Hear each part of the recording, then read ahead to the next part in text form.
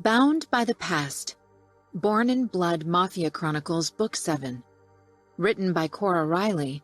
Narrated by Connor Crace and Ava Lucas. Prologue. Dante. Betrayal is punishable by death. I killed so many because they betrayed our cause. Because they betrayed the outfit. A hypocrite. A liar. A murderer. That's what I was. Capo. Boss. Judge over life and death. That's why I was still here. Not dead for my crimes, for my betrayal. 5 times I betrayed the outfit. With my blood, I'd made a vow to our cause, had sworn my life to it. Promised to put the outfit first, above all else. 5 times I'd chosen a woman over the good of the outfit. I had betrayed my father, my vow, my men. Some capos consider themselves above the law, above failure. They couldn't betray the cause because they were the cause. They couldn't fail because they were without failure. I didn't share those beliefs. A capo wasn't the cause in itself. The outfit was, and I was accountable for my actions. And yet my betrayals remained unpunished, at least by the laws of our world. But I'd paid with every betrayal with a betrayal in turn. I'd betrayed and been betrayed. Justice in its purest form. You reap what you sow. My life was a tale of betrayal. Eventually I'd have to make sacrifices that could cost me everything if I wanted to preserve what mattered the most. The first betrayal. Dante, 19 years old. Dante. Muffled cries made me stop in my tracks in the hallway. The wails came from the library. I followed the sound and opened the heavy wood door. Ines sat in the armchair in her favorite reading nook, a book in her lap, but I doubted she could see a single letter of the words on the pages before her. Tears stained her cheeks. My sister wasn't a crier, had never been, and except for a few occasions when she'd been a young girl, I had never seen her cry. Our father had taught us to suppress any kind of emotional turmoil. I stepped in, making my presence known. Ines' blue eyes flew up, her body tensing, but she relaxed when she spotted me. "Oh, it's you." She wiped at her tears quickly, avoiding my gaze. I closed the door before I walked over to her and sank down on the small poof she usually used to prop up her feet while reading. "What's the matter?" I asked, forcing my voice to remain calm even as my worry and protectiveness made it difficult. She fumbled with the pages of her book, swallowing hard. "Father decided to whom I'll be given in marriage." Ines was 16, so it was time to make that decision. The father had put it off for so long was only because it gave him leverage. The tremor in her voice raised my worry. Pietro asked for your hand. It was a good choice. He was a quiet, restrained man, unleashing his dark side only when required. Like me. I had a feeling he'd keep it well contained in a marriage. She nodded, then threw herself at me. After a moment of shock, I wrapped my arms around her shoulders. "Ines, tell me what's the matter now?" "He's giving me to Jacopo Scuderi." Tension radiated through my body. "What?" I growled. Ines sniffled, her tears soaking my collar and my throat. She didn't stop trembling and shivering. I'd never seen her like this. But given what she'd revealed, it seemed the appropriate reaction. Jacopo and I had worked together often in the past, but not by choice on my part. Father wanted me to work with the Scuderis, seeing as they were his consiglieri's sons, but I abhorred Jacopo deeply. He was a cruel, vengeful being that thrived on demeaning people he considered less. Women, low soldiers subject to his command, and his younger brother. And while I was a cruel and vengeful man, I didn't find satisfaction in humiliating others, least of all women. The few times I've been forced to visit one of our whorehouses, I'd seen firsthand what Jacopo considered fun. I'd heard even more horror stories from his younger brother Rocco, whenever he had been drunk and unable to shut his big mouth. Jacopo was a sadist, in bed and otherwise. I couldn't imagine Ines knew the extent of his depravity, and yet she knew he was the worst choice. Stifling my fury, I said, "Are you sure it's decided on?" "Father didn't tell me." Ines pulled back, her eyes full of misery. "It's settled. He told me this morning right after his meeting with the Scuderis." I nodded, realizing why Father had made his choice. It was because I'd refused to marry anyone but Carla. I defied him, and he realized he had no way of forcing or punishing me, so he'd finally given in to his consiglieri's demand. Father knew what kind of men the Scuderis were. He knew what kind of man Jacopo was, and yet he gave Ines to him. He'd more than once dangled my sister's fate over my head. I touched Ines' shoulder gently. "I'll have a talk with him." "He won't change his mind. He gave the Scuderis his word," she whispered, her shoulders starting to shake under more sobs. I stood and walked out. Ines was a trophy for Jacopo. He and his father had been asking Father to give her hand in marriage to Jacopo for years. I headed for Father's office, trying to remain calm. Nothing infuriated Father more than when he couldn't draw a reaction out of me. In recent years, a power shift had happened. It was gradual, but definitely there. He couldn't punish me with pain anymore, not after years of numbing me to it. I knocked at his door, my knuckles stinging from the force of it. Barging in and demanding answers was what I really wanted to do. But Father was still capo, still master of this house, and expected respect from everyone around. "Come in," Father drawled. I schooled my face into a mask of calm. It wouldn't be wise to give Father ammunition against me. Stepping inside, my eyes fell on Father, who was sitting in his desk chair and looking down at his calendar. We looked very much alike, a fact people never stopped mentioning. Same cold blue eyes, blonde hair, and aloof attitude. Every morning I woke, I swore to myself I'd be a better man, a better capo, a better husband, a better father. "I'm trying to decide when we'll hold both weddings. Your sister's next year, and yours the year after." He looked up with a calculating smile. Ines was too young to marry. "Or would you prefer to wait a couple more years before marrying? You're only 19. 21 then. Maybe you need a bit more time to enjoy other women." Carla would be 19 in 2 years, 1 year older than Ines, and it would be unfair toward her to make her wait. And I didn't want to. I wanted Carla. "No, I don't need to wait." I paused. "But I'm not here to discuss my wedding." Father tilted his head in mock curiosity. "Why are you here then?" He knew damn well why I was here. Stifling my annoyance, I said, "To discuss Ines' marriage with you. Jacopo isn't someone we should consider bringing into our family."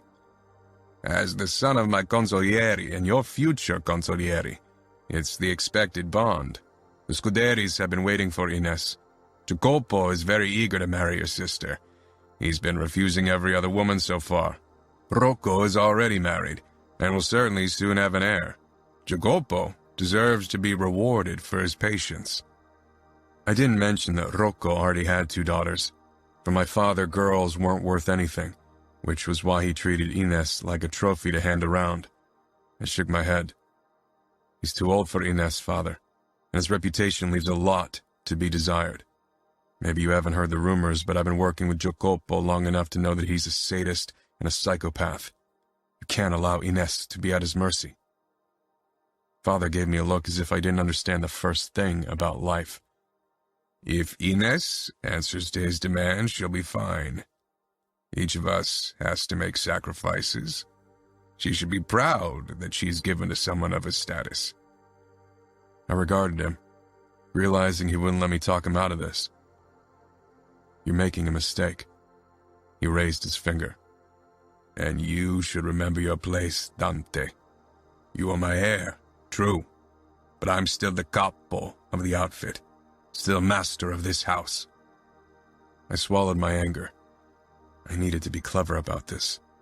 Arguing with father wouldn't change a thing. I gave a terse nod.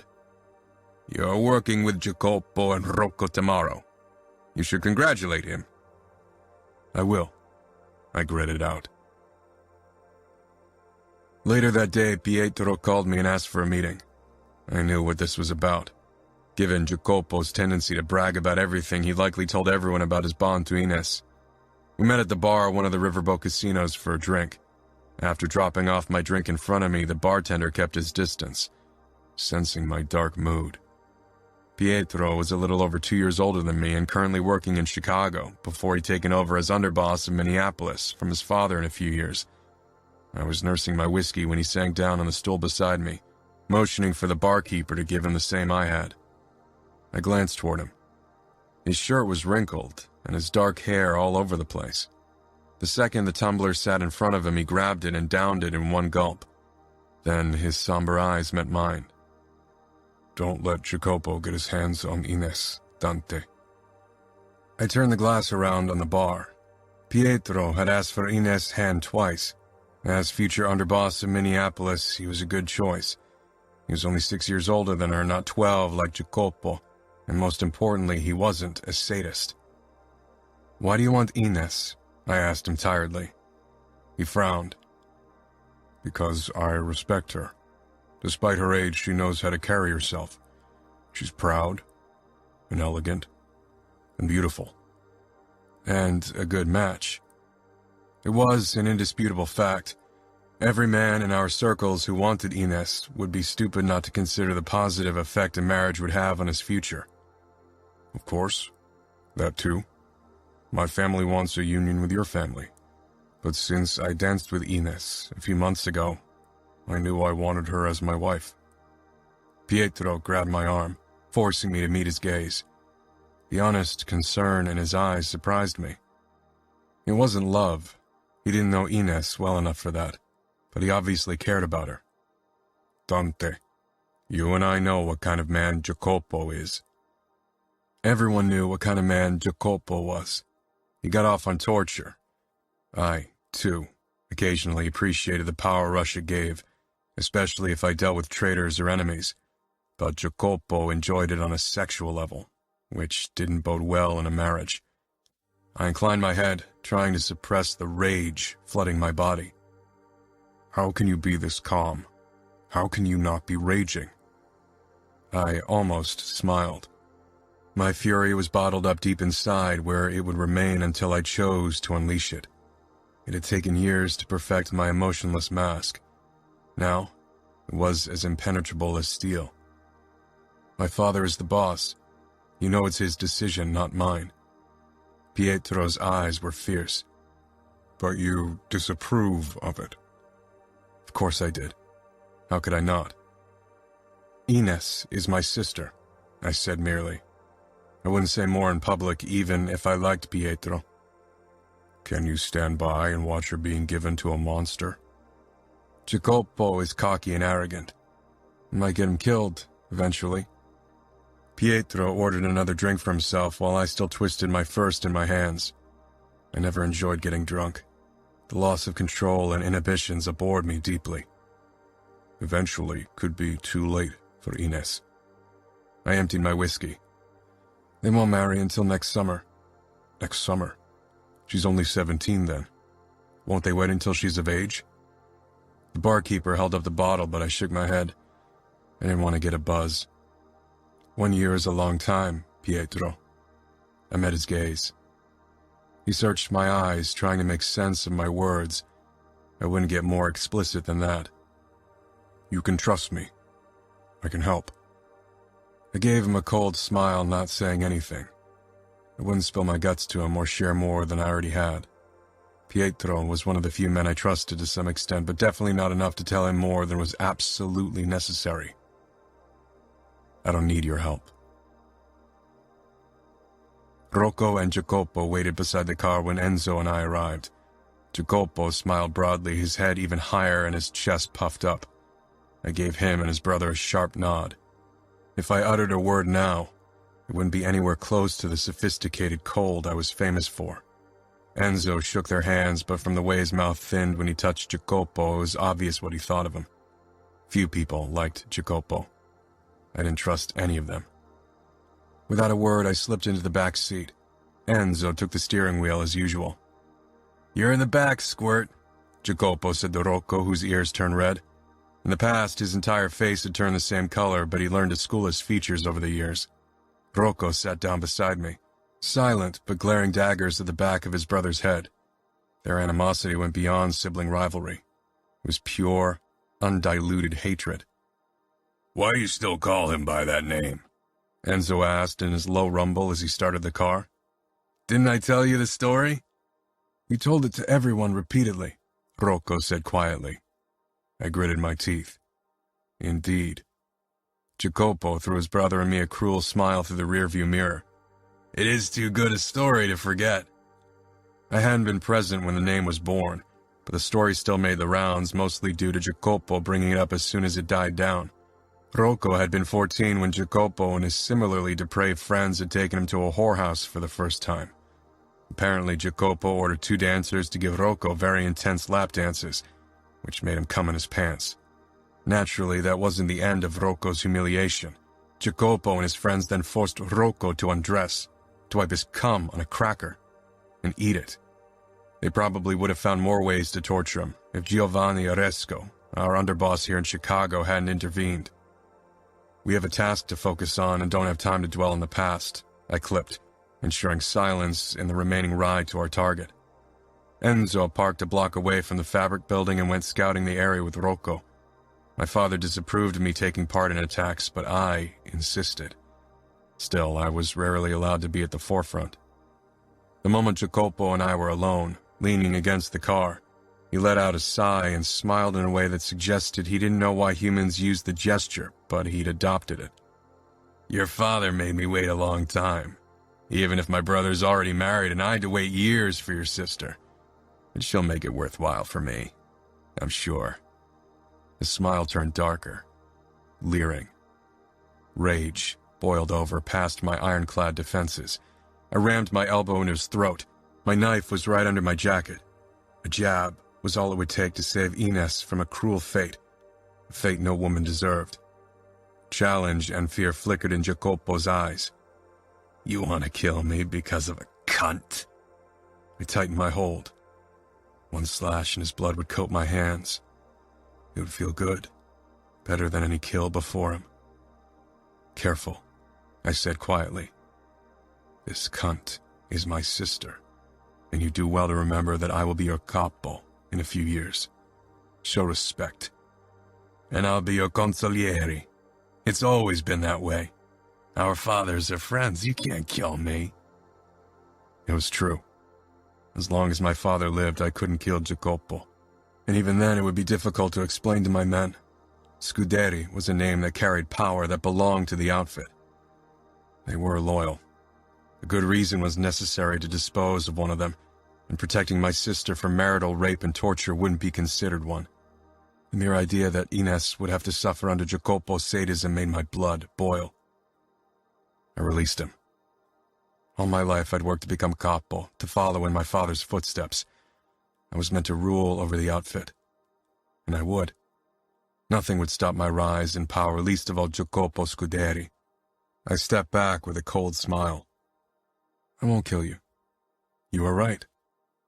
His smile turned more triumphant, certain in his inherited immunity. Steps rang out when Rocco and Enzo turned the corner, done scouting the area. "All clear?" I asked. They nodded, and I gave the sign to attack. As expected, we found 6 Bratva soldiers inside the fabric building, guarding their last drug delivery. We split up into pairs of 2 as we tried to eliminate our opponents as quickly and effectively as possible. Jacopo and I ended up in a smaller storage hall with 3 of the higher-ranking Bratva soldiers, while Rocco and Enzo were busy dealing with the rest in the main storage. When I'd struck down the first opponent, I advanced into the room and ducked behind a crate close to my next opponent. Jacopo stayed closer to the door, off to the left, and dealt with enemy number 3.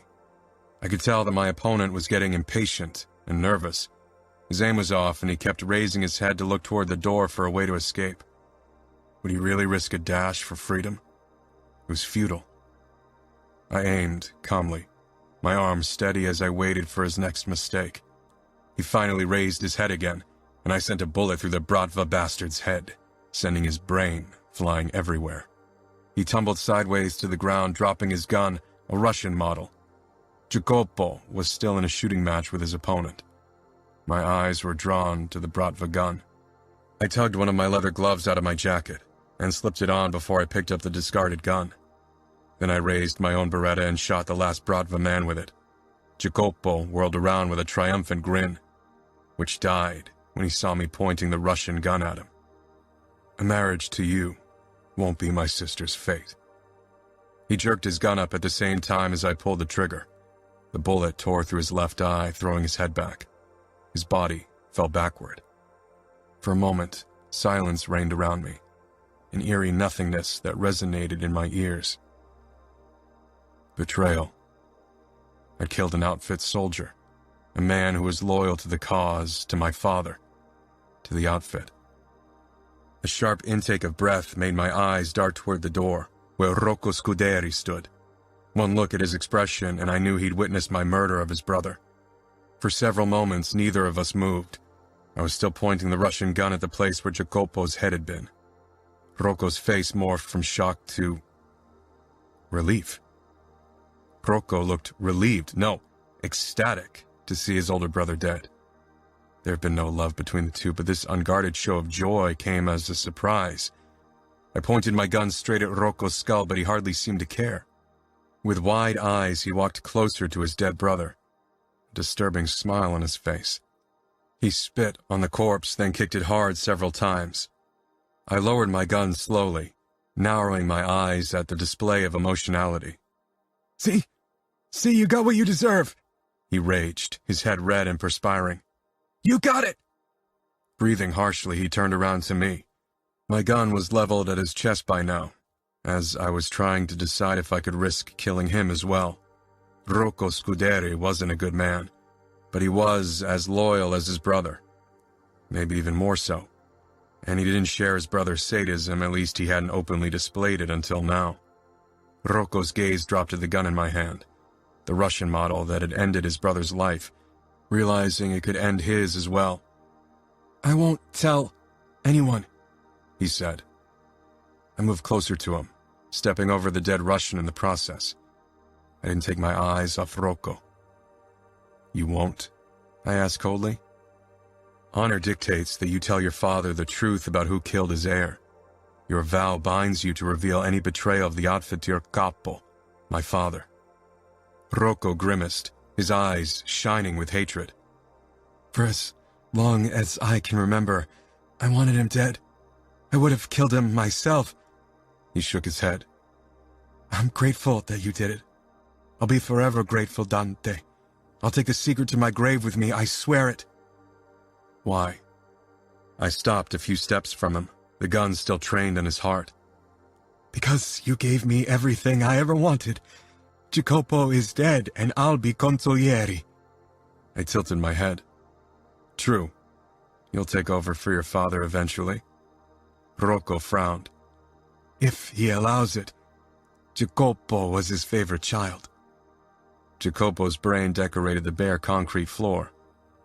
I can't trust anyone with a secret of that proportion, you certainly understand.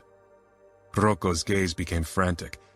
I could practically see his thoughts racing in his head. He took a step closer and I raised my gun higher. Dante, I'm going to give my father poison, something that's difficult to detect unless you're looking for it specifically. Something that'll make his end look like a heart attack. He's had one before, and it's only natural for him to suffer another one after his heir, his favorite child, is cruelly killed by a Bratva bastard. You'll convince your father that I was devastated, and that my father's death was a natural cause, and I'll convince everyone the enemy killed my brother. That way, I'm not the only one guarding a secret. Rocco had the potential to be a useful consigliere, more so than Jacopo could have ever been. His father was only marginally better than Jacopo and too strongly entwined with my father. If I wanted a gradual power shift, I'd have to change the key players now. Killing Rocco would raise suspicions and leave me with Scuderi Sr. to deal with for a decade or longer. I needed to diminish my father's power now in subtle but effective ways. Wait a week or two. Let him die after the funeral. Rocco nodded, relief blatant on his face. Thank you, Dante. You won't regret it. I'll be a loyal consigliere. If you want me. You'll be consigliere when I claim power. That's my promise to you. I paused. But if you ever mention this event again, I'll finish what I didn't today. You'll take this secret to your grave either way. Nobody will find out from me. Rocco regarded me with admiration and respect. I couldn't detect deceit in his demeanor. I lowered the gun and put it back down beside the Russian. You need to move him to the side a bit so the angle is right, Rocco said. He was right. I dragged the Russian to the left and shoved my glove back into my pocket. Rocco gave a satisfied nod. Enzo stormed inside looking disheveled. His eyes landed on Jacopo. Fuck. The fucker's got him. I nodded. He was struck by a Russian bullet. We will have to avenge him. The Bratva needs to pay with blood, I said firmly. Rocco smiled grimly. They will, for killing my brother. A shared lie. I didn't trust Rocco, but I trusted his hatred for his brother and his eagerness to become consigliere. Both would ensure his silence. For the time being. One betrayal was always followed by another. It would take years for me to realize it. After a late-night meeting with my father, the old Scuderi, and our captains, I finally headed up to my room. I wasn't sure if Father really believed that Jacopo had been shot so shortly after I'd found out he was to marry Ines. I had a feeling he knew of my betrayal but chose to ignore it. Or maybe he'd hold it over my head later. I wasn't sure of his motives. He had only one heir, me, and he and Mother were too old for another child. He was bound to me, like I was bound to him, if I wanted to keep the respect of the outfit. Patricide wasn't something that would be accepted in our traditional circles. On the way to my bedroom, I stopped in front of Ines' door. I rapped my knuckles against the wood. Dante? Yes, I answered. Come in. I pushed the door open, slipped in and closed it. Ines stood in front of her window, already dressed for bed in a long nightgown, her long blonde hair trailing down her back. Jacopo's disgusting words of what he'd do to her flashed through my mind, followed by the grim satisfaction that he would never touch an inch of my sister. I wanted to tell you, I said, but trailed off when Ines turned around to me. She knew Jacopo was dead. The utter relief shone on her face. You aren't supposed to listen in on meetings, Ines. Father will punish you. Father expected me to punish her as well, but I wouldn't do it. I wouldn't hit her or hurt her in some other way. He never tortured her as he had me, but he hit her and treated her like she was less. My refusal to do the same infuriated him. Ines rushed toward me and flung herself into my arms, hugging me tightly. I'm so happy he's dead. It's hard of me to be happy about something like that, but I am. I could dance from joy. I prayed every single day since I found out about the marriage that he'd die. And now my wish came true. I know it was you. I know you killed him so he couldn't hurt me. Ines, I hissed in warning. What are you talking about? She raised her blue eyes, filled with gratefulness. I know it was you. Don't lie to me. I know you did it to save me from him. I didn't say anything because Ines knew me too well. No matter what I said, it wouldn't change her mind. Thank you for saving me. Thank you, Dante. Thank you, thank you, thank you. Tears filled her eyes again, and my chest tightened. She rested her forehead against my chest, releasing a shuddering breath. Thank you for killing him. Ines, I rasped. Shh. Nobody must know. Jacopo was killed by the Bratva, all right? She pulled back, smiling softly. Carla is so lucky to become your wife. If she knew how honorable you are, she would stop worrying so much. My brows drew together. Carla's worried about marrying me. Ines and Carla had been friends for as long as I could remember, which was why I knew Carla, despite her low status as only second daughter of a captain, according to my father. The knowledge that they talked about me behind my back didn't sit well with me. I hadn't started noticing Carla until a year ago, when I'd taken her home after she visited our home. It was inappropriate, but Ines hadn't felt well enough to join us. The 30-minute drive during rush hour had forced us to talk, and her soft lullaby voice as she talked to me about mundane things like stitching or cooking had given me a feeling of calm, while calm always reflected on my outside. True calm on the inside had eluded me. I'd started paying closer attention to her. She was beautiful, but very shy about it, naturally submissive, kind and religious, almost pious. She was good in a way I strived to be every morning when I swore not to become like my father, and yet failed to be already at breakfast when I entertained thoughts of how to remove the old man without losing the outfit's respect. If anyone could bring out whatever good there was in me, then it was someone like Carla. Ines smiled. You are hard to read and quite frankly scary for people who don't know you, so... everyone except for me. She agreed to marry me. Her father agreed, and any captain would be insane not to agree if he could marry his daughter off to the future boss of the outfit. I stiffened. If Carla doesn't want me... I didn't say that. Then what is it you're saying, Ines? Tell me. She lowered her arms, her smile falling. Don't. She swallowed. Don't sound like him. You scare me when you do. I released a low breath and touched her arm lightly. You don't have any reason to be scared of me, and neither does Carla. But I need to know if she doesn't want to marry me, if she isn't attracted to me. Ines shook her head. Of course Carla wants to marry you. Almost all the girls are attracted to you, even if you act like you don't notice. Your aloofness is driving them crazy. You should hear the speculations making the rounds. It's cringeworthy. Even Carla sometimes falls trapped to them. What rumors? Ines bit her lip. I'd rather not say. Ines, I said firmly. Honestly, Ines said, flushing. I'd rather not say. I need to know the rumors making the rounds about me, especially if Carla buys into them. Ines looked away. It's making the rounds that you're so obsessed with work and so untouched by human emotion that you don't require any kind of physical closeness, which is why some people believe you're... Ines cringed. I raised my eyebrows. You're a virgin. Carla actually asked me if you're saving yourself for marriage. I stared at my sister. Her cheeks were red. She covered her mouth with her palm and laughed, eyes crinkling with amusement. Her shoulders shook. Sorry. This was very typical for our society, especially for our women. They tried to spin stories around me to make me out to be some kind of dream-worthy hero when I was anything but. I know you're not, which is what I told Carla. You know? I tilted my head, narrowing my eyes. While I wasn't entirely comfortable discussing my sexuality with my sister, her certainty intrigued me. She blinked, lowering her hand. You are? Her shock made the corner of my mouth twitch. I only looked at her, and slowly her face morphed to confusion. You're toying with me.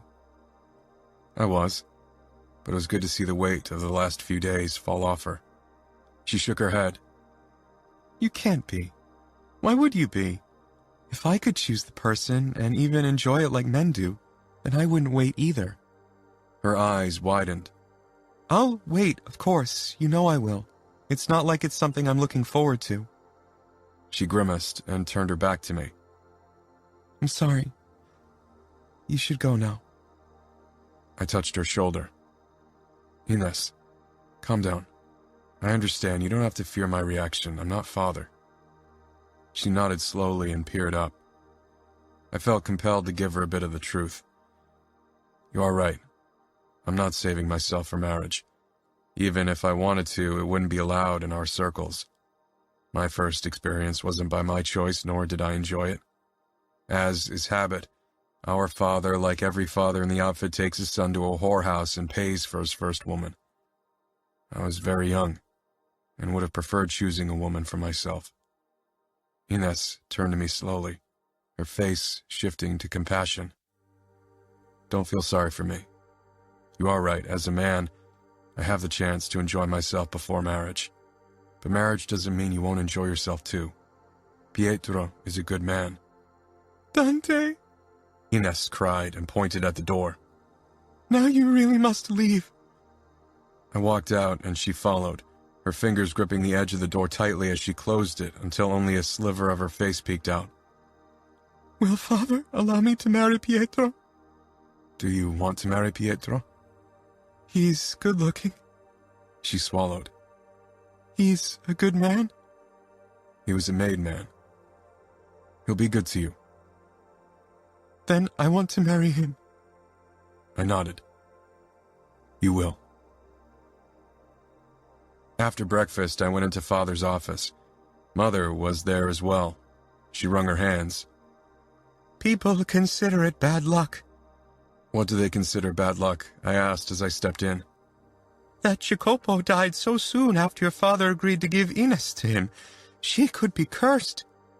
Mother's superstition astonished me, even after all this time. Father's eyes pierced me. "A curse requires a higher power having a hand in Jacopo's end. But it wasn't God who struck him down. Right, Dante?" "Right. The Bratva isn't any more heaven-sent than we are." Father's smile was stiff, his eyes reptile-like in their scrutiny of me. "I worry," Mother began. "Worry about clothes and stitching, not about things beyond your understanding," Father said. Mother nodded and scurried away. "Pietro asked for Ines' hand twice. Even this ridiculous curse rumor won't dissuade him." "I have other offers I need to take into consideration as well." I stepped close to the desk. Maybe he was trying to punish me through Ines once more. I'd not allow it. "Say yes to Pietro." His eyes flashed with anger. "Careful. A king without an heir reigns over a kingdom doomed to fall. I'm willing to risk the plunge. Are you?" It was the only threat I'd utter. Father held my gaze, trying to gauge my seriousness. Then he smiled stiffly. "Pietro is the best choice on the table anyway. Why don't you tell him the good news? You can have Ines next year. We'll set the wedding date for August." "Father, Ines will only be 17 then." "And marriage age and age of consent are 16 in Minnesota, where she'll live with Pietro. I expect him to move to Minneapolis and prepare to take over from his father in the next couple of years." "Do you expect me to take over as capo soon after the wedding to Carla as well?" Of course, I knew the answer. My pleasant question was meant to provoke. Being the boss of the outfit is quite a different matter. Father thought it would draw less negative attention to him if he was referred to as boss, not capo, as if anyone was fooled by the false packaging. I gave a curt nod. "I'll meet with Pietro now." I didn't wait for his dismissal and left. On my way to the car, I sent Pietro a short text, asking him to meet me in 15 minutes at the bar in Bologna, the casino he managed at the moment. When I entered the place, which had an annoying lava lamp theme, Pietro already perched on a stool. I headed for him and sat down beside him. He turned. Today his hair was immaculate and his clothes perfectly ironed. "I heard Jacopo was killed by a Bratva bullet yesterday." A Bratva bullet, not a Bratva soldier. It was unfortunate. Pietro smiled. I motioned for the barkeeper to give me an espresso like Pietro. "Father agreed to give Ines to you." Pietro's expression brightened. "He does?" "Next year, August."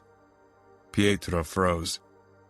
"I'd prefer to marry her the year after when she's 18, Dante." "My father insists on the date and that you move to Minneapolis right after the wedding and prepare to become underboss." Pietro looked away, running a hand through his hair. "I don't feel comfortable being married to Ines when she's only 17. "I assume because of the sexual aspect of your marriage?" I said in a low voice, even if I bristled at the idea of it. Pietro gave me a pained look. "We don't have the bloody sheets tradition anymore. You can wait the 10 months until Ines' birthday. Marriage doesn't mean you have to have sex." Pietro stared down at the bar. "Dante," he said quietly, but the doubt rang loud in that one word. He raised his head. I wasn't blind. Ines was a very beautiful woman. Her blonde hair and blue eyes were desired by many men, and her tall frame added to her appeal. Pietro would be as good a husband as a man of his or my disposition could be. He was also a man who'd have the right to a very beautiful woman he'd share a house and bed with. I'd never force Ines. You know that. Ines has been brought up to be dutiful, and her duty is to give her body to you. Force won't be necessary, Pietro. You know that as well as I do. My voice had become sharper. I don't know if I'm strong enough to resist that long. He searched my eyes. Could you resist for months if your beautiful wife shared a bed with you every night? I prided myself on my self-control. Was I absolutely sure I could resist? No. But I wouldn't reveal that to Pietro. Yes. Pietro shook his head with a chuckle. Then you're a stronger man than me. Their wedding took place next year in August, as father insisted. I kept an eye on Ines and Pietro at their wedding, trying to read their interactions to gauge how forceful my warning for Pietro would have to be. My eyes drifted to Carla, who stood by herself, clinging to a glass of water. Her parents were dancing. I made a beeline for her. She spotted me and quickly averted her eyes in the demure way she had. I held out my hand. Would you dance with me? Of course. We danced for a while in silence before I bridged the subject that had been bothering me. Are you sure you want to marry me? Her eyes grew wide. Absolutely. We marry in 3 months. Do we? I inclined my head. It had taken considerable effort to convince my father to have the wedding the same year as Ines, but I didn't want to wait. Carla's parents were very conservative, and she had already turned 18 several months ago. You seemed reluctant. I'm not, honestly. I'm only keeping my distance considering we're not married yet. She gave me her first honest smile of the day. 3 months. She smiled a bit wider, blushing, and nodded, and as usual a sense of calm flooded me in her presence. After my dance with Carla, I headed toward my brother-in-law to deal with the second matter on my list. Pietro laughed at something Rocco said. Since the old Scuderi's death and Rocco had taken over as consigliere, his demeanor had changed. Now nobody called him Squirt anymore. Freed of his father and brother, he showed that he was Scuderi through and through, not as depraved as them, but cunning and brutal. A good consigliere, one who was loyal to me, not my father. I'd like to have a word with you. Pietro nodded and followed me to a secluded area. You remember a year ago when you told me Jacopo was a monster and that Ines shouldn't be given to him? Pietro watched Ines talk to Carla before he turned back to me, brows pulling together. Of course. I'm glad he got killed. I hope you'll prove tonight and every day that follows that you are a better man than Jacopo. That you deserve my sister, I said quietly, stepping closer to him. Pietro held my gaze. If I don't, will the Bratva give me an early end as well? I hope it won't come to it. It won't, and not because I fear the consequences. His expression was hard.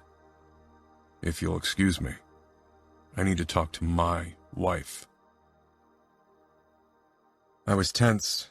I'd been all night and all morning.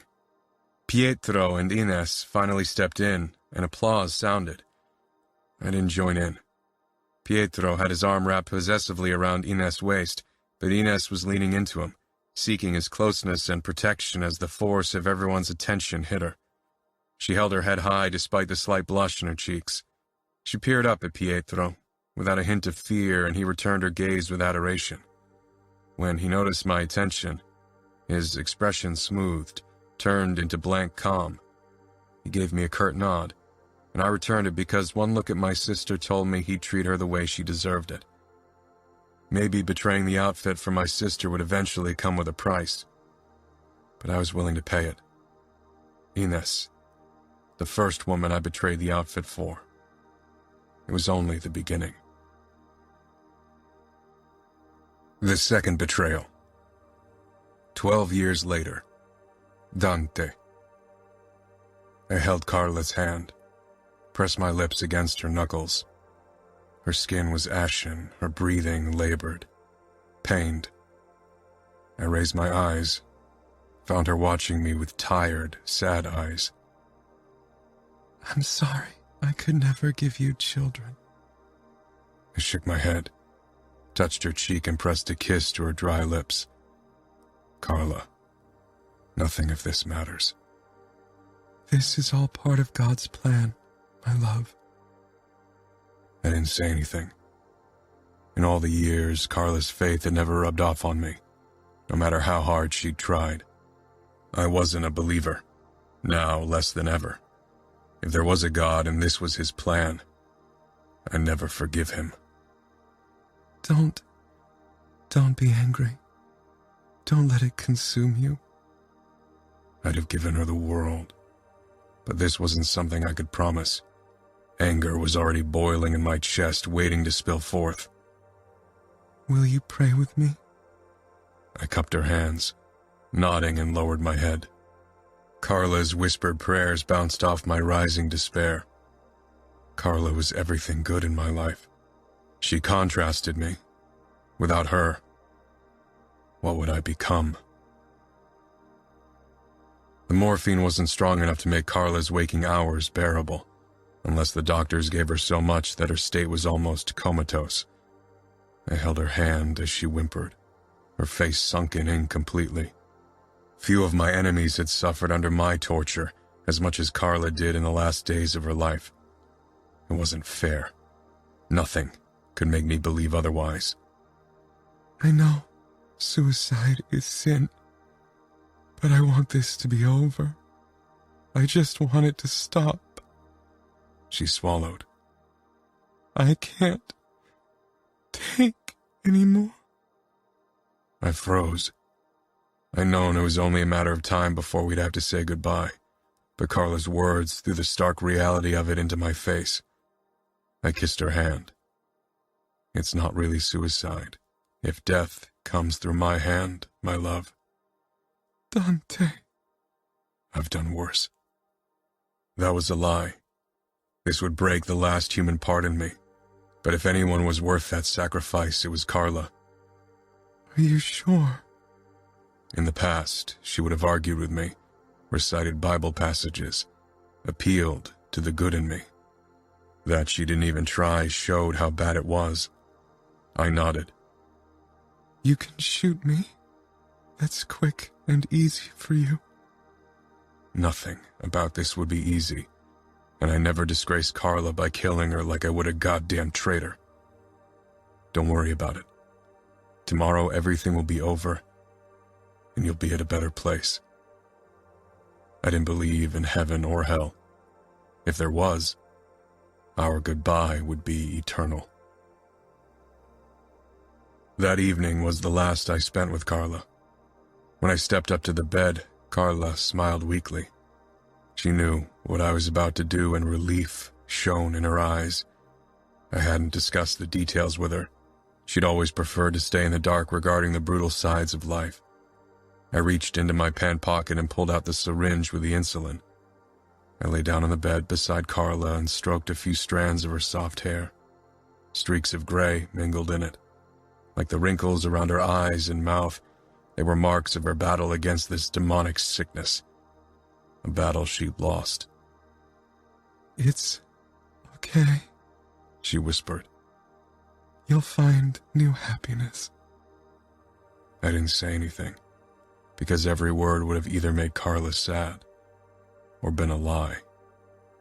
With shaking hands, I prepared the syringe, hands that were always steady no matter what happened. Not now. I love you, Dante. I swallowed. And I love you. Will always only love you, Carla. She squeezed my hand with sad eyes, then gave a small nod. Looking into her eyes, I pushed the syringe into her arm. Before I injected her, I cradled her in my arms and kissed her once more. Seconds after the injection, Carla lost consciousness, and as I held her in my arms, Her breathing stopped. I kept holding her even as she became cold, even as the silence in the room echoed loudly in my head. Night fell outside, and then it became light again, and I still cradled her in my arms. Steps sounded in the house. Slowly, I slid my arm out from under her body and put her head down on the pillow. After I pulled out the syringe and thrust it into the bin, I kissed her eyelids and stood. I couldn't look away from her lifeless body, even though the sight of it crushed my heart. Master? Zita called, and for a moment I considered sending her away so I could be alone with Carla's body and my sorrow. But I couldn't hide like this forever. I couldn't do what I wanted. Lay down beside my wife again and wait for death to claim me as well. Life needed to go on. I wasn't sure how it could, though. Ines squeezed my hand under the table as she kept on her conversation with Mother. I didn't react to her attempt at consoling me. Instead, I excused myself and headed for the gardens, needing to get away from all the people who pretended they cared about Carla's death when all they wanted was to get into my good graces, knowing it was only a matter of time before I take over as the boss officially from my father as well. I couldn't remember the last time I'd been this angry, but without an outlet to release my emotions. Carla's death had been like a cluster bomb, and since then my insides felt frayed, torn, irrevocably damaged.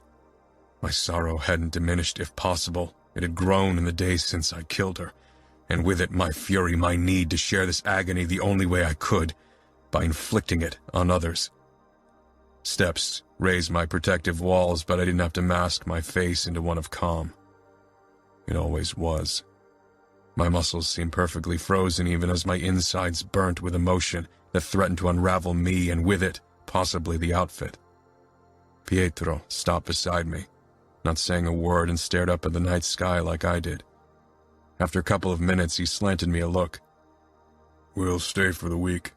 Your mother is happy to have the twins around, and Ines thought it would do you good to have family close by." I gave a terse nod.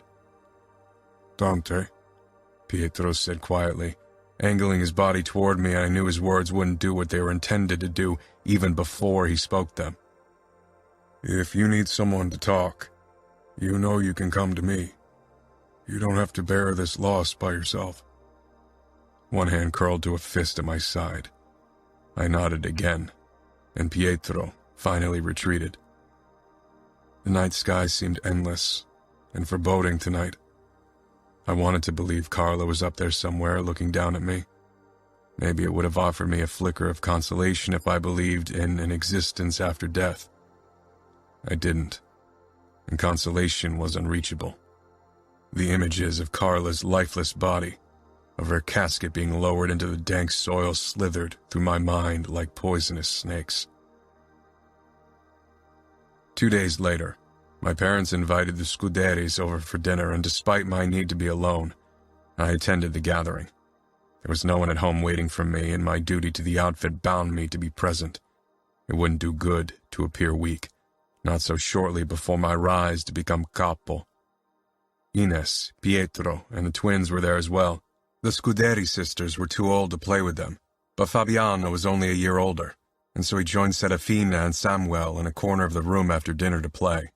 I barely listened to the conversation, even if it was about the familia and how to assure peace with them. "A marriage would bind us. Salvatore is eager to find a beautiful bride for his son Luca," Father said. "He's interested in Aria," Rocco said. "An immediate wedding, preferably." My gaze turned to the girl who was chatting with her sisters on the sofa.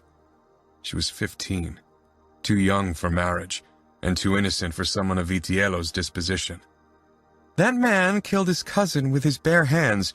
I'm not sure if a union between him and one of our girls can be the foundation of peace," Ines said. Father's brows tightened with disapproval, and Mother made a small shush noise toward Ines. "Your opinion isn't appreciated at this table, Ines. You better concern yourself with how to please your husband and control your children, especially your daughter. She needs to learn her place." Serafina was brawling with the boys, holding her own despite her angelic appearance. In the past, Ines would have ducked her head, but as Pietro's wife, she only had to obey him, not father. And Pietro didn't appear annoyed by her speaking up. I'll teach my daughter her place. Don't worry. Ines had mastered the art of subtle defiance and polite criticism, and so she smiled even though her eyes reflected the same aversion I felt toward our father. Father's mouth pinched, and he looked at me as if he waited for me to rebuke Ines. He knew my sister valued my opinion more than his. I lifted my glass and took a sip of my wine, not in the slightest interested to get involved in this. Not today. Not when my mind kept replaying Carla's last smile, her last breath, the moment her fingers went slack in mine. There's, of course, something to consider before we decide to give Aria to Luca. Father's smile was reptile-like, and my muscles tightened in preparation for his next words. Aria could give the outfit beautiful blonde children. You need a new wife and an heir. Despite my best intentions, the words hit me like a sledgehammer. After so many years, Father had finally found something to cut me once more. Keeping my face neutral was an agonizing struggle. Carla's funeral was only 2 days ago, Ines hissed, glancing toward me in blatant concern. Don't you have an ounce of respect for her memory and for Dante's sorrow? You do well to respect the man who decides over life and death in this territory, Father said. Pietro grabbed Ines' hand, and from the look in his eyes, I knew he was about to say something that would get him in trouble with my father. And while my father would hesitate before disposing of an underboss, he would never dispose of me, because he wanted his blood to live on and I was his only option. I stood and thrust my palm down on the table, letting my anger out and balling my sadness into a tight knot inside of me. This conversation isn't happening. Even the kids fell silent as they watched me open-mouthed. I stepped back and stalked out of the room seething and continued toward the front door needing fresh air. Father wouldn't give up that easily. My suspicion proved correct when Father and I were invited over the Scuderi mansion a few days later to discuss the newest developments of a possible union with the Familia. Father had talked to Salvatore Vitiello several times in the past few days, while I'd stepped back to gather myself. My mental state wouldn't do us any favors in business negotiations at the time being. Luca and Salvatore could smell weakness from miles away. I sent Salvatore photos of Aria and Gianna, Father said. He'd accept either of them, but he prefers Aria. Rocco shook his head. Gianna's too boisterous. He'll beat her to death, and then we'll be left with the problem of how to react appropriately. She needs someone who knows how to control his impulses and break her without killing her. Luca isn't that kind of man. His eyes slanted to me. I ignored the subtle suggestion. I wouldn't marry Aria or Gianna. Those girls were 13 and 15, mere children, and I was a man who only harbored darkness after Carla's death. We have to make tactical choices that benefit the outfit, son. I nodded. That's true. Giving Aria to Luca seems the wiser choice. I think she'll be less likely to provoke him than Gianna. Considering how I'd killed Jacopo to protect Ines from a monster, it was ironic how I agreed to give another innocent girl to a monster for the sake of the outfit. Sacrifices needed to be made. It was Father's credo. I knew there was only one way to save Aria from Luca's clutches, and that was if I wanted her for myself. Father and Rocco would readily agree. It would spare her the cruelty under Luca's hand, and it would get Father off my back, allowing me to bury myself in my grief without constant surveillance. I could insist on a marriage in 3 years, and even if Father demanded a closer date, I knew Aria would be glad if I didn't act like a husband, if I didn't try to lay claim on her. My insides tightened at the mere idea of being with someone other than Carla, of making a vow of that proportion when Carla was the only woman I wanted to be bound to. As if he could smell my train of thought, Rocco got up and walked toward the door, opening it. Aria, come down here for a moment. Rocco returned to the table and exchanged a look with Father. I knew what they were thinking, what so many people in the outfit were thinking. The Golden Couple. The name carried in whispers through our circles had started to do so even before Carla's body had turned cold, had begun the moment word about her cancer had gotten out. I'd ignored it, but it had grown to a dimension that made it impossible to keep doing so. I was left with two choices if I didn't want to appear weak, because grieving a dead woman was nothing but weakness in the eyes of so many of Father's loyal men. Either I married Arya, or I gave her to Luca. Within a couple of minutes, she walked into the living room, dressed in a pale blue dress, her blonde hair up in a messy ponytail. Her eyes widened as she spotted us, too young to school her features quick enough. She came over, hands clasped in front of her belly, trepidation reflecting on her face. For a moment, her eyes met mine before she ducked her head and turned to Rocco. Yes, Father. My eyes trailed over her, trying to imagine how I could be a husband to that girl. I couldn't possibly allow closeness in the physical, much less the emotional sense to her. The idea of sharing a bed with her, of pretending I could care about her, had stirred up my insides, until anger and sorrow were inseparable, until my need to dish out the same pain that consumed me got overwhelming. Maybe Luca would break her with cruelty, but maybe he wouldn't. I didn't know. What I did know without a doubt was that I would break her with my sorrow-tinged darkness, that I'd eventually vent my anger on her because she dared to take the spot at my side nobody deserved but the woman that I'd buried mere days ago. "We want a drink. Head over to the cigar lounge and get glasses and the bottle of my favorite scotch for us." She nodded quickly before she turned and walked off. I wouldn't marry Arya. I couldn't. "She's beautiful and young," Father said to me. "She is." My voice didn't reflect my inner turmoil, which is why we need to give her to Luca Vitiello. It'll send him the message that we're determined to give him the best we can offer. If peace is our intention, we don't have a choice. Disappointment flickered across Father's wrinkled face, but he inclined his head. Rocco didn't seem too sad either. After all, his daughter would be given to a future capo either way. "There's still Gianna." "Father," I said firmly, "I won't marry Gianna either, or anyone else. We have other things to focus on." He knew me well enough to realize I wouldn't budge on the subject, now that I had made up my mind. I didn't want to marry again soon, or ever. The memory of Carla was my companion, and the success of the outfit my mission in life. There was no room for anything else. I'd sworn to put the outfit above all else, especially a woman. But here I was refusing a bond because of my love for Carla. Not marrying posed a risk in our circles. It suggested I was struggling with my late wife's death, and that was admittance of weakness above all else. If the outfit appeared weak, our enemies might try to attack. Not to mention that I needed an heir, a boy who could become capo when I retired or got killed. Yet I couldn't marry. Not yet. Maybe never. It was a betrayal of my oath, but the vows to Carla meant more to me. They always would. The third betrayal.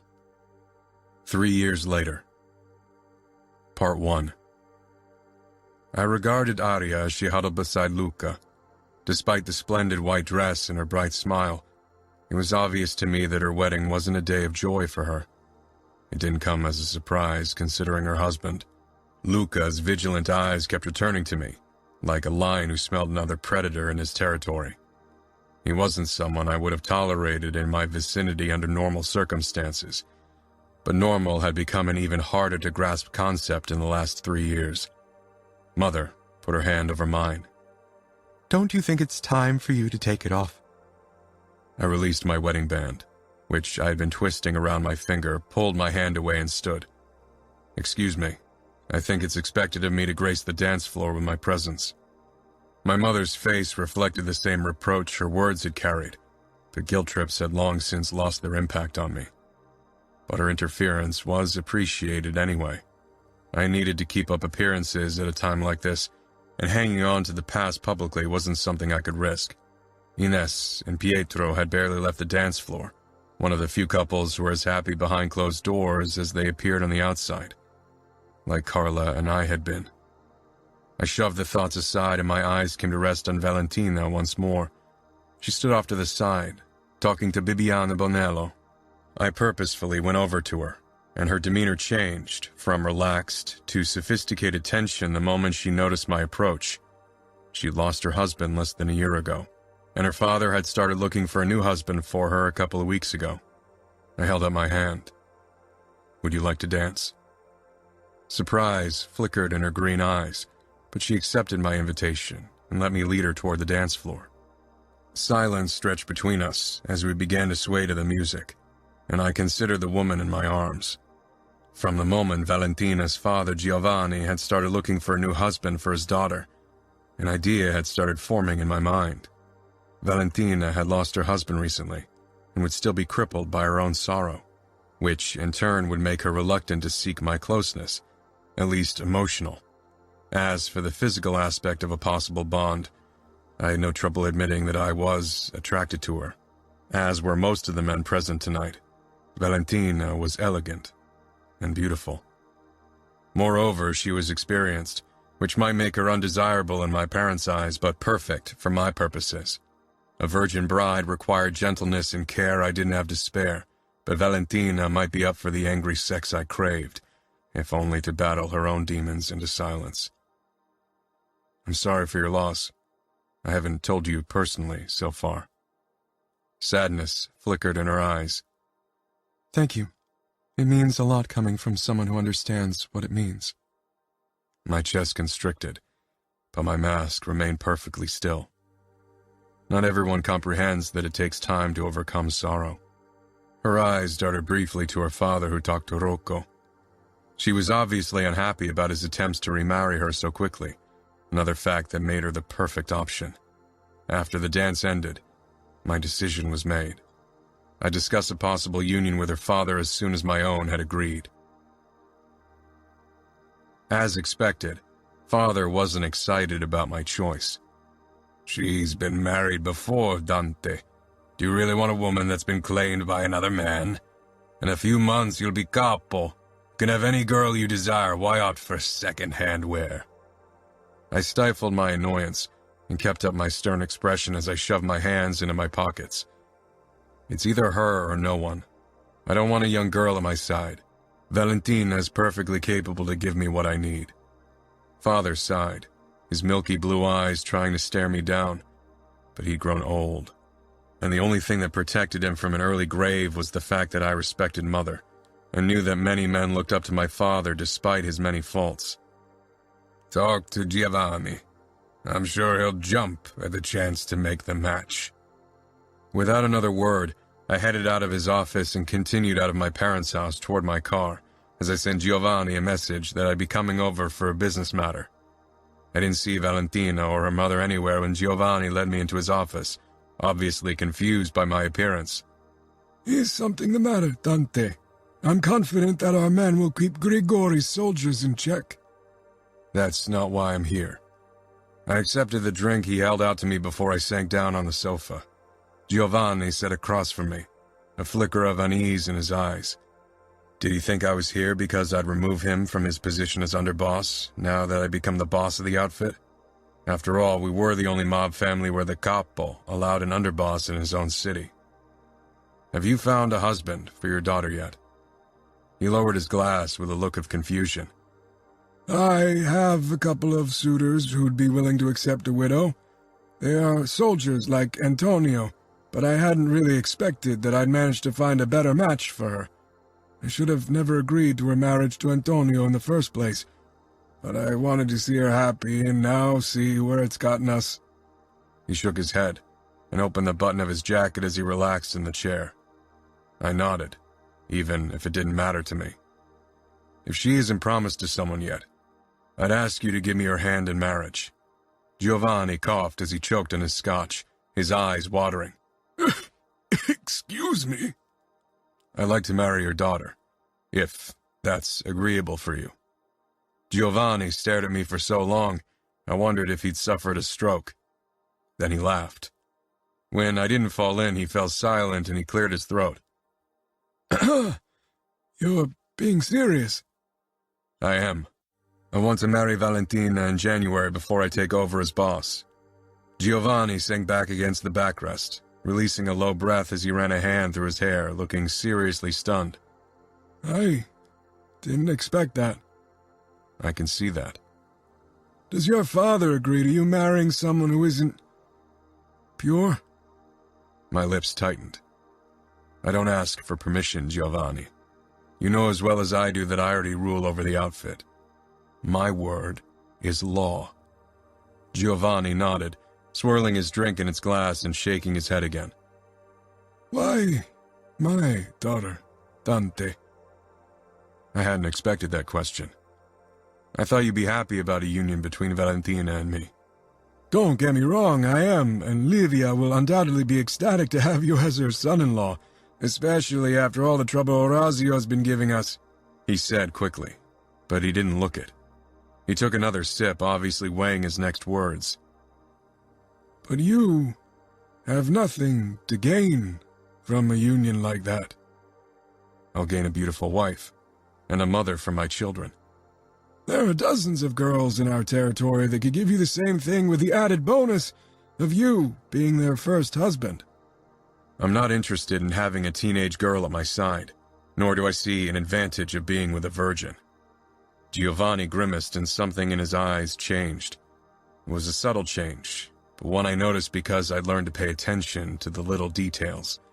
He was a man who'd switched from asking as my underboss to interrogating me as Valentina's father. You know me, Dante. I mind my own business. But in my position, I'd have to be deaf not to hear the occasional tidbit of gossip. His eyes held mine. I know you used to frequent the Palermo. Tommaso and Raphael are men who like to hear themselves talk, you know that. Say what you have to say, I said coldly, even though I had a feeling I knew where this was going. According to their words, and I quote, you went there to fuck your anger out of your system. How I spend my nights is my business, and so are my sexual preferences. They are, unless you intend to use Val to get rid of your anger. She isn't a virgin, all right, but I won't have her abused because you think your conscience will give you less trouble with an experienced woman. Giovanni was a loyal soldier, a good underboss, and a better man than I realized. Rocco, like so many other men, would have handed his daughters over to me, no questions asked. But Giovanni wanted to protect Valentina, and I respected him for it, which was why I'd cut him slack for the way he talked to me. I don't have a conscience that could give me trouble, I bit out. But I can assure you I won't abuse Valentina, virgin or not. You know my stance on domestic violence and rape, Giovanni. You were at my side when I tried to rule it over. He tilted his head, but his expression remained wary. I considered what to tell him. He had been right that I wanted Valentina because I'd hoped she'd be willing to settle for a bond of convenience that extended to angry sex. I wasn't looking for closeness or love, but a way to fulfill my duty to the outfit. If this bond allowed me to fuck my anger out of my system without using whores, that would be an added bonus, but only if Valentina wanted the same. I want your daughter as my wife because we both lost someone, and that's a base we can build a mutually beneficial bond on.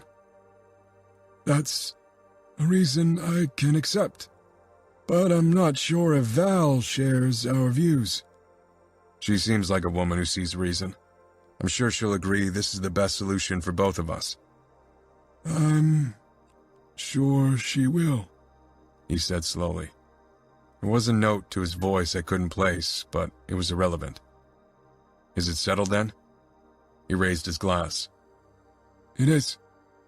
We clinked glasses and downed our drinks. Then I left, having more pressing business to attend to now that the problem of my marriage was settled. The wedding wasn't as splendid as could be expected from a man in my position, but it was bigger than I would have liked. Valentina was a beautiful bride, elegant sophistication in her cream-colored dress. My attention should have been on her, only her from the moment she set foot inside the church, even more so when she arrived at my side and her father handed her over to me. And yet, I struggled to stay in the present, to not be taken back many years to another wedding ceremony, to another woman, a woman who still haunted my nights with her sorrow-filled eyes. When it was time for our kiss, my insides tightened. I hadn't kissed a woman since Carla's death. It was too intimate a gesture, too emotional.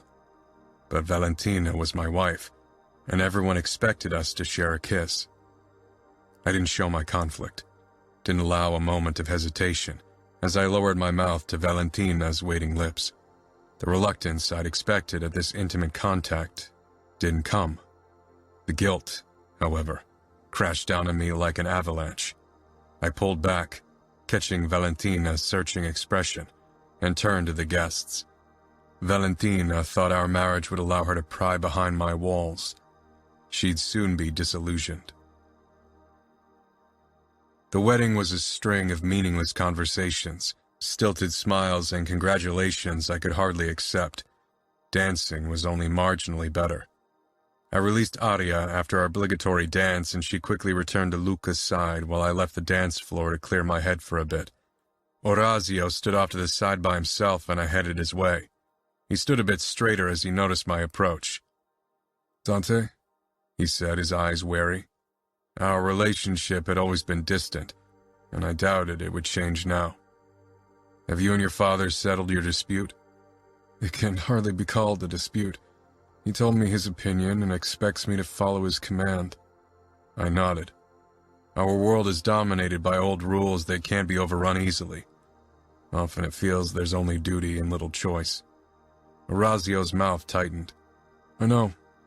Duty is a word I'm all too familiar with." I searched his eyes. Giving up someone we care about is never easy, but a marriage of convenience can be mutually beneficial. Even to my own ears, the words sounded hollow. My eyes followed Matteo as he bowed in front of Valentina and pulled her close against him. Anger surged through me at his open lack of respect. "Is that what Valentina is to you? Convenient?" I slanted Orazio a sharp look. "I won't discuss my marriage with you, nor will I get involved in your matters." Orazio looked away. "If you talk to my father, he may see reason." "I can't get involved in family matters. Your father has always been a loyal man." Valentina's laughter carried through the room. My gaze found her as she smiled broadly over something Matteo must have said. "Excuse me," I told Orazio, who merely nodded, and made my way over to Valentina and Matteo. For some unexplainable reason, it didn't sit well with me that Valentina seemed completely at ease with Matteo.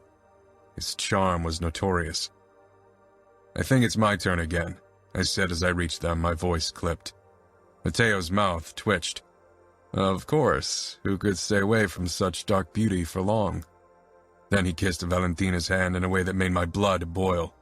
The open provocation spoke to the dark fury that had lain dormant beneath a thin layer of control all day.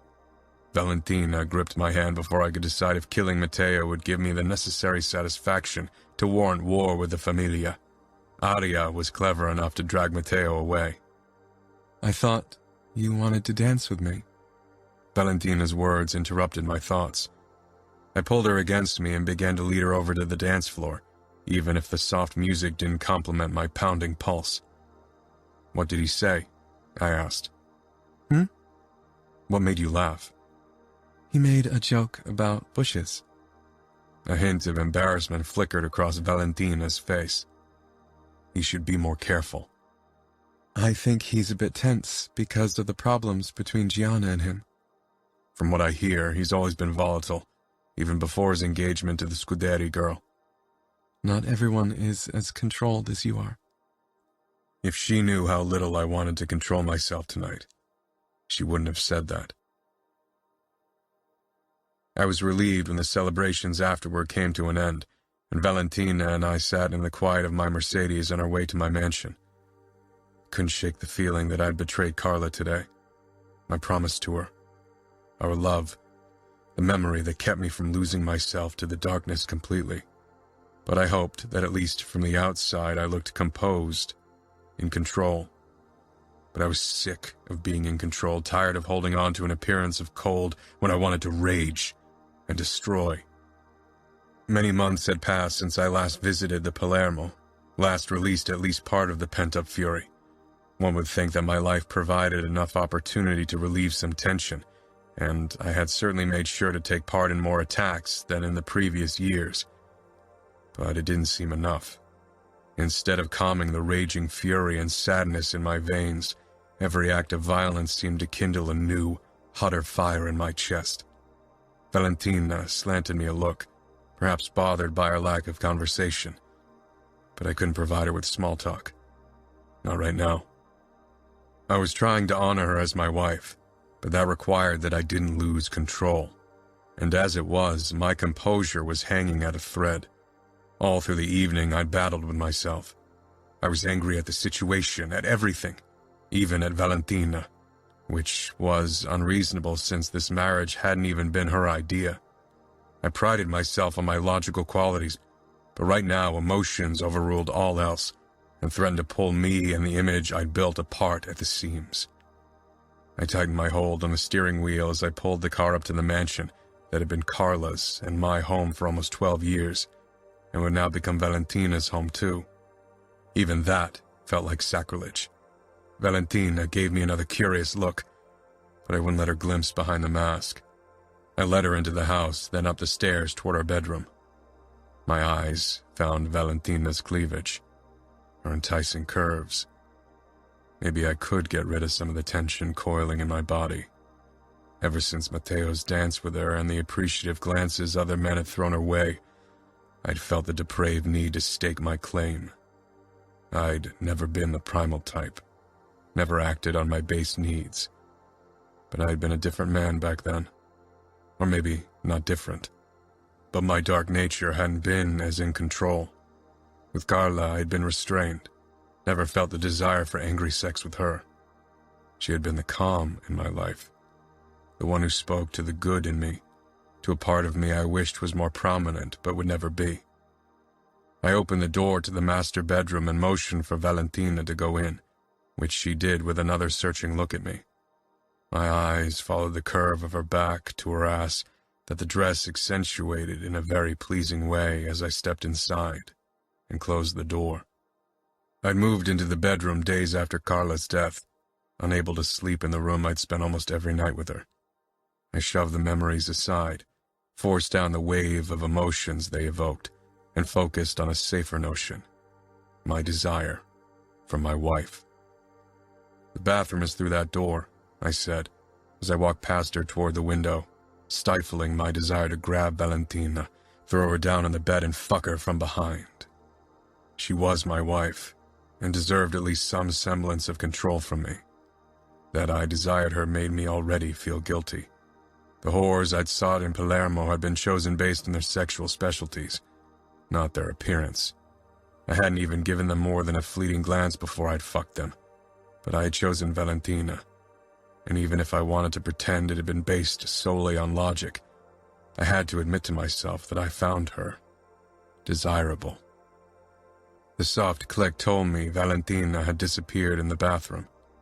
I braced myself against the window, staring out into the dark night, focusing on the way my groin tightened, on the desire stirring in my insides, on the dark hunger that screamed louder than sorrow and guilt. When Valentina finally emerged, I was teetering on the edge. She cleared her throat, causing me to turn and take in the sight of her, dressed in a violet nightgown that hugged her curves. It was elegant and more modest than I'd expected. When my gaze finally settled on her face, I knew I wouldn't find an outlet for my pent-up fury tonight. Not because Valentina wouldn't answer to my demands, but because I couldn't allow myself to act like that toward my wife. Not when she looked at me with a hint of insecurity and shyness, and worse, hope. Valentina may have lost a husband, but she wanted me to take his place, to give her tenderness and love. "You can lie down. I'll grab a shower." The words came out like an order, but I didn't take them back as I headed into the bathroom and closed the door from Valentina's confused face. I tore at my tie, then thrust it to the ground before I removed my remaining clothes with the same violence. Only when I stepped inside the shower and released a long breath as the hot water poured down on me did I relax. I grabbed my cock, needing to get rid of the desire simmering under my skin. The woman waiting for me in our shared bed wanted something I couldn't give her, and she wasn't ready yet to give me what I wanted. Soon she'd realize that this was a bond for outside appearances. No more. My release brought me little satisfaction. Not that I'd expected it to. But when I returned to the bedroom 15 minutes later, I felt more like myself, in control, and calm. Valentina reclined on the bed, elegant, beautiful. My eyes took her in, could not stop, but again her expression reminded me why I had tried to control myself in the first place. I stretched out beside her, even though her scent crawled into my nose, calling to the desire I'd tried to quench. I met Valentina's gaze as she stretched out beside me. She looked embarrassed and insecure, almost innocent, and it threw me off because I'd expected her to be different, because I'd married her in hopes that she'd be different. "I have an early day tomorrow," I said, turning off the lights. Valentina's even breathing sounded beside me, and her scent still tantalized me. But in the dark, the past was stronger than my desire, as memories resurfaced against the black canvas of the night. Carla's sunken face, her raspy last breath, the fear and despair in her eyes, and finally the relief when it all ended. Part 2. I avoided my wife like a goddamn coward. I prided myself on my restraint, but in her company, I was shown how wrong I'd been. Every new attempt from her to seduce me tore another chunk of my wall down. Valentina didn't give up. Part of me wanted her to keep up her pursuit until I lost my battle. The other, still stronger part, needed her to stop before I showed her why I'd avoided marriage for so long. Our first kiss awakened something in me I had trouble caging in. A hunger, so unrestrained and wild it threatened to awaken the parts of my nature that had no place in a marriage. And so I kept pushing her away. For my sake, but more than that, for her sake. I stared into the dark fireplace. The last embers had died, unlike the fiery anger inside of me. It was difficult to pinpoint the source of my anger. Most of it was directed at myself, but a part was for the woman who didn't deserve it. Valentina. I resented her for the desire she stirred in me. She made me feel unhinged in a way I was unfamiliar with. I'd never experienced this kind of sexual desire, this need to consume someone. The sound of heels on hardwood floor attracted my attention, but I didn't turn. Valentina hovered near the doorway, beautiful as always, a siren calling to my base instincts. "Is it true that you frequented Club Palermo?" My fingers around the whiskey glass tightened. I didn't want to discuss the past, and even less be reminded of my primal needs. It belongs to the outfit, but that was a long time before our marriage.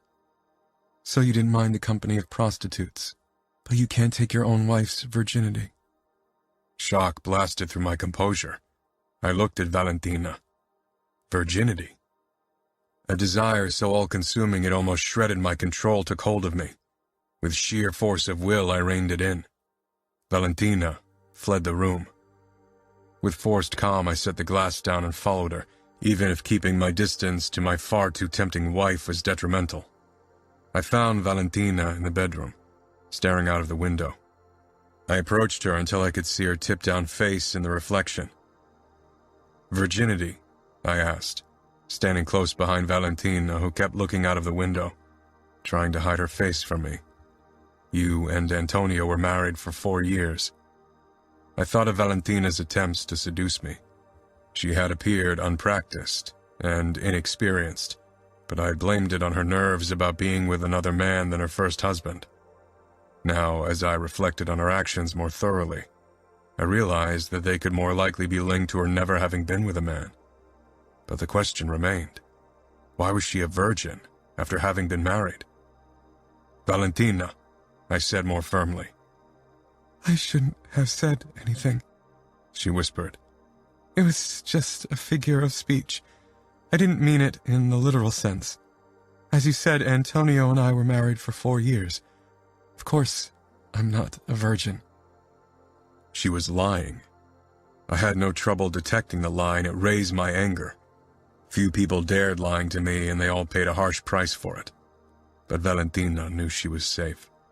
Safe from the cruel nature of my being, but that didn't mean I didn't have other ways to coerce the truth out of her. I touched her hip. She jumped in surprise and bumped into the windowsill with a gasp. The feel of her warmth through her clothes had a stronger effect on me than I liked. I focused on Valentina's reaction, ignoring my own. "Turn around," I ordered. Valentina turned to face me, but she didn't meet my eyes. I lifted her head, meeting those damn stunning eyes. As always, she shivered ever so slightly under my touch, and that reaction went straight to my cock. Valentina didn't try to pull away or lower her gaze. She held mine almost stubbornly, but her chin tensed. She was nervous, and not just because of our closeness. She held on to a lie. The question was, which one?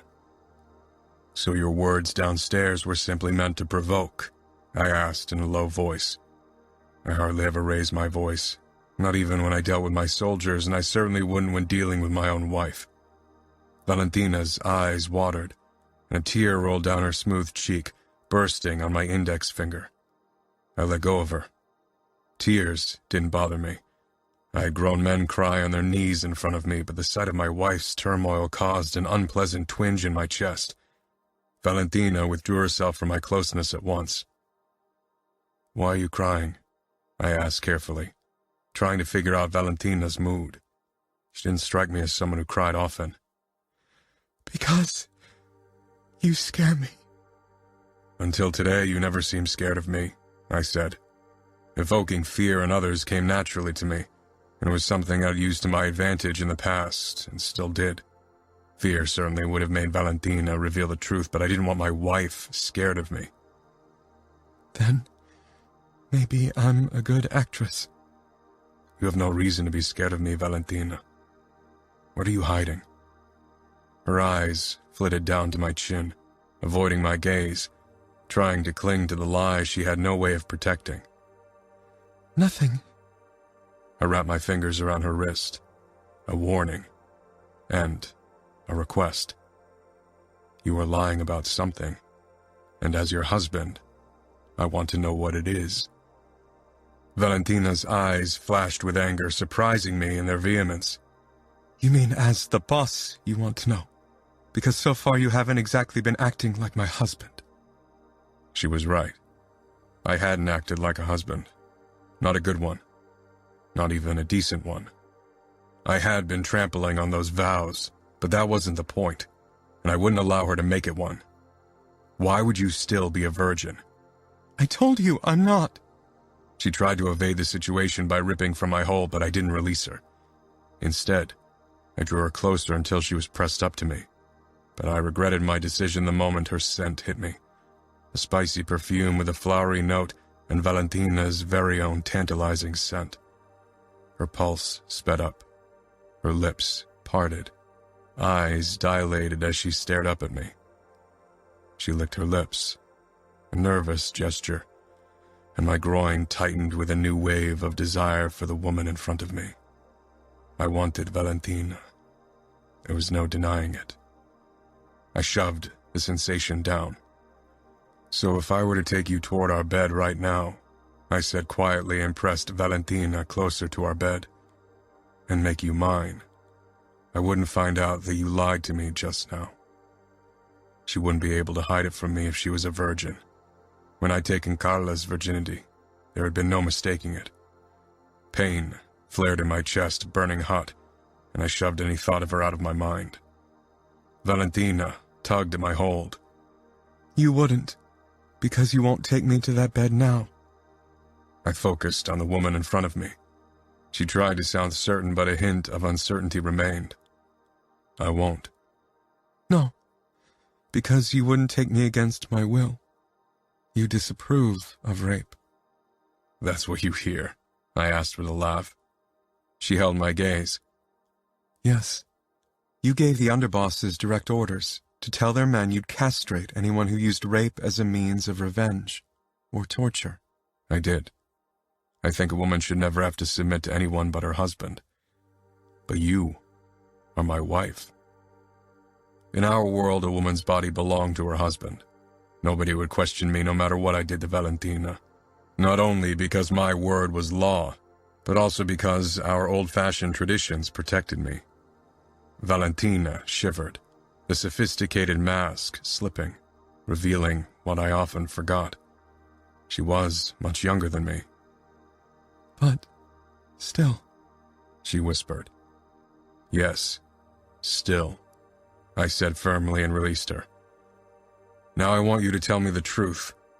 I'll always treat you with respect, but I expect the same from you. I don't tolerate lies.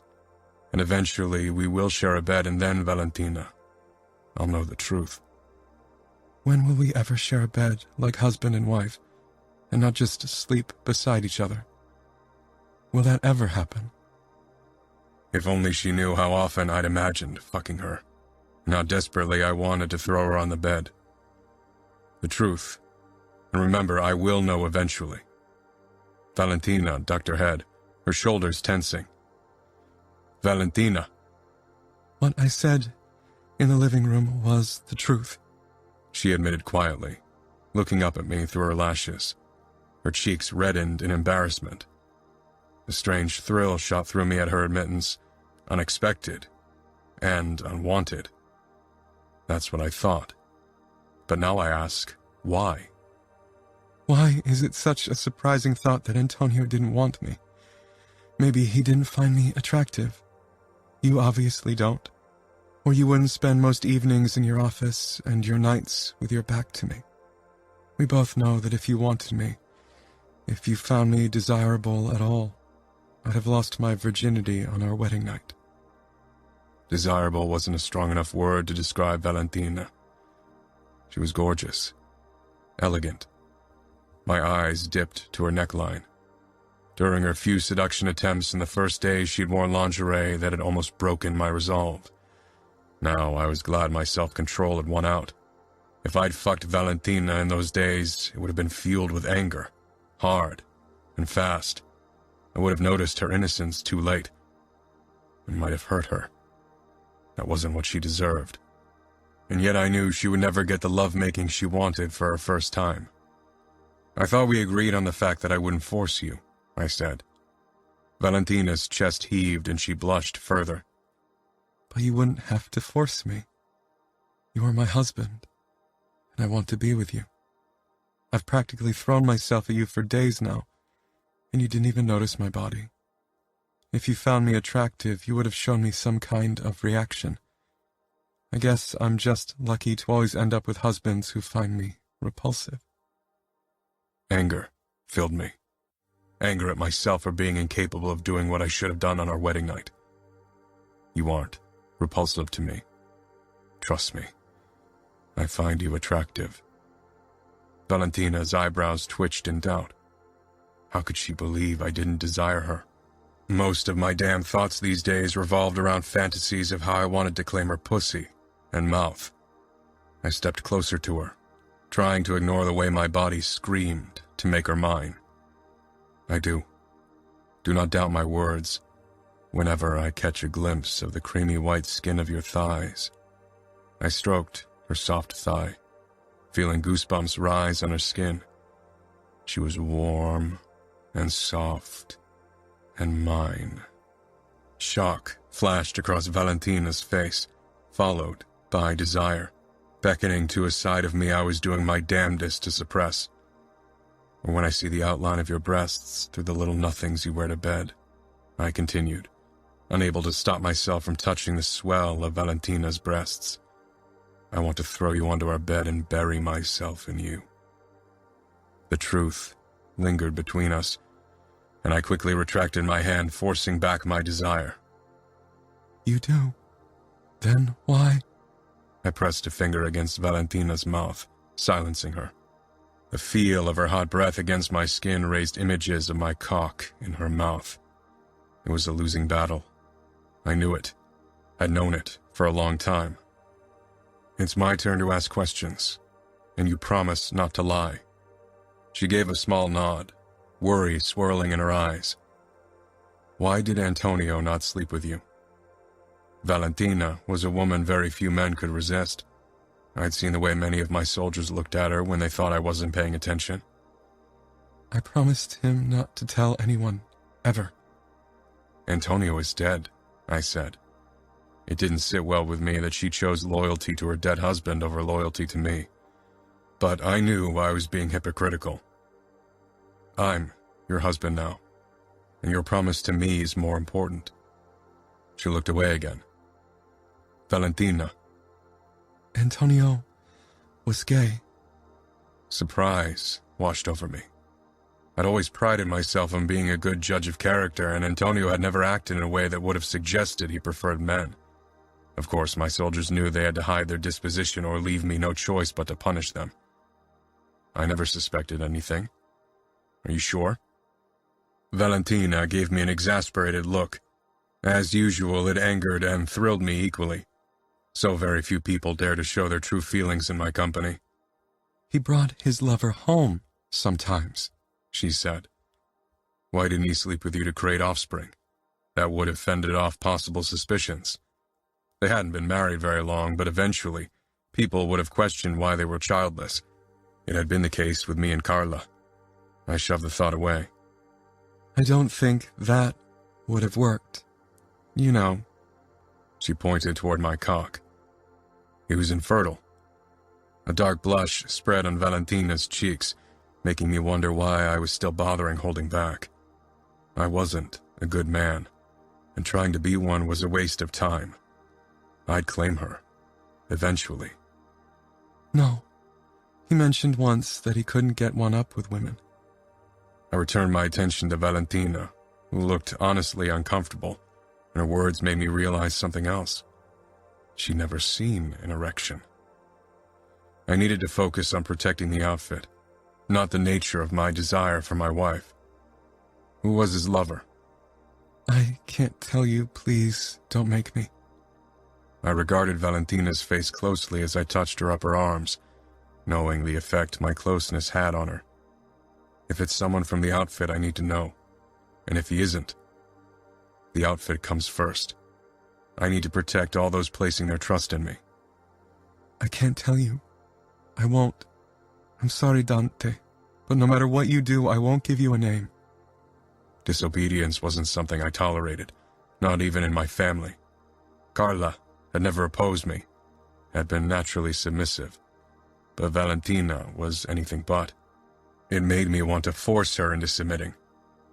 You've lived a sheltered life, Valentina. I've had hardened men say the same thing to me, and in the end they gave up all their secrets.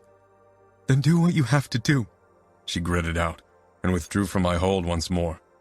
Cut off my toes and feed them to me. Beat me, burn me, cut me. But I'd rather die than be responsible for the death of an innocent man. Innocent? That wasn't a term she would have used for a made man. So he's an outsider. Valentina's expression was all the answer I needed. I didn't say that. You didn't have to. If Antonio took his lover home, I assume you've met him and know his name and can describe him to me. Valentina lifted her chin in defiance. Something deep in my chest stirred. Something possessive and primal. I moved close again, forcing her to deal with my presence. Aren't you loyal to me? Don't you think you owe me the truth? Don't you think it's your duty? Not only because I'm the boss of the outfit, but because I'm your husband, I said.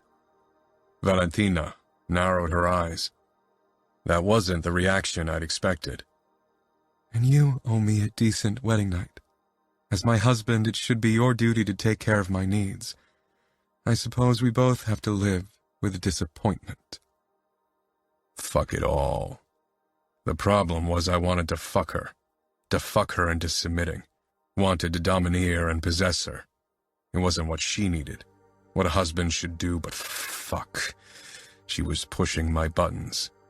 I never felt that urge with Carla. She'd been so gentle-minded and submissive. I could have never fucked her like I wanted to fuck Valentina. I'd only made love to her. I grabbed Valentina and jerked her against me, so her back was pressed up against my chest, and her firm butt against my cock. I considered gripping her neck and bending her over, considered fucking her right here and there from behind. Maybe then she'd stop wanting me to become the husband she desired. I'm a patient hunter, Valentina, I said quietly, stifling my darkness, my anger and sadness. You will tell me what I want to know eventually. I ran my palm down her side, feeling her tremble under the touch and my cock stirring in response. My fingertips grazed her smooth thigh and Valentina held her breath, desperate for my touch, but not as desperate as I felt to claim her. God, I wanted to own this woman. My hand trailed up her thigh until I reached her panties. The lace was drenched with her juices. Valentina's arousal was like a siren song. She leaned back against me, her breathing deepening, nipples puckering under her flimsy nightgown, begging me to fuck her.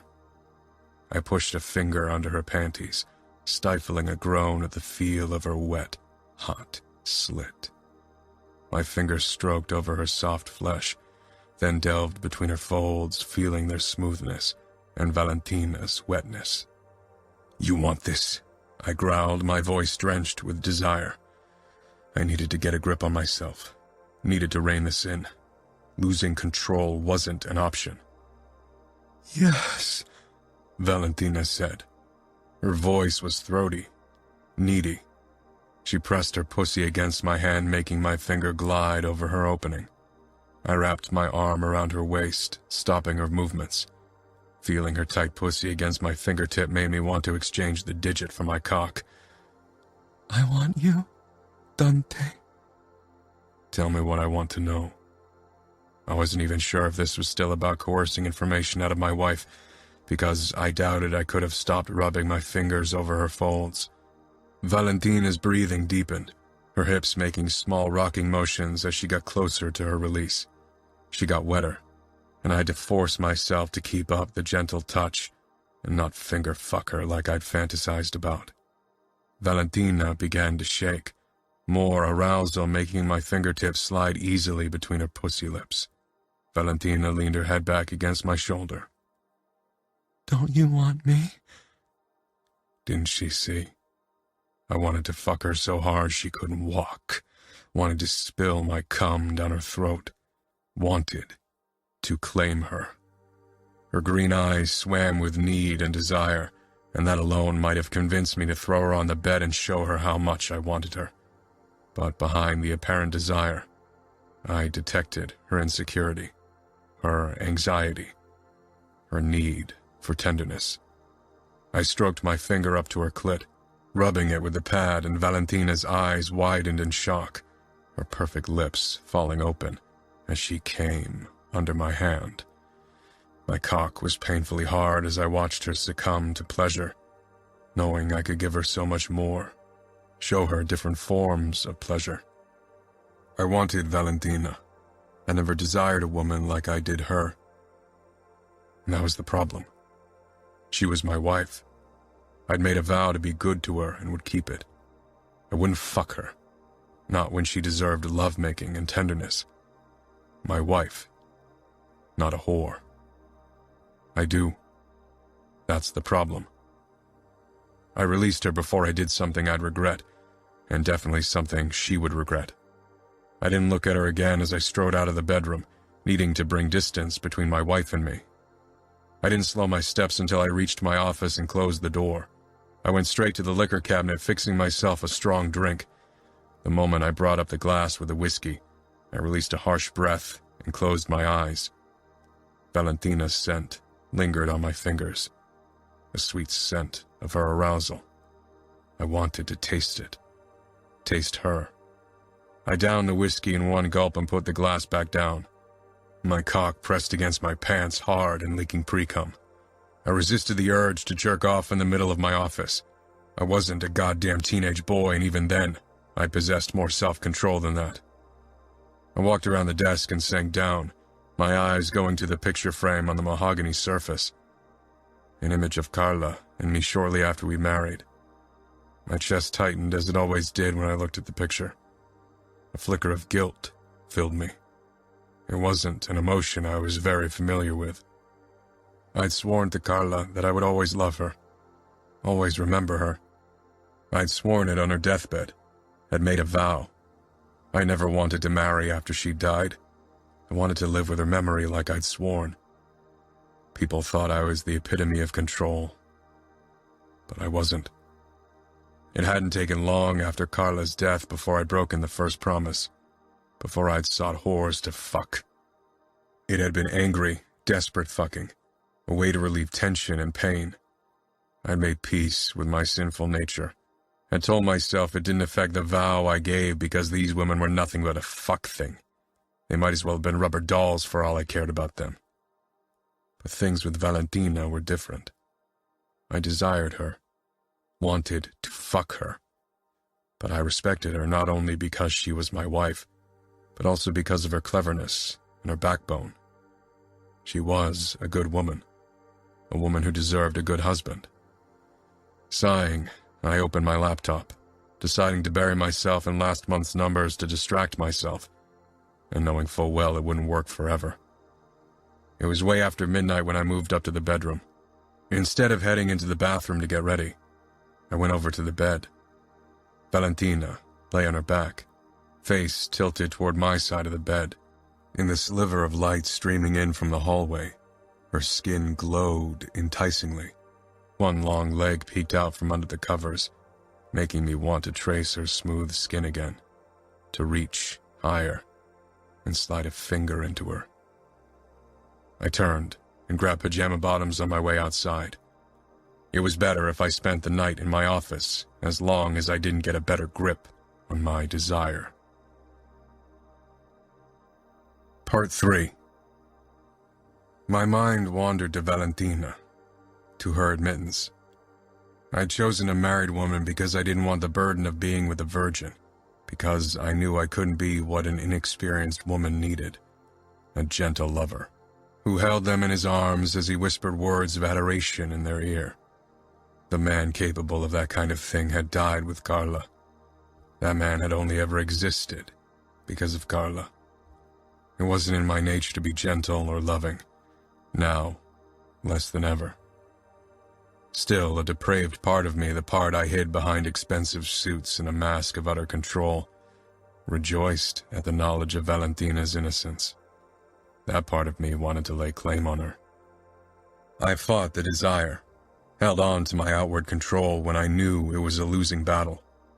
I wanted Valentina, wanted her like most men would want a woman of her beauty and inexperience, wanted to own and corrupt her. I hadn't been with a woman since I'd married Valentina, and even before that my visits with whores had been infrequent. My body screamed for release, and not just of my desire, also the pent-up anger simmering in my veins. But Valentina was my wife, and she deserved better than sex out of anger. I knew I wouldn't be able to give her much more. After 2 cups of black coffee, I hid in my office again the next morning. I never avoided someone. It wasn't in my nature. I thrived on conflict. My eyes darted to the picture frame with a photo of Carla. I grabbed it. These last few days, fewer of my nights had been filled with the memory of her last breath. Instead, fantasies of claiming Valentina had occupied my nights. Valentina opened the door. I quickly set down the frame. "What are you doing here?" My voice was harsh. Valentina froze for a moment before she squared her shoulders. This is my home too, isn't it? Of course it is. But this is my office, and I need to work. You always do. I wanted to see if you were all right. Why wouldn't I be? Why? Because you acted very strangely yesterday. One moment you're touching me, and the next you can't get away from me fast enough. If only she knew. You don't know anything about me, Valentina. I know. And I want to change that. But you keep pushing me away. My eyes darted to Carla once more. I never wanted to get married again. For good reason. I didn't ask you to marry me, Valentina snapped, surprising me with her unbridled anger. So unrestrained and exhilarating. She whirled around and rushed off, throwing the door shut with so much force that a book tumbled off the shelf. Like a hunter awakened, I chased her and gripped her wrist. You have an impossible temper. Her eyes narrowed and fuck. I wanted to sink my cock into her right in the middle of the hallway. That's your fault. This marriage has always been for practical reasons. I told you that. But that doesn't mean we can't try to make it a real marriage. There are no logical reasons why we shouldn't sleep with each other. You slept with prostitutes. So why can't you sleep with me? Her eyes swam with confusion and hurt. Valentina was young and in some regards naive, even if she often put up a sophisticated front. Because I was angry and I wanted to fuck someone. I wanted it rough and hard. I wasn't looking for closeness or tenderness or whatever it is you want. I took whatever pleasure I wanted, and then I left. What you're looking for, I can't give you. The part that was capable of it died with my wife, and it won't come back. Valentina shifted closer. You don't know what I want. Maybe we want the same thing. I can see in your eyes that's not true. You want to make love, but I can't give you that. I do want to possess you, want to own every part of you, but not for the reasons you want me to. I'm a heartless bastard, Valentina. Don't try to see anything else in me. The business suit and emotionless face is the thin layer covering up the fucking abyss that's my soul and heart. Don't try to glimpse beneath it. You won't like what you find. I released her and stalked back to my office. Getting work done was out of the question after our argument. All I could think about was Valentina. When a knock sounded around dinner time, I expected Valentina to ask if I would eat with her. The moment I opened the door, I knew that wasn't the reason why she was here. Beneath the silky material of her bathrobe, she was naked. Can I come in? I stepped back and walked over to my desk, away from my wife, even as my insides screamed for me to rip away the last piece of clothing. Stealing my expression, I asked, "What's going on?" I made up my mind. About what? Valentina parted her bathrobe, revealing a body straight out of my darkest fantasies. Valentina was tall and slim with enticingly swung hips. A small patch of dark hair covered her sex. About us. About sex.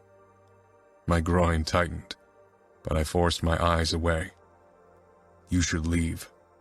Don't turn your back on me. Look at me. I think I deserve at least that small decency, Dante. She didn't know anything.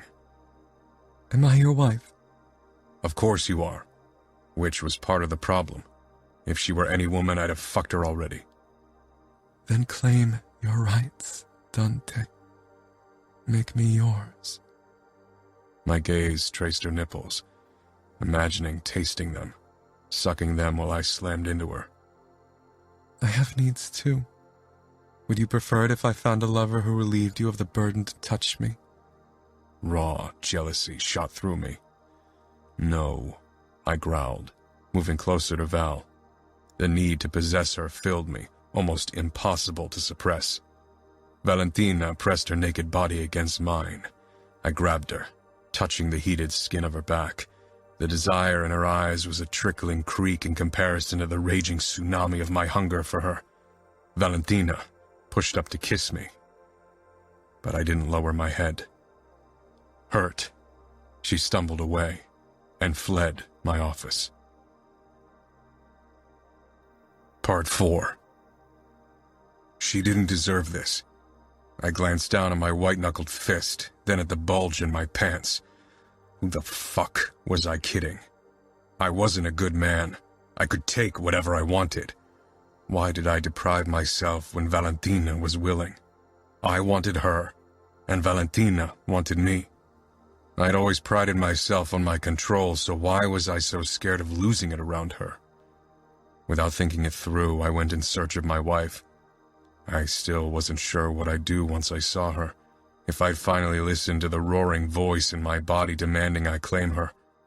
I opened the bedroom door and found Valentina on the bed, her bathrobe wide open, her legs slightly parted and her elegant, long fingers stroking her pussy. She let out a moan I felt in every damn fiber of my body, and I sucked in a breath, knowing the battle I'd fought these last few weeks was lost. There was no use trying to stop the unstoppable. Tonight, I'd make her mine. Valentina's eyes opened in shock. She wrenched her hand back, closed her bathrobe, and tried to get off the bed. I moved without thinking, barring her way. She looked up at me in shock, her fingers still pressing her robe together, depriving me of her gorgeous body. No, I got out, past the pulsating desire in my body. I bent over her, forcing her back, and she yielded, lying down and looking up at me with huge eyes. She smelled delicious, and finally her hand let go of the robe, letting it fall open, baring herself to me. I leaned down further. This woman was mine. Every inch of her. Soon, I'd bury myself in her. I supported my weight on one arm and parted Valentina's legs with my knee. Her folds glistened with her arousal, and for a second I wanted to unzip my pants and take her right then. Maybe then she'd realize what kind of man I was. I cupped her breast, feeling her nipple harden against my palm. Valentina was so damn responsive, so ready to be taken. I pinched her nipple. A warning. And promise. Trying to see if she could really take what she would get. If she understood that this wouldn't be lovemaking. That this would be me laying my claim. Me ripping her innocence from her. Valentina arched up with a moan, and I was lost. I tugged at her nipple, coercing more moans from her parted lips. Her eyes were still on my face, full of need and surprise. She rocked her hips with every tug of her nipple. This was turning her on, making her wet. It was obvious how untrained her body was, how willing to submit to pleasure. I'd show her so much of it. Her nipple was red from my ministrations, and I couldn't resist anymore. I bent down and sucked the silky nub into my mouth, enjoying how hard with arousal it was. Valentina bucked up, needing more, demanding I give her what she needed. But she'd have to learn that we played this by my rules only. I grabbed her hips and pressed her into the bed. She shifted her pussy against my knee, and I tightened my hold further. Her hot center against my knee made me want to stop the slow approach. I nicked her nipple with my teeth in warning, and Valentina groaned, jerking her pussy against me again. My eyes focused on her face, on the innocent surrender in her expression. She submitted to me, trusted me. I reached for her knee and opened her legs wider. There was no resistance. Her body was ready, and she looked more than willing. But I forced myself to say, "Tell me now if you want this." Valentina's chest heaved. Realization flickered in her eyes that this was it. I half hoped, half dreaded she'd say no. I want this. Good. I turned my attention toward her other nipple, teasing it with my tongue as my fingers found her dripping center. I pressed down on her clit, and Valentina exploded at once, crying out and shaking. She was so fucking wet, so warm, and the sounds dripping from her lips went to my cock. She was like a firecracker. Valentina raised her eyes almost defiantly. Oh, I'd love to make her submit to me in bed. I dipped my fingers lower until they brushed her opening, and then I began to enter her. She was impossibly tight, and discomfort flashed on her beautiful face. I kept pushing into her until my fingers were buried in her. Then I forced myself to wait a moment for her to adapt, even if it was the last thing I wanted. The moment her walls softened their crushing grip, I started to finger-fuck her gently, giving her time to stretch and prepare for what was to come. You are incredibly tight. I can't wait to be inside you. I barely recognized my own voice, so drenched with desire. Valentina came again, and I could barely hold back a groan. I pulled my fingers out. They were slick with her arousal. She was ready for me. She had to be, because I couldn't hold back anymore. I didn't want to. I shrugged off my jacket before I unbuckled my belt. "You're hard," Valentina said in surprise as she looked at the tent in my pants. I'm capable of getting an erection. I'm not impotent. Her look of fascination nearly made me laugh, and I was glad for Valentina's words because they reminded me that she was a young woman, my wife, who deserved any shred of tenderness I could spare. "That's not what I meant, but I thought you weren't attracted to my body," she said. How could she still believe that? So dangerously oblivious when it came to detecting a man's desire. Don't worry. Your body would leave few members of the male species unaffected. I got rid of my pants and boxers. It had been almost 2 months since I'd been with a woman, and I couldn't wait anymore. Not when Valentina lay in front of me with spread legs, waiting for me to stake my claim. "Scoot up," I ordered, even as I realized that I should choose gentler words. But I'd warned her. I nudged her opening with my tip, stifling a groan at her hot arousal. Her walls fisted me tightly as I started to push in. Valentina tensed further and cried out in pain. Despite my dark hunger and the fierce throbbing of my cock, the sound of her discomfort was like a balm for the fire in my veins, reminding me again that she was my responsibility.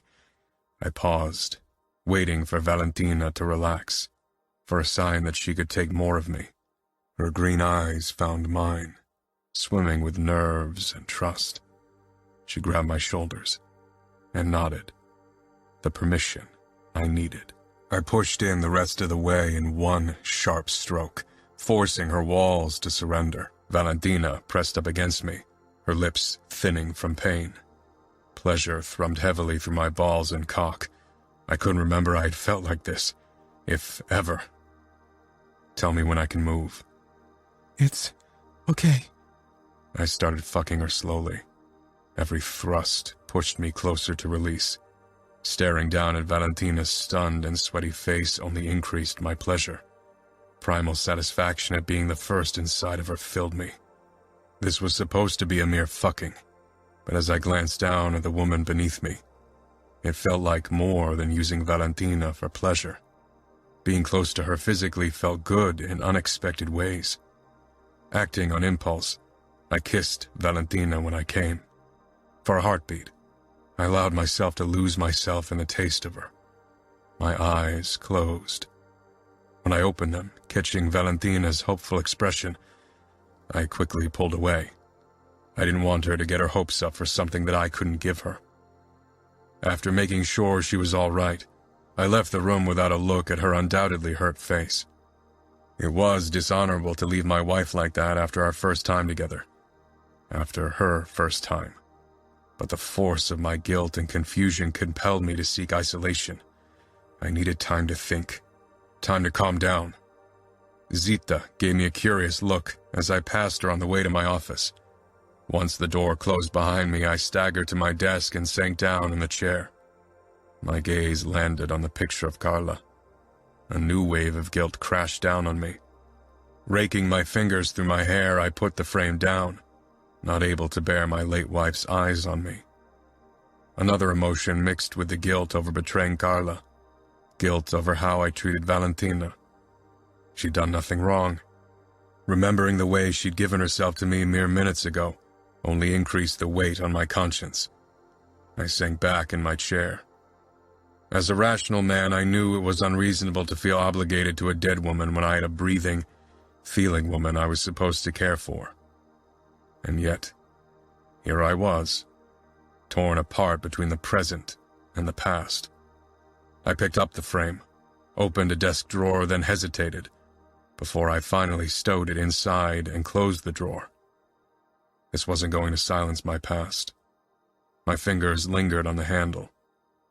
With a sigh, I leaned back. and closed my eyes. Part 5. The next day I met with Giovanni, Rocco, and my father in the Scuderi mansion for our weekly meeting. Father regarded me with narrowed eyes as I stepped in. He had been keeping an even closer eye on me since my marriage. I wasn't sure what he was waiting for. I shook Rocco's hand. "How's married life treating you?" I gave him a tight smile, not replying. My marriage was none of their business. Then I turned to Giovanni. "How's Val?" he asked quietly. Concern flickered in his eyes. His question was difficult to answer. Valentina wasn't happy with our current situation. Last night hadn't changed that. She wanted closeness on an emotional level. But she was a clever woman. Her asking me to work showed that. But even a job wouldn't change Valentina's unhappiness entirely. Yet, I had to admit my suggestion for her to take over as manager in the casino was fueled by the hope that she'd be too busy to ponder on our emotional estrangement. It seemed like the only way I could guarantee her happiness. And I wanted her to be happy. She's doing well. She wants to start working. Surprise filled Giovanni's face. I crossed the room to Father, who hadn't risen from his armchair. "I assume you didn't allow her that kind of nonsense," he quipped. Rocco motioned toward the armchair beside my father, but I shook my head, preferring the higher vantage point when dealing with the old man. Rocco sat down, followed by Giovanni, waiting for my reply. I suggested that she could work in one of our underground casinos. "The one near the Palermo?" Rocco guessed. I'd only recently killed the previous manager because he stole money from the outfit. Yes. "Raphael and Leonardo won't like that. What is she supposed to do anyway? I don't suppose you want her to be a complimentary girl," Father muttered, smoothing back his white hair even though it was in place. I narrowed my eyes at him. Giovanni's face turned red with anger, his hand clenching around his knee.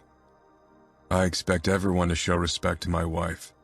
You included, Father," I said quietly. Many people in the outfit would be offended by the mere idea of a capo's wife working, especially in a position of importance. It was a decision for Valentina. Father's eyes flashed with anger, but I was head of the outfit now.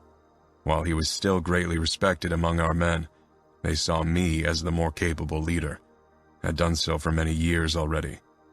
Father was old. It was time for him to die. Unfortunately, he clung to live, like all narcissists did. Pushing my hands into my pockets, I said casually, "She's going to manage the casino." "That's ridiculous," Father said, shaking his head. "Neither Leonardo nor Raphael will listen to orders from a woman."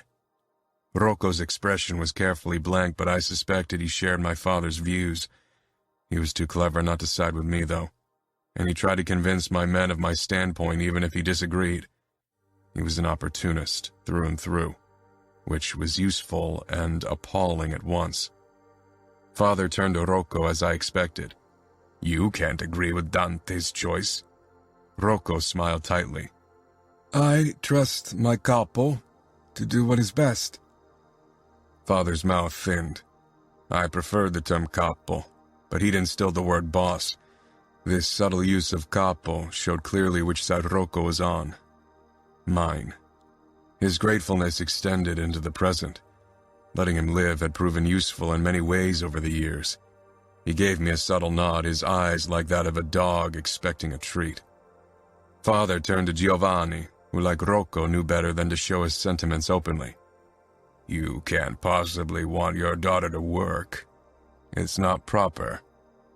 "If it makes Val happy and if Dante agrees with it, I don't see why I should disapprove. She'll stop working when she's a mother anyway." I stiffened. Having children was expected, especially now that I was in my 30s and my first marriage hadn't produced any offspring. I fought against the flood of anger and sadness that bubbled up. Father nodded grimly. "Whenever that is, but I'm sure Dante has everything planned out." He didn't say anything after that. Maybe he finally understood that his days of power were over. My word was law now. He'd still give me his opinion on the matter repeatedly, no doubt. After the meeting was over, I pulled Father aside. I think it's time for you to retire fully and stop attending my meetings with my men. Your presence undermines my authority, and that's something I can't allow. Allow? Father repeated sharply. His old eyes met mine, trying to stare me down, but as had been the result in the last few years, he eventually looked away. Very well. If that's what you want. It is, I said firmly. I returned to the car but didn't get the chance to start the engine before my phone rang. Mother. What can I do for you? I hear you're allowing your wife to work? She heard it from Father, of course. Yes? It's going to cause a scandal, Dante. You've already offended many people by taking a widow. Why do you insist on breaking my heart? Think of the outfit. My mouth thinned at her theatrical performance. Her words brought my mind back to Valentina and our last night. Tantalizing memories I didn't want to replay while talking to my mother. Mother, I'm leading the outfit into the future. I have to hang up now. I've business to attend to. She let out a small sniff, but I knew her fake cries. I ended the call. During my drive home, my phone blinged again. Chancing a glance down, I caught the message from Ines. I'm proud of you. My mouth twitched. Allowing Valentina to work was partly to my benefit, of course. She was busy and had less time to seek my company. As I'd expected, the past wasn't easily put to rest. I avoided Valentina's closeness as much as possible during the day. But at night, my desire always won out. I'd never been this unrestrained, this dominated by my needs. Valentina was unaware of her power over me, and not just by night. Even during the day, I caught myself thinking about her. Something about the way she insisted on pushing my limits intrigued me. But while I kept Carla's photo in my drawer, her memories lingered. They weren't easily forgotten, nor did I want them to be. In the next few weeks, Valentina proved to be a capable asset in the casino, and a more and more daring lover in bed. We fell into routine that suited me well, but that obviously bothered Valentina. I pretended to be unaware of her dissatisfaction because it allowed me to ignore my own annoyance with myself. Part of me wanted to seek out Valentina for more than sex, but my stubborn nature kept me rooted to a promise I should have never given. In an attempt to show Valentina in subtle ways that I appreciated her, I went to our family's jeweler and asked him for a necklace with emeralds. He had several on display. Since almost every made man from the outfit bought jewelry for their wives and sometimes mistresses there, he always had a wide selection to choose from. I picked the one that had almost the same shade as Valentina's eyes. Despite her breathtaking body, her eyes haunted me more than her curves. On my way back home, my phone rang with a call from Tommaso. I picked up, my lips thinning. He was a remnant from my father's reign, a disgusting waste of space and air. Unfortunately, he wasn't involved in attacks because of his back, so he couldn't find an unfortunate end through a Bratva bullet. Yes, I clipped. Sorry to disturb you, Dante. Is my wife at your house? Your wife picked her up without my permission. My wife only needs my permission, not yours, I said in a low voice. Tommaso cleared his throat. Of course, but Bibiana is my wife. I'm sure Valentina is having coffee with her. I'd appreciate it if you could give me a call if you know more. I'll see what I can do. I hung up. When I pulled up in the driveway, Enzo was already waiting for me. She took the car without you, I guessed. He nodded, looking unnerved. She was gone before we could act. I walked into the house, and as expected, I found Bibiana and Valentina in the hallway. Valentina shifted, shielding her friend from my view as if she worried I'd hurt her. Bibiana was a poor woman. She certainly didn't have to fear me. Good evening, Bibiana. She cowered, not meeting my eyes. Evening. Her face and arms were littered with bruises. It was a fate I'd protected Ines from. If she married Jacopo, she would have been a broken shadow of the woman she was now. Like Bibiana. I had to consider options to dispose of Tommaso at some point. After I'd informed Tommaso that his wife would spend some time here, I retreated to my office to give Valentina and Bibiana some time. I sank down in my desk chair and twisted the small satin box in my hand. A Valentine's Day present always evoked emotions in women. It had been the case with Carla. She'd always gushed and cried when I'd given her something. Sighing, I set the box down on my desk. My eyes darted to the drawer where I kept the picture frame. I'd resisted looking at it today. Instead of giving in to my need to drown in the past, I picked up my phone and called Pietro. Dante, what a pleasant surprise. Hello, Pietro. I opened the box and stared at the emerald pendant. Valentina's eye color. God, those eyes. Is anything the matter? How's Ines? Getting bigger every day, he said with a small laugh so full of tenderness that my heart lurched in my chest. Only 2 more months. He fell silent. How are things with Valentina? His voice was careful. He knew how reluctantly I shared any private details. Things are going well, I said evasively. I assume word about her new job is already making the rounds. Pietro laughed. Well, what did you expect? It's the first time a capo's wife is working. So far, even the wives of underbosses always only stayed home. Valentina is eager to work and she's got leadership qualities. You'll have to do a lot of convincing in the outfit. You realize that? I do. But I also don't have to explain my decisions. The outfit is under my rule. It wasn't as easy as that. I needed the support of my underbosses and captains, so I'd have to tread carefully, especially about our traditions. How are things going in Minneapolis? Pietro easily followed my topic change. I never regretted my choice to support his quest to marry Ines, and he was one of the few men I trusted. I closed the box with a pendant, unsure if I should give it to Valentina. Valentina was still asleep when I got up. As usual, her face was twisted toward me, gorgeous in sleep, and without a touch of makeup. She deserved more than I gave her. It was a truth I knew without a flicker of a doubt. I set the box with a necklace and a handwritten note down beside her, then left. I had a busy day ahead of me. My underboss from Detroit was in town and we wanted to discuss his problems with a bratva. Later that day, I was on my way to check in on Valentina in the casino. Leo and Raphael still needed clear instructions from me. Their reluctance to work under a woman was very apparent. My phone rang when I was only a block away. Enzo, what's the matter? We have a problem, boss.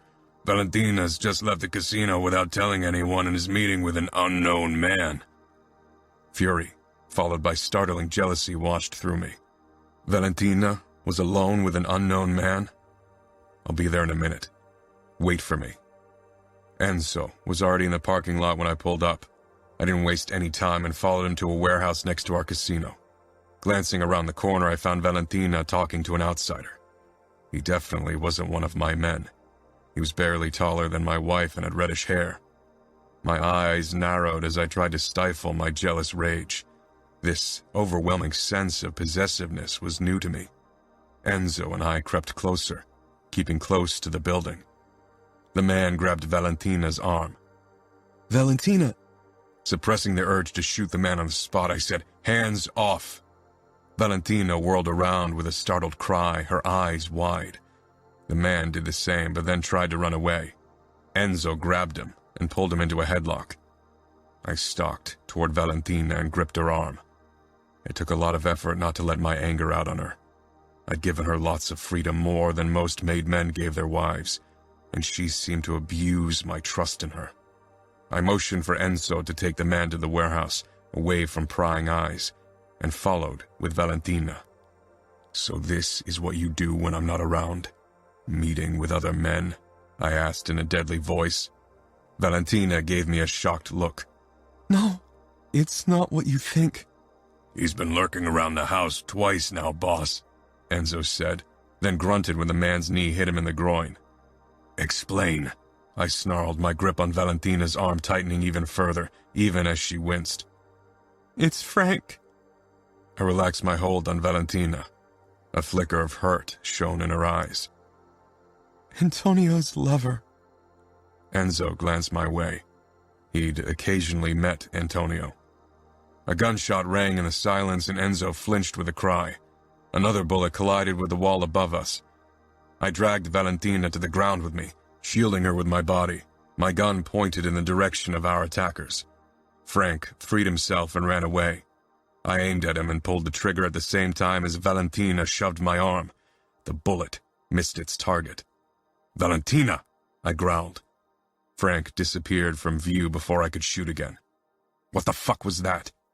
Valentina shook her head, her skin pale. I don't know.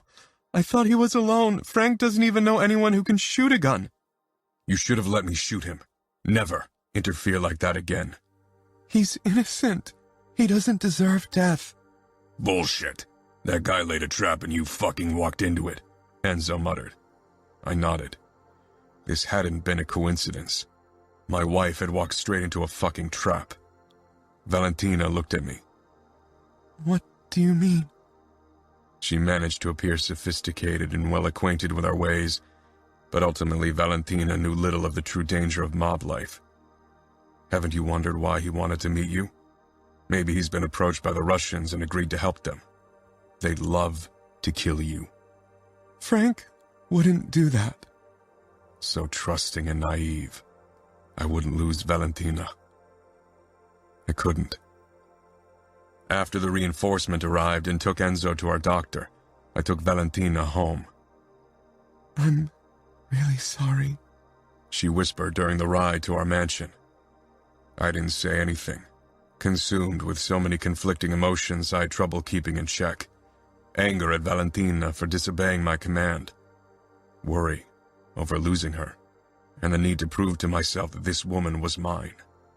What I'd felt when I'd seen Valentina with Frank had been more than simple possessiveness, and then the acute terror I'd felt when the bullet missed Valentina's head by a few inches. I didn't want to ponder my emotions, not these emotions, and focused on my anger for my wife. After our arrival home, I headed straight for our bedroom, needing to get my fury out of my system. I'm really sorry, Valentina said as we entered the room, but I had no intention of letting her off easily. I pushed Valentina against the bedroom door, my chest pressed against her back, for once using my physical strength against my wife, rendering her motionless. My cock was already becoming hard, feeling Valentina's sexy body against mine.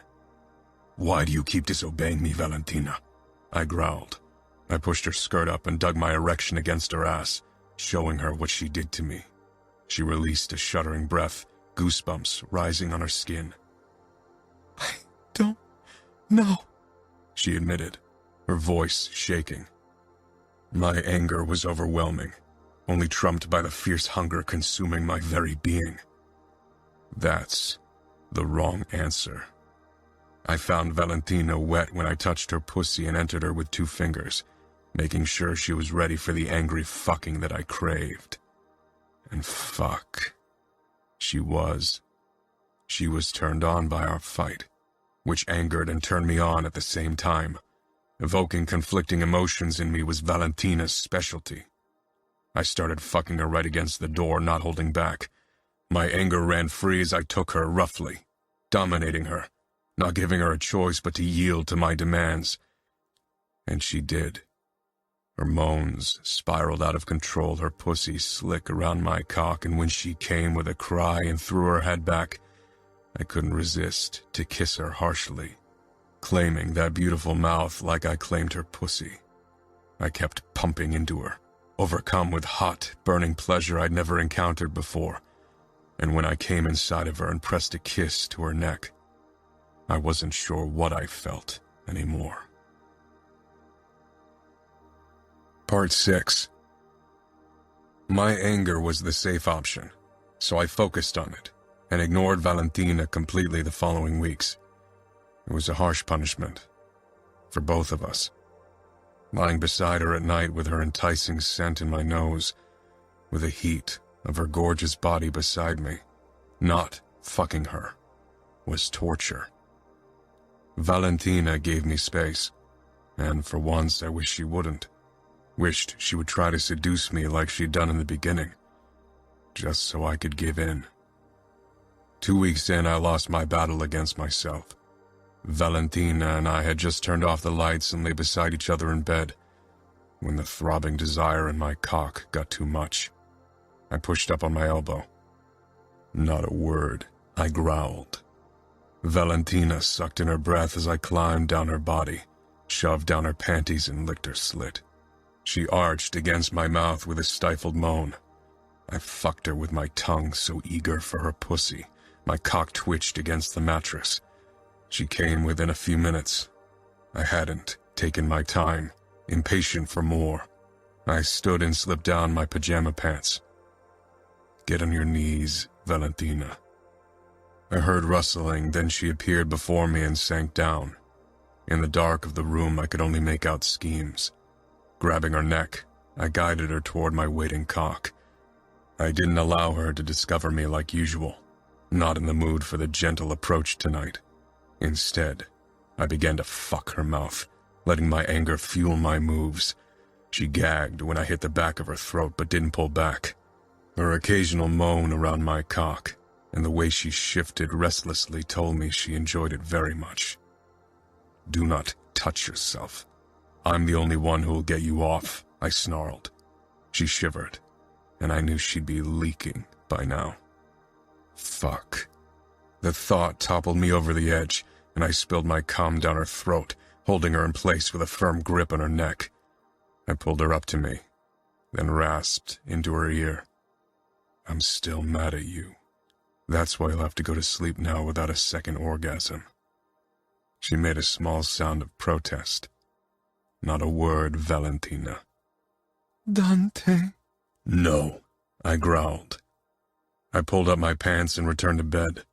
Valentina followed and stretched out beside me, watching me in the dark.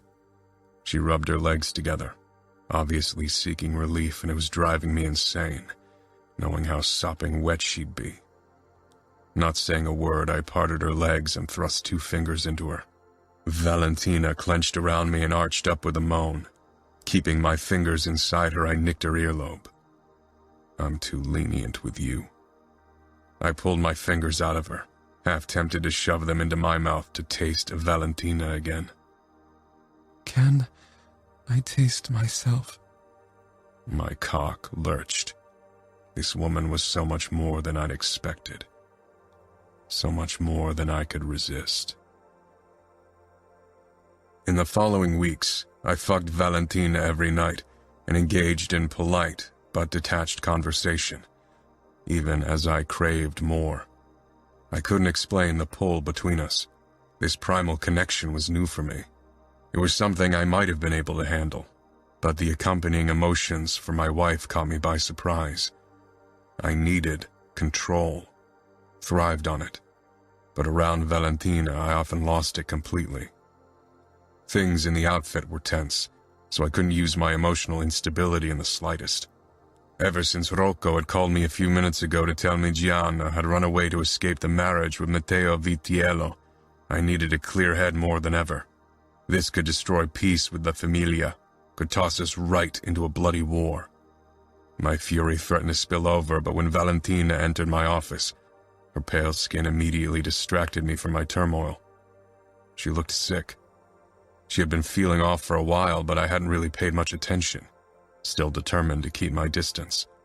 Now, worry overruled my determination. You look pale. Are you still not feeling well? Maybe you should talk to the doc. She shook her head. No, Her eyes widened, and she rushed out of my office. I quickly followed her toward the guest bathroom. She hung over the toilet and quickly flushed when I stepped inside. She tried to stand but swayed, so I grabbed her arm to stop her from falling. Valentina. She stumbled toward the sink and cleaned herself. Sweat glistened on her forehead. She didn't look well, and my dismissal led to her weakened state. I'm fine. She was lying. I followed her upstairs to our bedroom and touched her waist. You know I hate it when you're keeping secrets. Don't make it a habit. Valentina swallowed and pressed a palm against her belly. Everything seemed to stand still when I realized what the gesture meant, and suddenly her constant sickness made sense. I'm pregnant. Valentina waited. My insides were a raging ocean. The small sailboat of my joy at the news was soon tossed aside by the thunderous waves of my sadness, guilt, and anger. Carla and I had been trying to become parents. It had been her greatest wish, and I had been unable to give it to her. She died without ever holding her child in her arms, without ever experiencing the joys of motherhood. And Valentina was pregnant after such a short time, without a struggle, without heartbreak. Pregnant? I asked. Yes. We never used protection, so I don't know why you're acting so shocked. Wasn't an heir one of the reasons why you married me? That was the reason why my father wanted me to marry again. So, you don't want kids? Is it mine? Carla had assured me that her doctor hadn't found anything obviously wrong with her. I had never gone to a doctor myself. Shock and acute pain crossed Valentina's face as she backed away from me. Answer my question. Of course it is your child. You're the only man I've ever slept with. How can you even ask such a question? How dare you? Carla wouldn't have lied to me. She had no reason to. Doubt nagged at me, and that only fueled my fury further. I didn't want to doubt my late wife. I'm not keeping track of everything you do, and there are many men who frequent the casino that wouldn't say no to a night with you. You've made a habit of keeping things from me. Do I have to remind you of Frank? How can you even say something like that? I've never given you any reason to doubt me like that. I'm loyal to this marriage. There's a difference between not telling you about Frank and cheating on you. My first wife and I tried for years to get pregnant. It never worked. You and I have been married for less than 4 months and you're already pregnant? I don't know why you act as if that's impossible. If your first wife was infertile, then that's your explanation. Have you never consulted with a doctor, or did you think it was you who was infertile? We never went to a doctor to find out why we couldn't conceive. Not that it is any of your business. I won't discuss my first marriage with you. Too bad. We're discussing it now. I know why you didn't want to find out. You didn't want to know the truth. Because you worried it would make you less of a man if it was your fault that your wife couldn't get pregnant. But now we know it wasn't your fault. It was Carla who was infertile. Anger surged through me. I told you I didn't want to talk about Carla. Why not? Because you still love her. Because you can't move on. I'm sorry you lost Carla, but I'm your wife now. Valentina was right. Deep down, I knew I needed to stop clinging to the past. But in this moment, I couldn't. Anger at myself bubbled up, stronger than any anger I'd ever felt toward Valentina. I'm so sick of you treating me like a whore. You ignore me by day and come to me at night for sex, and now you accuse me of cheating on you? Sometimes I think you hurt me on purpose to keep me at arm's length. When will you finally move on?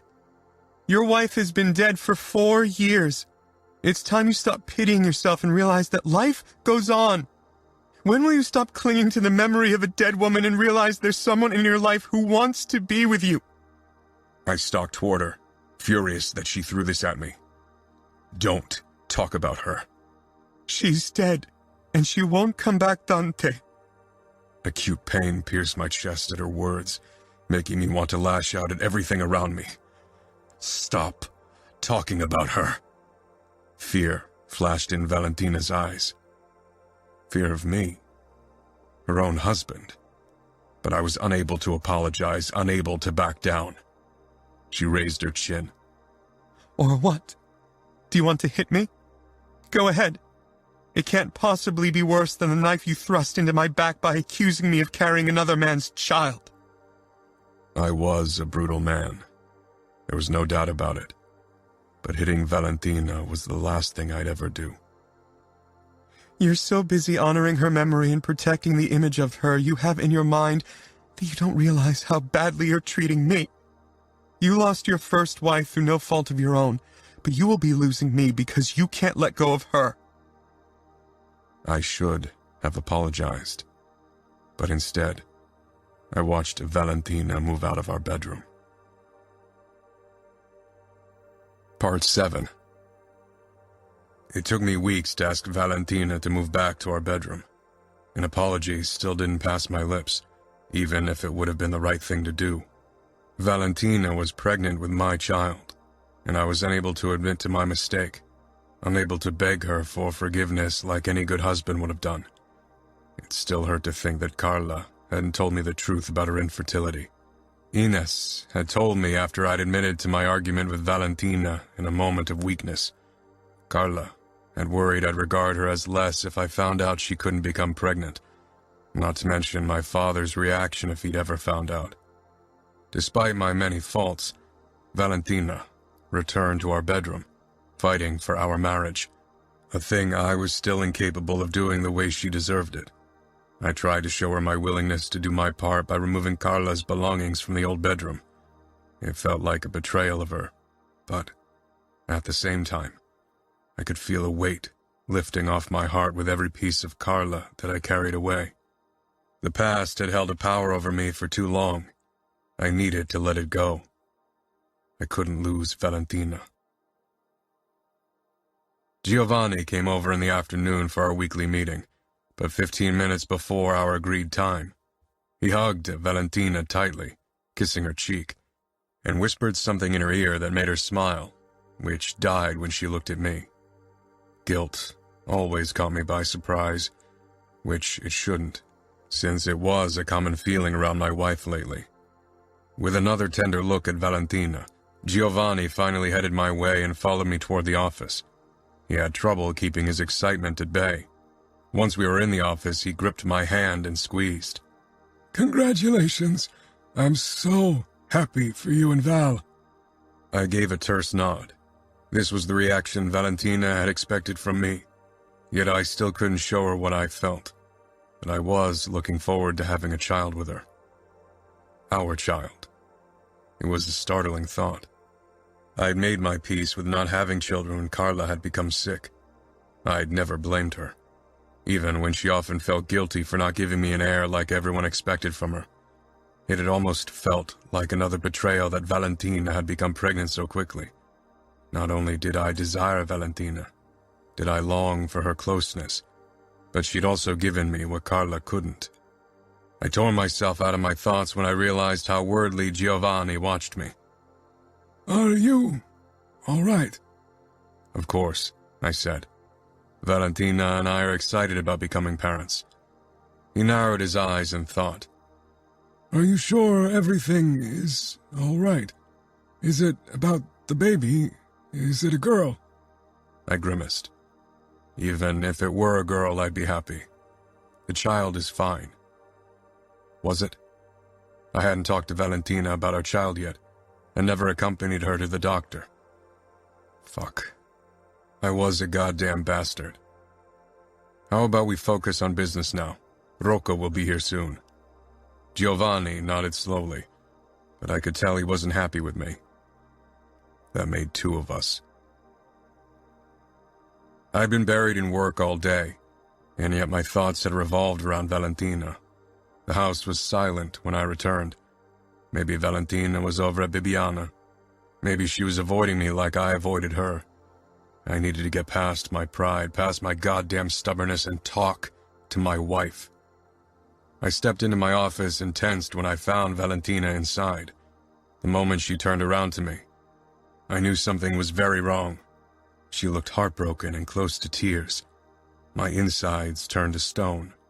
Had something happened to the baby? Relief flooded me when she told me about seeing Antonio, about his plot to have me killed. It was astonishing how disturbing news like that was still better than the alternative, than Val telling me something had happened to our baby. I could handle traitors. I couldn't handle losing our child. When Valentina was done telling me about Antonio's plan, she was crying softly, her eyes searching mine almost desperately. I wiped the tears away with my thumb. "You know what's strange?" she whispered thickly. "At one point, I thought I could never love someone as I loved Antonio, no matter how unrequited that love was. And today I'm condemning him to his death for another man who will never love me back." My hand against Valentina's cheek stilled.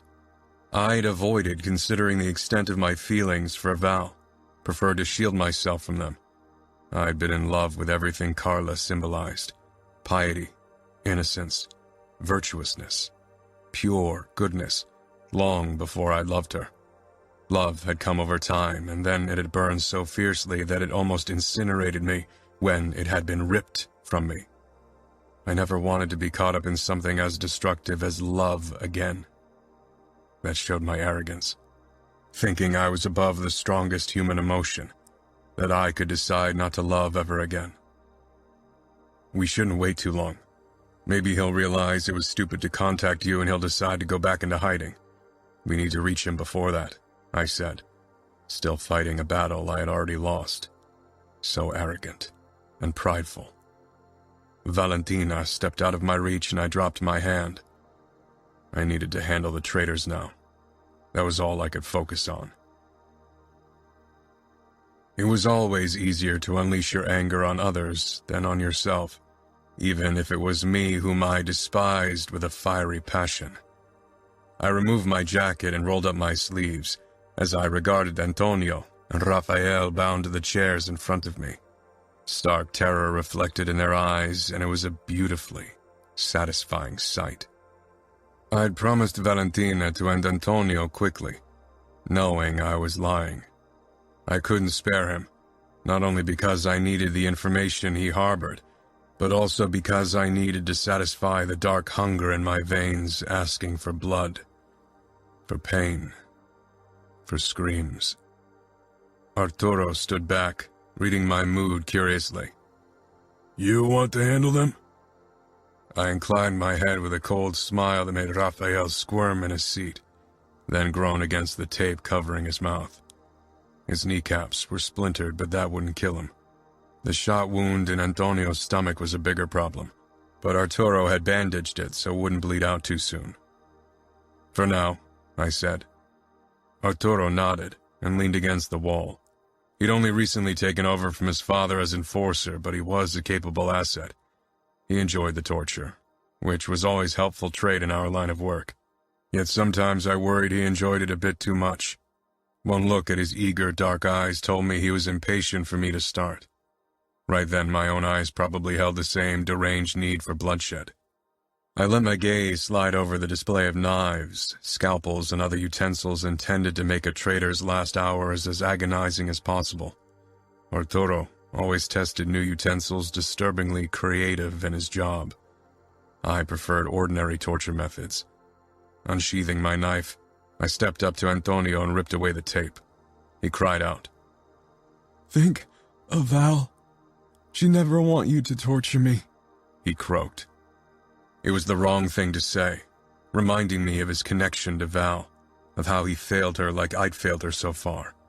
Even knowing that he was gay, the thought of him kissing Val, of touching her, sent a spear of jealous rage through me. I smiled, and he began shaking. Val won't ever find out, now will she? Antonio swallowed, his eyes darting to my enforcer. If he hoped for help, he was very mistaken.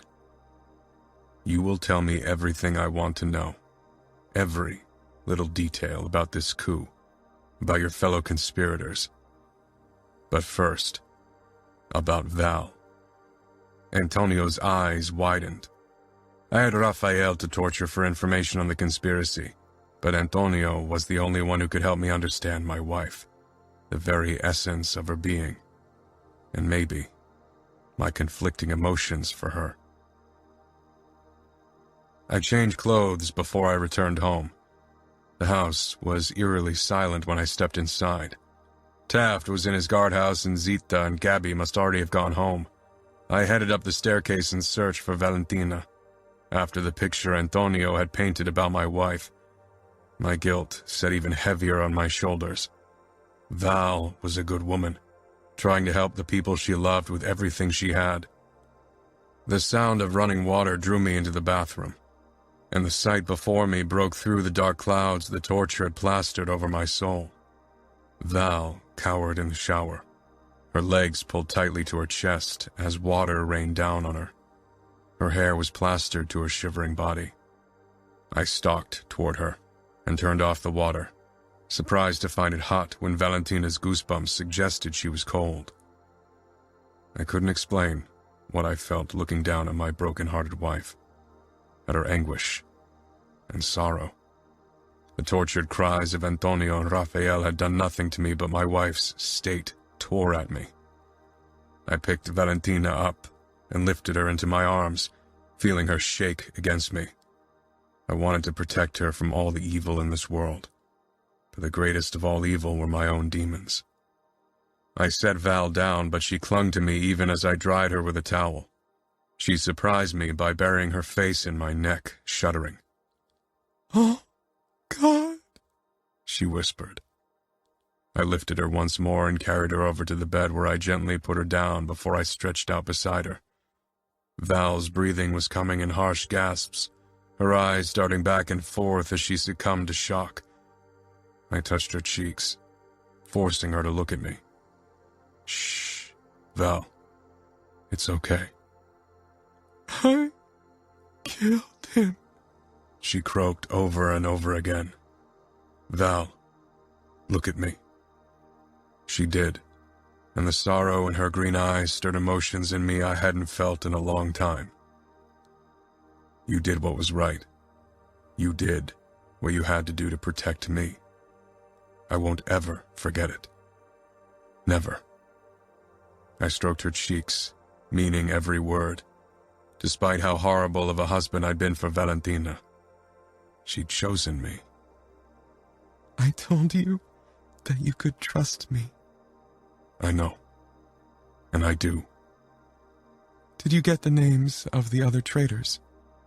I nodded. "Yes, I'm fairly sure.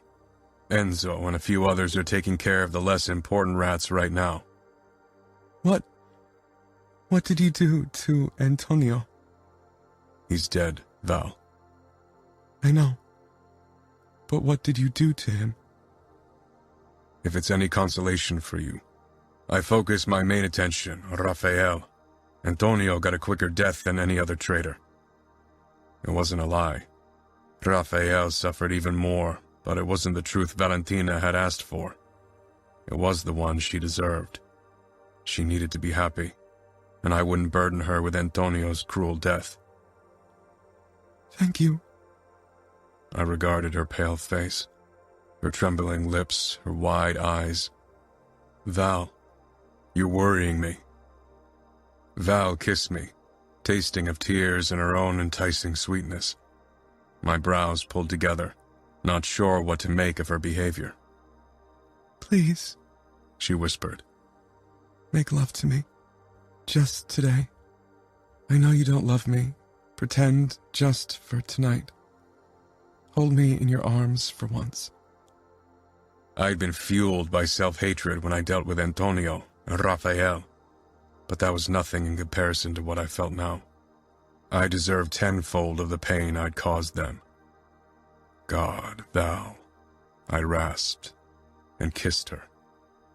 I shoved my self-hatred aside and focused on giving Val what she deserved, what I wanted to give her. For the first time, I allowed myself to take my time kissing Val, to pour my own need into her.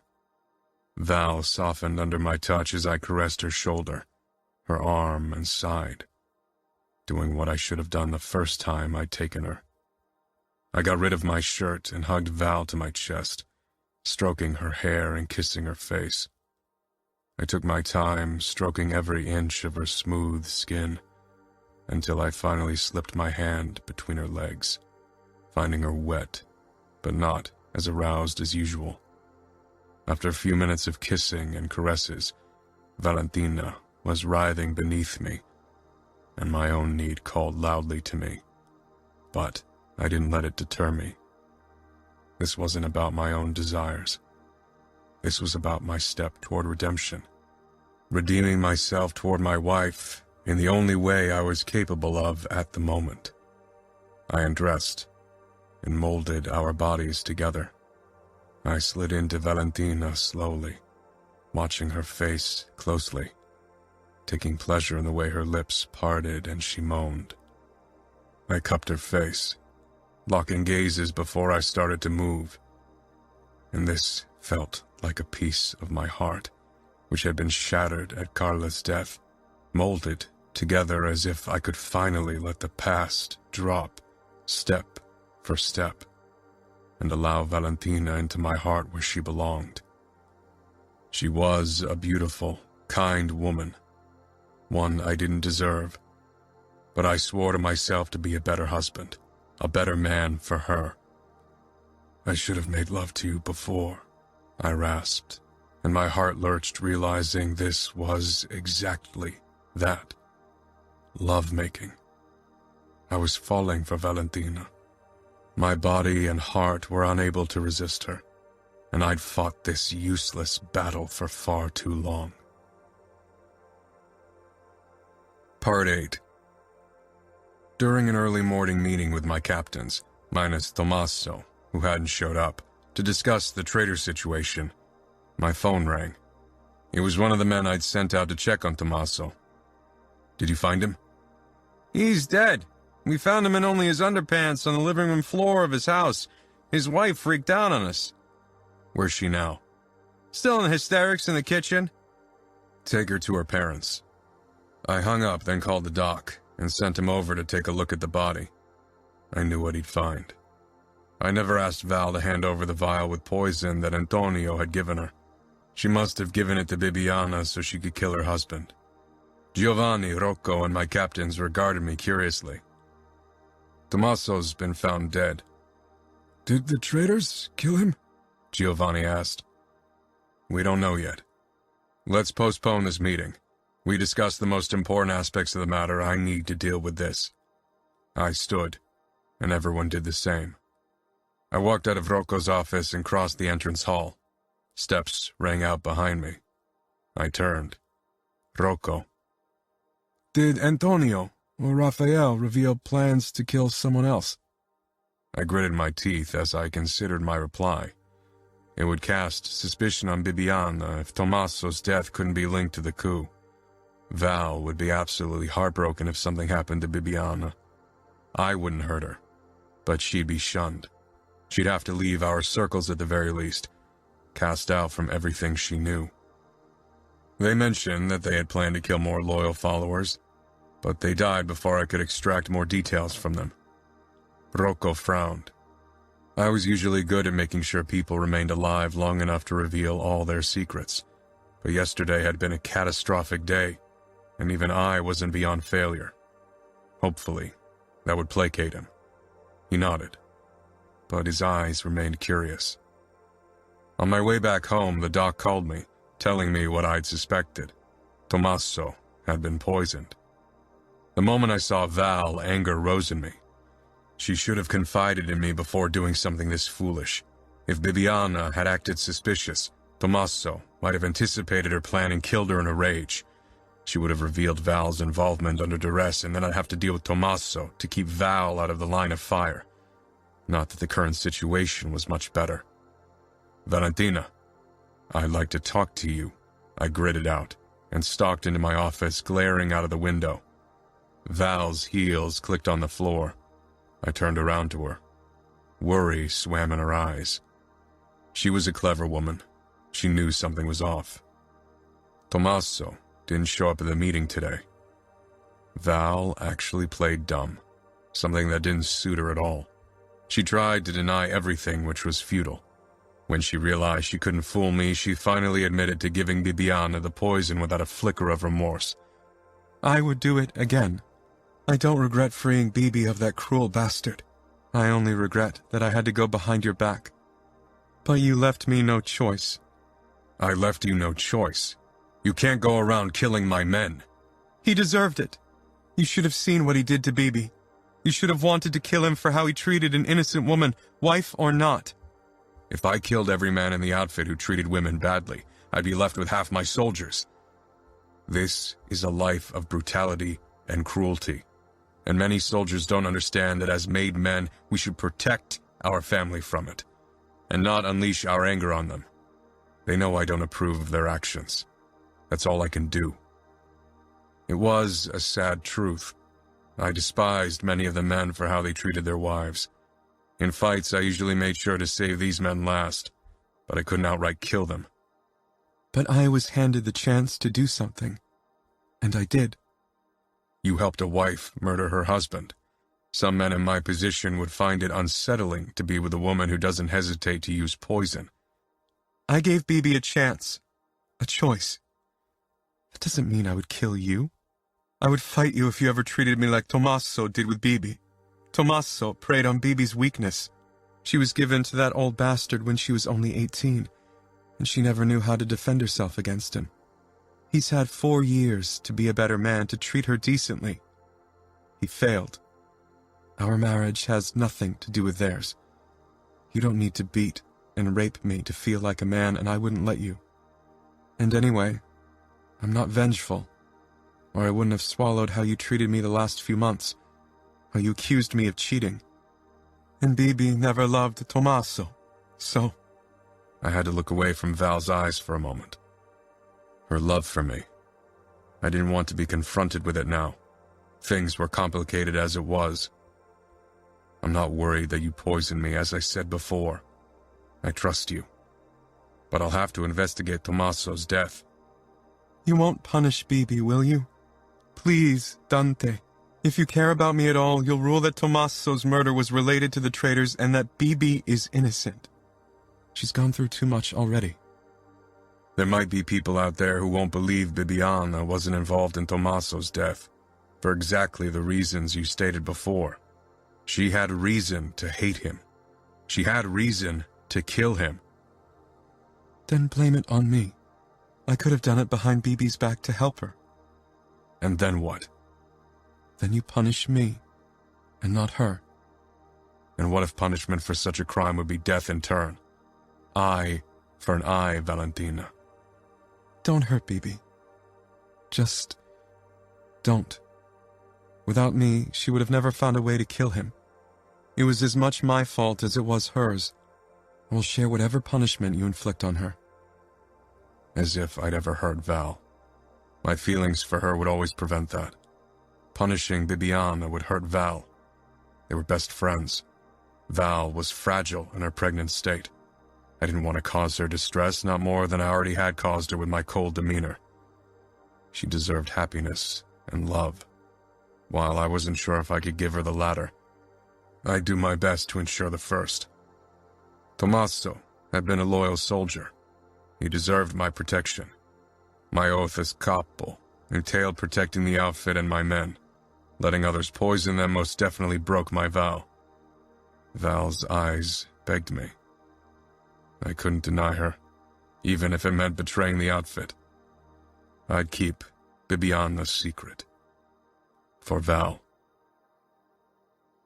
After my interrogation of Bibiana and finding her innocent, Val and I were on our way home. Rocco and even Giovanni had been suspicious. Bibiana's story didn't completely add up, but my judgment was final, and neither of my men would risk my wrath for someone like Tommaso. He hadn't left anyone behind who actually missed him. That was my luck. Val put her hand on my leg, smiling in relief. She was grateful for what I'd done. Her eyes shone brightly. Thank you for helping Bibi. I did it for you. I'd hidden Bibiana's involvement for Val, like I'd risked discontent among my men when I'd allowed her to work. I betrayed the outfit's interests for Carla, and now I was doing the same for Val. How much further would I go for her? Would I regret betraying the outfit for Val? I doubted it. I never regretted my previous betrayals. Val was worth betraying my oath for. During our next meeting, Giovanni and I listened as Rocco recounted what he gathered on the current mood among our soldiers, after we'd found the traitors. A situation like this could either spiral out of control because my men considered me open for attack, or it would solidify my power. Tommaso's death had been an additional risk, one I shouldn't have taken upon myself. Despite his disgusting nature, he'd been well liked among the captains and soldiers because of his tendency to offer them free whores. His death had caused the most rumors, the most discord. It could have split the outfit if the truth had gotten out. Rocco was still suspicious. He was too cunning not to suspect something. He hadn't been present during the torture, so he was unaware of the details of the conspiracy. Maybe he would have even hidden the truth like he'd done with Jacopo, but I had absolutely no intention of trusting him with another of my secrets. Arturo knew that neither Raphael nor Antonio had mentioned Tommaso as part of their plot, but his focus was very single-minded. As long as I allowed him to torture and kill, occasionally even an outsider that rubbed him the wrong way, he was well entertained and not a threat. Rocco, too, wouldn't investigate. He had everything he desired. Things seemed to have gone smoothly, and yet I couldn't help but feel a sense of foreboding. Help! Help! Rocco fell silent. I jumped up without hesitation, drawing my gun as I stormed out of my office. Rocco and Giovanni were close behind me. The moment I saw Valentina cradling her belly, pure fear surged through me. I stormed toward her, pushing my gun away. Valentina, what's happening? It's nothing. I didn't want to disturb your meeting. Valentina's swaying betrayed her words for what they were. A lie. I steadied her and registered the fluid turning her pants darker. The baby. Valentina could lose this baby before I'd ever told her how happy I was about her pregnancy. Because of me. Because of what I put her through. Giovanni hurried toward us, his face reflecting the worry that threatened to paralyze me. Valentina! We need to get her to a hospital, Bibiana said sharply. I lifted Valentina into my arms. Your shirt. You're getting it dirty. As if I gave a damn. I got us into my car and instructed Enzo and Taft to drive ahead, then I rushed off toward the hospital. Valentina was in pain and there was nothing I could do about it. Nothing but get her help as fast as possible. We should have put a towel on the seat. I'm getting it wet, she said. Valentina's skin was pale, her brows drawn together in concern and pain. I don't give a fuck about the seat, or the car, or anything right now. You are all that matters. I needed to touch her, to feel her warm skin and assure myself that she'd still be there tomorrow. I clutched her hand. We're almost there. Are you in pain? It's not as bad as before. It is your baby, Dante. I never cheated, and I never will. My suspicion became horrible reality at Valentina's words. Is that the reason for this? Val regarded me curiously. You think my water broke because I was upset with you? I don't know. I never forgive myself if Val lost our kid. I'm a fucking bastard, Val. If you lose this child... Val squeezed my hand as if I was the one who needed reassurance. The moment we arrived at the hospital, doctors rushed toward the car. They threw me nervous glances, knowing full well who I was. I followed them inside but stayed in the hallway when they rolled Valentina into a treatment room. She gave me another encouraging smile. The moment she was gone, I ran a hand through my hair and released a harsh breath. Fuck. Enzo hurried my way. We're keeping an eye on the doors for suspicious activities, boss. He paused, regarding me. A hint of compassion showed in his brown eyes. Is, she all right? The doctors are checking on her now. I'm sure she and the baby will be fine. I gave a terse nod, not willing to show how much this unsettled me. Enzo nodded and turned around. I was glad to be alone, even if it gave me time for self-hatred once more. Soon Giovanni and Livia were rushing down the corridor toward me. Val's mother cried openly, and Giovanni had to steady her with an arm around her shoulder.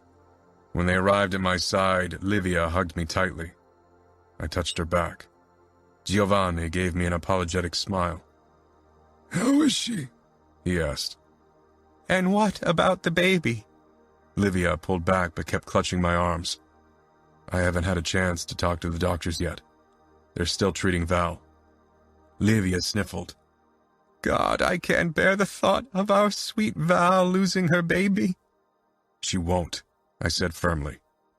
Giovanni pried Livia away from me and pressed her to his side. Everything will be fine, Livia. The door to the treatment room opened, and one of the doctors stepped out, followed by the second. They exchanged a look, then one of them hurried off, leaving his colleague to deal with us. His expression made it obvious how reluctant he was. Is the baby okay? Livia blurted before he could say something. Giovanni squeezed her shoulder in warning, but she had eyes only for the doctor. The doctor turned to me. You're her husband? Yes. Paint me the full picture. Don't sugarcoat anything. He winced at my tone. Your wife suffered a preterm rupture of membranes. She and the baby are well, but for it to stay that way, she needs to rest as much as possible. Giovanni smiled at his wife, their relief blatant. Once the doctor had given me clear instructions on how to proceed, he left. Go ahead, Giovanni said. I'm sure you and Val want some time to yourself. I stepped into the room.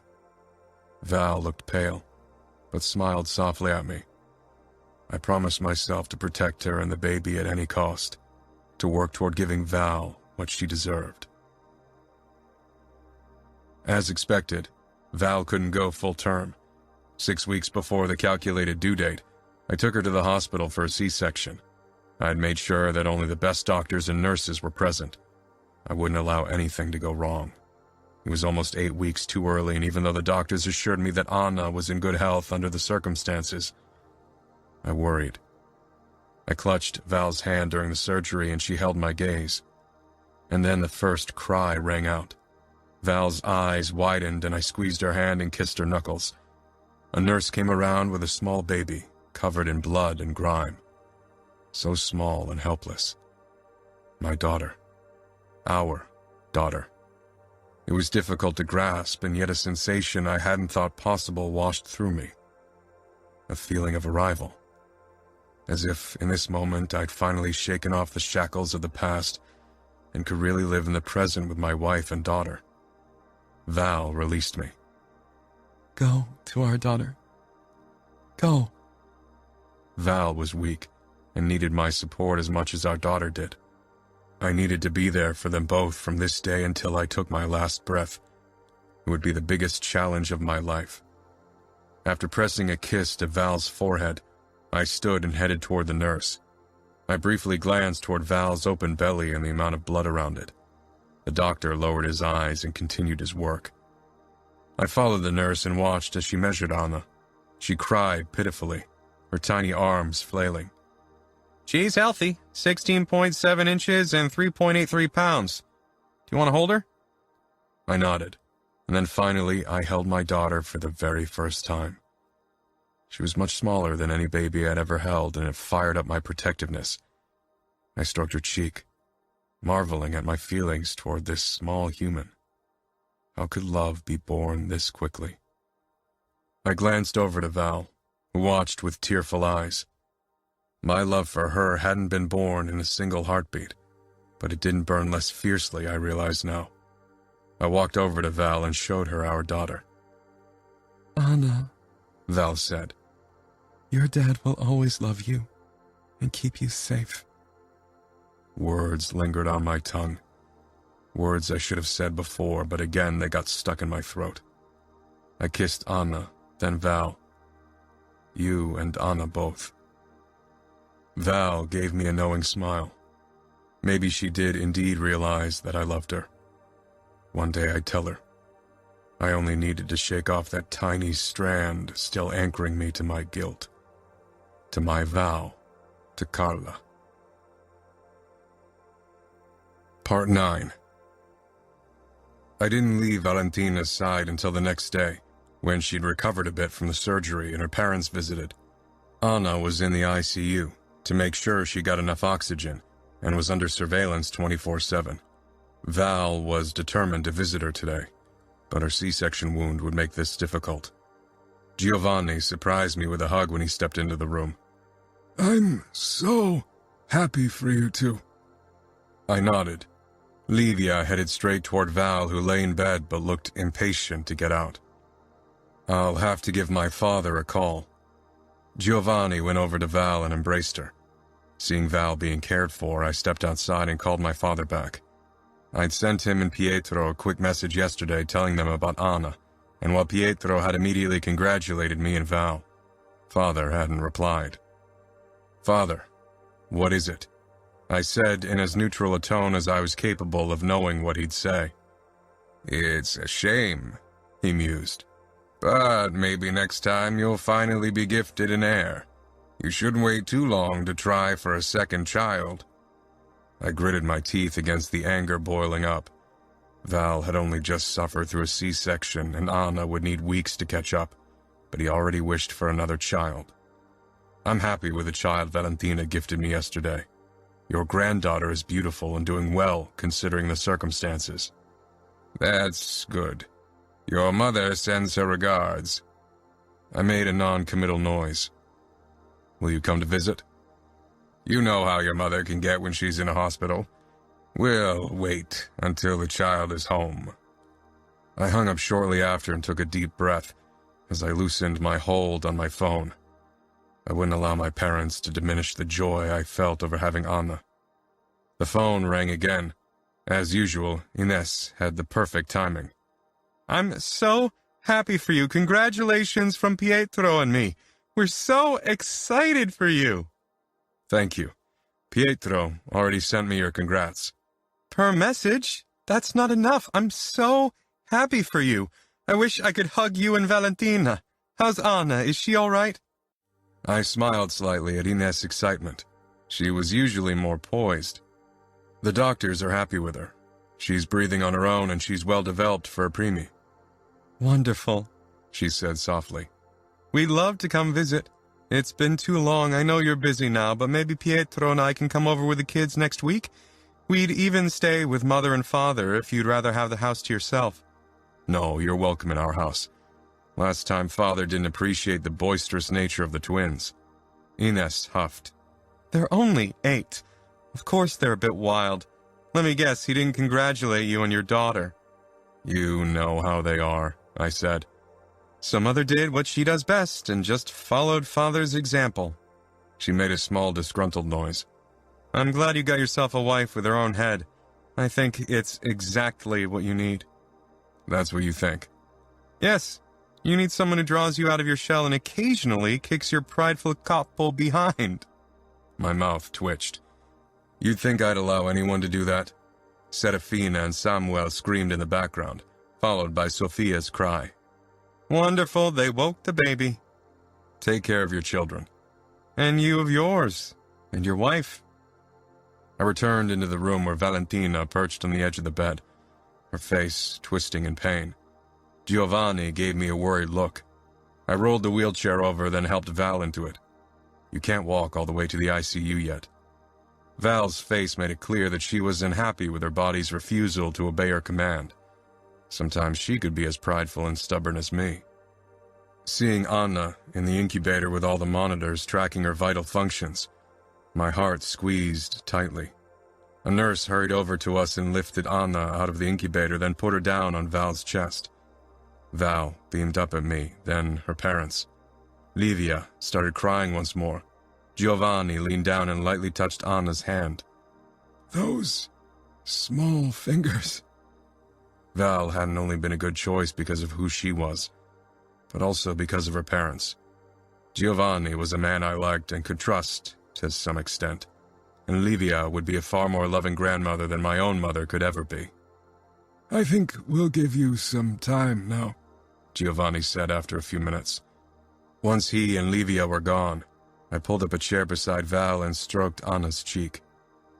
"Did the doctors tell you how long she'll have to stay here?" she asked, not looking up from our girl. 2 to 3 weeks. She's a fighter. So despite her early start, they are confident she'll be strong enough to come home with us soon. "Good. I want her home with us. I feel safer in our house." I kissed Val's temple. "You are safe, Val. My men are watching every entrance. They patrol the corridors, and I'm at your side. Val glanced up with a soft smile. Why don't you hold her for a bit? I nodded, then carefully lifted Anna from Val's chest and cradled her to my own before I reclined on the chair. Val watched us, her eyes glassy. I linked our fingers and squeezed gently. She needed to know that this meant as much to me as it meant to her, even if I didn't express it in the same way. 3 weeks later, Anna could finally come home with us. I carried her into our mansion because Val still wasn't allowed to carry anything heavy. Zita and Gabby waited in the lobby, obviously curious.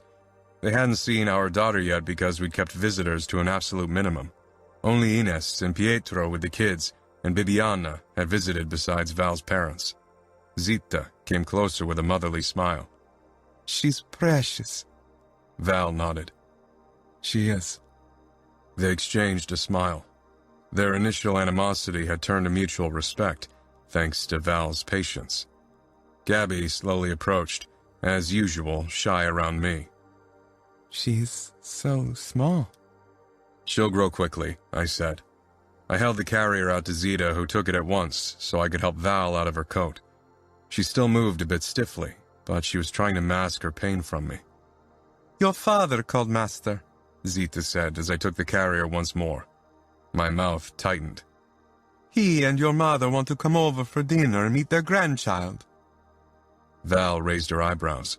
She had pretended not to mind my parents' disinterest for our daughter, but I wasn't blind. I wasn't sure what to do, but I bought everything for a grand feast just in case, Zita said, glancing between Val and me. I tried to control my anger. Val brushed my arm, giving me a smile, and some of my fury evaporated. Please prepare something delicious, Zita. We'll have them over.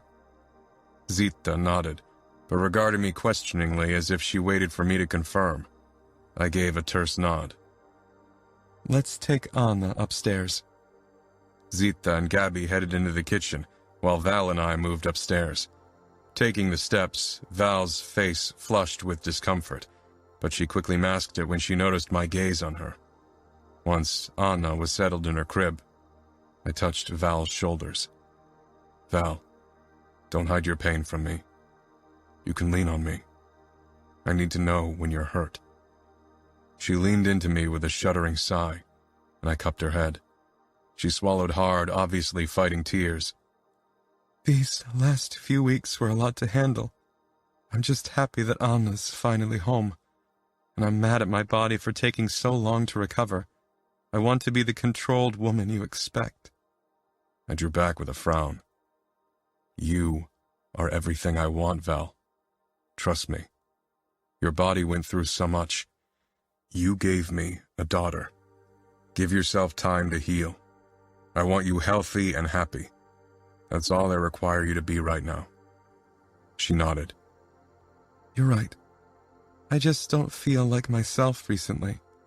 It's hormones and the changes in my body. I need time to get used to all of this. Maybe it's for the best to tell my parents we don't have time to have them over tonight. Neither of them will have a positive effect on your health. I know they're not happy that I didn't give you an heir. My hands on her tightened. But their disappointment can't hurt me, Dante. All that matters is us. That we are happy. And I'm delirious with joy whenever I look at Anna. Me too, I said, kissing her. Before Val, my life had been dominated by duty and controlled by the past. Joy had been an abstract concept of no consequence for me. But slowly, it was becoming part of my existence once more. Her happiness kindled my own. I didn't regret my betrayal of the outfit, even if I should have.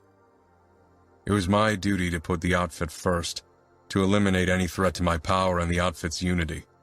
Hiding that Bibiana had killed her husband didn't serve either purpose. It wasn't the logical, the dutiful, the necessary choice.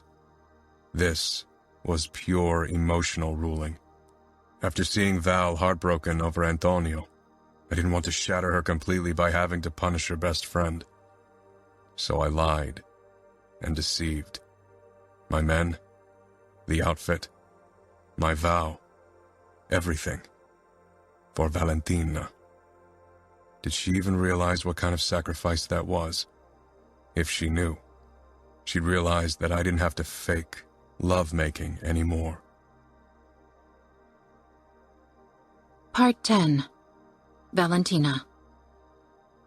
We spent our first anniversary at home because Anna was still small and the last few months had been tiring. But Zita had prepared a 3-course dinner for us and took over watching Anna while Dante and I enjoyed our meal. We sat close beside each other and talked about Anna and our plans to spend a few weeks in Tuscany in summer. It was a relaxed, intimate evening. I was actually glad that we hadn't gone out to a fancy restaurant for dinner. When we were in public, Dante always had to keep up his mask.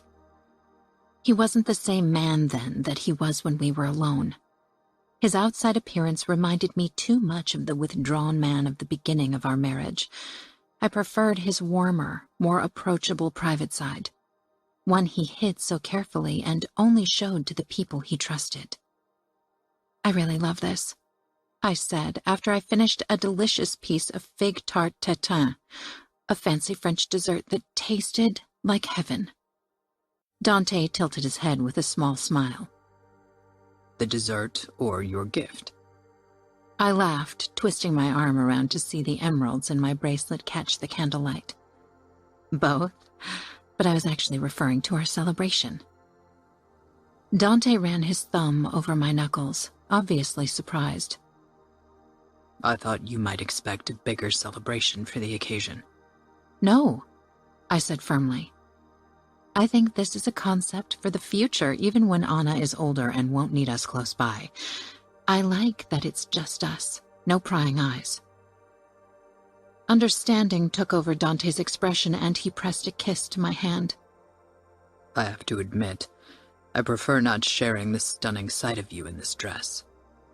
A pleased smile broke free on my face. I leaned toward him. "Are you turning into a flatterer?" "No flattering, only the honest truth," he said in a low voice, and a look in his eyes I could feel right between my legs. I swallowed. "Well, I don't like to share you with all the gawking women either." Dante chuckled. "Now you exaggerate." I gave him a look. "I have eyes, and so have you.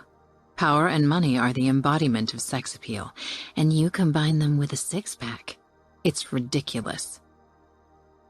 Dante stood, holding out his hand in a silent command. "If I didn't know better, I'd say you've had too much to drink. Let's get you to bed." I pushed to my feet with a teasing smile. "I'm not tired." It was a lie, of course. Anna had kept us awake the last few nights. Dante pressed a hot kiss to my throat. "You won't sleep." His fingers linked with mine as he led me upstairs.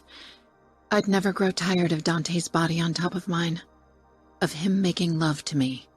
Those were the moments I felt the most connected to him and could sense how much he wanted to tell me, but couldn't.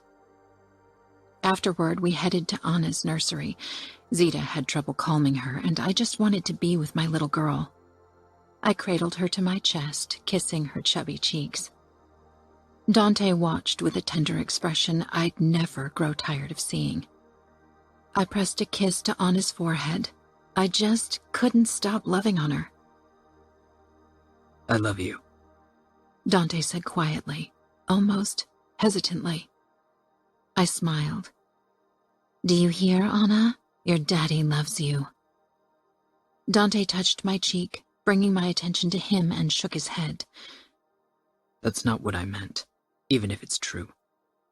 I love you, Val." I sucked in a sharp breath, staring at him in a state of shock. I'd made my peace with the fact that Dante couldn't say the words. It had hurt occasionally, but this was something I couldn't demand. Regret showed on Dante's face as he leaned down, his gaze penetrating mine almost desperately. "Haven't you known? I've tried to show it. I obviously didn't do a good job." I tried to get a grip on myself, swallowing hard. No, you showed your feelings, and I gathered that you loved me, but hearing the actual words. A few embarrassing tears slid down my cheeks. Anna blinked sleepily up at us. Dante looked like I'd mortally wounded him. He cupped my head and pulled me in for a harsh kiss. I promise to tell you often from now on. But even if I don't always voice my emotions aloud, you must know that I love Anna and you more than anything else. You are my future. And your present, I said with a small teasing smile. My everything. He rasped, and I couldn't imagine ever being happier than in this moment.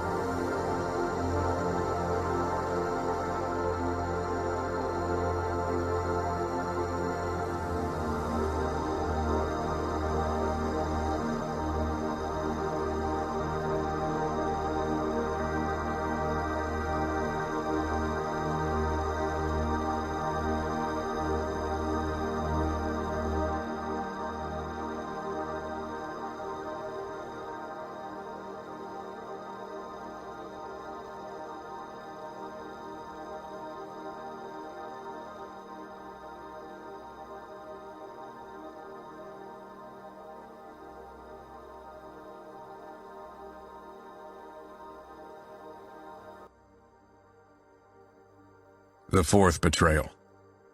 About 3 years later. Part 1. Dante. I rubbed my temples, trying to ignore the hints of a headache throbbing at the back of my head.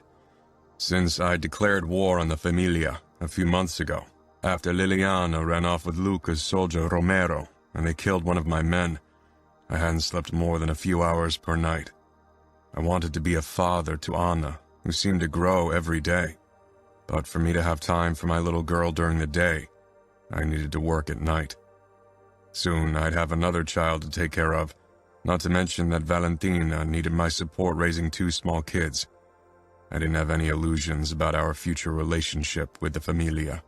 After everything that happened, peace was out of the question. This war would soon become bloodier and more brutal, and I needed to make sure that my family was safe.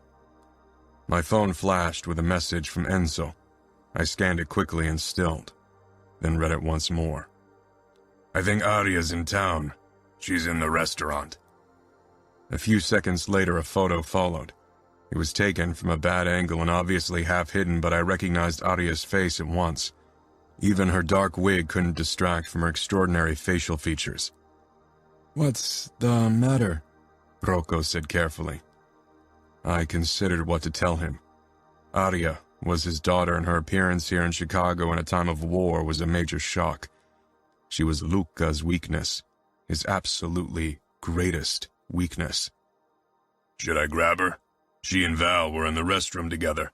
Val's back out, but I think they might meet again. Why had Aria contacted Val? And more importantly, would Val tell me? I really hoped she would. She was my wife.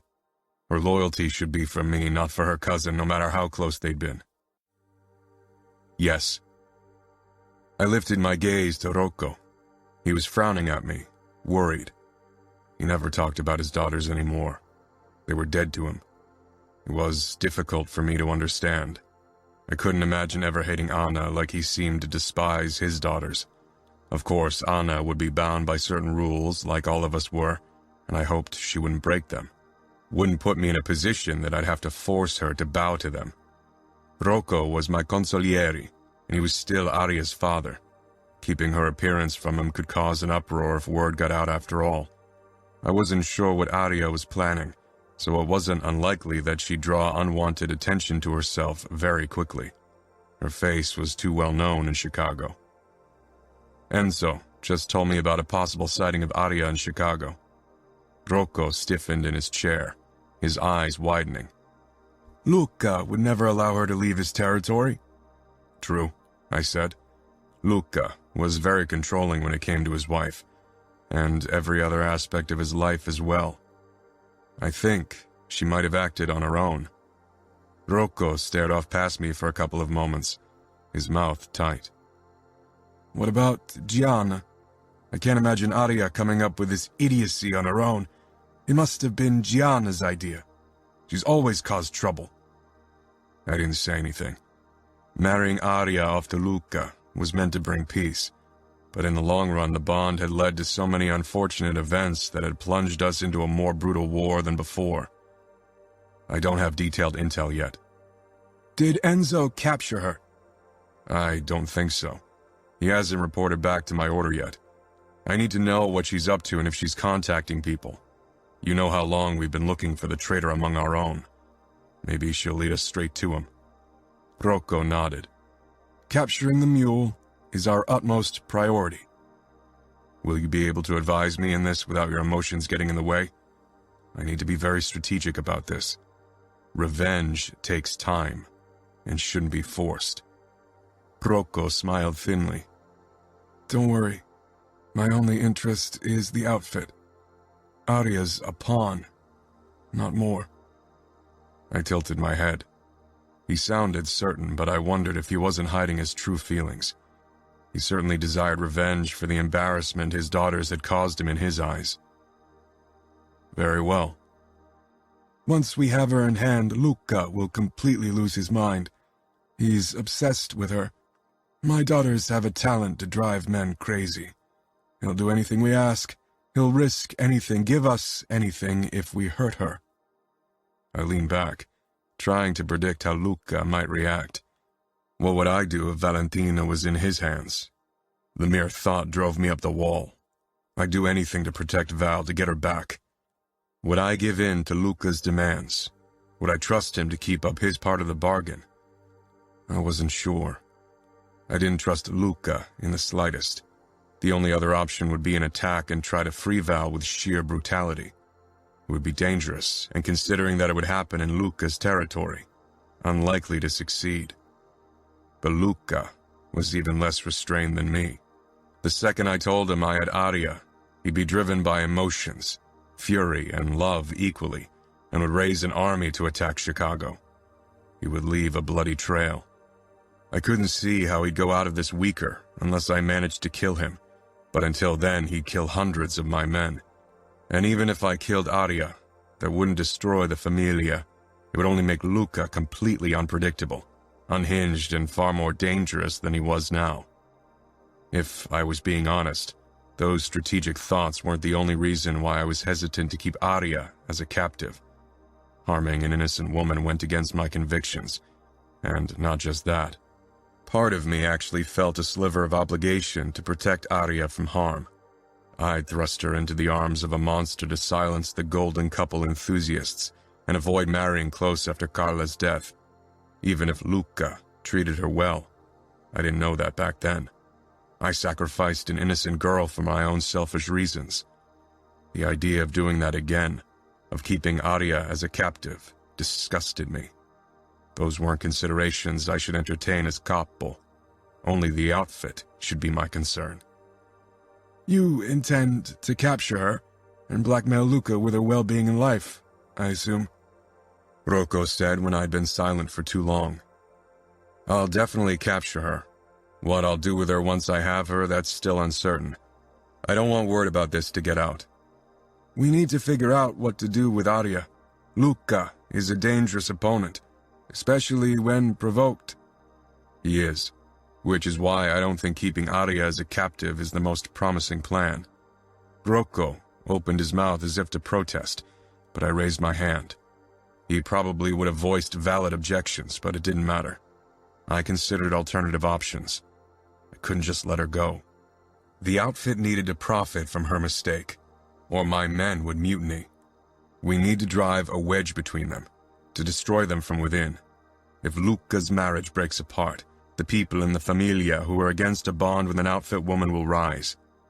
Rocco narrowed his eyes in thought, then nodded. Emotional warfare is an option. Luca is raving jealous when it comes to Arya. Maybe he thinks it's love, but it's pure ownership. He'd defend his territory at any cost, the East and Arya both. If he thought Arya wasn't as angelic as he considers her to be, if he feels betrayed by her, he could become an easy target. You want to stage an affair? With whom? Have you ever seen Luca's expression when someone brought the golden couple rumor up? No. Dante, Luca hates you. You're his enemy, another predator who wants his prey. It would unravel any semblance of humanity he's put up. The mere idea that you could touch what he considers his will destroy him. This could be our first step toward victory. It could be. Or it could spiral this war completely out of control. Only time could tell. Valentina. After my encounter with Arya in the restroom, I headed back to Bibiana and Luisa, holding Anna's hand tightly. Enzo gave me a curious look, obviously worried because I had spent so long in the restroom. I hoped Anna would play along and keep Arya's appearance a secret. If she let something slip around Enzo, I wouldn't be able to stop him from capturing my cousin and delivering her to Dante. God, Dante, how was I supposed to keep this from him? I couldn't tell him, though. The war with the Familia wouldn't give him any choice but to use Arya against Luca, especially when Rocco found out. Maybe he was a clever strategic genius, but I didn't like him. Since he married that young girl, less than ever. His desire for the girl had ultimately caused the debacle with Liliana. I sank down across from Bibi, who looked up from the drawing Luisa was doing and frowned. She knew me well. I glanced toward Enzo and gave him a tight smile because he still hovered close to me instead of taking his seat beside Taft. He finally retreated and sat down. My eyes darted to the restroom door, wondering when Arya would emerge.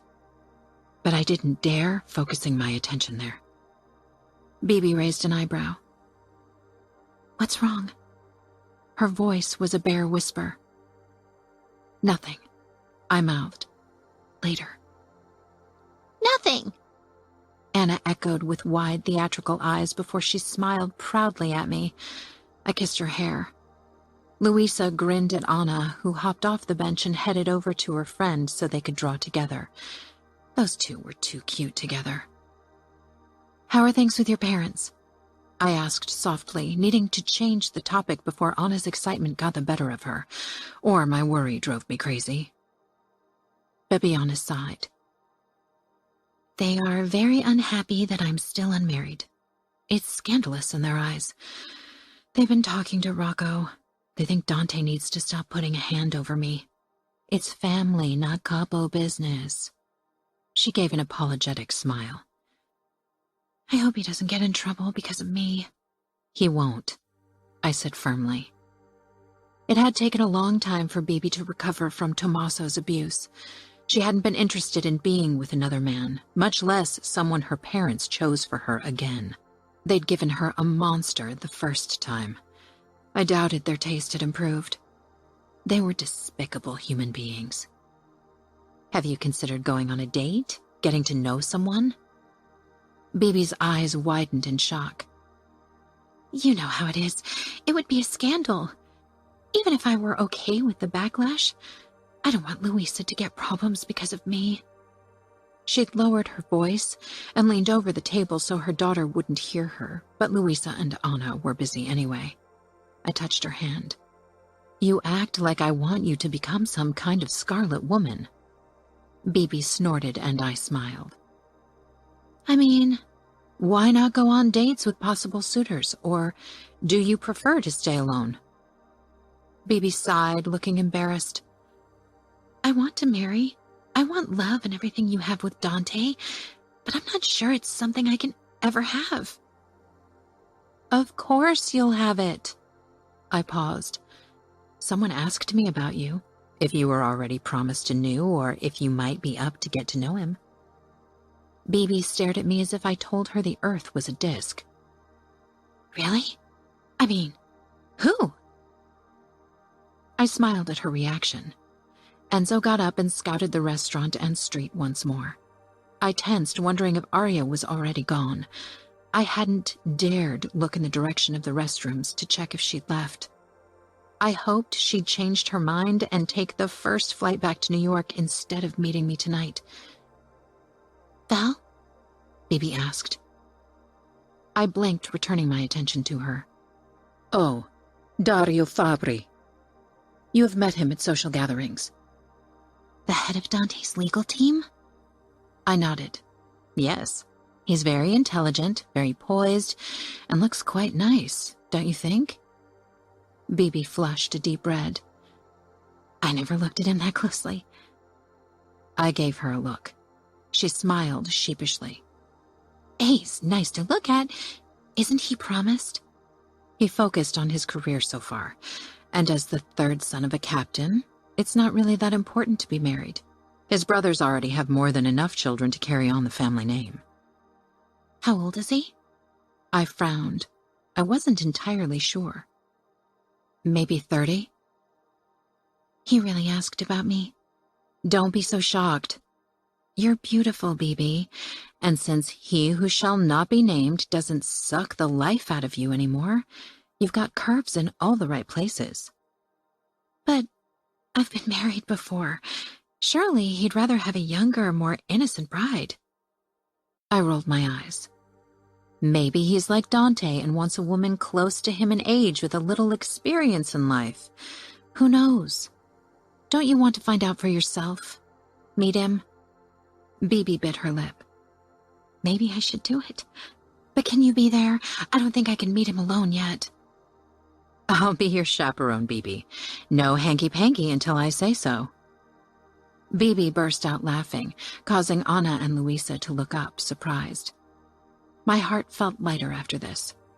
Being with Bibi and Louisa always cheered me up, no matter what had been before, which is why I met Bibi at least once a week, and right now, every second day. After saying goodbye to Bibi and Louisa, Anna and I got into the back of the car with Enzo and Taft in the front. Enzo gave me a searching look through the rearview mirror, and I wondered why. Home now? Enzo asked. Yes, please. I'm tired. I cradled my belly. Anna rested her ear on my bump, looking at me with wide blue eyes. Is he dancing again? I smiled. Leonas had been very wild lately, which led to sleepless nights and back pain, but I only had a few more weeks to go. He's asleep now. Anxiety tightened my insides when I returned to the mansion. Dante came out of his office and Anna rushed toward him like usual and flung herself into his arms. He lifted her up and pressed her to his chest. Then he walked toward me and kissed me. Everything okay? He asked. For a moment, I thought he knew about Arya, but then I told myself that I was being ridiculous. He always asked how I was. I was practically bursting by now. Leonis and I are fine. How was your lunch with Bibi? Wonderful. Louisa and I painted a jungle, and a tiger and an elephant, and Mommy and I played hide and seek with Louisa and Bibi. It was so much fun, I said, then added quickly. Oh, and I convinced Bibi to go out with Dario. You said I don't have to worry about her with him, right? Dante set Anna down, who darted away toward the kitchen, probably to beg Zita and Gabby for sweets. From what I know of him, he isn't a man who'd abuse a woman. Something about Dante's gaze had me worried. Is something the matter? He shook his head. Plenty to do. I smiled. Will you meet the captains tonight as usual? That's the plan, unless you need me home. He searched my face. I shook my head. No, I'll probably watch my favorite series and then go to bed early if Anna allows it. All right, he said, then kissed me again before he returned to his office. Guilt slashed through me. I'd lied to his face. I should have known Dante would find out. Since the start of the war, he'd been even more careful, more vigilant.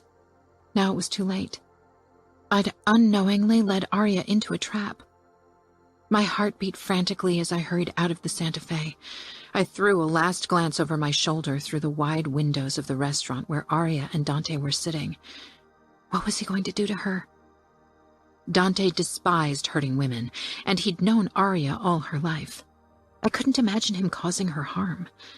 I had to trust in that. Enzo was waiting for me behind the steering wheel of his car, and I slipped into the back seat, cradling my belly. He started the engine at once and drove off. He'd told Dante about Arya. He hadn't asked me about it. This showed me once more that ultimately I had only very few people to rely on who wouldn't report to Dante. Not that I had any intention to keep more from him. Maybe Arya's appearance would already drive a wedge between us. I closed my eyes, feeling exhausted and tired. My eyes shut open. We need to pick up Anna from Bibi. Enzo shook his head. Taft already did. I bit my lip, hoping Bibi wasn't in trouble because of me. Anna stormed my way when I entered the mansion, beaming. Bless her and her childish joy. Mommy, look at my painting. I stroked Anna's head and took the piece of paper she held out to me. With my huge bump, I couldn't lift her into my arms anymore, even if I wanted to do it. It was a drawing of flowers and 4 stick figures. That's us and Leonas. It's beautiful. Can we draw together? I glanced at the clock. It was already past Anna's bedtime, but I was glad for the distraction. Nodding, I allowed Anna to lead me into the living room. I kept checking my phone for messages from Dante, but only Bibi asked how I was. The later it got, the more worried I was. What was Dante doing to Arya? Part 2. Dante. I walked into the Santa Fe, spotting Val and Arya. My disappointment and anger toward Val were something I couldn't focus on now. Arya spotted me as I walked toward them, shock reflecting on her face. She looked at Val, who frantically shook her head. I didn't tell him anything, Arya. I would never... I stopped beside their booth. She didn't, I said coldly. I discussed this with Val later. After her secrecy about Frank and Antonio at the beginning of our marriage, I'd hoped we'd reached a new level of trust. One that allowed Val to tell me everything, especially crucial information like the presence of Arya in my city. Maybe she didn't understand how serious this war was. I met Val's worried gaze.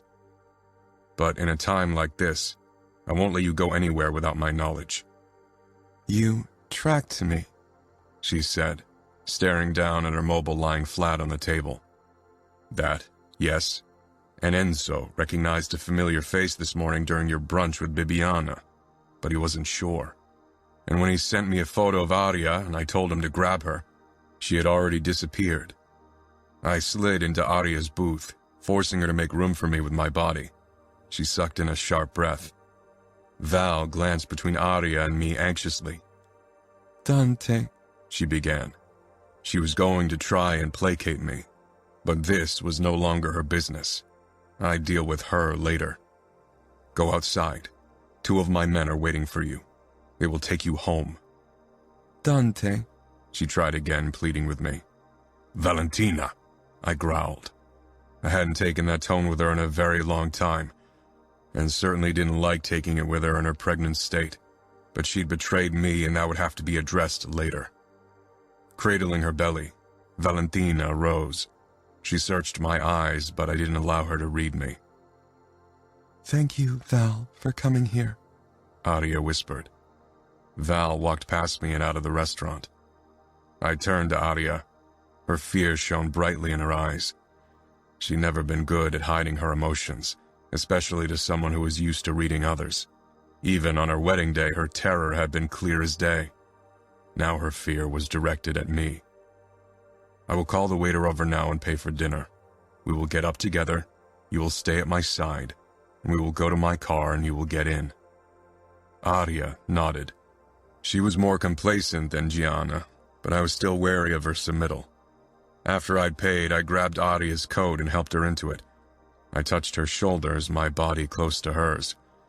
It was a too intimate gesture, one I usually would have avoided because it was disrespectful toward Aria, but it was necessary. My eyes sought the outside of the restaurant, but I couldn't see the photographer from my vantage point. I leaned even closer, bringing my mouth close to her ear. Don't try to run or do anything stupid, Aria. I'd hate having to hurt you. Aria trembled in my hold and nodded again. I led her to my car, holding her hand tightly, and finally noticed the photographer hidden behind 2 buildings. The lens was directed toward us. Aria got into the car and I slipped behind the steering wheel. I assume you are alone? I said as I steered us away from the restaurant. I wasn't in a hurry. The photographer needed to catch up with us. I am. It's what I'd suspected. Aria wasn't the type to risk her sister's lives like she did her own, and none of Luca's men, much less Luca, would have supported her in this foolish endeavor. You shouldn't have come to Chicago. The photographer was 3 cars behind us. Aria was quiet beside me. I wasn't surprised she didn't ask about her father. There was only bad blood between them. I pulled off the main road and parked near train tracks. For the following photos, this was the more likely place. If our affair were true, a more deserted place would be a good choice to engage in more entertaining activities. Rocco's advice was one I couldn't follow. For one, I considered it cheating even if it was just for show. And second, my stance on sexual violence against women hadn't changed.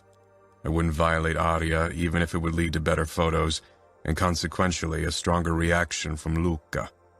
As jealous as he was, even less explicit photos would make him draw the wrong conclusions and cause the wanted damage. Aria looked down to the bag in the legroom between her feet. The contemplative expression told me there was something inside she debated using against me. Before she could force me to hurt her in self-defense, I reached for the bag. Aria flinched, her head colliding hard with the window. No! I searched her face and the horror in her eyes told me all I needed to know. She thought I was coming on to her, would force myself on her in this deserted place to break her and Luca. And while that would certainly crush Luca, like Rocco had predicted, which was why mass rapes were such a common practice in wars of the past, and even sometimes today, the mere idea disgusted me deeply. I grasped the bag like I'd intended to do and returned to my side. Aria released a shuddering breath. not moving away from her position pressed against the window. Arya, you are Luca's wife. A war won't change that. And even if you weren't his wife, you wouldn't have to fear that from me or from anyone else in Chicago. I swear it. Thank you, Dante. She finally sat up, but the tension remained in her body. There's no need to thank me for respecting your body. What will you do with me then? Arya was my unknowing pawn. She'd find out about this trap, about the photos later, probably from Luca. That is the question, I suppose. I should use you to punish Luca and the Familia, or at the very least use you as leverage to blackmail him.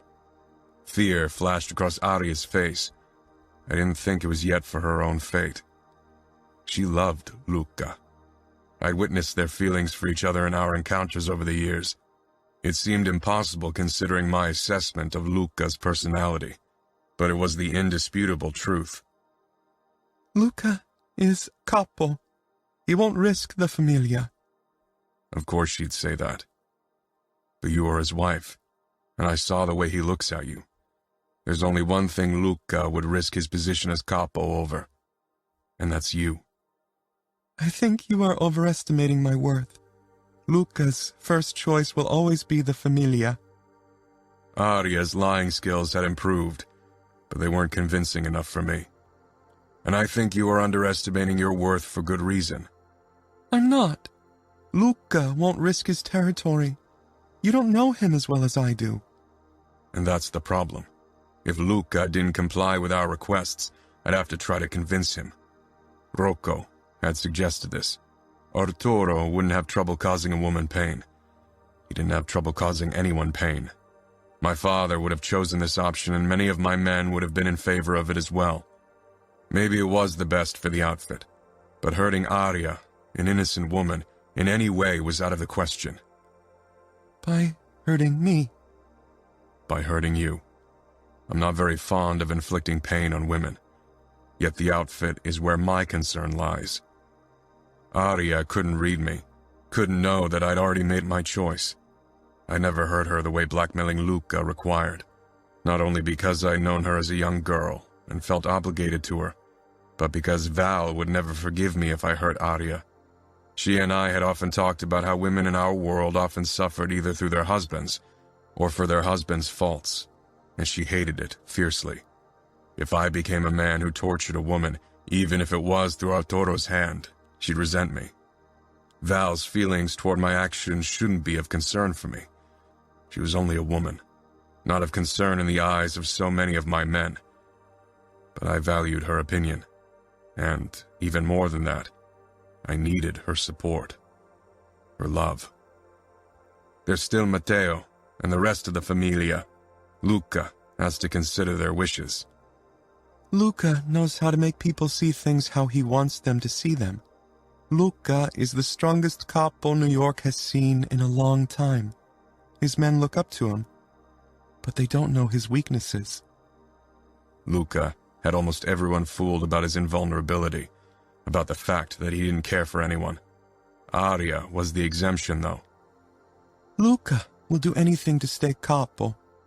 It's in his blood.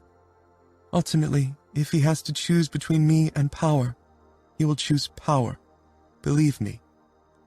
I didn't doubt Luca's absolute determination to stay in power. He was born to be capo, just like me. It was in our blood. Perhaps you're only trying to save yourself and Luca. Perhaps you realize that you being here could mean the end of the Familia. No matter what you do to me, Luca won't give up his territory. Luca won't bow down to anyone. But he won't stand back and have you tortured. Arya flinched. I smiled coldly. He won't. He will attack Chicago and kill every man. He will show strength, not weakness. Luca is the most ruthless man I know, Dante, and I've grown up knowing you. Don't mistake his possessiveness for anything else.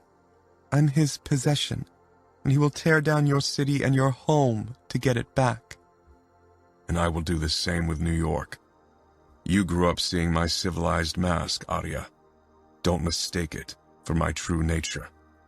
Luca carries his monster on the outside. I keep mine buried until I need it. Aria reached for the door, trying to escape. Aria, I warned. Did she really think she could escape? We were in an area where Aria would be in more danger outside the car than with me. I'm going to be sick, she said, and one look at her face told me she said the truth. I lifted the locks and Aria stormed out. I followed her and found her bent over behind the car, throwing up. I held out a tissue. Here. Aria was trembling as she straightened. Thanks. Tears stained her face and she looked close to losing consciousness. I hardly ever dealt with women, except for the few times we had to deal with Bratva whores. Aria met my gaze. Is this fear, or something else? I asked. I wanted to scare her, but this open terror was more than I'd anticipated. Both. I've never been more scared of you than I am today. If she hoped for me to become soft, she would be disappointed. But that's not it. I am pregnant. A pregnancy test confirmed Aria's claim. Her pregnancy gave me another advantage over Luca. I should have consulted with Rocco immediately, but given these new circumstances, I was fairly sure he'd have advised me to keep Aria, to blackmail Luca with the unborn child. Thinking of Val and how worried I was for her because she was so vulnerable being pregnant, I knew without a doubt that Luca would go completely crazy. He'd lose his mind, and he would attack. Keeping Aria as a captive would only put Val and Anna in danger because if I targeted his wife and child like that, Luca would do the same with my family. And if Val found out I kept a pregnant woman as bait, she'd definitely not forgive me. I had few morals, but not hurting a pregnant woman was definitely one of them. Aria wouldn't suffer in my territory. Of course, as I watched Aria head toward the airport to fly back to New York, I knew I was leading her and Luca into a trap. The photos the photographer had taken would confirm Luca's distrustful nature. He'd eagerly eat up the lie because this fake truth made more sense in his twisted brain than the reality of Aria's love and faithfulness. It was a devious plan, but one that could possibly destroy Luca, and with him the Familia, or at least shake them up so badly that they were vulnerable. It also made me look bad, but would make Val look like another victim, and thus didn't give Luca a reason to target her or Anna. Many of my men would be unhappy with this tactic, would say I should have kept Aria to control Luca. Some might even say I didn't make the necessary choice for the outfit. We were at war. Mercy toward a woman, especially Aria Vitiello, would be seen as unnecessary, maybe even weakness. Yet my conscience had forced me to choose an innocent woman over the outfit. I pulled away from the airport and called Rocco, giving him an update on the situation minus Aria's pregnancy. The photographer would forward the photos to us tonight, and then we'd choose the most compromising and send them to several of New York's magazines and newspapers, hoping they'd make headline in their online presences tomorrow and in their actual prints the day after. It would cause a major scandal, one that would give the conservatives and Luca's Familia ammunition against him. Rocco tried to convince me of a cooperation with a couple of Luca's uncles who'd approached us before. But I mistrusted those old Vitiello men even more than Luca. I didn't need their help. Now, I needed to talk to Val about trust, about betrayal. Part 3. Dante. Val was still up when I returned home. My anger had built during the drive to the mansion, but when I entered the bedroom and spotted my heavily pregnant wife perching on the edge of the bed, kneading her hands anxiously, it was difficult to hold on to my fury. She pushed slowly to her feet, her eyes swimming with worry. Her red silk nightgown stretched over her belly. What did you do to Aria? For some reason, her worry over Aria kindled my anger anew. I undid my cuffs and headed toward the walk-in closet, and not Val. You went to a meeting with the wife of the Familia Capo without telling me. Without protection, Val, I said. I shrugged off my jacket and tossed it over a chair as Val appeared in the doorway. Arya isn't a danger to me. I've known her all my life. We are cousins. I shook my head, my fingers steady as I removed my tie and unbuttoned my shirt, despite the emotion shaking me up. I narrowed my eyes at her. We are at war. It wasn't just anger over her betrayal I felt. I was also worried. She risked too much. This could have been a trap. Cradling her belly, Val leaned against the doorframe. You are at war, Dante. The outfit is. But Arya and I, we aren't. I gritted my teeth at her refusal to accept the sad truth. This war was all-encompassing. It could have been a trick. Luca could have set her up to it. You risked too much. Val raised her brows. You really think Arya would have led me into a trap so Luca could capture me? And then what? It's a good thing that we'll never find out. Left in my briefs, I moved to walk out, but Val stepped in the way. Where's Arya? Val asked again, touching my bare chest. What did you do to her? Grabbing her shoulders, I gently pushed her out of my way and headed for the bathroom. Of course, Val followed me. Dante, don't ignore me now. Tell me what you did to Arya. I deserve to know. I slammed my palm down on the sink. Didn't I deserve to know that Arya Vitiello was in my territory? That she intended to meet my wife? What did she want here? Why did she meet with you? Val paled at my open wrath. She wanted to talk about Fabiano. She's worried about him because of this war. Because of Rocco. I shook my head. Fabiano is part of the outfit. He isn't her concern. If Leonis was part of another familia, would he no longer be your concern? Leonis is born into the outfit, and he'll rule over the outfit. There won't ever be anything else for him. Val looked down at her belly with a small frown. But what if he doesn't want to be? Valentina, this discussion is moot. Leonis will be raised to be capo. He'll know nothing else. He'll want nothing else. This discussion is over. Val turned around, but her soft intake of breath told me she was going to cry. I clutched the edge of the sink, counting to 3 and trying to calm myself. I straightened and followed Val. She looked out of the window, her shoulders trembling. She was close to her due date, and emotionally vulnerable. I sighed. I didn't want to fight with her, not in the state she was in.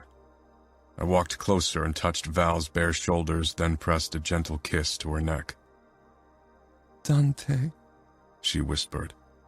Our eyes met in the reflection of the window, and as usual, I had a hard time staying mad at her when she looked at me. I sent her back to New York. Val's lips parted with surprise. Really? She turned in my hold, causing her belly to bump into my abs. I brushed the tears away from her pale cheeks. Really? Her brows puckered. Why? Having her in your hands would have given you an advantage over Luca. Luca would have lost his mind. He would have orchestrated an attack on Chicago. It was an idea I'd entertained often, but my decision was made, and I was still certain it had been the right one. Arya is pregnant. Val looked thoughtful for a moment. Then she wrapped her arms around me. I thought I saw her touch your belly twice, but I didn't really think much of it. I'm so happy for them. She fell silent, seeing my expression. I didn't give a fuck if Luca became a father. It only meant Leonis would have future Vitiellos to deal with. They wouldn't remain innocent children forever. Val smiled, then kissed me. That was the right thing to do. Val thought I'd acted out of the goodness of my heart. She didn't know what I'd sent Arya back to. I wouldn't be able to hide it from her forever. You should get some rest. I still have work to do, I said, and led her over to the bed. Val stretched out but held onto my hand. What will Rocco say, and your underbosses? Won't it cause discord that you let Arya go? Or will you try to keep it from them? I kissed her knuckles. Don't worry. I'll handle it. I could tell Val wanted to argue, but I stepped back and left the room. When I turned on my iPad in the office, the photographer had already sent me an email. I followed the link to the Dropbox and perused his shots. He'd done a marvelous job taking photos from an angle that made my interactions with Aria look intimate and secretive. For someone like Luca, these would have the effect of a nuclear bomb. He was wired to draw the worst conclusions. He and I always expected the worst from others, so it was easy to take any act of betrayal for granted. I chose a selection of photos, then forwarded them to Rocco. He'd send them to his contacts in the press, and hopefully tomorrow all hell would break loose in the Familia. My eyes burnt with tiredness, but I doubted sleep would find me tonight. Too much had happened today. Even more would happen tomorrow. Eventually, I stood and headed upstairs. I walked into Anna's room, careful not to make a sound as I headed for her bed. She was curled up on her side, her thumb in her mouth. She used to do it often when she was a toddler, but eventually we got her to stop. Sometimes I still caught her sucking her thumb at night, though. I brushed a few strands of hair from her face, then gently pulled her finger out. She made a small sound, but didn't wake. I always tried to say goodnight to her, or even read her a bedtime story. But on days like this, I sometimes came home when she was already asleep. I leaned down and kissed her forehead, then headed for the bedroom. Val was asleep, and she didn't wake when I slid into bed beside her. Tomorrow morning after breakfast, I'd have to talk to her about the photos. I didn't want her to find out through others. The newspapers in Chicago wouldn't post any articles about Aria and me. Rocco and I would make sure of it. But these things usually spread like wildfire in the outfit, and soon people would be talking. Closing my eyes, I rubbed my temple. This had the potential to spiral out of control. It was a very risky move. Some people in the outfit would be enraged that I'd been in contact with Aria, not so much about an affair. Others might applaud me for having a spy so close to Luca. I'd have to tell Giovanni about this tomorrow as well. He wouldn't be happy either. He'd worry how this would reflect on Val. I slanted a look at my sleeping wife. I didn't want Val to get hurt emotionally. This move would at least guarantee her physical safety. She might not see it that way, of course. I sat up and got out of bed. Sleep was out of the question. Picking up my phone from the nightstand, I headed into the corridor and sent Rocco a text. "Hold off with the photos for now. We need to discuss the consequences." His reply came swiftly. Already sent. Sorry, Dante. It's a good move in this war. I sighed. He was right. This trickery was good for the outfit. It might not be good for my marriage, however. And even though it shouldn't be, my family was more important to me than my vow. It was too late now. Things had been set in motion. Valentina. The pressure on my bladder combined with sciatic pain woke me before sunrise once again. Dante didn't stir when I snuck into the bathroom, which meant he'd gone to bed so late again that he'd probably only reached his deep sleep phase. After I'd washed my face, I crept out of the bedroom and downstairs to make myself a tea. Light from the office caught my attention. I headed that way and found Anna curled up on Dante's desk chair, staring down at his iPad. I smiled at how cute she looked with her disheveled hair and sleep, puffy eyes. "You know Daddy doesn't want you to go into his office without his permission." Anna's head shot up in surprise. She grinned sheepishly. I was bored. I shook my head and went to her. "You can't touch Daddy's things. They are important for his work." And potentially traumatic for a young child. Anna didn't understand what Dante did. But he's got photos of Aunt Aria. Frowning, I took the iPad from her and looked at the photo Anna was referring to. I quickly clicked through a myriad of photos, all of them of Aria and Dante, some of them disturbingly intimate. I tried to keep my shock hidden because Anna watched me curiously. "Why don't you go to your bedroom and draw a bit? Mommy's still very tired, but we'll do a puzzle together later, okay?" Anna pouted, but eventually she nodded and dashed off. I had a feeling she'd head to our bedroom and see if Dante would entertain her, or at least allow her to watch TV, which he wouldn't. I sank down on the edge of the desk, and even though I knew Dante would be angry, I read his email to Rocco and to the photographer. I should have known that Dante hadn't allowed Arya to leave out of the goodness of his heart. He was a cold-hearted killer, a brutal leader of a crime organization, and while he loved Anna and me, his feelings toward the majority of humankind were indifferent at best. I clicked through the photos once more, lingering on the ones that showed Dante and Arya in a car. He leaned over her, his arm reaching between her legs. I knew Dante didn't have an affair, especially not with Arya. She was gorgeous and a woman every man desired, but Dante was faithful. How had these photos come to be? It was obviously a show I didn't think Arya was involved in. Dante was vehemently against sexual violence in any form against women. He wouldn't have made Arya believe he'd abuse her. I couldn't believe it. The door opened and Dante stepped in, only dressed in pajama bottoms. My eyes trailed over his muscled body. He kept himself fit. He was the epitome of discipline, getting up early most days to get in a workout, to stay in shape and look strong because outward appearances were an important part of being a respected leader nowadays. Many women desired my husband for his power, for his looks, for his unattainability. Many people would eat up the lie eagerly if word got out about the photos. Especially the traditionalists had always wondered why Dante had chosen only a widow. It would prove them right. And while I tried not to give anything about the opinions of others, this irked me. I stared at the photo once more. This had to be Rocco Scuderi's idea. He was ruthless and loved to play dirty. Dante came closer, glancing at the photos, then at me. A flicker of concern showed on his face, giving me strange satisfaction. Val, he said carefully. I've had the photos taken. I glared. So you could make Luca believe Arya had an affair with you.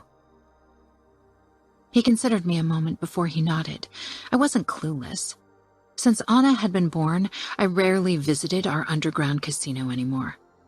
I worked from home, doing event planning, calling high rollers, and especially politicians, and most importantly, dealing with complaints from the prostitutes working in the many brothels in Chicago. But I knew what was going on, knew how mob politics worked, especially when Scuderi had his fingers in the mix. Why? I asked, even though I had a suspicion, one that was cruel and genius at once. Dante stopped beside me.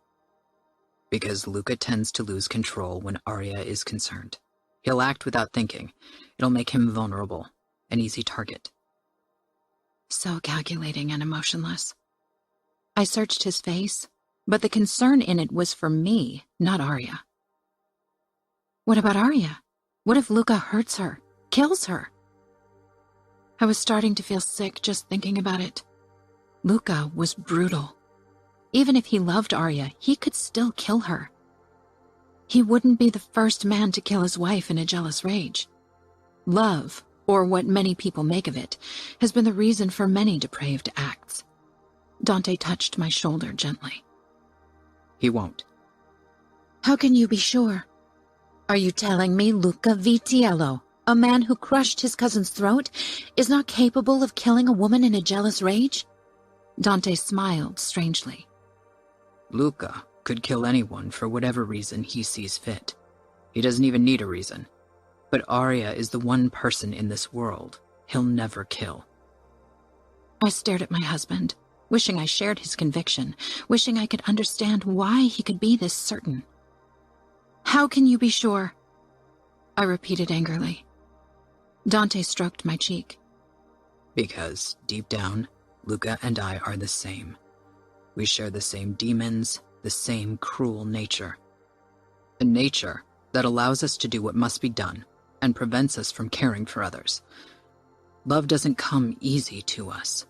But if we love, it consumes us. Dante's gaze seemed to caress my face. I could never hurt you, never kill you, Val. My love for you will always stop me. And it's the same for Luca where Arya is concerned. I hope you are right. I am.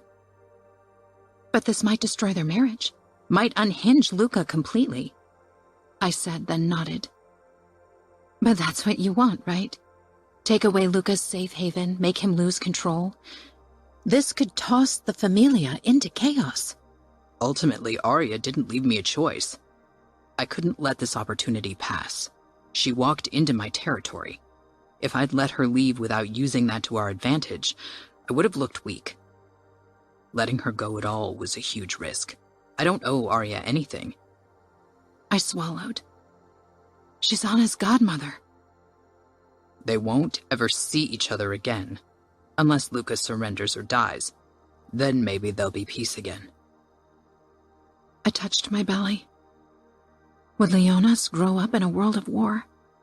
Would he rule over the outfit still at war? It scared me.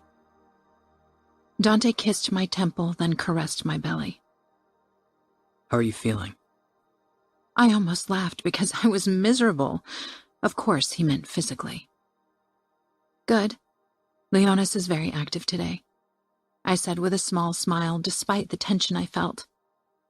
I took Dante's hand and pressed it to the spot where Leonas was kicking. Dante's expression softened. You realize those photos will stir up a scandal in the outfit, too. I'll be the poor pregnant wife who was cheated on with the most beautiful woman the outfit had to offer to Luca. That will give all the golden couple enthusiasts new ammunition.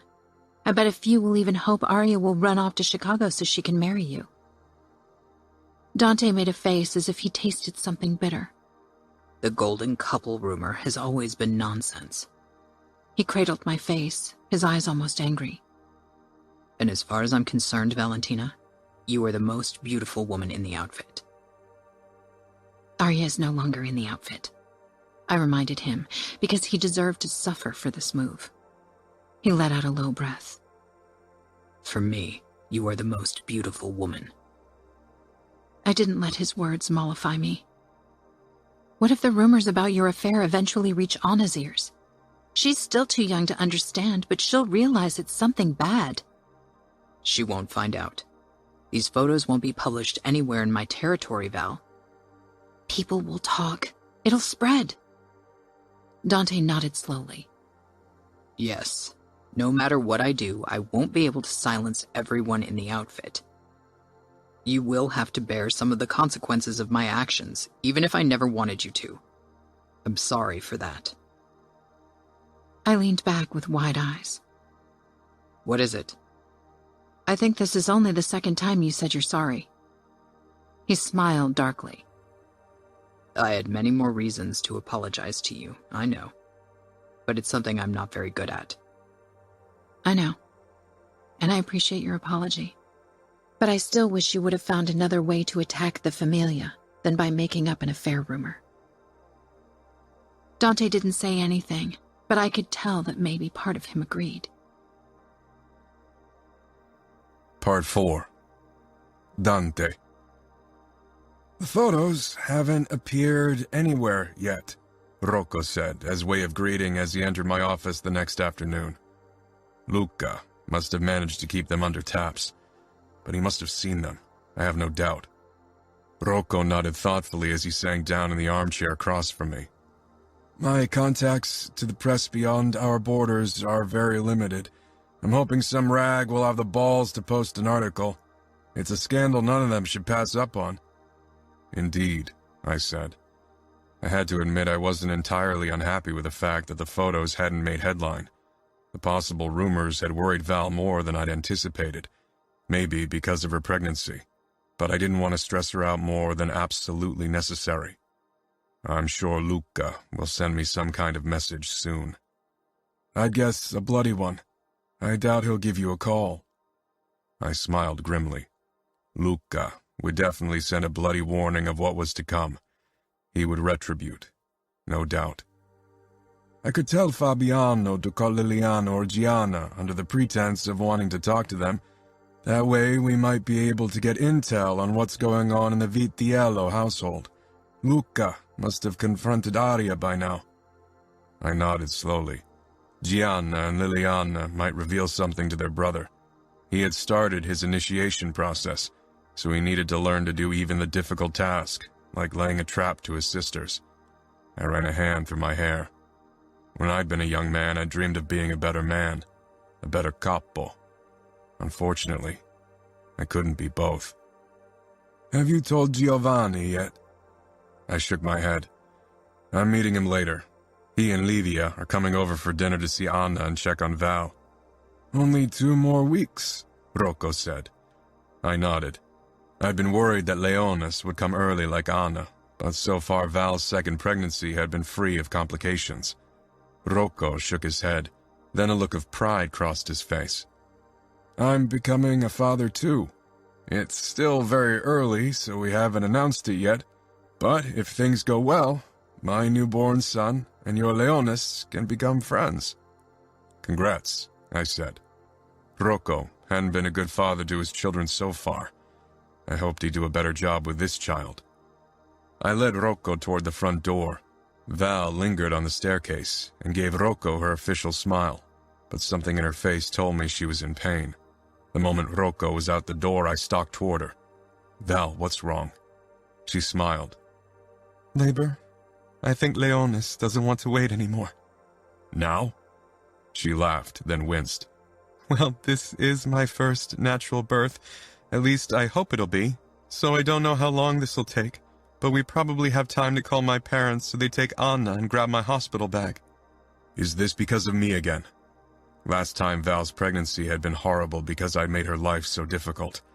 Was her labor linked to our conversation yesterday? She rolled her eyes. Not everything is about you, Dante. This baby is big already. I'm glad he wants to get out a bit sooner. Now get my bag and Anna.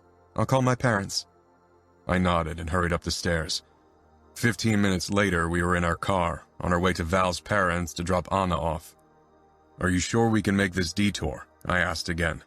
Labor was something I couldn't control, and it was driving me crazy. Val gave me a look, clutching her belly. I'm sure.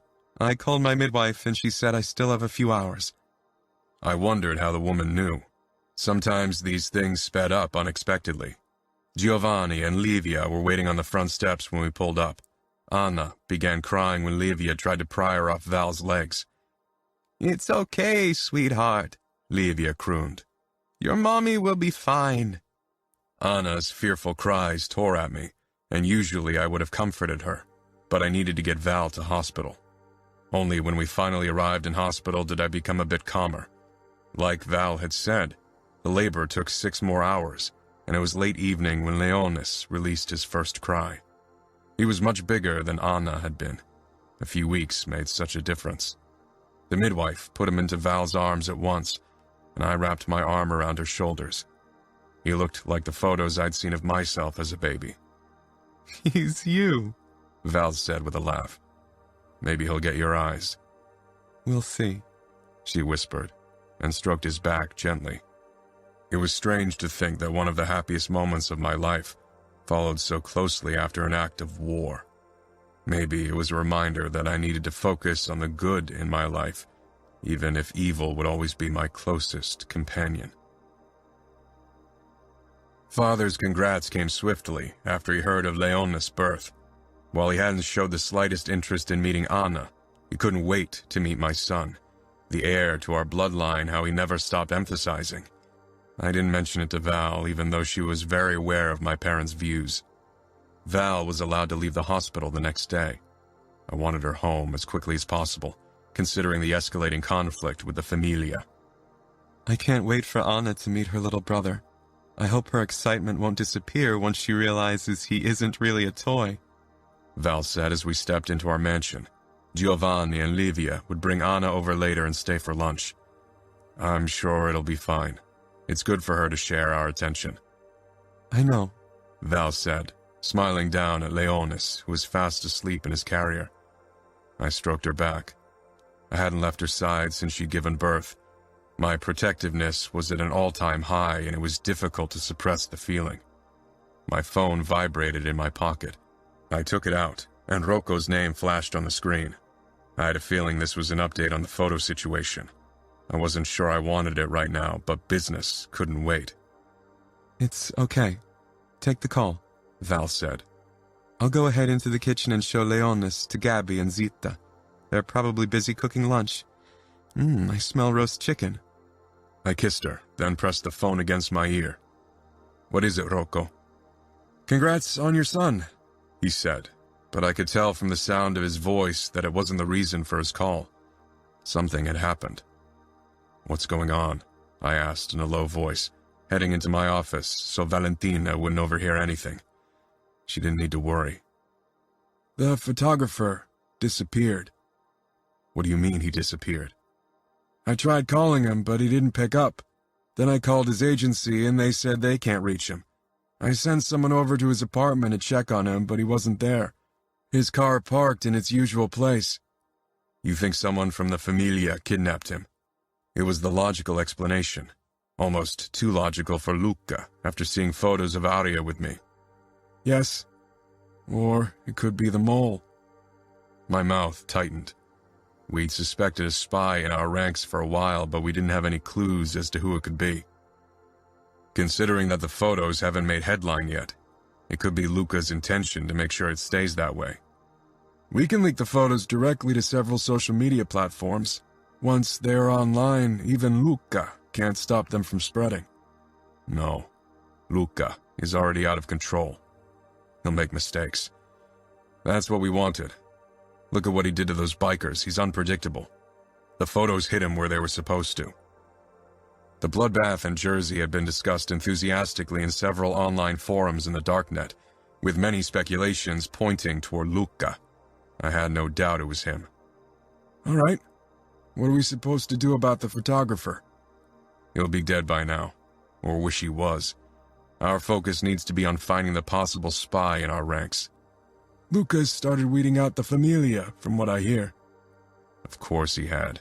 He'd vent his anger on anyone who'd ever opposed him and kill as many of his opponents as possible. I'd begun removing soldiers who weren't loyal to me long before I'd become capo. Luca had a lot of catching up to do. Attack his borders and try to strike up a cooperation with the MCs in his territory. They don't cooperate well. They follow their own rules. We can never know if we can trust them. I have absolutely no intention to trust any of them. I want them to carry out attacks on Familia clubs and storage facilities. We'll provide them with drugs and guns in return. I'll try my luck. Right now, I don't have any close contacts, but I'll try to build them. The bell rang. I need to hang up now. Keep me updated. I stepped back out of my office just when Gabby opened the front door. Anna spotted me immediately and stormed toward me, the skirt of her plaid dress fluttering around her short legs. I picked her up and kissed her cheek. Livia had styled her hair with French braids again, Anna's favorite hairdo. Where is he? She asked excitedly.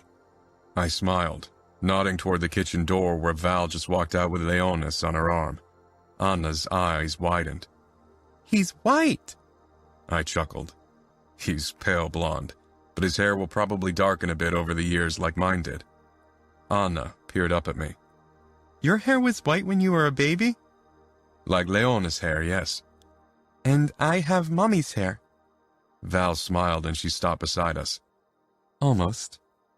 Giovanni and Livia joined us, smiling proudly. Did everything go well? Val asked her parents, then kissed Anna's forehead. Everything went well, Giovanni said, but his eyes darted to me and tightened. Since he'd found out about the staged photos, he'd kept his distance to me. I assumed because he worried otherwise he'd show his anger. Being my father-in-law as well as underboss proved tricky. Livia crooned over Leonis, but he didn't wake. Daddy? Anna peered up at me. Why is he asleep? He's tired. But I want to meet him. I stroked her hair. Soon, Anna. She regarded him, her head tilted to the side as if he was a toy she didn't understand. Val gave me a small smile, looking exhausted and happy. No matter how difficult things in the outfit were, this sight always gave me hope for our future. We all headed toward the dining area. I set Anna down so she could follow Val and ask her questions about Leonis. "Can I have a quick word with you?" Giovanni asked when the women settled down at the dining table. "Of course," I said, and led him a few steps away. "I know you don't approve of my plan." Giovanni shook his head. "There should have been another way to handle the situation, Dante. I don't like how this could reflect on Val." "Nobody knows anything." "Yet. To be honest, I'm glad Luca managed to keep the photos from making headlines." I didn't say anything, not willing to admit that I was too. The plan was working its cause anyway, and so I was determined to file it as a success, at least for outward appearances. This plan affirmed my suspicion that we have a spy in our ranks. The photographer was kidnapped, and I doubt Luca could have sent someone from his familia over so quickly. They would have to ask around for the address, and that would have attracted plenty of attention. The job must have been done by someone from our men who knew where to find him. "The man has been on our payroll for years. Many people know about him. The list of possible spies would be very long." I know. We need to write every possible name down and go over them.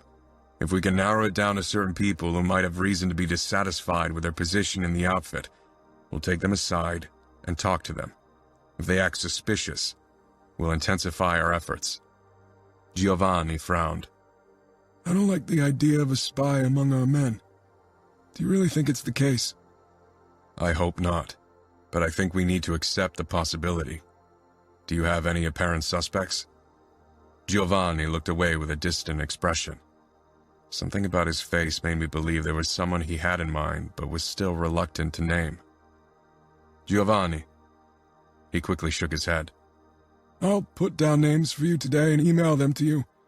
I think we should join our wives. They're waiting for us." He was right. Val and Livia were looking our way. The plates were already filled with food. I inclined my head, but my suspicion remained. If Giovanni hesitated to reveal a name, it must be someone he was close to. So either one of his closest soldiers, or family. Is Orazio still in Chicago? He's been working with the Familia closely and might have clues about possible suspects. Giovanni's expression darkened. "We got in an argument yesterday. I haven't talked to him since then. He's supposed to help me with our new drug lab until next week." I hadn't seen Orazio in a couple of months. Since the war with the Familia had broken out again, he'd mostly worked for Pietro in Minneapolis, and only occasionally when Giovanni insisted in Chicago, as had been the case the last 2 weeks, but we hadn't crossed paths. It had been a constant conflict between the two that he refused to finally return to Chicago and work with his father. After all, Orazio was supposed to take over as underboss at some point. I knew Giovanni was dangling the position over his head under the condition that Orazio settled down and married a woman his parents chose for him. I hadn't gotten involved so far, neither as Orazio's brother-in-law nor as capo. Forcing him into a bond he was reluctant about wasn't part of my duties. But eventually, Orazio would have to take over from Giovanni, so one of them would have to back down. Val gave me a questioning look. I smoothed my expression. I didn't want to give her reason to worry. She should only focus on our newborn son, not the problems between her father and brother. After lunch, I headed into the office and tried to call Orazio, but the voicemail answered. Instead, I called Pietro, wondering if Orazio had returned to Minneapolis without telling his father. I'd have preferred to spend the day with Val and the kids, but as capo, I couldn't let problems get out of control. Maybe I needed to have a word with Orazio.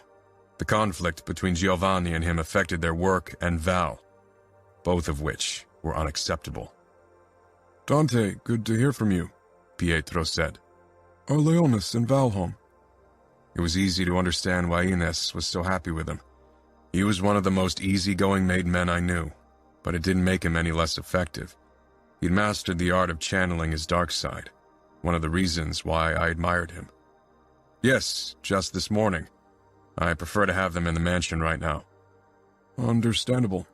I've been thinking about additional protection for Ines and the kids. Ines isn't too happy about the prospect of more guards in and around the house, though. I doubt Luca will target them, yet caution is certainly advisable. I assume you didn't call to tell me about Leonis and Val. Are there any new developments with the photos? Giovanni, Rocco, and I are going to make a list with possible spies. Pietro was quiet for a moment. And you want names from me? Or am I one of the suspects? It was said in jest, but I wondered if Pietro worried about my trust in him. I never explicitly told him how much I appreciated his loyalty. He was one of the very last men I'd ever suspect, not only because the consequences would be devastating if it were the case. It was a choice I'd never want to face. I trust you, Pietro. Ines trusts you. It was all I'd say. Pietro cleared his throat. Then you want names. You think one of my men might be among the traitors. I hope it's only one rat, and I don't have any of your men in particular in mind.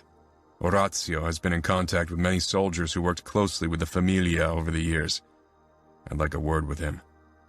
I'm sure he can give you a list of people who got along too well with Familia soldiers, but...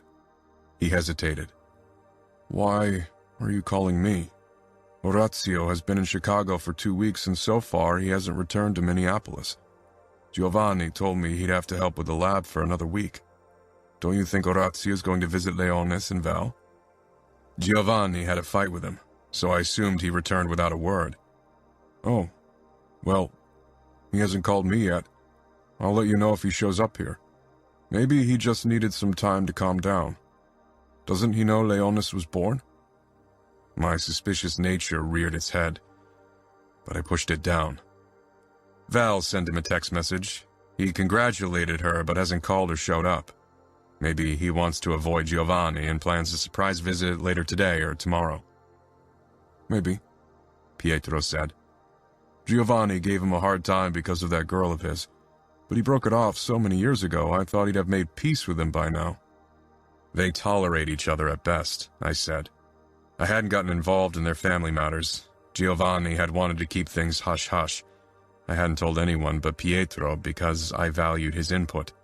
Valentina and I hadn't even been married yet when things between Orazio and the girl happened, and I'd been in mourning then. Pietro sighed. You don't think... He didn't voice what I didn't want to consider. He's a good soldier and family. Orazio would never betray the outfit. It was a fact I had to trust in because the alternative was absolutely unacceptable. He is. But he'd also worked very closely with the Familia during his time in Cleveland, and he talked a long time with Matteo at Val's and my wedding. I shoved the thought aside. He's family, and family sometimes fights. He'll come around. Giovanni can be difficult. I stared at the photo frame on my desk with a photo of Val, Anna, and me during a day at the Great Lakes last summer. Val had the same photo on her desk in her office upstairs, as well as a photo of our wider family, including Orazio. She'd tried to intensify their contact, and they had talked on the phone at least once a month. Since Anna's birth, Orazio had even visited every other month. Val loved her brother even if they weren't as close as she wanted. If Orazio was the traitor. My chest tightened considering what I'd have to do. I wouldn't hesitate to kill him. I would question him personally. It would be cowardly not to do so. And even if I didn't do it with my own hands, Val would be devastated all the same. Could she live with it? Could she forgive me if I killed her brother? And what about Livia? I'm sure he'll surprise you in the afternoon. Let's hope so. My voice was steel, but my insides were an all-consuming inferno. Valentina. After breakfast the next day, Leonis was asleep beside me on the couch while I read a picture book with Anna, who was curled up against my side. She'd hardly left my side since Mama and Papa had brought her home yesterday. I could tell that she was worried I wouldn't have time for her anymore now that Leonis was born. Stroking her hair, I flipped the page and continued reading. My phone rang, startling me, but luckily not Leona's. I picked up when I saw it was Orazio. "Hi, little brother," I said with a smile. In recent years, our relationship had improved again, and it made me deliriously happy. Hey, Val. How are you? Sorry I didn't call sooner. "Don't worry. I guess Dad's keeping you busy so you don't get in trouble." He made a non-committal noise, which could only mean that they'd had another fight. I'm not on speaking terms with him at the moment. "Again? But I thought you were helping him with the new drug lab." Another grunt. Let's not talk about that now. I wanted to come over in the afternoon to see my nephew. Is that okay? "Of course. Will you stay for dinner?" No, I can't. I didn't ask why. Orazio always made himself scarce. He was a ladies' man, or so rumor had it, and I assumed he'd rather spend the night with a conquest than with his sister and her 2 small kids, or his boss. He and Dante had never really become family. It was difficult for Orazio to ignore the fact that Dante was his capo. I need to hang up now. See you later. "Until then," I said. It sounded as if Orazio was in a car. Who was that? Anna asked curiously. "Uncle Orazio. He's coming to visit this afternoon." Yay! I grinned at her obvious delight, then grabbed Leona's and stood. "Come, let's find Zita and tell her she needs to bake Orazio's favorite cake." After talking to Zita and Gabby, I headed into Dante's office to tell him about Orazio's visit. He preferred to know who set foot into our mansion. His protectiveness hadn't really lessened since he had 2 small kids to worry about.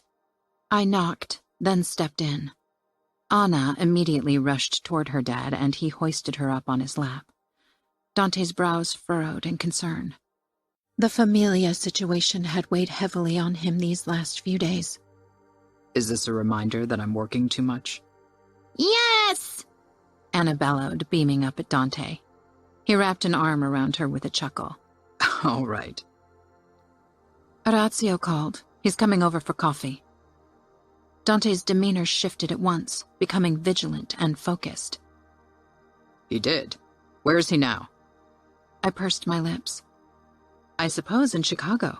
Isn't he helping my father? Dante's question threw me off, and at the same time worried me. Neither your father nor I could reach him since yesterday. He said he had a fight with Papa. Maybe he needed time to cool off. That's what Pietro said. You asked Pietro if Orazio had returned to Minneapolis? Dante looked down at Anna, who'd begun drawing on one of the papers on his desk. But I had a feeling he was also doing it on purpose to avoid my eyes. I prefer to know the whereabouts of my men. Then it dawned on me, and indignation rose in me. You can't seriously consider Orazio doing anything against the outfit. He's my brother, Dante. For God's sake, please don't drag our family even more into this war than we already are. Dante looked up with a pained expression. I never meant to drag you into this, but it's inevitable. Anna glanced between us. We tried not to argue in front of her, and I already regretted my outburst. But since the war had begun, Dante suspected enemies at every corner. If his paranoia now extended to family, that was simply too much. Dante stood and set Anna down on his desk chair. Can you draw a picture of us? Anna nodded and bent over the sheet with a look of acute concentration on her gorgeous face. Leonas shifted in my hold, and I rocked him gently so he wouldn't start crying. Dante righted his vest before he headed my way, touching my shoulder. I don't suspect Orazio, Val. But his conflict with your father is something that concerns me greatly. He needs to make peace with him and step up to his duties. I didn't catch a hint of deceit on Dante's face, but still, a small part of me stayed worried. I know, I said quietly. Dad expects a lot from Orazio, but my brother wants to have a little freedom. Maybe that's why he's not willing to settle down with one of the possible brides Dad keeps pushing on him. At some point, he needs to marry. Not everyone wants to settle for less than love, I said, even if I wasn't sure if a wish for love held Orazio back or if he just wanted to keep having fun. We didn't settle, Dante said firmly, pulling me closer but careful not to squish our sleeping son. We worked for our love, and we were rewarded. I cocked an eyebrow with a teasing smile. We? Dante sighed and kissed my mouth. You did all the work in the beginning, I know. If it weren't for your stubborn streak, I'd still be. Sulking in your office? A hint of exasperation flickered in his eyes. Caught up in the past. Done! Anna exclaimed. I'll talk to Orazio, I promised. I'll have a word with him today as well. Don't go all capo on him. I am his capo, Val. I doubt he'll ever see me as anything else. I nodded. All right. Baby is supposed to come over any moment for lunch. Will you join us, or are you going to work? I need to work. I'm sure you two have a lot to talk about. Anna hopped off the chair and rushed over to us, brandishing her drawing excitedly. Look! Dante squatted beside her and regarded her artwork patiently as she explained every stick figure to him. I stifled laughter at his serious expression. I loved seeing him with Anna, how he tried to make her feel validated with everything she did. 15 minutes later, Bibi arrived at our mansion for a playdate. Luisa and Anna loved each other, a fact that made me deliriously happy. I was glad that Anna had one of her best friends living close by, because she was always sad that she couldn't see Sophia very often due to the distance between them. I nodded toward the guards sitting in the car in front of our house who'd driven Bibi over. She didn't have a license, unlike me, but even I hardly ever drove anymore now that I had kids. Dante didn't want me to go anywhere without either Taft or Enzo, or preferably both anyway. Bibi looked splendid in a form-fitting wool dress with her auburn hair down as she strode toward me, holding Luisa by the hand, who was dressed in a cute pink dress. Luisa looked exactly like Bibi as a child, a fact for which I was very grateful because Bibi didn't need any more reminders of her dead brute of a husband. Holding Leonis, I hugged her with one arm, then cocked my eyebrows. You look stunning. Who are you trying to impress? Now I feel underdressed. I had opted for comfortable chino pants and a blouse that allowed quick access to my breasts for nursing. She flushed, looking around in embarrassment as if someone might overhear us, and I ushered her in. Anna and Luisa hugged and they rushed upstairs, probably to play in Anna's room. Bibi crooned at Leonas, pointedly avoiding my gaze. Bibi, spill. You just gave birth, Val. You should be the center of attention, not me. I can't tell you about my dates. I shoved her lightly. Bibiana, you've spent years living in misery and had to listen to everyone's happy stories. Now it's your turn. Please, I need the distraction. I really didn't want to worry about Orazio and my father anymore. Then I realized what she'd said. Dates? As in more than one? I thought you needed me as a chaperone. Bibi looked mortified. I know. But you had Leonas. And you couldn't wait to meet Dario as soon as possible. We've only been on 2 dates, she admitted with an embarrassed laugh as she walked into the living room. And? He's very charming. Her cheeks turned even redder as she focused on Leonas once more. It was adorable how embarrassed Bibi was about her dating life. She'd never had a crush or been in love, so this made me deliriously happy for her. Can I hold him? He is absolutely adorable. I nodded. She took Leonas from me and rocked him gently, looking absolutely smitten. Maybe Bibi was getting baby fever again. We sank down beside each other on the couch. Gabby had already prepared a pot of tea and an assortment of Bibi's favorite macarons. It felt like I'd been eating constantly since I'd returned home. "Bibi, you're holding out on me." She bit her lip, then met my gaze. "I let him kiss me after our second date. I didn't want to." "He forced?" "God, no," Bibi said quickly. "I mean, I promised myself not to allow closeness because I didn't want to give him the wrong impression. But then it just, I don't know. He stood so close and smelled so good and it just happened." "So you kissed?" I said with a grin. "So what? You're a grown woman and you deserve to enjoy yourself a bit." Bibi shook her head. "You know what people are going to say if they found out I kissed a man I'm not married to?" "Nobody's going to find out, and if they do, they better keep their opinion to themselves. Nobody deserves this more than you." "How was it?" Bibi smiled. "It was just, wow. I've never felt anything like it, as if every part of me is melting. I had so much trouble pulling away." I linked our fingers, not able to stop grinning despite my worry over Orazio and the war. "Then don't pull away next time. Who cares?" Bibi shook her head, looking determined. "No, I can't be selfish about this. I want Louisa to have the best future possible, and I don't want people to talk behind her back about how her mother had an affair." I squeezed her hand. "Dario is a lawyer. I'm sure he's got his ways to be sneaky about it." Bibi giggled, but then she became serious. "I want to do this on my terms.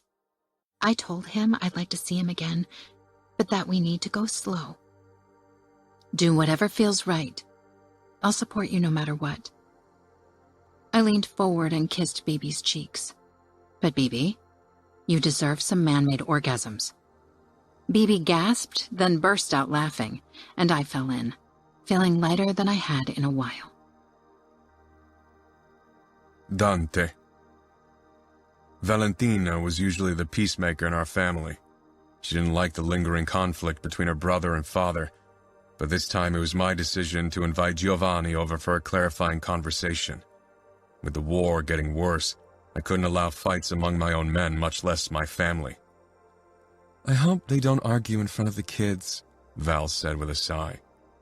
Orazio was the first to arrive in the late afternoon.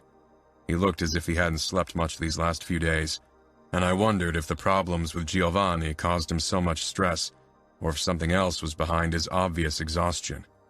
He shook my hand briefly and gave me a tight smile. I valued his work, but we never really hit it off. He was as closed off as me, which didn't really help to form a closer bond. "Congrats on becoming a father again." "Thank you." His expression became more relaxed when he walked up to Val and Leonis. He hugged her briefly. "I'm so glad you can make it," Val said, looking happy. Standing beside each other, it was unmistakable that Val and Orazio were siblings. They shared the same eyes and almost the same hair color. "Anna," I called. "Your uncle is here." Steps thundered upstairs when Anna flew down the steps, almost stumbling, and jumped into Orazio's arms. He lifted her up with a smile. "Careful, you're going to hurt yourself." I allowed him a few moments before I motioned toward my office. Val's expression pinched. "We want to have coffee and cake." "This'll only take a few minutes." She didn't say anything, but I knew she'd give me a piece of her mind later. I appreciated that Val had her own head, but I was also glad that she knew when to keep up appearances. Orazio set down Anna and followed me into my office. "What is it?" "Where have you been these last 2 days?" Orazio's eyebrows rose slowly. He chuckled and shook his head. "First my father, now you. Why does everyone always interrogate me? I didn't know I had to announce wherever I went." "Unlike your father, I'm your capo." "So this isn't just a friendly family visit?" "All right," he said bitterly. I gritted my teeth. "Just answer my question, Orazio." He met my gaze. He wasn't overly nervous, at least not more than the situation warranted. He was angry. That was obvious. "I had a huge fight with my father 2 days ago and then again yesterday morning. You know he can't let it drop. Every time he sees me, he criticizes every single one of my choices, especially my refusal to marry a woman he suggests. I'm fucking sick of it. I knew I was about to lose my shit on him, and I didn't want that to happen, so I decided to clear my head. I went to a few bars, drank a few too many drinks, fucked a few girls, and now I'm here, Dante. What bars? He laughed darkly. The Voda and the Kamchatka. My father made it very clear a long time ago that he doesn't want fellow-made men to see my escapades. Nobody knows who I am in Bratva-owned bars. I narrowed my eyes, but I couldn't detect a lie. It's risky for you to walk into these bars. Even if our war with the Bratva in Chicago lies currently dormant, that could change at any time. From my looks, I could be Russian. Nobody questioned me. I nodded. The main reason why I was trying to call you is that Rocco and I suspect a spy to be behind a few unfortunate incidents. And since you've been working closely with the Familia, you might know who got too close to them, or maybe one of their women and switched loyalties. Orazio shrugged. Nobody comes to mind. The guys I work with are loyal to you, Dante. I can't imagine them to betray the cause. Maybe there isn't a spy. Rocco can be a tad paranoid if you ask me. I had to agree, but even without Rocco's insistence, I suspected we had a mole. Trust me, it's not an idea I entertain lightly, but it's a valid option, and we need to be vigilant and find whoever is behind this. I'll keep my eyes open, Orazio said. Just tell me one thing, did Val invite our father over so we can make peace? I did. But first, let's have coffee and cake. I'm sure Val is impatient for our return. Val gave me a questioning look when Orazio and I walked into the dining room. I gave her a smile, but I could tell that she was still worried. Luckily, Anna was eager for attention from her uncle and kept the conversation up with her chatter. Leonis slept in his crib in a corner of the room, entirely unimpressed by our conversation. He seemed an easygoing baby. I hoped this would continue into his teenage years, but most boys had a phase of rebellion, so I was prepared for it. It either ended when the boy reached manhood, or extended into their adulthood and turned to resentment, or even hatred, as it was between Orazio and his father, or me and my own. I wanted things between my son and me to be different, but Leonis too would feel the burden of being a cavallaro, an heir to the outfit early. The bell rang, and Orazio let out a sigh. Peace is over now. Don't be so negative. Please try to make peace with Papa. For me and Mama, at least. Orazio nodded, but his expression made it clear that he doubted it would work out. Giovanni and Livia entered the room, followed by Gabby. Do you need anything else? Gabby asked. Since Val had taken it upon herself to school her, Gabby had become less shy around other people, especially men. We have everything we need, thank you, Val said, as she rose from her chair to greet her parents. Orazio and I stood as well. Anna had already dashed toward her grandparents and hugged one after the other. Her relationship toward my own parents wasn't as close, but they weren't the affectionate types, and Anna was a child that needed plenty of affection. Livia headed over to her son, hugged him tightly, then kissed his cheek. Why do you have to worry us so much? Mother? He said quietly but firmly, and pried her hands off his face. Maybe you should ask Father why. Giovanni's face flashed with anger, but after a glance at Anna, who watched with wide, curious eyes, he only smiled stiffly. How about we have coffee first, and afterward you two discuss whatever it is you need to iron out, Val suggested. Very well, Giovanni said. The atmosphere at the table was frosty. It reminded me of dinner at my own home in the past. Luckily, Val made sure that our family dinners were a pleasant, warm gathering. Anna and Leonis would never know any different, except for the few times they had to have dinner at my parents' house. Afterward, I led Orazio and Giovanni into my office for a drink and a conversation. I didn't want Anna to see her uncle and grandfather fighting with each other, and judging from the angry look the two had exchanged, I had no doubt there would be loud arguments. I closed the door. Keep your voices down. I don't want the rest of the house to listen in. I can control my impulses, Giovanni said pointedly. Is that so? Did you control your impulses when you called Lucy a slit-eyed whore? That was one time. Twice. It has been years ago. Don't tell me you're still hung up on that goddamn girl. For God's sake, there are a million fish in the ocean. What's wrong with our girls? There's so many beautiful Italian girls who are eager to marry you, and you refuse them all. Because I don't want them. Stop pestering me with possible brides. You must marry. You're 25. If you want to become underboss, you need to be married. End of story. I won't step down before then. What's my marital status got to do with anything? Do you think I'll be a better underboss because I'm married? Why should my men respect me only because of a marriage?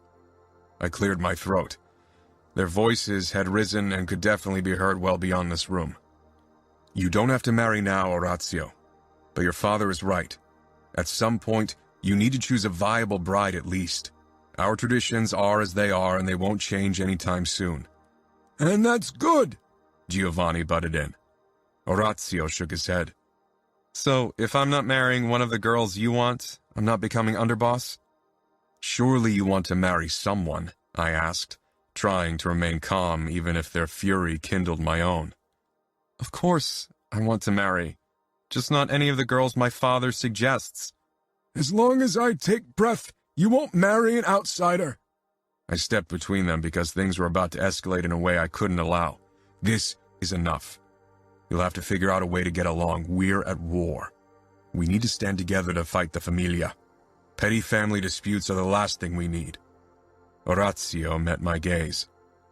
Allow me to return to Minneapolis and work for Pietro. I can't promise anything if I have to stay in Chicago. I don't expect your promise. I expect obedience, I said sharply, looking at both of them. But for now, you can return to Minneapolis. Giovanni opened his mouth, but I raised my hand. This is a temporary solution. I want you two to work it out. You, Orazio, will have to decide on a wife by next year. And you, Giovanni, will consult with Orazio on possible matches. Figure this out, and don't drag Val into this. The last was said in a more threatening tone than I'd intended, but Val suffered because of the escalating conflict between her father and brother, and she needed all her strength to take care of our children. Orazio's mouth tightened, but he gave a terse nod. Giovanni sighed. That sounds reasonable. Can I leave now? I'd like to return to Minneapolis as soon as possible. If that's what you want, I said. It is. I'll say goodbye to the women and then I'm gone. He turned and left my office. Giovanni shook his head. Am I too strict? I don't know what he expects. He knows the rules. Is he still with that girl? No. He broke it off a long time ago. At least, that's what he told me. I made my point very clear back then, so I doubt he would have lied. Maybe things will calm down once he's married. He realizes it's not the end of the world. I hope Leonis won't ever give you the same troubles. I hope so, too. Part 5. 8 months later. Valentina. Bibi was a gorgeous bride. She was practically glowing.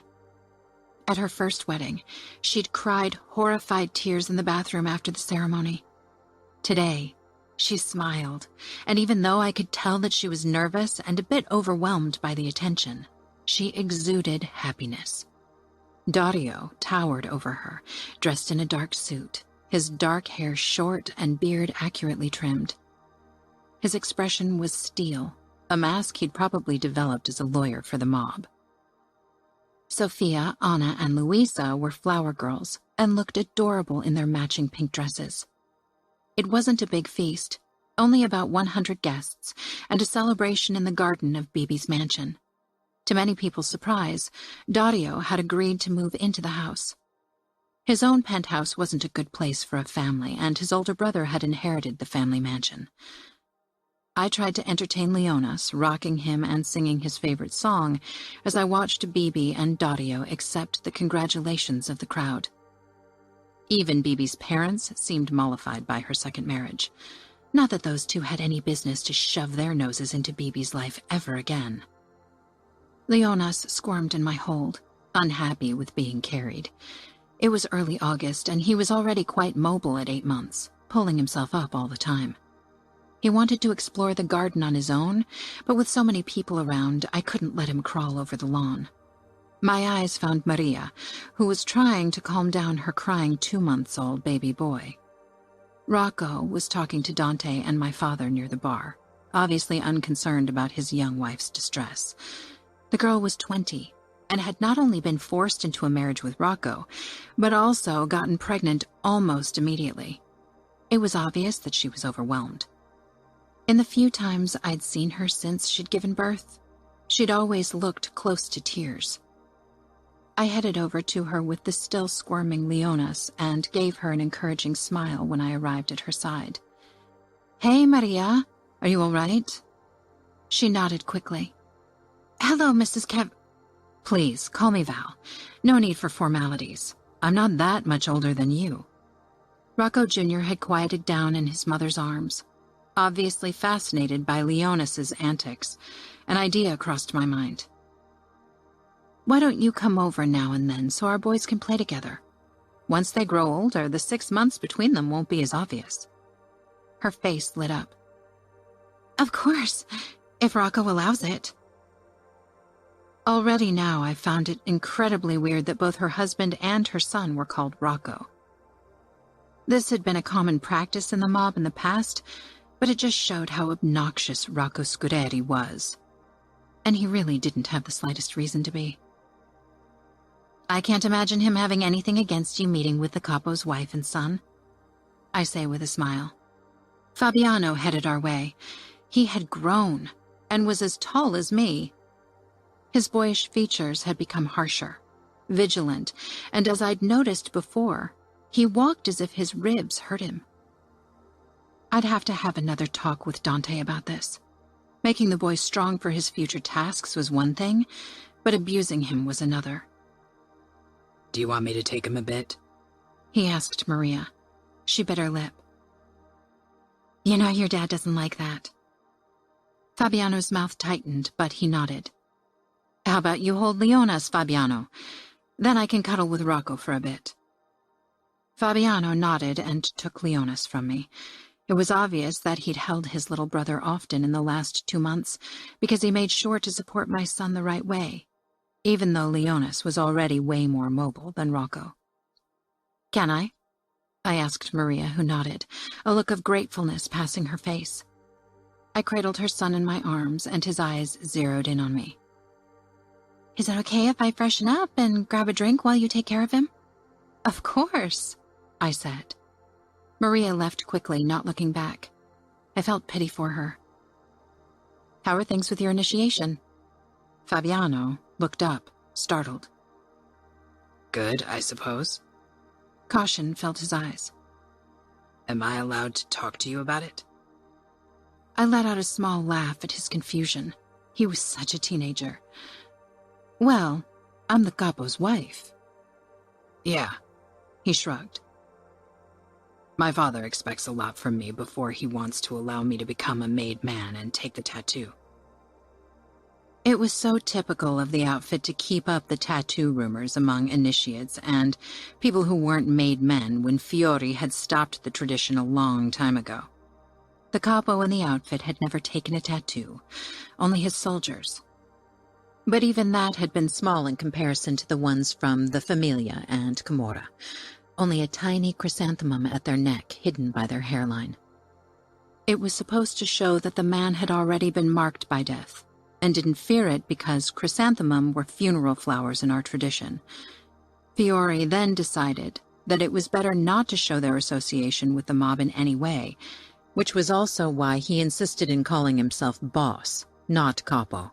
Many people still called Dante the boss, even though he'd switched back to capo. "Maybe it's a good thing that you'll be older. It's a tough life." Fabiano grimaced and looked back down at Leonas, who was trying to squirm out of his hold. "He isn't happy on my arm." "He isn't happy on anyone's arm right now. He wants to crawl." Rocco Jr., on the other hand, had fallen asleep in my arms. He had the darkest eyes and hair of the Scuderi family, not Fabiano's lighter looks inherited from his mother's side of the family. Rocco and Dante headed our way. Fabiano became tense at once, but I only smiled. What's going on? Rocco said pleasantly. That tone was one he used because Dante and I were around. I had a feeling his words would have been harsher if he'd been alone with Fabiano, because the look he gave the boy was chilling. I asked Maria if I could hold your son for a little while, because he's such a cute baby, and Fabiano had to help me with Leonas in the meantime, which he generously agreed to do. Right, Fabiano? Fabiano nodded. Yes. Rocco frowned. Where's Maria? She went to the restrooms. Oh, I asked her if we could meet once a week so our sons could grow up together. I hope you agree. The stern look was replaced by pride. Of course. I can take him now, Dante said to Fabiano, and took Leonas from him. Leonas briefly stopped his fussing, but then he tried to get to the floor again. He's got his own head, Dante said with a chuckle. You can give me my son now too, Valentina. I'm sure you'd like to grab a drink, Rocco said politely, stretching out his hands. I had to stifle a snort. When I handed Rocco Jr. to him, it became apparent that he didn't hold him very often, and only tried to imitate Dante. I didn't comment. Rocco knew what face to show to Dante and me, but I also knew how he was behind the closed door. When I'd still been in contact with Aria, she had admitted it to me. I didn't trust him one bit. 8 months later, Leonas stormed out of his room before I could grab him, completely naked. I rushed after him, laughing, "Freeze!" He didn't, of course. It was his newest hobby, to tear down his clothes and diaper and run through the house until someone caught him. My heart almost skipped a beat when he stumbled down the staircase. He was already very steady on his legs at 17 months, but steps were another matter. Anna poked her head out of her room with wide eyes, a crayon in her hand as usual. Leonas laughed even louder as he fell down the stairs. Luckily, Dante stood at the base of the staircase, probably alerted by the noise, and snatched Leonas up before he could make a faceplant. I caught my breath halfway down the staircase. He's quick. Dante scanned Leonas with an exasperated smile. You have to listen to your mom, and you need to keep your clothes on. Leonas giggled, as if that was the funniest thing he'd ever heard. Dante, in his posh three-piece suit holding a butt-naked Leonas, was an adorable sight.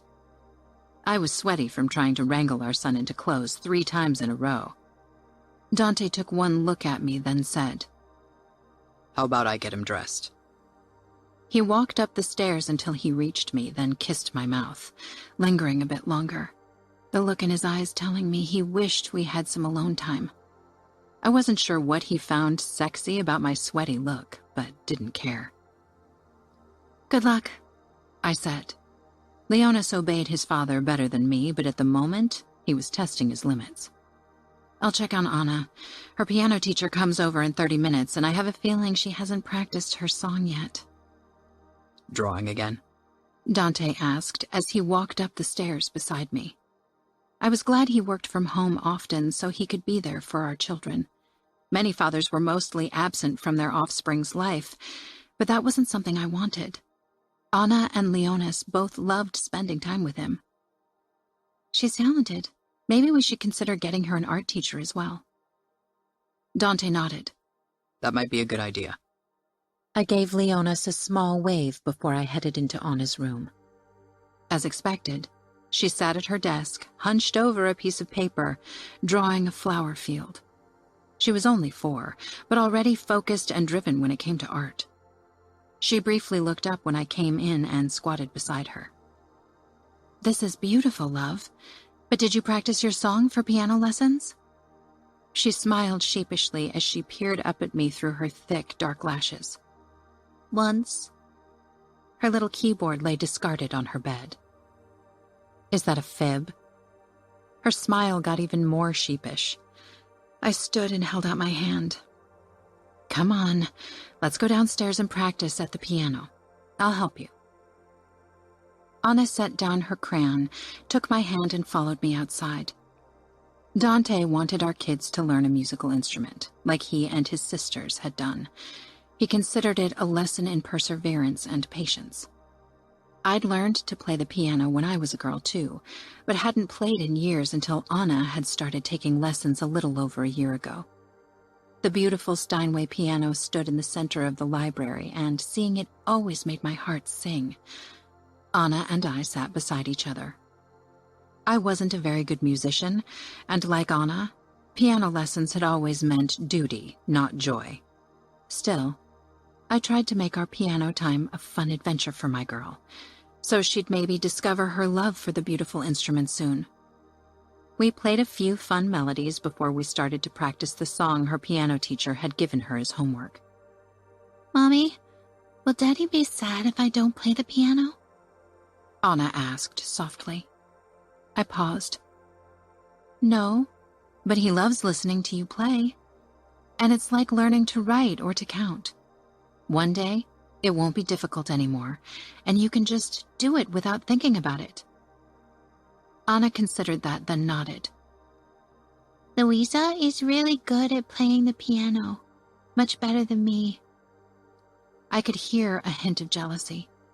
Anna wanted to be the best at everything she did. Louisa loves the piano, like you love art. You are the artist, and Louisa is the musician. Everyone's good at something. That's wonderful, don't you think? Anna tilted her head and smiled. Yeah. The bell rang. Wait here, I'll get the door. Anna kept playing as I walked out of the library and toward the front door. Gabby had already opened it, and Louisa and Bibi entered. I stroked Louisa's head. Why don't you go ahead to the library? She nodded excitedly and dashed off, her dark pigtails bobbing. I grinned at Bibi. You look radiant. Dario's a magician. Bibi turned red. I laughed. That makes you blush already? He must be even better than I thought. Val? Bibi said, giggling.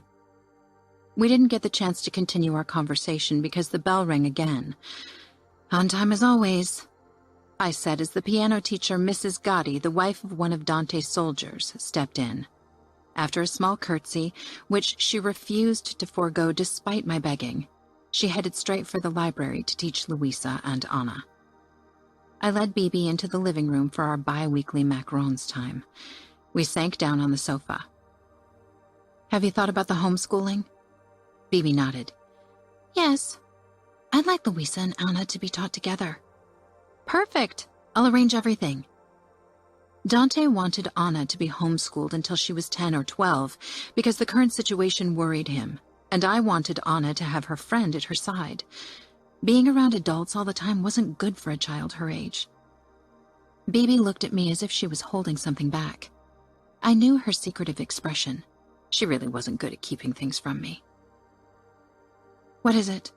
Are things not going well with Dario? I couldn't imagine it being the case.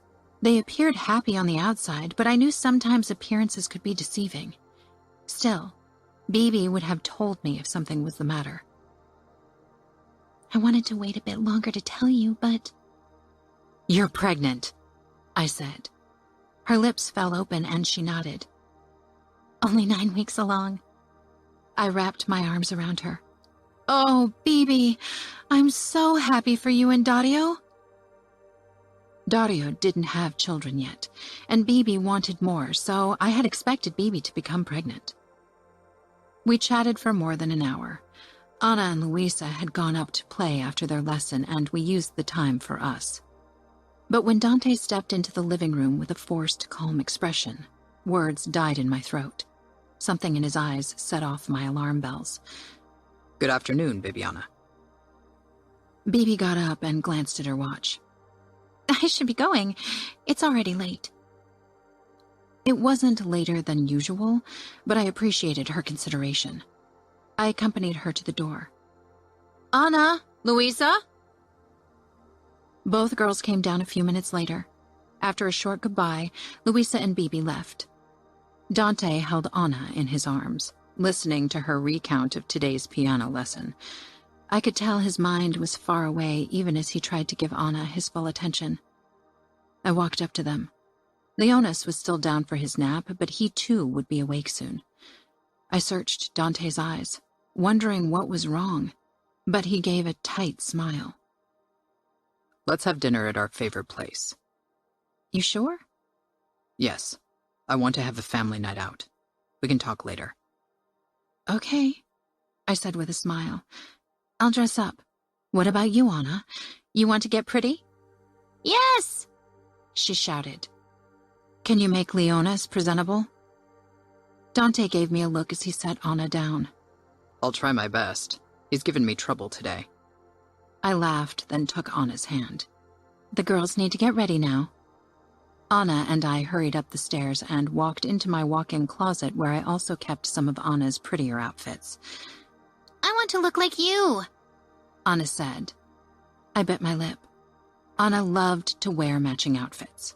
Many people in the outfit thought it strange, but I tried to ignore their negative voices. Okay, let's see what we can do.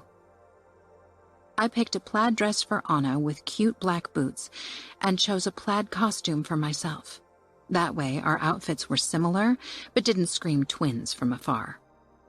Then I braided Anna's hair. I wasn't as good at the French braids as Mama, but I tried my best. I let my own down and put on some makeup. Then we headed to Leonis's room. To my surprise, Dante had managed to dress Leonis in Chico pants and a cute button-down shirt, as well as sneakers. He was talking quietly to him. Dante seldom raised his voice at our children, and even then he never screamed.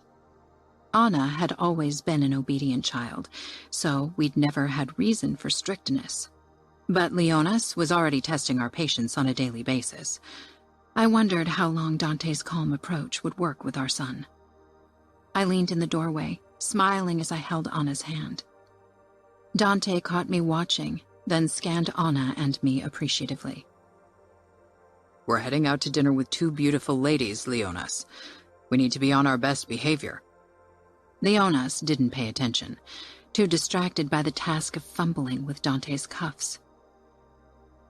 Our favorite restaurant was an elegant but cozy place with the best steak in town. We got our usual table in a nook where we were shielded from attention. Leonis and Anna were on their best behavior, as they were most of the time when we were outside. Even Leonis's tantrums usually happened in the safety of our home. I could tell that Dante enjoyed our family dinner despite the lingering tension in his expression. Later that night, when we lay in each other's arms after sex, I asked, "What happened today? You seemed shaken." Dante let out a deep sigh that let his chest vibrate under my cheek. It's Fabiano. He's gone. I lifted my head to look at Dante's face in the dim glow of the bedside lamp. Gone? He's run off. That's what Rocco said, at least. That's ridiculous. Fabiano wanted nothing more than to become a made man. Why would he run away from that? Rocco thinks he might have followed in his sister's footsteps and fled to New York to join the Familia. I shook my head slowly, but part of me thought maybe Rocco was right. Fabiano loved his sisters, even if their relationship had broken off due to the war. His feelings toward his father, on the other hand, were probably less fond. The man had been treating him even worse since Rocco Jr. had been born. What do you think? Dante ran his fingers through my hair, then down my arm and waist. I fear Rocco might be right. Luca would take Fabiano in if Arya asked him to do it. Dante's lips pinched like they always did when he talked about them. Despite the photos, Luca and Arya still seemed to be going strong. For a while, I'd been worried Luca had hurt Arya because she'd completely disappeared from the public. But then, we'd found out that she'd given birth to a daughter and had gone into hiding for protection. I propped myself up on Dante's chest. He's only 14, Dante. Have you sent people to look for him? Rocco did. He's his son. And what happens if they catch him? Dante let his head fall back against the cushion and stared up at the ceiling. By our standards, he's an initiate, Val. He's not a child anymore. I closed my eyes. Since I had a son, the rules of our world worried me often. Leonas was a little rebel, and I honestly hoped he would choose his battles wisely once he was older. It's strange, though, that Fabiano chooses now to run away. Why didn't he follow his sisters when they took Liliana in? He could have gone with them, but he tried to stop them. Maybe he didn't. Maybe it was all staged. You know how I've been suspecting we have a mole in the outfit. My eyes opened wide. You think Fabiano was the mole? But he isn't even a made man yet. His knowledge is limited. His direct knowledge, yes. But he might have overheard many things in the Scuderi mansion. You really think Luca would have used a boy as a spy? If you think Luca would have qualms to put a teenage boy in danger, then I can assure you he doesn't. And in regard to Fabiano's worth, I assume his information was better than nothing. But how can we know for sure? What if something happened to the boy? Rocco's got a few loose contacts to local motorcycle gangs in Luca's territory. We hope they might pick up something and share information with us in return for goods. Don't you think it's horrible how Rocco drove all of his children away? The thought of losing Anna and Leonis like that, it tears my heart out. Dante cupped my head, his eyes conveying absolute certainty. We won't lose either Anna or Leonis. We're trying to give them everything they need. I know they'll always be bound by certain rules and be limited by certain restrictions, but I'll make sure they can have as much freedom as our lifestyle allows. And your love will give them the roots they need. Your love, too. Leonis and Anna are always so happy when they get to spend time with you. They love you so much.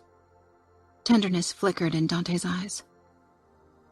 I'm trying to be a better father than my own. I don't know if I'm always succeeding. You are, I said firmly. How can you even consider comparing yourself to your father? He and you are nothing alike. Dante chuckled darkly, his eyes taking in my face almost reverently. Trust me, Val. I have plenty of my father. But it's a side of me that you and our children will never get to see. I dipped my head forward, nicking his lower lip playfully. You are everything I want. He rolled us over, pressing me into the bed. I slung my leg over his hip. Can't let me be on top, can you? I teased. Dante ground his growing erection against me in response and bit my shoulder lightly. Don't play coy, Val. You get wet the moment I force you to surrender. God, he was right. I'd tried to ride him a few times out of curiosity, but it wasn't for me. I loved Dante's dominant side in bed, how he took absolute control. I always got my reward, after all. The next day, the weather was beautiful and warm, the first hint of spring after a too-long winter. Anna and I sat on our bench, dressed in our coats and with a blanket draped over our legs because it was still cold despite the sunshine. Leonas obviously didn't feel the cold. He ripped his coat off again and threw himself into the sandbox. Anna giggled, looking up at me. She'd never been this daring and wild. She preferred to watch and consider her actions thoroughly. She snuggled closer to me and hummed the song she'd learned in her last lesson. My phone vibrated in my coat pocket, and seeing Orazio's name, I took the video call. I wondered if it was an accident, because we'd never done a video chat before, and even his calls were few and far between. I smiled into the lens. Hi, Orazio. Uncle Orazio? Anna piped up, peering at the screen. Since Anna and Leonas were born, I'd seen my brother frequently. My kids loved him, but his relationship to our father still hadn't improved. Hey, Val, he said, looking and sounding exhausted. His hair was disheveled and dark shadows spread under his eyes. I'd never seen him like that. Orazio always took care of his appearance, which was why so many girls admired him and would have loved to become his wife. I wanted to call to see Leonas and Anna. Hi! Anna shouted and waved wildly, almost knocking the phone out of my hand. Orazio smiled slightly, but it was off. What made things even stranger was that he was in a car. "Where are you?" He glanced to the passenger side briefly, then shook his head. "Nowhere important. How are you? How is Leonas?" I held the phone camera toward the sandbox where Leonas was building what looked like a pyramid. "He's got bees in his bum as usual," I said, then turned the camera back on me and Anna, who practically pressed her face against mine. When will you visit? She asked. Orazio's eyes darted back to the right, then his smile became even tenser. He didn't reply. "Did you have another fight with Dad? I don't understand why you two bullheads can't get along." Orazio had managed to wiggle out of his promise to settle down with a wife until now, but Dad was close to exploding because of it. "It's too late," he said. I frowned. "Is it really so bad to marry someone Dad suggests? It can work out." "I'm going to marry in a few weeks." I wasn't sure if I'd heard him right. Again, his gaze sought whoever sat beside him on the passenger seat. "You want to spring this on our parents?" I whispered. If he married a girl from a soldier family our parents didn't approve of, that wouldn't improve his relationship to Papa in the slightest. "I won't tell them. They'll find out, of course, and they won't approve. Dad has made his standpoint very clear." "He knows?" Orazio laughed darkly. "He doesn't know that I'm going to marry, or that Lucy and I are together. But he knows of Lucy." The bitter, furious note to his voice startled me. Anna sank back down, obviously bored by the topic when my insides practically burned up with curiosity and dread. "Lucy?" I repeated. Maybe it was short for Lucia? Or another Italian name. But deep down I knew it wasn't. I swallowed. "You're in love with an outsider?" Orazio grimaced. Suddenly I realized that this call was meant as a goodbye. I felt it deep down. If Orazio was marrying an outsider, Papa would disinherit him. Unless I could convince Dante to talk to him. Even if family matters were off limits for a capo, he could do it as son-in-law. Maybe... "No," Orazio said. "I have to leave, Val. There's no other way." The truth I didn't want to believe. I lowered my voice. "Orazio, you know the consequences of running away. That's betrayal." Dante may not send out many men to search for Orazio as a favor to me, so maybe my brother could stay undetected. But where could he work? He'd never done anything but been a made man. "Let me talk to Dad and Dante. You know that there have been exemptions in the past where made men were allowed to marry outsiders." "Low soldiers, not the heir to Chicago," Orazio corrected. "And trust me, there won't be an exception for Lucy." He glanced toward the side, then nodded, and a gorgeous girl came into view with pitch-black hair and an exotic face. An Asian girl.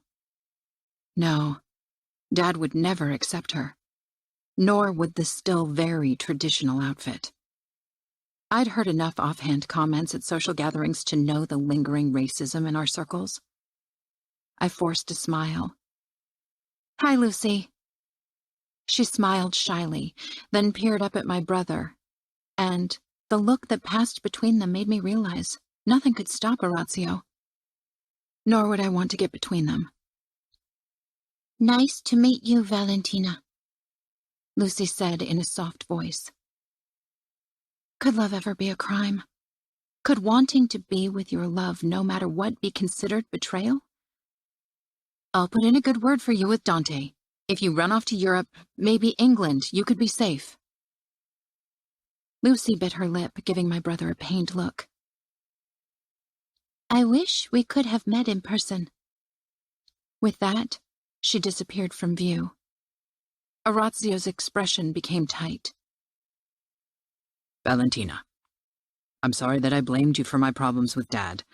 You did your duty to marry again. And somehow that made me even madder for a while. I'm glad I got to see Anna and Leonis one more time. What's going on, Orazio? I don't understand. I'm in a safe place, so you can tell Dante what I just told you.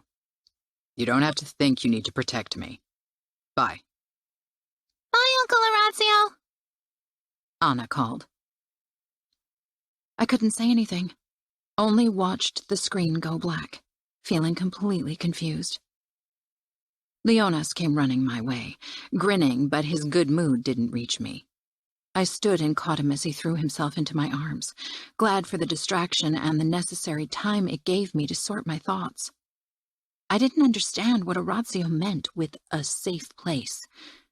Was he already out of the States? For some reason, I didn't think he was. The small part of the car I'd seen had looked like Orazio's BMW. Anna jogged after me as I walked back into the house. Leonis dropped sand everywhere. Mom, I'm hungry. He chimed. First, we need to change your diaper. Leonis shook his head wildly, but I carried him up to his room anyway. Who was that girl with Uncle Orazio? Anna blurted as she followed hot on my heels. I put Leonis down on the changing table despite his protests. My clothes and the table were covered in sand, and I cursed myself inwardly for being so lost in my thought that I didn't clean him in the bathroom first. Mommy? Anna asked, standing on her tiptoes and holding onto the edge of the table. I smiled shakily. That was his friend. Like Luisa and Sophia are my friends? Yes, like that, I said. After changing Leonis's diaper, we headed downstairs into the kitchen. Zita was in the utility room ironing Dante's shirts, and it was Gabby's day off, so I had the kitchen to myself. To distract myself, and because Anna and Leonis loved them, I prepared French toast with a vanilla mascarpone creme on top. Anna helped me whisk the eggs while Leonis dipped his fingers into the sugar and licked them clean. They loved their learning tower, and I loved that it gave them the chance to feel involved when I cooked. We settled at the table, and both Leonis and Anna dug in eagerly. They looked utterly content, their faces dusted with sugar and cream. I tried to cling to the sense of peace I felt watching them, but my worry over Orazio soon took over. On the one hand, I was happy for him, happy that he'd found someone he loved. But on the other hand, I worried for his future, for his life. What if this was a spur-of-the-moment thing? How long had he even known Lucy? Was she really worth leaving everything behind for? He couldn't just change his mind in a few months when things didn't work out. He'd be considered a traitor, and... God, would Dante really kill my brother? What about Papa? I closed my eyes, terrified for my brother, for my family. A hand on my shoulder shook me out of my reverie, and my eyes shot open. Dante towered over me, his blonde brows pulled together in obvious worry. Are you all right? Mom made us French toast, Anna said brightly. Dante stroked her hair, but his eyes remained on me. Leonis raised his arms, and after a moment, Dante bent down and picked him up. For a second, I allowed myself to enjoy the heartwarming scene of Dante holding our son carefully in his arms. I hadn't eaten a bit of my French toast, not feeling hungry. Do you want some? I motioned at my plate. Dante shook his head. Have you heard something from your brother? My eyes widened. I stood slowly. Why? Dante became tense, worry settling on his face. Because he didn't show up to a meeting with your dad this morning. I thought you might know what's going on, and it seems I was right. He just called a few minutes ago. And? Dante asked carefully as he put Leonis down on the floor before he came over to me. He touched my shoulders, searching my eyes. What did he want? I had a feeling Dante knew something was horribly wrong. What was Orazio doing? I glanced at our children, not sure if I wanted to have this conversation in front of them. I picked up my plate and went over to the sink. Dante followed me. We did a video chat, and he told me he had to leave because he was going to marry a girl named Lucy. I whispered. God damn it. Dante growled, his face flashing with fury. Dante? Cold fear spread in my body. The way he looked at me made me worry about what he had to say. It's a Chinese girl. I shrugged. I wasn't sure of the girl's nationality, but that Dante knew made me wonder how long he'd known about this. You knew? Dante shook his head, but his thoughts seemed miles away. Before we married, your father mentioned his problems with Orazio to me. It was about that girl. Orazio refused to give her up for a long time until your father finally convinced him. How? I don't know. I wasn't capo back then, and even if I had been, I wouldn't have gotten involved, as you know. So they've been together for years? That makes sense. Does it? Dante asked angrily. Your brother is bound by his vow. By betraying the outfit, he risks the life of fellow-made men. He only wants to be with the woman he loves. How does it hurt his fellow-made men if he goes into hiding to be with her? Dante's fingers on my shoulders tightened. Because you know I suspect that there's a spy among my soldiers. Maybe it wasn't Fabiano. I exhaled sharply. You think it could be Orazio? Dante sighed and pressed our foreheads together. I wrapped my arms around his waist, trembling. Tell me he wouldn't do it. I wanted to say it, but I'd seen the look that had passed between Orazio and Lucy, and I didn't want to lie to Dante. I can't, I whispered thickly, my eyes prickling. Val, Dante said quietly, sounding tortured. If Orazio has been helping the Familia. I didn't want to imagine it. I couldn't. Do you know where he might be right now? I shook my head. No, but he was in his car. Dante cupped my head and closed his eyes for a moment. Please don't kill him. Dante took a deep breath. I'd do almost anything for you, Val. I've chosen you over the outfit before, and part of me wants to do it again.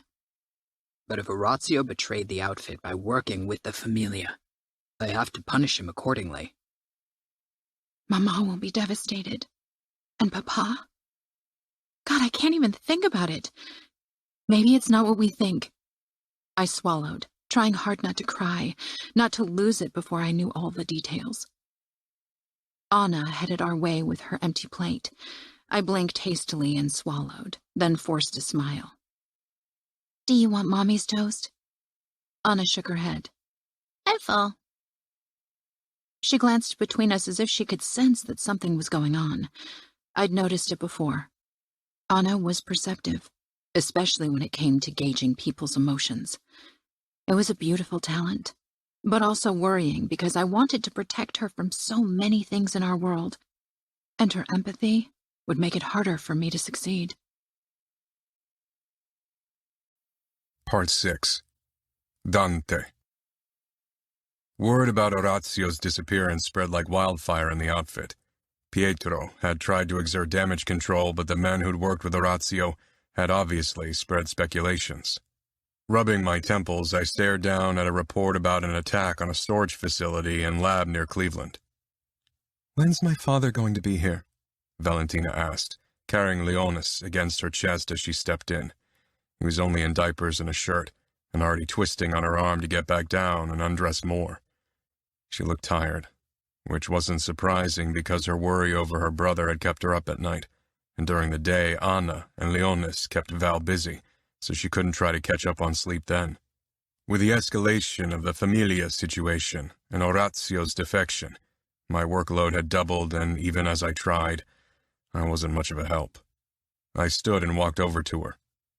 Do you want me to take care of him for a bit so you can take a hot shower and have a coffee in peace? Val raised her eyebrows, looking down at herself. Do I look that bad? I touched her hip, my thumb slipping under her cashmere sweater to feel the smooth skin beneath. Then I leaned down to give her a lingering kiss. You are beautiful as always, Val. She pursed her lips. I don't feel it right now. I feel like a mess. This is difficult, I said quietly, and took Leonis from her. Her eyes snapped up to me and he grinned. Daddy, play in garden. So when's my father going to be here? I know you're going to discuss the Orazio situation with him again. This was another reason for Val's sleepless nights. In 10 minutes. Your brother isn't our only topic. The war with the Familia is taking up many of our resources. Val nodded slowly. You don't have any hints where he could be? Not yet. Val regarded me as if she wasn't sure I was telling the truth. She had every reason to be wary.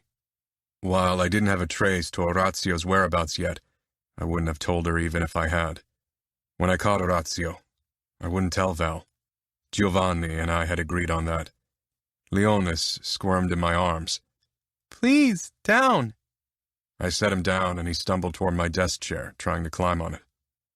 Okay, she said. I'll grab a shower now. With a last glance at Leonis and me, she slipped out of my office. I glanced down at my son, remembering Giovanni's shaken expression when he found out Orazio had run off. Giovanni didn't know it yet, but I wouldn't tell him if I ever caught his son either. Maybe Orazio was clever enough to go into hiding somewhere we didn't have contacts. Scandinavia or Asia would be good options. The desk chair was spinning around itself, making it impossible for Leonis to climb up. I walked over to him and held the chair by its backrest. Leonis finally managed to pull himself up, then throned on my chair with a proud grin. His blonde hair was all over the place, definitely in need of a cut. So far it hadn't darkened much, but when I had been his age, my hair had been lighter too. I tried to imagine how I would feel if he'd run away from his family, from his duties. The mere idea hit me like a punch in the stomach. Maybe Giovanni should have been more lenient when it came to Orazio's wish to be with Lucy. But the outfit would have been against the union, no doubt. An Asian woman, or really any woman without Italian ancestors, would have a hard time being accepted in our circles. I hoped this would change by the time Leonis was old enough to fall in love. The bell rang. Anna's delighted scream followed, and despite the tension in my body, I couldn't help but smile. I picked up Leonis and walked toward the front door where Giovanni was hugging Anna to his chest and lifting her up while Gabby held open the door for him. He seemed to have aged 10 years since the news about Orazio's disappearance. There's my favorite princess, Giovanni said as he kissed Anna's cheeks. She beamed all over her face, then grinned at me with flushed cheeks. Giovanni headed my way, the smile becoming tenser. He set Anna down, then pressed another kiss to the crown of her head. Your dad and I have business to discuss, Bambina, but I'll read you a story later. How about that? Anna pouted, but nodded. I stroked her head. Why don't you help Gabby? Anna nodded even though she looked disappointed. Giovanni tousled Leona's head, who giggled in response. Gabby grabbed Anna's hand and led her into the kitchen. Giovanni peered down at Leona, squirming in my arms. He's already grown so much. I handed Leonis to Giovanni, who cradled him in his chest with a wistful smile. Leonis calmed down for a moment. I remember when I held Orazio for the first time. He fell silent, and I could tell he was fighting with himself. I squeezed his shoulder. Maybe it's for the best if he stays in hiding. Right now, we don't have the resources to waste on searching for him. Giovanni looked up, realizing what I was saying. I wouldn't actively search for Orazio. That was my gift to him and Val. If you catch him, he'll be seen as a traitor. I sighed. We'll cross that bridge when we reach it. As of now, we don't know if he did anything that can be construed as betrayal. Running away from the mob was betrayal, but if that was his only crime, maybe I could be lenient, even if that would send a fatal message to other made men considering defecting their duties. As it was, the best outcome for all of us would be if Orazio would never show up again. I led Giovanni into my office, and he sank down in an armchair with Leonis on his lap, who freed himself and stormed toward my desk chair. This time he managed to climb up without my help, which caused the chair to spin around itself with him. Leonis laughed in delight. Giovanni sighed. What are we going to do once I retire? Who's going to be underboss? We still have many years to decide on that. You won't retire anytime soon. I'll do my best. Livia already tortures me with a low-carb diet, as if a real man can't deal with pasta and bread. I stifled a smile. Rocco would arrive in 30 minutes for our meeting. I always met with Giovanni a bit earlier because I trusted him the most, and because I enjoyed our conversations. The attack on the Cleveland lab was a success, I told him. Giovanni nodded distractedly as he stood and spun the desk chair around, causing Leonis' laughter to grow in volume. Luckily, he was still too young to understand the majority of what we discussed.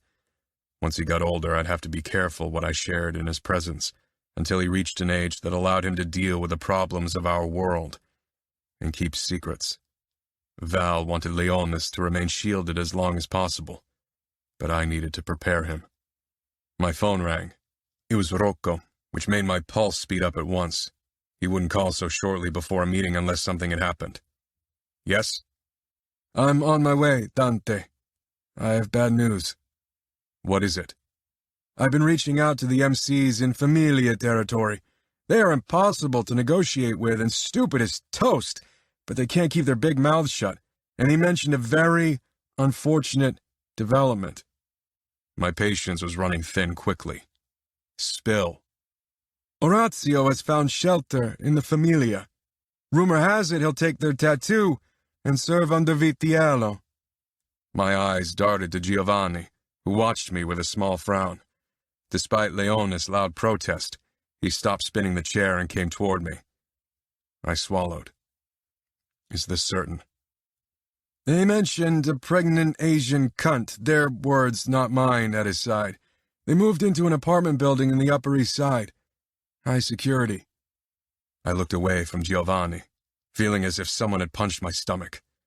My fingers on the armrest tightened as fury and trepidation overwhelmed me. This was the worst possible news. I'm sorry, Dante, Rocco said. I know what it feels like to be betrayed by family. The Familia has stolen too many of ours. I'll be at the mansion in 10 minutes. All right.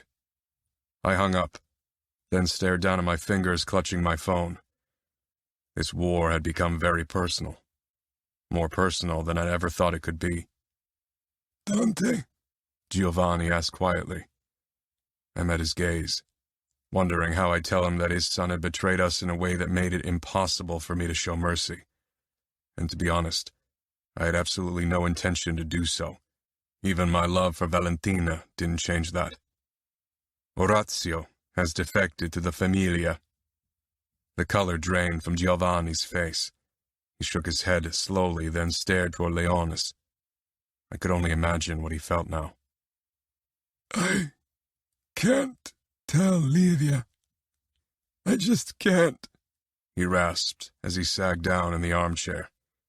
She's already been broken-hearted when she only thought he'd run away.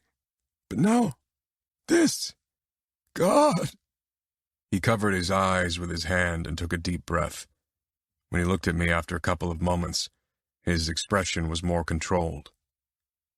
What are we going to do? We have to tell Val and Livia. News about this will spread. It's impossible to keep something of this proportion a secret. Giovanni nodded, but he didn't say anything. His hands were shaking. I considered saying something to ease his pain, but words seemed meaningless. What could I possibly say that would make losing your only son easier? Especially because I was the man who'd have to hunt him down and kill him. Giovanni stood, and I did the same. He came toward me on unsteady legs and straightened his shoulders, as if he'd come to a decision. I'll step down from my position as captain. I don't have an heir. My son's become a traitor to the cause. Our men will ask you to find a new captain who can take over. Leonis hopped off the chair and stumbled toward us. He hugged my leg, grinning up at us. I grasped Giovanni's forearm hard. I won't allow you to give up your position, Giovanni. You have a duty to fulfill to the outfit, to me, and to our family. I don't care what anyone says. My word is law, and I want you as my underboss.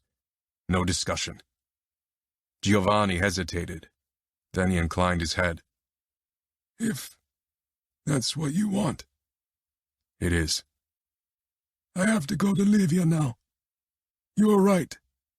She needs to hear it from me, and I need some time to come to terms with the news, too. You don't have to bring me to the door. Take care of Leonis. Giovanni stroked Leonis' head with a pained smile before he hurried out of the room. Daddy! Grandpa, leave! I know, I said quietly. Leonis frowned, then he rushed back to the chair. Valentina appeared in the doorway, looking confused, her hair still damp and piled on top of her head. I hurried so I could say hi to my father, but he practically fled the house. What's going on? I wasn't sure how to tell her the horrible truth. My eyes darted to Leonis in my chair. He yawned and rubbed his eyes. Val stiffened. Dante, you're scaring me. Is this about Orazio? I moved closer. Let's bring Leonis into bed for his nap, and then I'll tell you. Dante, Val whispered. I touched her shoulder. Later. Val nodded mechanically and watched as I picked up Leonis, who rested his cheek in the crook of my neck, a clear sign it was time for him to rest. Come, Val. We walked in silence upstairs, and I lowered Leonis into his bed. I brushed his hair out of his face, then straightened. Without a word, I led Val into the corridor and stepped close to her, cradling her face. Her eyes swam with fear. I wished she didn't have reason to feel that way. Our contacts in Familia territory informed us that Orazio showed up in New York, where they took him in. Val's lips parted, but she didn't say anything. Disbelief, followed by horror, flashed across her beautiful face. I'm sorry, Val. She shook her head slowly. That means he's a traitor. I don't understand why he joined the Familia. Why not run away? I think he might have been working with them for a while. Val pressed her forehead against my chest, shuddering. Why couldn't he just run? His girlfriend is pregnant. Val peered up and realization settled on her features. He wants to protect them. Being on the run with a child is impossible. He probably thought they'd be safest in the Familia. I kept my face neutral. Val needed to make sense of this, and her reasoning certainly had merit. Orazio had probably acted with the goal to protect his pregnant girlfriend, but he was far from safe. He would be hunted. I couldn't sit back when the son of a high-ranking outfit member defected to our enemies. I needed to eliminate him as soon as possible to make an example out of him. This could spin out of control if I wasn't careful. Val searched my eyes. Even without saying a word, I knew what she was hoping to find. But not this time. Mercy wasn't going to wait for Orazio once I got him. You're going to hunt him now, won't you? I have to. She shook her head. You don't. You are the capo. You can determine what direction the outfit takes in the future. Why plunge everyone into a bloody war that won't lead us anywhere? Why can't we just ignore each other? There doesn't have to be peace between the outfit and the Familia as long as we just don't kill each other. Because Luca made this personal. He killed one of my men, he kidnapped Rocco's daughter, and now he took in my brother-in-law. I won't ignore this, Val. My men expect me to show strength, and accepting when others disrespect me in the outfit isn't showing strength. They'll be met with the full force of my brutality and vengeance. Val stepped back and slowly made her way into our bedroom, where she sank down on the bed. What did my father say? Her voice was forced calm, and I hated that she brought up a barrier between us. I followed her. Her gaze was directed at her hands, which fumbled with her sweater. She didn't want me to read her. He's going to tell your mother now. He understands the consequences of Orazio's actions. Val huffed. Consequences of his actions. Could you sound any more blasé? Her eyes flashed up to mine, full of anger and anguish. This is my brother, Dante. It's not an enemy, not a traitor, not a name on a list that you can cross out as if it never meant anything. And no matter what Papa says, this hits him hard. And Mama... Val turned away from me once more, gripping the edge of the bed tightly, her shoulders shaking. I forced down my own anger and frustration. Val had a lot to stomach, not to mention 2 small demanding children to take care of. She was exhausted and emotionally vulnerable. I'm aware of that. What do you expect me to do, Val? I'm capo. My men expect me to lead them through this crisis, a crisis which I might add might have been made worse by Orazio's actions. She pushed up to her feet once more. He did it for the woman he loves and his unborn child. What would you do to protect our children? I jerked her against my chest. I'd do anything to protect you, Anna, and Leonis. Absolutely anything. Which is why I need to make sure the outfit stays strong. Luca won't hesitate to tear down everything I've built. The outfit is Leonis' legacy. It's our family's legacy. I won't go lenient on people who risk the safety of our family. Maybe we'd be safer without war. Val, I growled. Luca began this war, and I'll end it eventually. On my terms and when the outfit comes on top. Don't blame me for what your brother did. He knew the consequences of his actions and he accepted them. How do you know he didn't pass on information about you? About Anna and Leonis to Luca? We don't even know the extent of his betrayal yet. Val considered my words, but I could see that she didn't want to believe it. Do you really think Orazio would have told Luca anything about Anna and Leonis? I cupped the back of her head until she looked at me again. I don't know. And that's the problem. Now that Orazio's in New York, you can be certain he gives Luca anything he knows. He needs to stay useful to warrant protection. Val sank against me and let out a shuddering sob. I wrapped my arms around her as she cried. I understood her sorrow, and it pained me to see her like that. But I didn't feel anything but anger for Orazio's actions. He wouldn't be met with mercy if I ever got my hands on him. He was no longer family. He was the enemy, even if Val couldn't see it that way. Valentina. My stomach tightened painfully when Enzo pulled up in front of my parents' house. Anna bounced excitedly in her seat, and even Leonis, who had been bawling the entire ride, looked delighted when he recognized the house. I'd only briefly talked to Mama on the phone last night. Her voice had sounded hoarse from crying, but she'd tried to sound composed. I took Leonis out of his seat, and Enzo helped Anna out of the car. The door of the house opened, and Mama stepped out, dressed in black as if she was already mourning Orazio's death.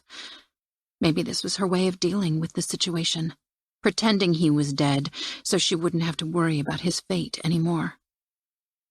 If the outfit ever caught him, death definitely wasn't the worst option.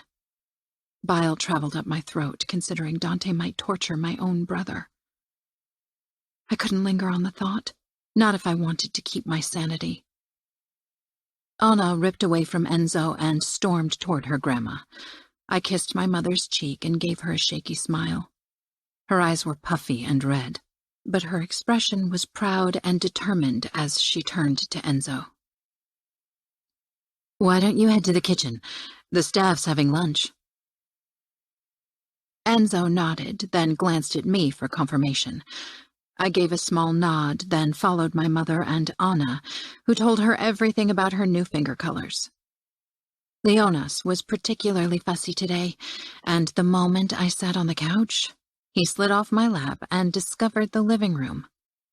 My mother had a vast collection of expensive vases and porcelain figurines, and usually she followed Leonis everywhere he went to stop him from smashing one of them. Today, she didn't even glance his way, which showed how shaken she was.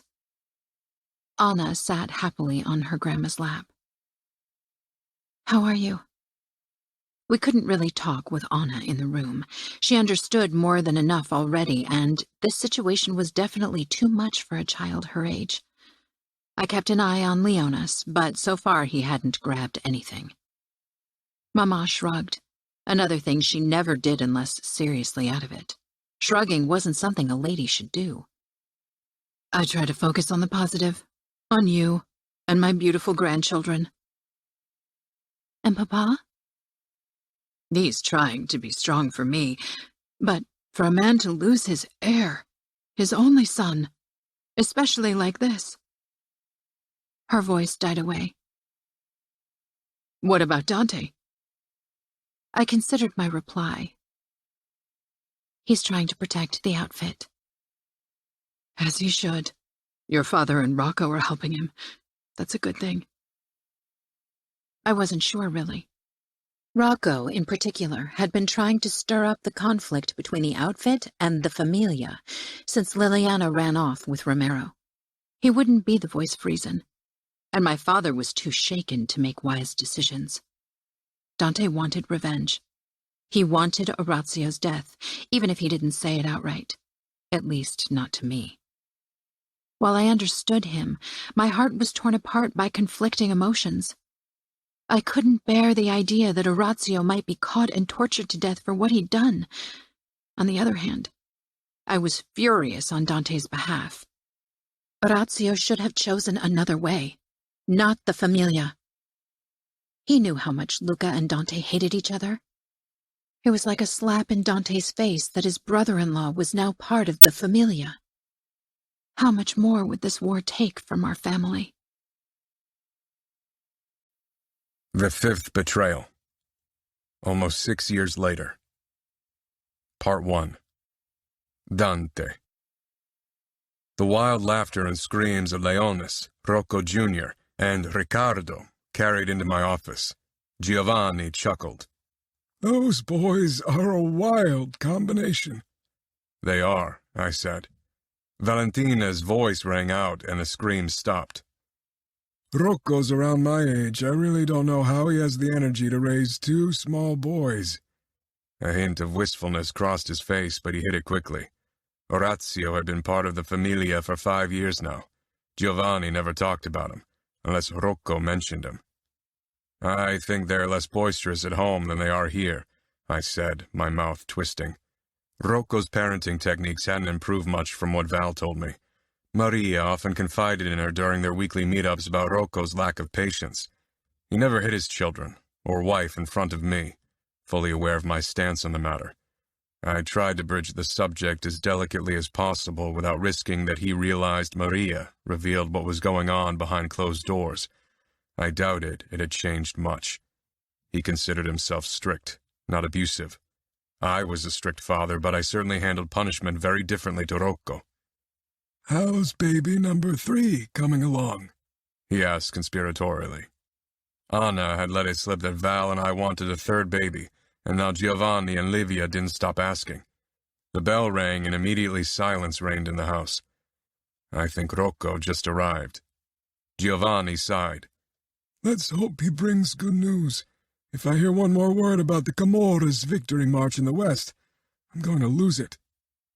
The rise of the Camorra in the west was a worrying development. After Benedetto's death a few years ago, I thought the remaining Falcone clans spread out in the different cities would tear into each other and weaken the Camorra. And initially, that had been the case. But then Remo Falcone had grabbed power and went on a killing spree. Now he and his brothers ruled over the west. They hadn't attacked my territory yet, so I had ignored them for the most part. They were volatile, brutal madmen like their father, and I hoped they'd eventually kill each other off and solve the problem themselves. When Rocco stepped in, I knew we wouldn't hear good news today. His face was red and covered with sweat, and the top button of his shirt was open as if he had trouble breathing. I pushed out the chair. Rocco? You should sit down. Again, he muttered. Narrowing my eyes, I walked toward him. What is it? I got updates from our contacts in Vegas and New York. He let out a bitter laugh. We're being screwed over on both fronts. For God's sake, what is going on? Giovanni said. Orazio has been made underboss of Boston. Giovanni's expression became stone, but for the briefest moment pain flared up in his eyes. I didn't move, trying to keep my emotions in check, even as a wave of fury rolled through me. You said on both fronts. Rocco laughed again and staggered over to the desk, where he dropped a few photos. His fingers turned white from their tight grip on the edge of the desk. I moved closer to get a look at the photos. It took me a moment to understand what I was seeing. A fighting cage with a blond man in the center. Fabiano Scuderi, with raised arms, celebrating a victory over a bleeding opponent. I glanced at Rocco, who looked close to an outburst. Where was this taken? A suspicion was trickling through slowly. One territory was famous for their death fights. Las Vegas. Rocco jabbed his finger at another photo. I picked it up and took a closer look. Fabiano had the tattoo of an eye and a knife on his forearm. The tattoo of the Camorra. He defected to the fucking Camorra, and that bastard Falcone took him in. First Luca with Orazio, now Falcone with Fabiano. This must stop. Giovanni didn't say anything. If my own body hadn't gone into a sort of fury-fueled state of shock, I would have asked if he was okay. He looked pale. What's he doing in the Camorra? I asked, satisfied to hear my voice cold and smooth. No sign of inner turmoil. What does it matter? Rocco roared. My own flesh and blood has become a dirty traitor. I want him dead. Pure hatred shone in Rocco's dark eyes. But it wasn't the only emotion I detected. In their depth, I found animal fear. What was Rocco so afraid of? His reputation? That I would remove him from his position as consoliere because of this development? Or something else? We have to attack the Camorra, Dante. Right away. We can't show weakness. Luca and Remo are making fools of us. We must act. We must kill Fabiano and Orazio. I agreed. Both Fabiano and Orazio needed to die, but not before I had talked to them. I needed to know what had happened, and I needed to know everything they knew about the Familia and the Camorra. We have to gather more information before we act, Rocco. This isn't something we can risk without a foolproof plan.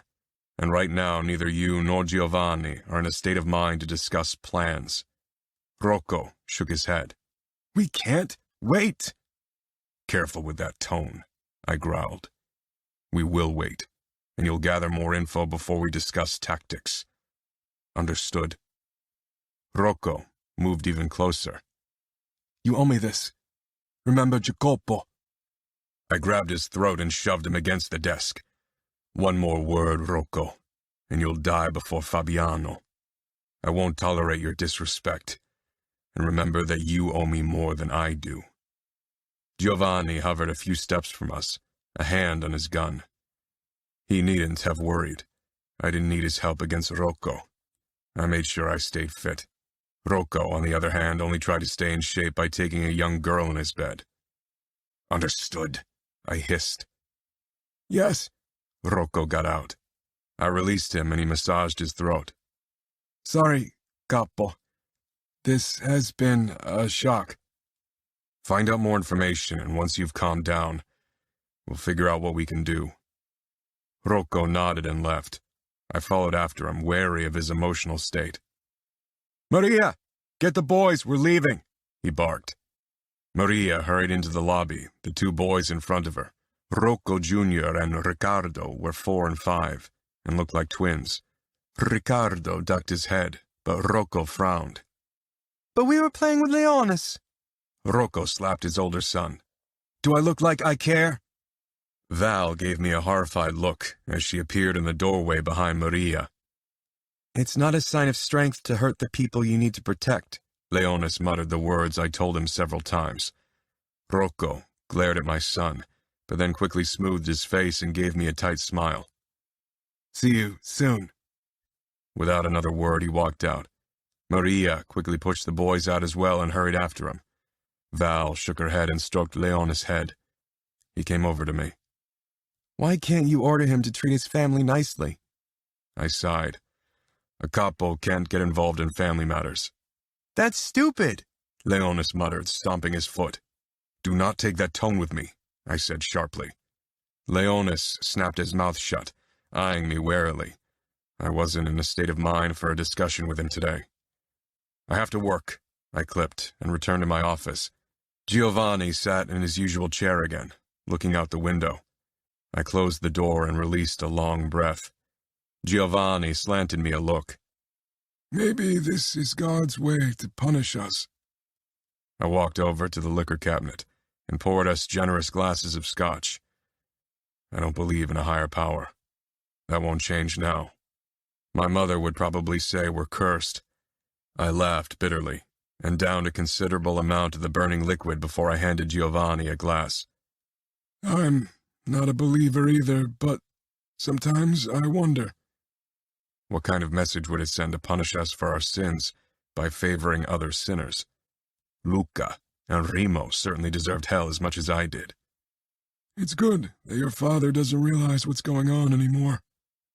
Dementia turns out to be his blessing, I said sarcastically. It spared me his disapproval anyway. I perched on the edge of the desk, downing the rest of my drink.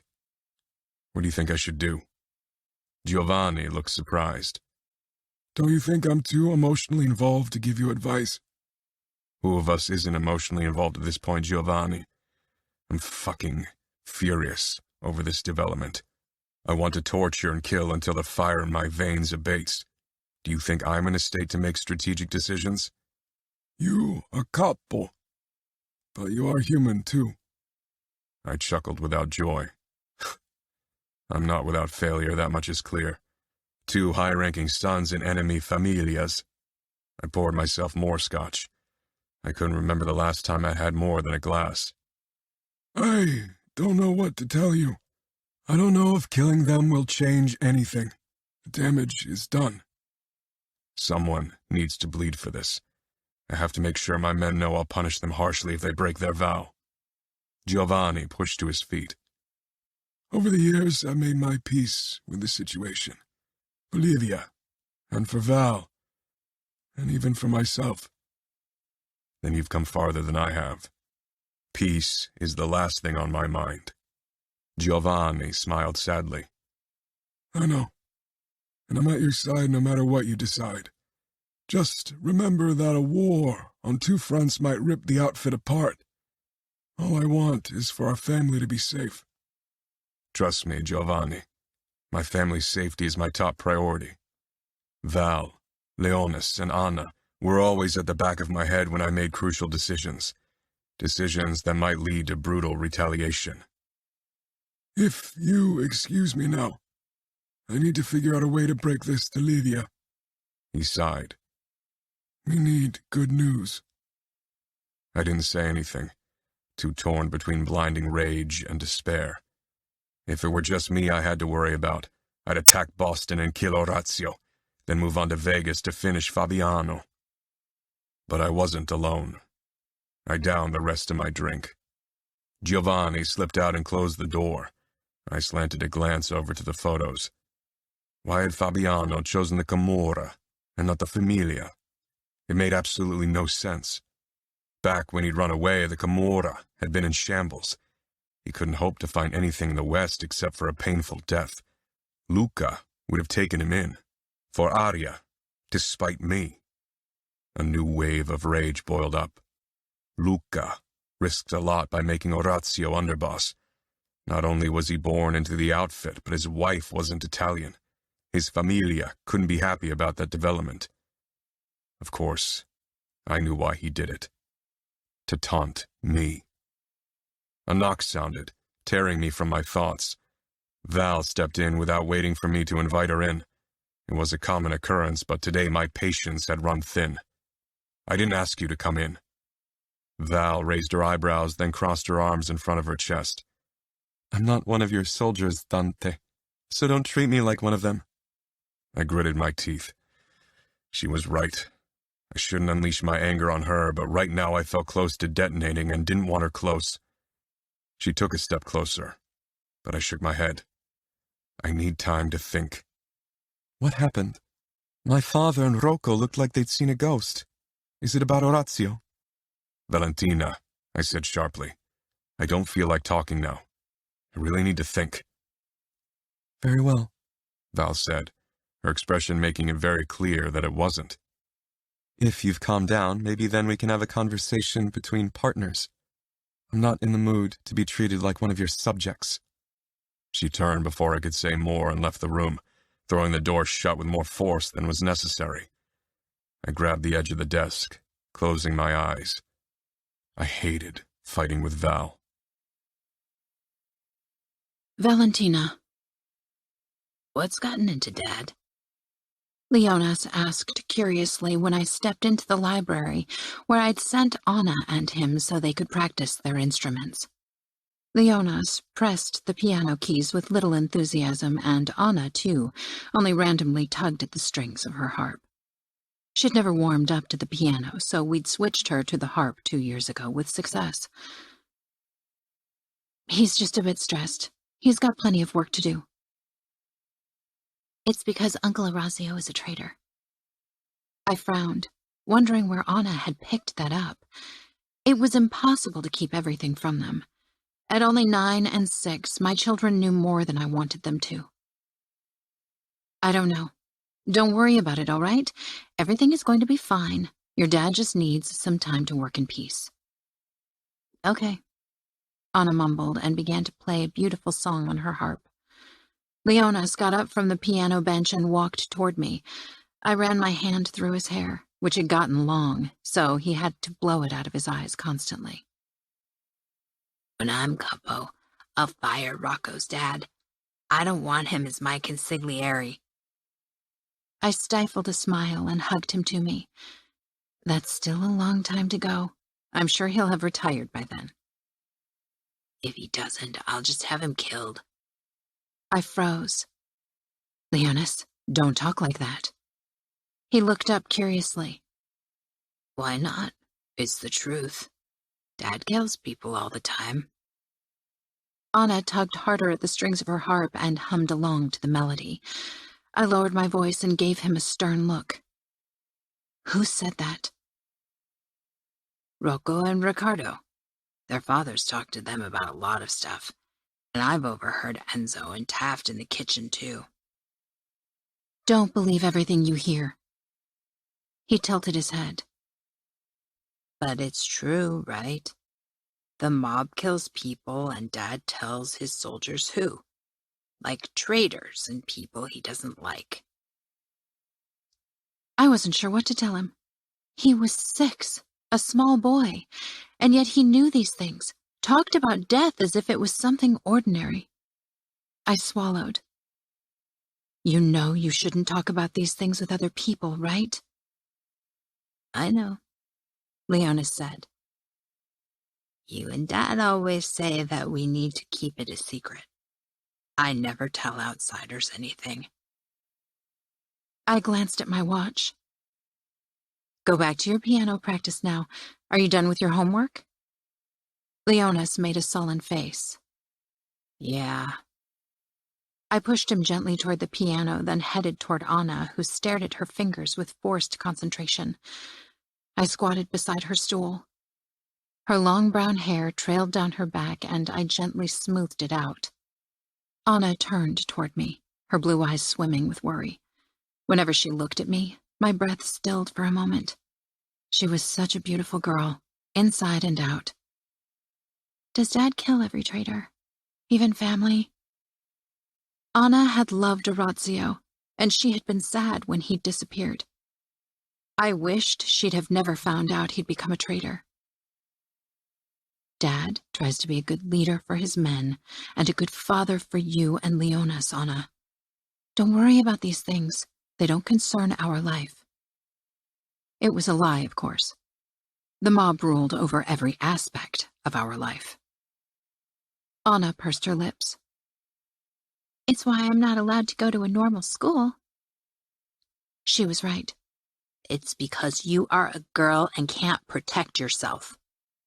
Leonas butted in. Anna glowered at him. You can't protect yourself either. Can too. That's why I can go out and you can't. Enough, Leonas. Focus on your practice. I touched Anna's hand. Your dad is a bit more protective about us girls than about Leonis. It had led to an argument between us when Leonis had started private school almost 2 years ago, while Anna kept being homeschooled, but Dante hadn't budged. He wanted Leonis to be surrounded by other kids, so he'd learn to assert himself. Anna, on the other hand, remained in her sheltered cocoon at home. Do you want to attend Leonis' school? She bit her lip and nodded. We'll see what we can do. Maybe next year. Okay, she said. I stood and left them to their practice. I wouldn't start a discussion about school options with Dante today. He wasn't in a state of mind to do so. Instead, I headed into my office to make plans for my upcoming visit to our biggest brothel, one frequented by Chicago's elite, mostly politicians. The kids and I had dinner alone, which almost never happened anymore. I refrained from knocking at Dante's door to ask him to join us. He knew we always ate at the same time. Once the kids were in bed, I changed into my nightgown, but sleep evaded me, so I headed back to my office to work some more, but shortly before midnight I decided to look for Dante once more. He couldn't hide in his office forever.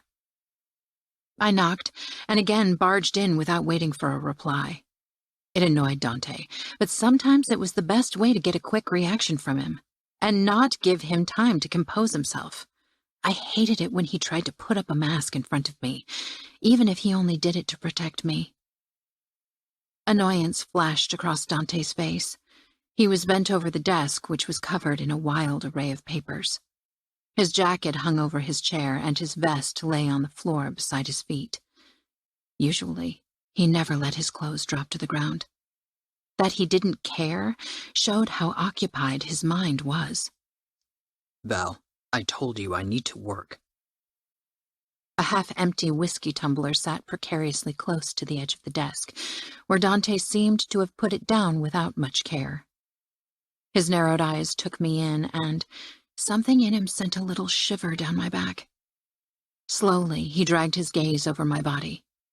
Barefoot and in my nightgown, he had a lot to take in. It's midnight. Come to bed. He straightened with a look somewhere between anger and a familiar hunger. The top 2 buttons of his shirt were open, and he'd rolled up his sleeves, revealing muscular forearms.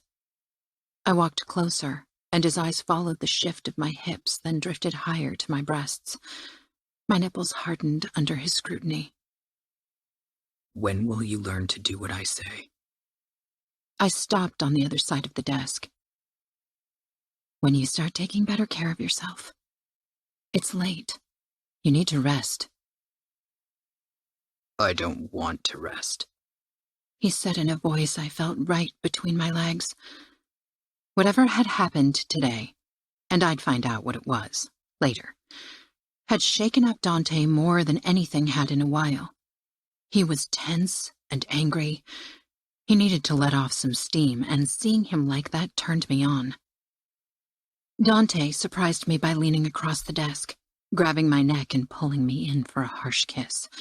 When he pulled back, both hunger and anger had intensified in his eyes. Fuck it, Val.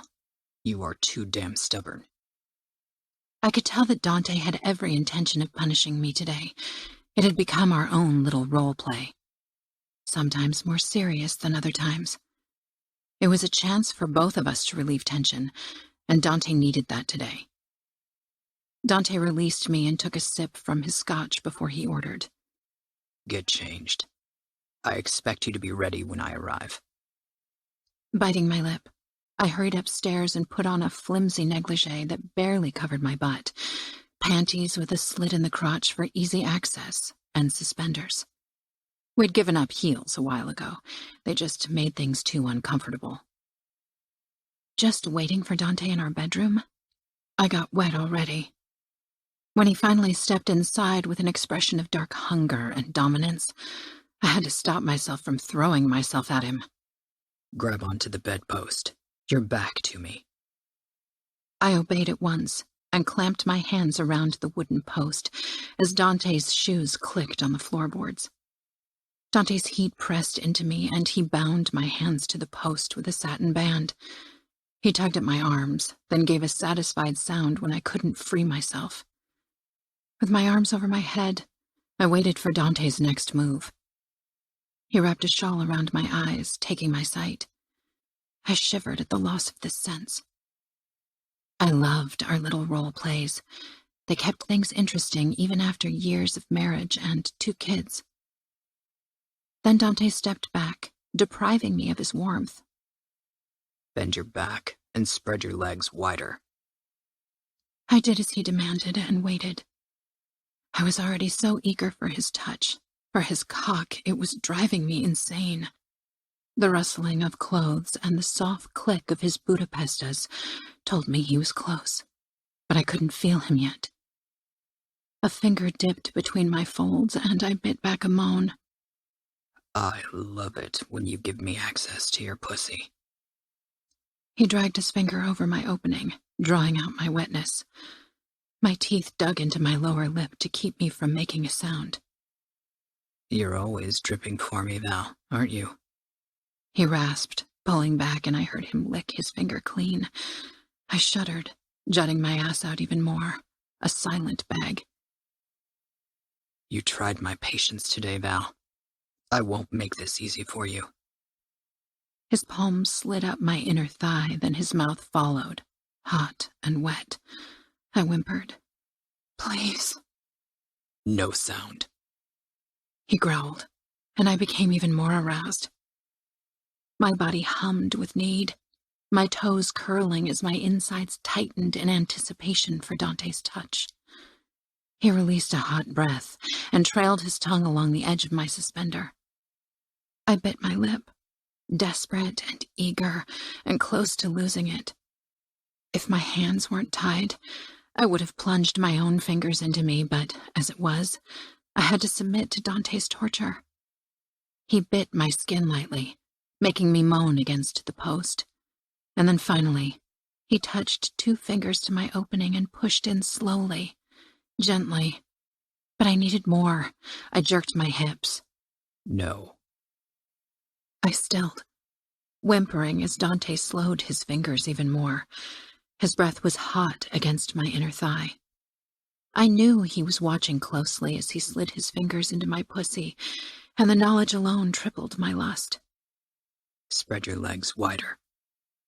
I did, and Dante's deep exhale was the best reward. His fingers were sheathed all the way in me, and my muscles contracted around him, begging for friction, for him to slam into me, to touch my clit. Instead, Dante slowly rotated his fingers, which felt amazing, but wasn't enough, not nearly enough. Patience. He drawled as if he could read my mind, or more likely read my eager body. I wanted his tongue so badly, and then his cock. I could barely think straight anymore. He extracted his fingers slowly, and then he stood. Open your mouth. He slid his fingers past my lips, allowing me to taste myself. I used my chance and circled his fingers with my tongue, then sucked them like I would his cock if only he'd let me have it. He unbound my hands and guided me toward the bed. I sank down, then lay back, waiting for him. The mattress dipped under his weight, and then my blindfold disappeared. I opened my eyes, but it took my eyes a moment to get used to the brightness once more. Dante slid down my panties and pushed my knees up against my chest until I was completely exposed to him. My lips parted with desire, knowing what would come. He bent down and drew his tongue along my slit. Once, twice. So fucking eager for my tongue. He regarded me over my pussy as his hand kneaded my ass cheek. "Yes," I whispered, eager for him to continue, to feel his tongue inside of me. His blue eyes held mine as he slowly dragged his tongue back and forth over my folds, lightly playing around with them. I bit my lower lip to stifle any sound. Dante pulled back again. His dominant eyes rested on my pussy. He squeezed my ass cheek and my center clenched, and a new wave of arousal trickled out. Dante's breathing deepened, a dark smile curling his mouth because he saw. Remember, no sound, and no coming until I allow it. He rasped, and then he pressed his mouth to my pussy and sucked my folds between his lips. Lightly, then harder, and I whimpered, shook, and got even wetter. I knew it would be easier not to come if I didn't watch, but the sight of this powerful man between my thighs was the most erotic thing in the world, and I couldn't deprive myself of it. Dante released my folds. Delicious, he murmured, and he spread my lips. Even I could see how swollen and red my clit was, desperate for release, for attention. No sound, no coming, Dante demanded. I gave a sharp nod, and with his eyes on me, he licked along my slit with the flat of his tongue, then flicked the tip over my clit. And again, his warm, wet tongue. Firm, then soft. Over and over he repeated the same torturous motion, his eyes holding mine, watching my despair at wanting to come, at needing to come. My fingers dug into my knees, my teeth into my lower lip. Dante, I got out. No, he growled and circled my opening with his tongue the way I loved it, and I began to shake, my orgasm wanting to burst forth. Dante pulled back and sat up. Please, I gasped. He shook his head. No, you were about to come. I didn't allow you to. I glared, but at the same time, I shuddered with a new wave of desire at his dominance. I began to lower my legs, but Dante shook his head. Stay like that, open for me and dripping. He stood and slowly got out of his clothes. It took considerable restraint not to rip them all away and pull him on top of me. He climbed on the bed and knelt beside my head, smiling darkly. Remembering the early days of our marriage when I'd worried that Dante would be a cold fish in bed almost made me laugh. He pushed a pillow below my head so I was on eye level with his erection. You're going to suck my cock now, and if you do good, I'll lick you again and let you come. I nodded. Part your lips, he ordered. I did without hesitation, and he slid his cock in until he hit the back of my throat. Steadying my head, he began to thrust into me, fucking my mouth slowly. His control was slipping, and as usual, it gave me a sense of triumph. Dante. I watched my cock slam into Val's perfect mouth. She swirled her tongue and hollowed her cheeks, increasing my pleasure. I held her in place as I fucked her mouth slowly, taking my time, wanting to draw this out. It wasn't a punishment. Val loved sucking my cock, and she did it just the way I wanted it. I taught her every move, and she was a quick learner. My eyes slid down to her pussy. The sight of her parted pink lips, her swollen clit, glistening and ready, made my cock jerk. Val licked my pre-cum eagerly. Good, I groaned as I slid slowly out of her. She knew her cue and began working only my tip, sucking it and licking it.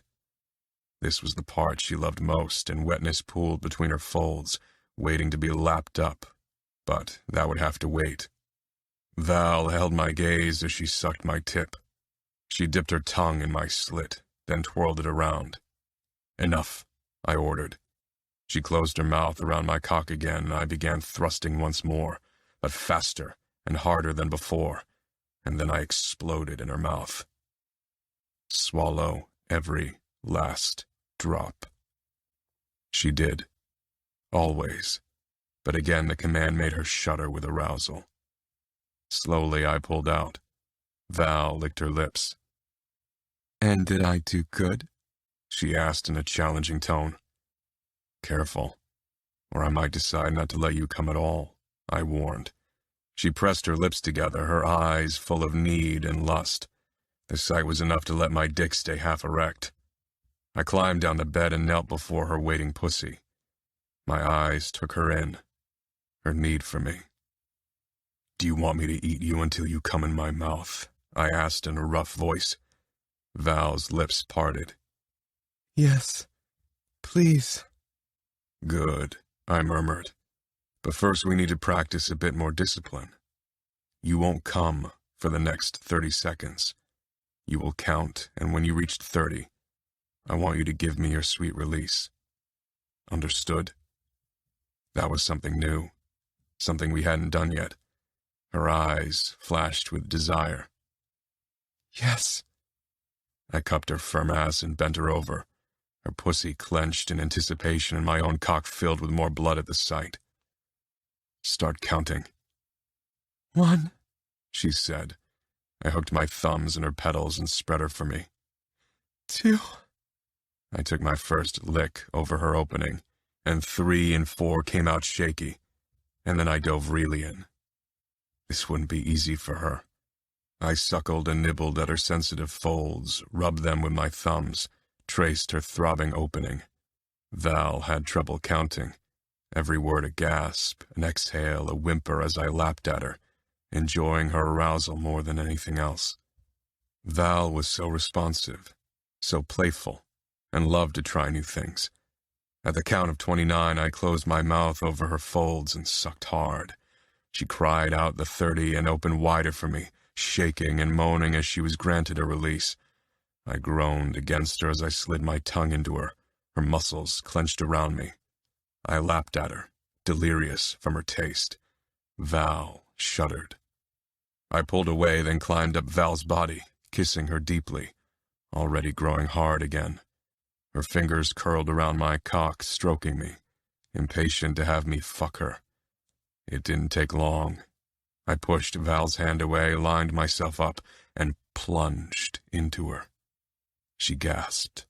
I started pounding into her angrily. My hand clamped down on her wrists and pressed them into the cushions above her head. Her eyes flashed up to mine, her beautiful lips parted. I dug my fingers into her thigh and hooked it over my ass for deeper access. I lost myself in Val, and my lust for her until everything else faded into the background. Until all that mattered was Val's slick pussy around my cock, our sweaty bodies pressing into each other, our mouths seeking contact. With a violent shudder, my release overcame me. Val threw her head back with a hoarse cry, her muscles contracting around me as her orgasm followed mine. I kept pumping into her, my lips pressed to Val's pulse point. With a groan, I lowered myself on Val and stayed like that, smelling her familiar scent. My own muskier scent mingled with hers and gave me a sense of possessiveness. Val stroked my back and kissed my temple. Will you tell me what happened? I released a small breath and rolled off Val.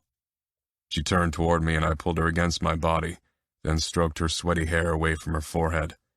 Val regarded me patiently, those stunning green eyes full of understanding. It astounded me how she could trust in me, believe in me. It's Orazio, isn't it? I nodded.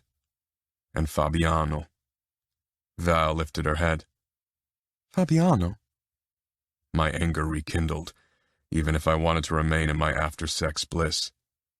Orazio is now underboss in Boston, and Fabiano is part of the Camorra. Val stared. Her disbelief reflected my own initial reaction, until it had been replaced by a thirst for vengeance and harsh anger. Val shook her head. Why would Luca make Orazio underboss? It'll only cause him problems. Then her lips twisted, realization settling in her eyes. Yeah, he taunts me. And now you are going to retaliate? I have to. The question is how, especially now that Fabiano is part of the Camorra. I can't attack both the Camorra and the Familia. Val lowered her chin to my chest. And attack the Camorra. I can't spare Orazio. She nodded slowly. I know. Not after this.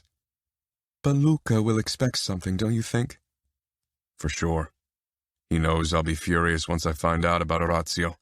He'll triple his safety measures, at least in New York, and Orazio will have high security as well. Val's gaze became distant. I wonder if he has a second child by now. She trailed off. I touched her cheek. Don't think about it. It'll make things worse. I can't help it. Sometimes I can't stop thinking about all we've lost, and I don't just mean the dead. I never get to meet Aria's children, or Orazio's, and Anna can't see her godmother. It's heartbreaking. And now Fabiano. God, what else can go wrong? She paused, but I could tell she wasn't done yet. I bet Rocco wants to walk into Las Vegas with blazing guns to kill Fabiano. Of course. He's furious. But I can tell that there's more. Val tilted her head the way she always did when she thought hard about something. It's strange that Fabiano joined the Camorra instead of the Familia. Indeed.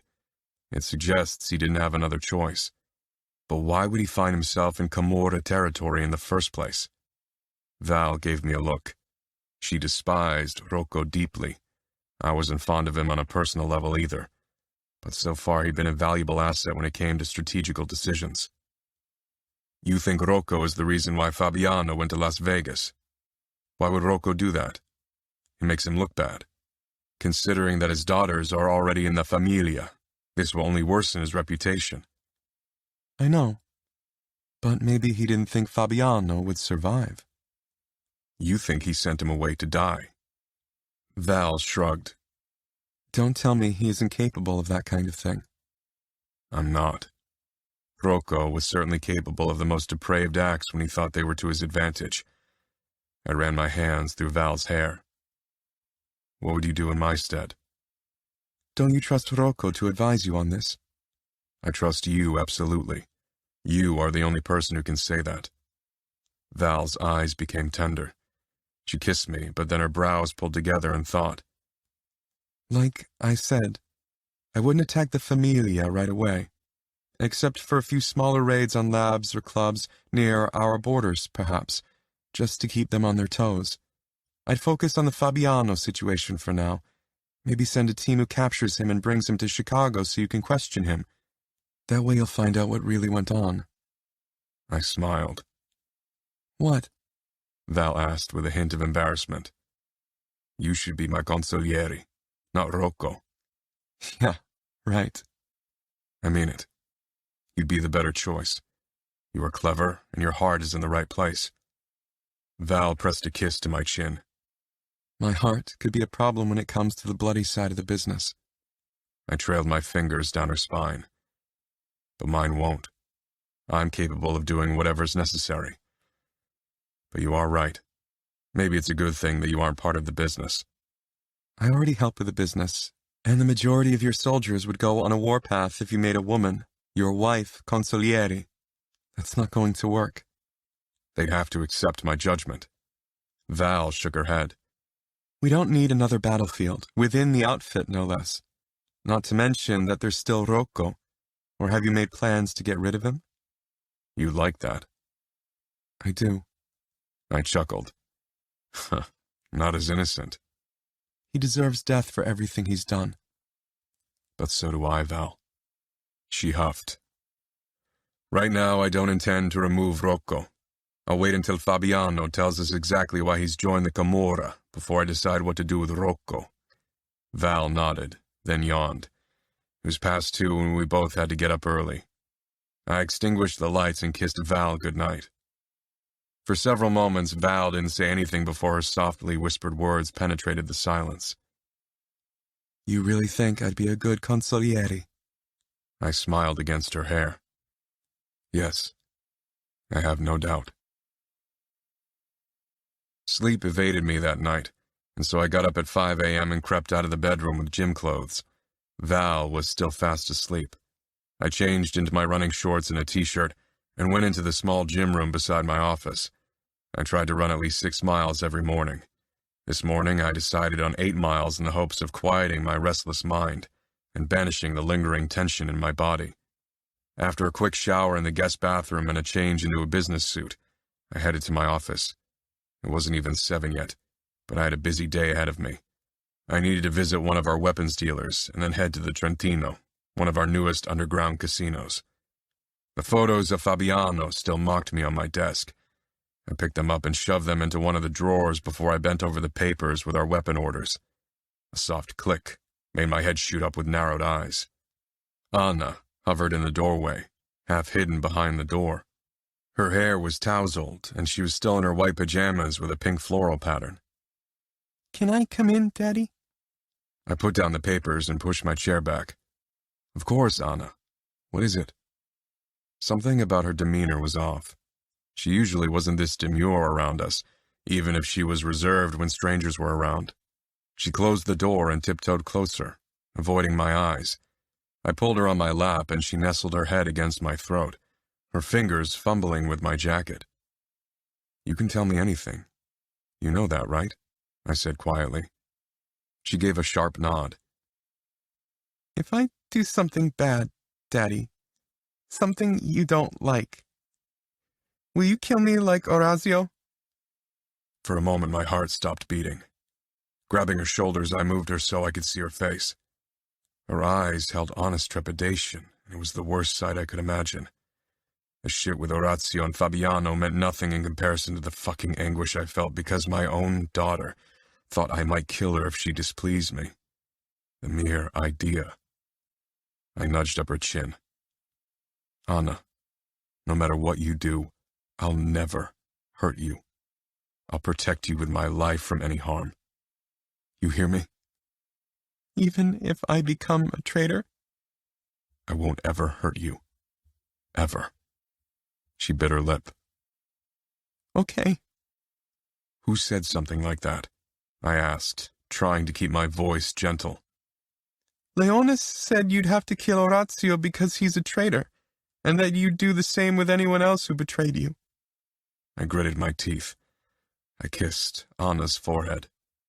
I love you more than anything, Anna. I love you too, Daddy. Anna said, and snuggled against me once more. Despite my workload, I decided to spend some time with her. How about we play a song together? Really? She sat up with wide eyes. I rarely played the piano anymore. For one, I didn't have time, and it had never been my passion. But playing with Anna held a special place in my heart. She hopped off my lap and took my hand, practically dragging me toward the library. This was my daughter, not the scared girl from a few minutes ago. Anna settled on the piano bench. Won't you play the harp?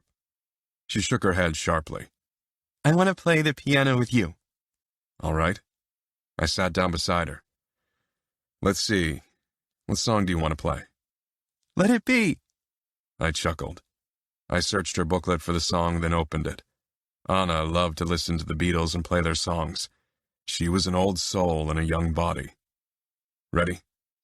She grinned up at me, her worry and fear forgotten. I'd do anything to keep it that way. Part 2.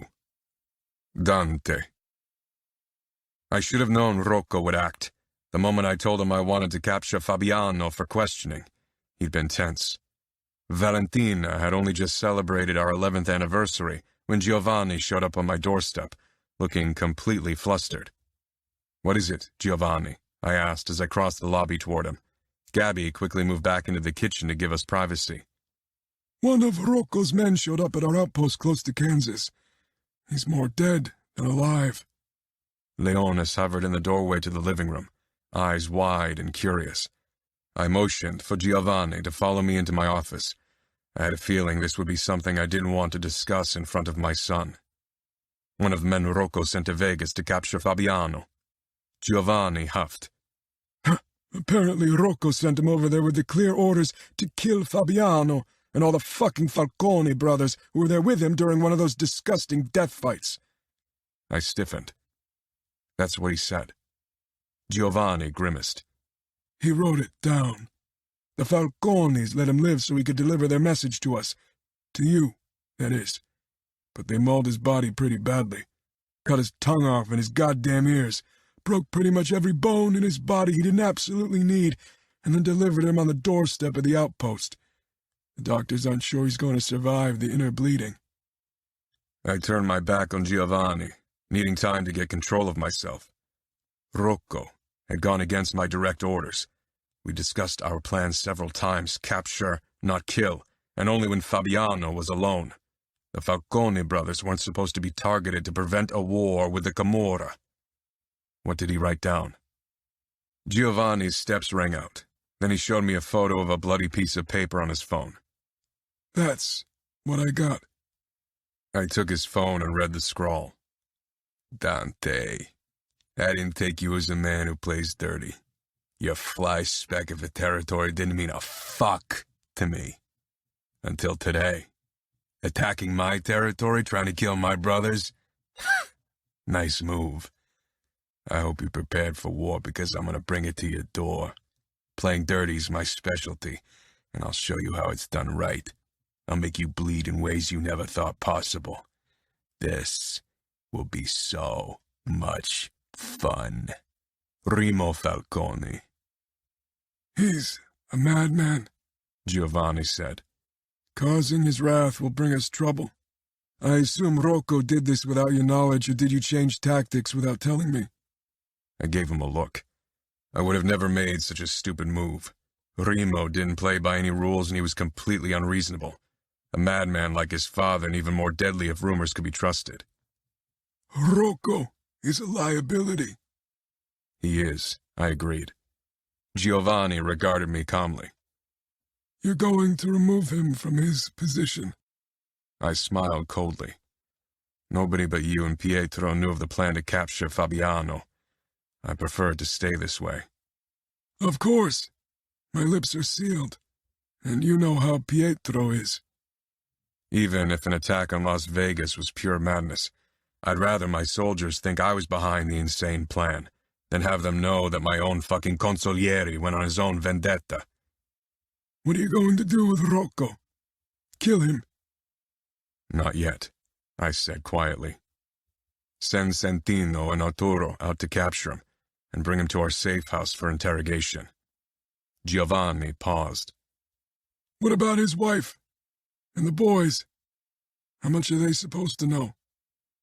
I doubt Maria will be sad to see him gone from her life. Don't give her detailed information. This needs to stay within the inner circle. You think he'd run if you called him in?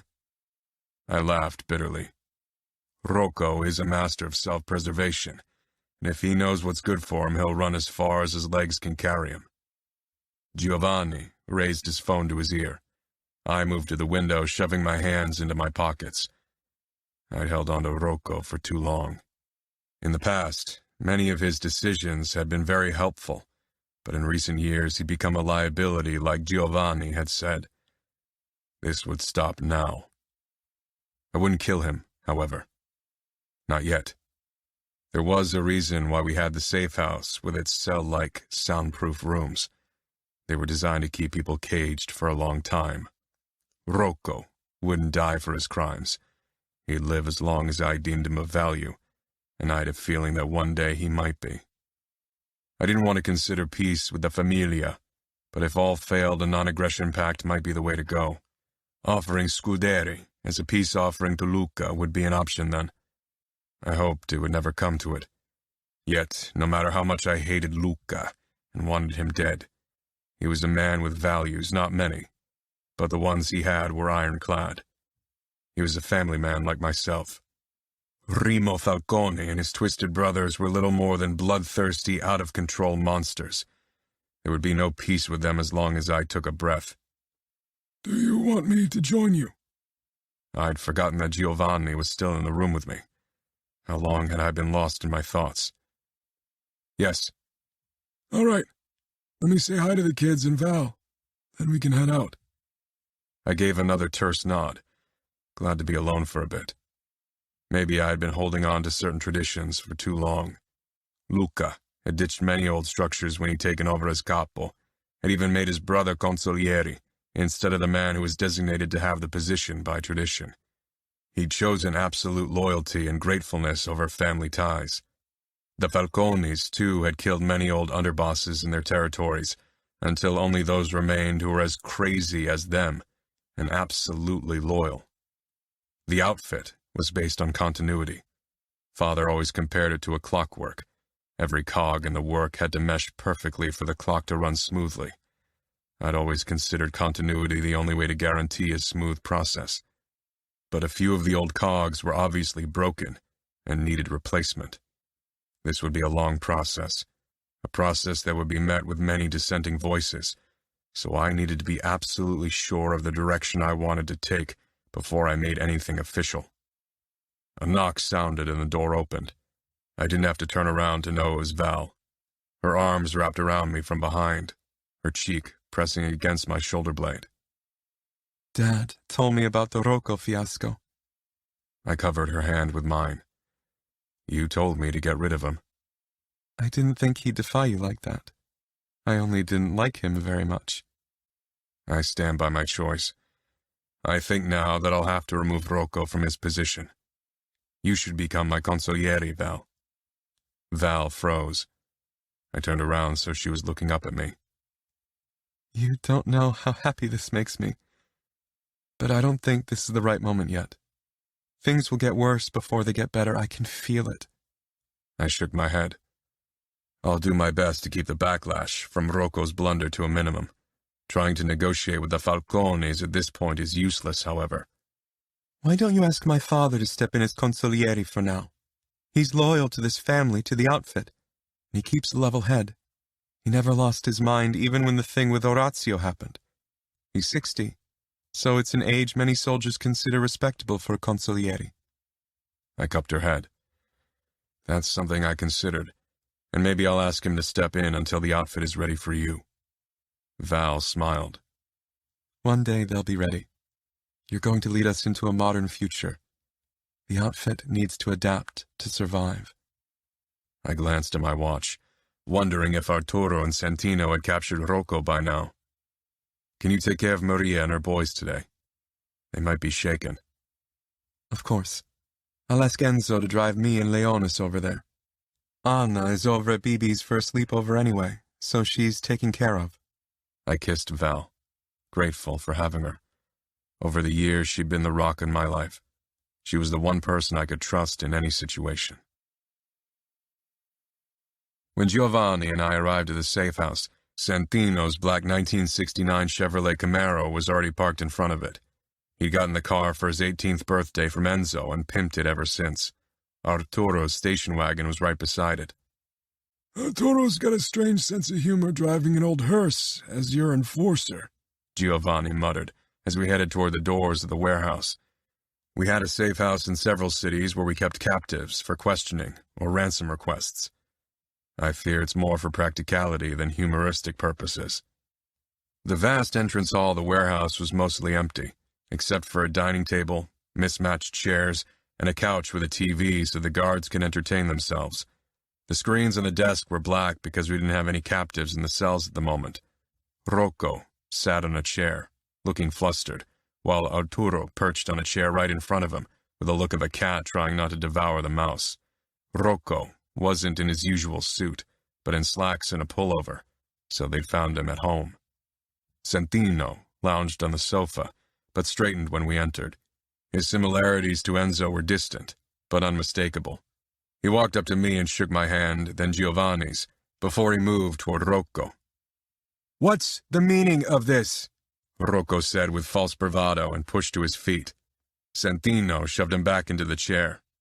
You sit unless your capo tells you otherwise. Arturo gave me a curt nod, then focused on Rocco once more. Rocco pushed 2 fingers into his collar and tugged nervously. Then he looked at me. He didn't quite meet my eyes. Would you explain to me what's going on? Giovanni snorted, but Rocco's eyes were on me. A tight smile pulled at my mouth. You really don't know. I moved toward him, noticing the fine sheen of sweat on his forehead, despite the cold in the building. Rocco's eyes flitted to Santino, who towered behind him, then to Arturo, who had barely blinked while he watched him. Dante, this must be a misunderstanding. Is it? So you didn't tell your men to attack and kill Fabiano and the Falcones? Santino raised his dark brows. Arturo let out a small sound that might have been a laugh. I stopped right in front of Rocco, forcing him to tilt his head back to look at me. I gave you an order. It was clear and easy to understand. Capture Fabiano and bring him to me. And what did you do? You didn't try to capture him. You tried to assassinate him.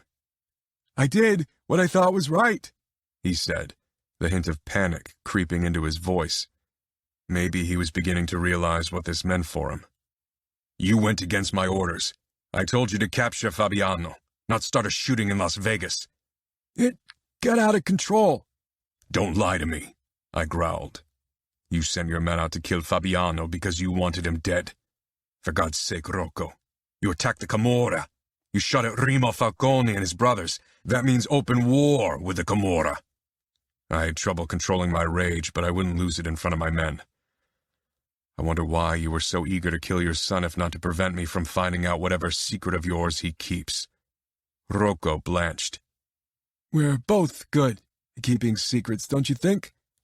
I'm not the only one who killed without his capo's orders. And I lost it. I clutched his throat, pressed my thumb into his Adam's apple, making him choke. His eyes watered. I lowered my mouth to his ear. You won't say another word, or I'll do with you what the Falcones did to your men. I'll start with your tongue, then move on to your ears. Arturo's good at extracting eyes without killing the victim, and Santino is very good at breaking bones, one after the other so the torture lasts as long as possible. But you know that, Rocco, don't you? After all, you were my consigliere. Rocco's face flickered with fear. I released him and straightened, smoothing down my vest. Take him into one of the rooms. I'll need to chat with him. Dante, Rocco said pleadingly. This is all a misunderstanding. I've always been loyal. I think our understanding of loyal is very different, Rocco. Arturo pushed to his feet with an eager gleam in his eyes, but I held up my hand. Let Santino handle this. I intend to keep Rocco alive for a long time, until he can serve a better purpose than to become fish food. Arturo nodded, but the disappointment was clear in his eyes. Santino jerked Rocco to his feet and dragged him toward the underground cells. He was a tall boy, man, even taller than Enzo, and had no trouble keeping Rocco in check. Giovanni sighed. I'll organize guards to do the shifts on Rocco. We can't choose just anyone in case Rocco opens his big mouth. I gave a curt nod, then removed my jacket and thrust it over the sofa. Rolling up my sleeves, I moved toward the cell Santino had chosen for Rocco. Giovanni was close behind me. Santino waited in front of the cell. Do you want me to be present? Wait outside for now. I'll call you if I need you. Santino glanced at Rocco. Must be strange dealing with someone you've known for so long. It makes his betrayal all the worse, I said only. Part 3. Valentina. Anna and Sophia giggled as they rushed out of the bathroom in their blush-colored bridesmaid dresses. Every time I saw them together, I was surprised how similar they looked when one didn't pay close attention. Anna's hair was slightly darker than her cousin's, but they had the same eyes, the Cavallaro blue. Dante, I, and the kids had booked the suite right beside Inez and Pietro's suite in the best hotel in Indianapolis, so the girls could spend time together. The suites were even connected by an adjoining door. Last night, they'd watched movies together in bed until midnight, not willing to part from each other until absolutely necessary. I really wish those two lived closer.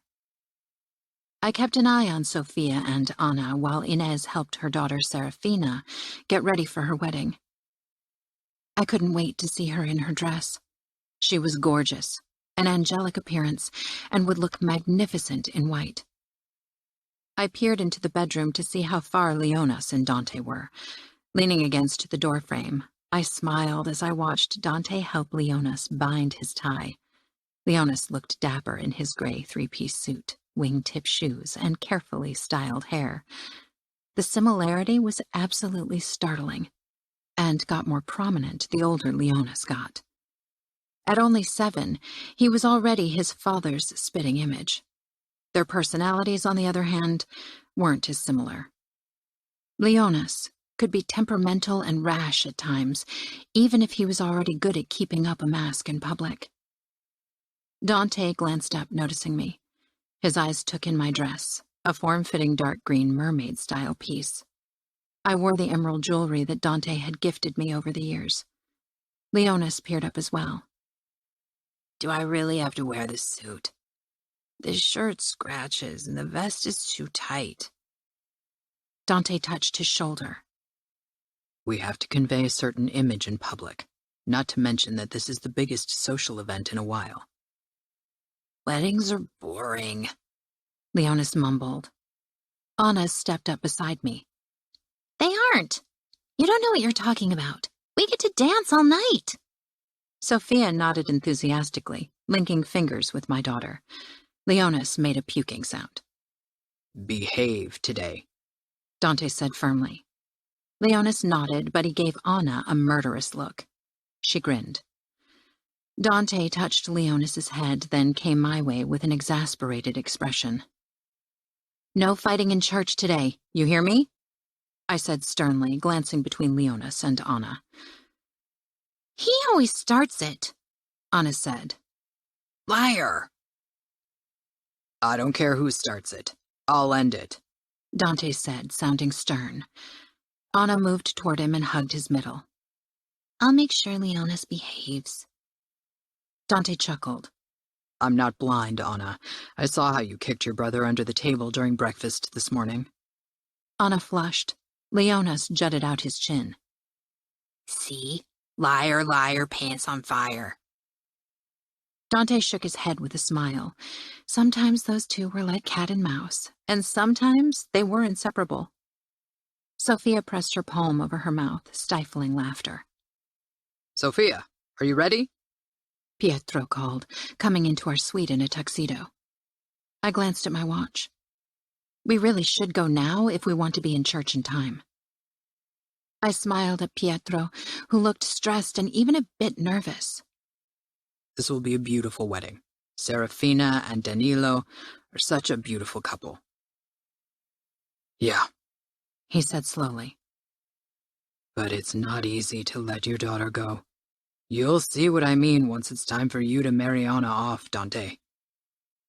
Dante's mouth tightened as he regarded Anna, who exchanged a conspiratorial smile with Sophia. Then both turned red. It'll be Sophia's turn first. She's older. We'll see, Pietro said with a laugh. Come now, it's getting late, I urged. Taking Leonis's hand, I led him out of the room. Anna and Dante followed close behind. Together we took the elevator down to the valet parking.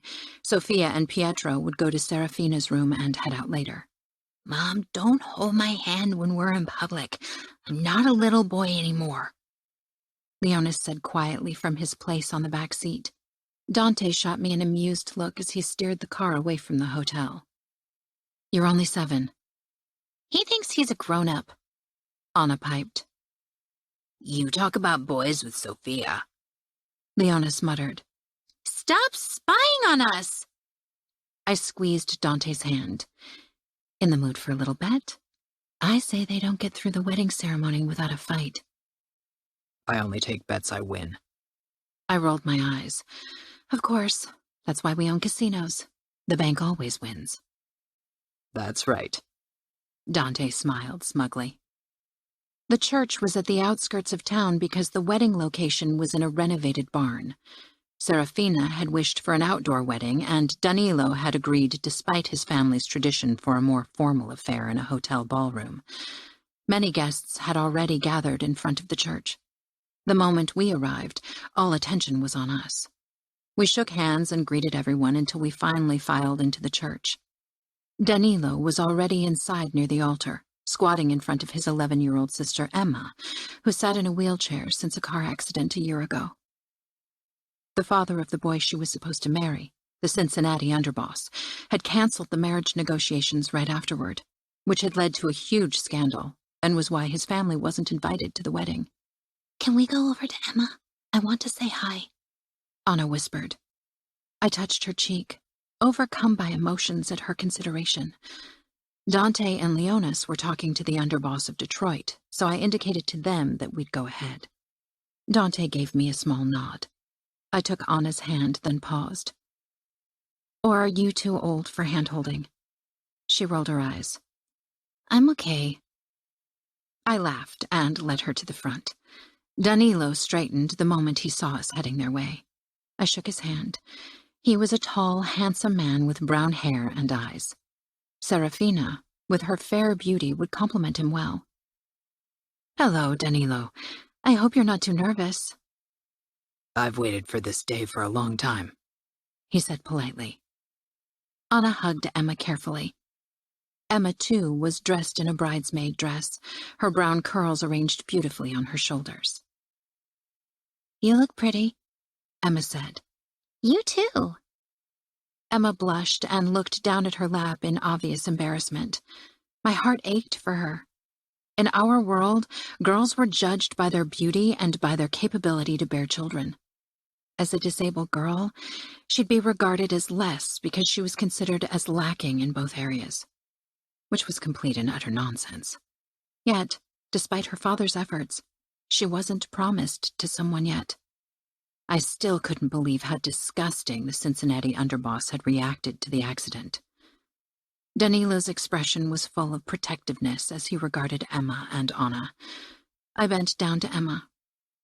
"Your brother's a handsome fella." She smiled shyly up at me, then peered up over my head at Danilo. Straightening, I turned back to Danilo. Anna told Emma about her visit in the Indiana State Museum. She always insisted on going to museums when we visited a city, much to Leonis's chagrin.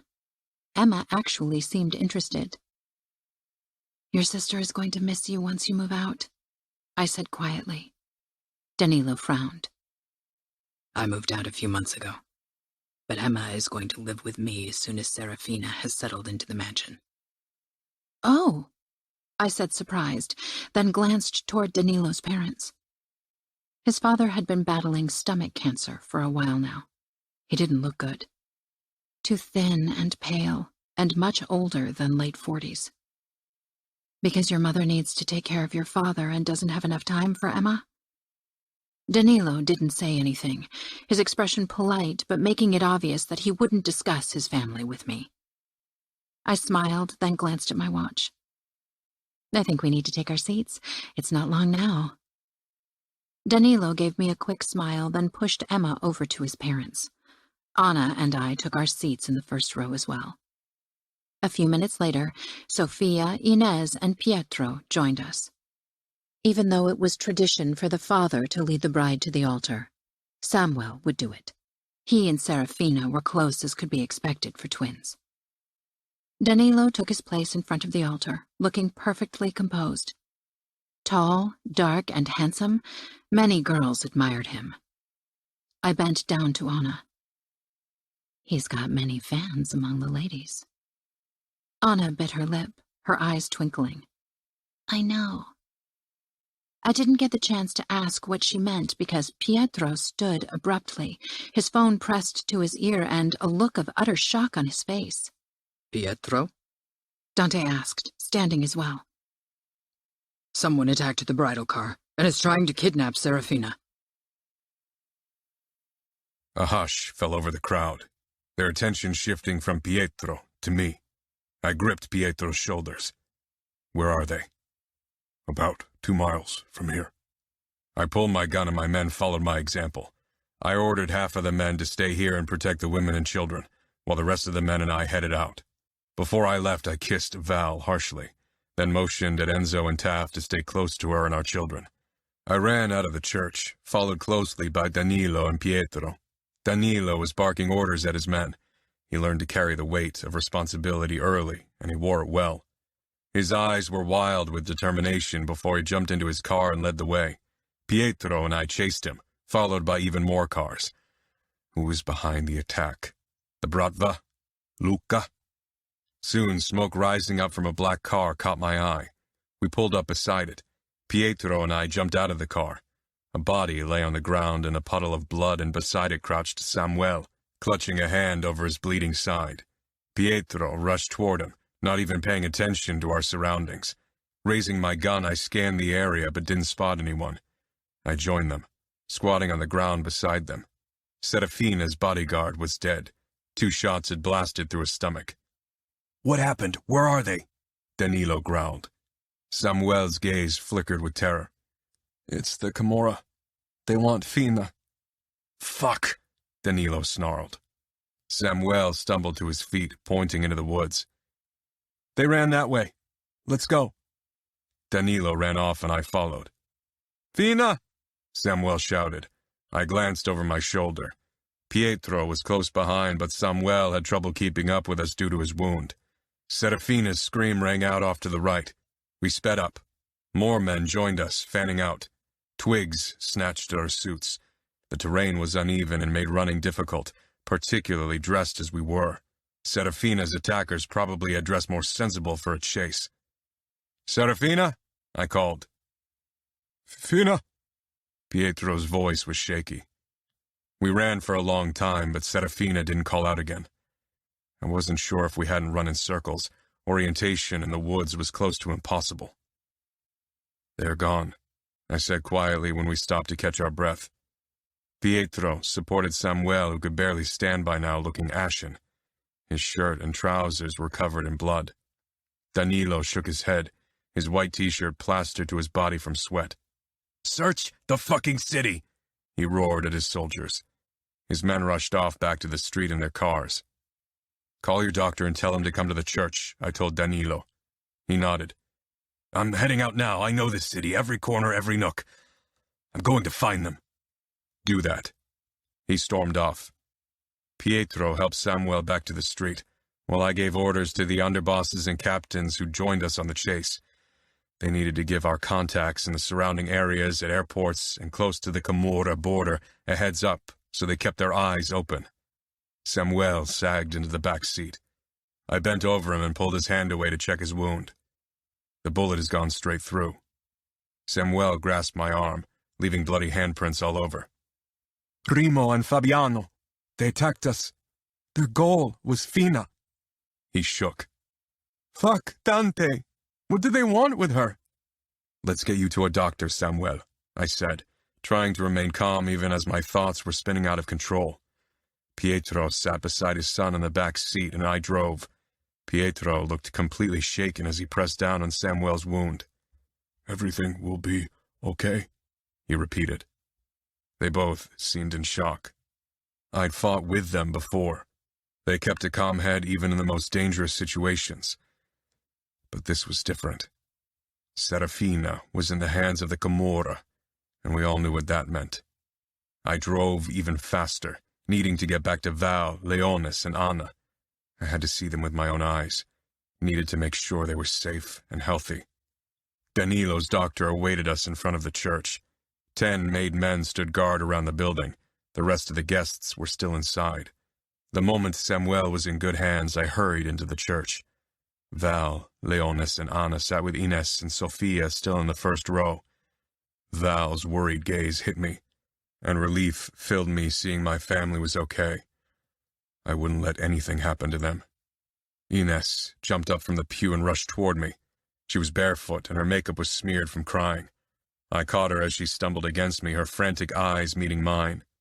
What's going on? Where are my children? Where's Pietro? I wrapped an arm around her. Ines, Pietro is all right. Samuel was shot. Her fingernails dug into my arm. Where is he? What about Fina? Dante, tell me. Val came up behind her, but apparently she'd ordered the children to remain in the first row. Everyone in the church was looking my way. Samuel will be fine. He's being taken care of. I paused, not sure how to say what needed to be said. For a moment I looked at Anna, who watched me with wide, horrified eyes. I couldn't imagine what the news would do to my sister. If Remo had Anna in his hands, my throat corded just considering the option. She got captured, Ines, but we sent out men to search the city for her, and I alerted every soldier to keep an eye out for her. We'll find her. Ines stared up at me, her chest heaving. She shook her head. Who'd kidnap my daughter? Why? She's innocent. I feared that was exactly why Remo had chosen her. Fury slithered through my veins. He'd gone too far, and he'd pay for it. Ines clutched me even harder. Dante, tell me who! Her voice was shrill, more fearful than I'd ever heard her. Not even when she'd found out she was to marry Jacopo had she looked this terrified. The Camorra. Ines stumbled back, her trembling hand pressing to her mouth. She would have sunk to her knees if Val hadn't wrapped a steadying arm around her. Shh, Ines, we'll find her. Ines looked at me with blame in her eyes, and it cut me worse than I'd ever admit. I need to see my son. Ines. Take me to my son, she whispered harshly. Sighing, I motioned for one of my men to take her to Pietro and Samuel. When she was gone, Val came toward me. If everyone hadn't been watching, I would have clutched her to my chest, and I could tell from the look in Val's eyes that she wanted to do the same. Are we safe here? She asked in a shaky voice, her gaze finding our children who were peering our way. The terror in their face was something I'd never want to bear witness to. I doubt the Camorra will risk another attack now that we're alerted, I said in forced calm. But we're going to have to evacuate everyone now. Franco Mancini came toward us, supporting his weight on a cane. He wasn't much older than me, but cancer had marked him. In the past, this would have made me relive my own pain of Carla's suffering, and while I never forget her and what had happened, my worry over my family and my love for them was at the forefront of my mind now. Danilo called to inform me that Serafina was kidnapped by the Camorra. I assume we'll have to postpone the wedding then. I gave a terse nod, trying not to linger on the thought that postponing might not be enough. The Falcones weren't known for sparing anyone. If we didn't catch Serafina soon. We need to evacuate everyone now, Franco. Tell your men to make sure everyone has enough guards to reach their hotels. If possible, they should head back home right away. Franco sighed. This is the worst day in the history of the outfit. He walked back to his wife and daughter, and I headed from man to man and gave them instructions on how to bring their families to safety. As capo, I needed to show strength and remain calm, even if I didn't feel it. Val waited patiently with Sofia, Anna, and Leonis at the front while Taft and Enzo kept an eye on them with drawn guns. When everything was organized, I headed to my family. Sofia and Anna huddled together, hugging each other, looking terrified. Anna jumped up and embraced my middle. I wrapped an arm around her shoulders and stroked her head. Daddy, I'm so scared. Fierce protectiveness filled me. You don't have to be. You're all safe. I hoped the sheer force of my determination would be enough to prove my words correct. Leonis stood and came toward us. He looked mostly confused, but I could tell he was scared as well, only trying to hide it. He touched Anna's shoulder. Dad and I will protect you. Pride filled me. I pulled him against my other side and squeezed his arm. Val got up, her arm wrapped around Sofia, who looked completely shaken. I kissed Anna's and Leonis' head, then gently untangled myself and went over to my niece. I sank down on the pew to be at eye level with her. Tears ran down her cheeks, and her nose was red. Where are Fina and Sam? And Mom and Dad? Your mom and dad are taking care of Samuel. He was hurt, but he's going to be fine. I hesitated. How to tell an 11-year-old that her sister had been kidnapped by the enemy that wasn't any better than the worst monsters from her nightmares. Her eyes held mine hopefully and terrified at once. I touched her cheek. We're looking for Fina. Someone took her, but we're going to find her. Her face twisted, and she covered her face with her palms, starting to sob. She sank against me, her face buried in my neck.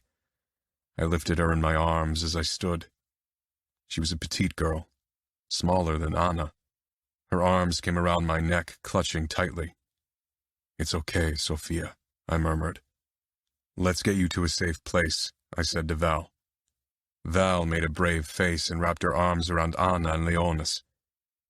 "I'll drive them. One of you drive a car in the front, another in the back," I ordered Taft and Enzo. I regretted not having more guards for my family. Once we were back home, I'd have to consider new options. "Will do, boss," Enzo said, and he and Taft jogged out of the church. Drawing my gun, even though the outside was protected by my men, I stepped out with Sophia on my arm and Val, Leonis, and Anna behind me. The parking lot was mostly deserted by now, as most guests had already vacated the place. As capo, I couldn't leave among the first even if I wanted to protect my family. I headed toward my bulletproof Mercedes, glad that Indianapolis was close enough to Chicago to drive, so I had my car with me. I set Sophia down in the back seat, but she clung to my neck, trembling. "It's okay, Sophia. I'll protect you. Once we're back at the safe house, I'll let your parents know where we are so they can join us with Samuel." Anna slipped into the car and linked her fingers with Sophia. I'm here. Sophia pulled back, sniffling. She had Ines' eyes. Overcome by a new wave of protectiveness, I stroked her head again before I straightened and closed the door. Leonis sat beside his sister, trying to make a brave face. I gave him a tight smile and he lifted his shoulders a bit more. Val took my hand the moment I got behind the steering wheel. She was shaking, but held her head high, trying to appear calm. I gave the coordinates of the safe house into the GPS, then gave Taft and Enzo a sign before I set out.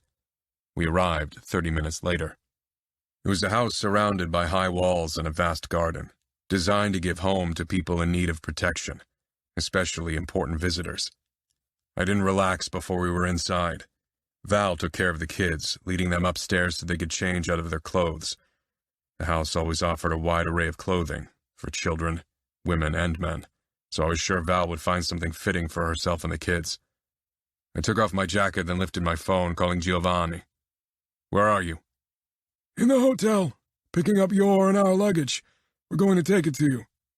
"Good. Who else is in the hotel?" "Most of the underbosses and captains have already left. They're trying to bring their families to safety." "Can you tell someone to pick up Ines and Pietro's things? I don't want them in the hotel. They need to come to the safe house as well." "Of course. Do you want me to stay? Or should I return to Chicago?" Giovanni had taken over as my consigliere, while Rocco remained locked in that cell. I had a feeling his life might be of value soon. Sighing, I sank down in an armchair. I need someone to hold the fort in Chicago while I'm not there. "Then Livia and I'll return today. We'll just drop your suitcases off at the safe house." I hung up, then called Danilo. It took a while before he picked up. "Any leads?" "They headed out of town on Interstate 70, then switched to smaller roads. We lost their trail around Terre Haute, but I've sent out every available man. We have to stop them from leaving our territory. They'll try to take a private jet or helicopter because it's safer and quicker than taking the road." We can't let them take her to their territory. The despair in Danilo's voice was palpable. This was supposed to be a day of celebration for Serafina and him. Instead, they experienced hell. Serafina. I couldn't allow myself to consider what she might be going through at the hands of Remo, or I'd lose any objectivity. "The outfit is looking for them.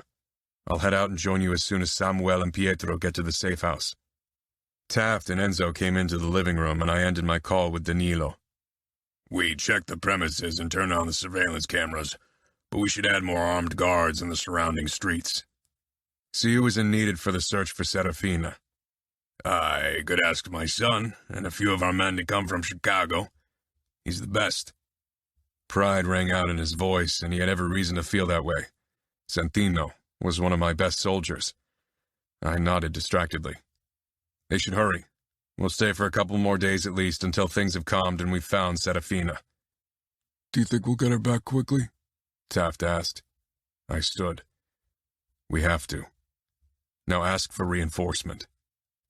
They left, and I stared out of the window, trying to consider my options. Remo was a monster. Unfortunately, he was a clever monster if rumors could be trusted. I had never met him or his brothers, only his father. That man had been a narcissistic maniac who could be driven to rash decisions.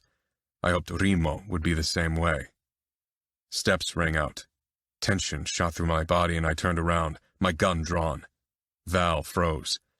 She was dressed in jeans and a simple t-shirt, a rare sight. Now that she didn't have to keep up appearances for the public or our children, fear shone clearly in her eyes. I crossed the distance between us, cradling her face and kissing her. You are safe. No matter the price, I'll keep you safe. Val swallowed, her eyes swimming with tears. I'm so scared for Serafina. I gave a terse nod. Once Pietro and Samuel are here, we'll head out to join the chase for Serafina. Be careful, Val pleaded. I'm not worried for myself. I can handle the situation. Val closed her eyes and pressed her forehead to my shoulder. How are we going to protect our children in this world? War with the Camorra and the Familia. She shuddered. How can we all get out of it unscathed? I kissed the top of her head. You and our children will, I swear. You too. I need you to be safe too. I tightened my hold on her, not saying anything. My safety was irrelevant as long as my family remained untouched. I'd lay my life down if it protected them. Valentina. This morning, Anna's laughter had rung in my ears. Now I had to watch my daughter curled up in the narrow bed in the safe house, dressed in foreign pajamas. Her hair was still in her pretty wedding updo. She'd refused to let it down. Tears burned my eyes. They had all day, and it became harder to struggle containing them with every passing moment. Taking a deep breath, I walked toward the bed and sank down on its edge. I touched Anna's neck, feeling the pins in there. Anna sobbed into her pillow, completely shaken. I wished she hadn't been witness to the chaos, the panic, and Inez's and Sophia's open sorrow. Wished I could have protected her from the harsh realities of mob life. I wanted to preserve her and Leonis's childhood for as long as possible. Now it had ended far too soon. Anna turned her head slightly, peering up at me with terrified eyes. Mommy? I leaned down and kissed Anna's temple, tasting her tears. Her anguish felt worse than my own. Can I take your pins out? You can't sleep with your hair up like that. It was such a meaningless thing to worry about. Anna nodded, then buried her face in the pillow once more. I began to remove one pin after the other, until Anna's brown hair fanned out on her back. I raked my fingers through the curls, trying to calm myself as much as my daughter. A creak made my head turn. Leonas stood in the doorway, dressed in 2 big sweatpants and a t-shirt, his hair standing on end. He looked a little lost. Sometimes he appeared older than his 7 years, but today he was the little boy I wanted him to remain for as long as possible. Is your dad home yet? I asked. Leonas shook his head and came inside hesitantly, his green eyes darting to his sobbing sister. He stopped at the end of the bed, watching Anna cry with a wary expression, as if Anna's tears were something contagious. I stroked her hair almost mechanically. I held out my other hand to Leonas, but he stayed where he was. He reminded me of Dante when it came to dealing with emotions and his problems. He tried to solve them on his own. It was way past midnight, and considering that we'd been awake since sunrise, we should have been tired, but neither of us craved sleep. Can I play poker with Taft and Enzo? They told me I need to ask for permission. You sure you don't want to stay here? Leonas looked at Anna, then at me, and gave a jerky shake of his head. I want to play poker. Okay, then do that. Everyone dealt differently with trauma. If distraction was Leonas's balm, then I wouldn't stop him. He left quickly, and I turned back to Anna, then stretched out beside her. She lifted her head slightly to look at me. Mommy, will they kidnap me as well? No, I said fiercely. No, they won't. You will always be safe. Always. Anna nodded. Is that why Daddy insists I am homeschooled? Dante and I had actually considered sending Anna to the same private school Leonas went to at the start of the new school year, in a few weeks. It was meant as a surprise for her. Now I wasn't sure if we'd go through with it.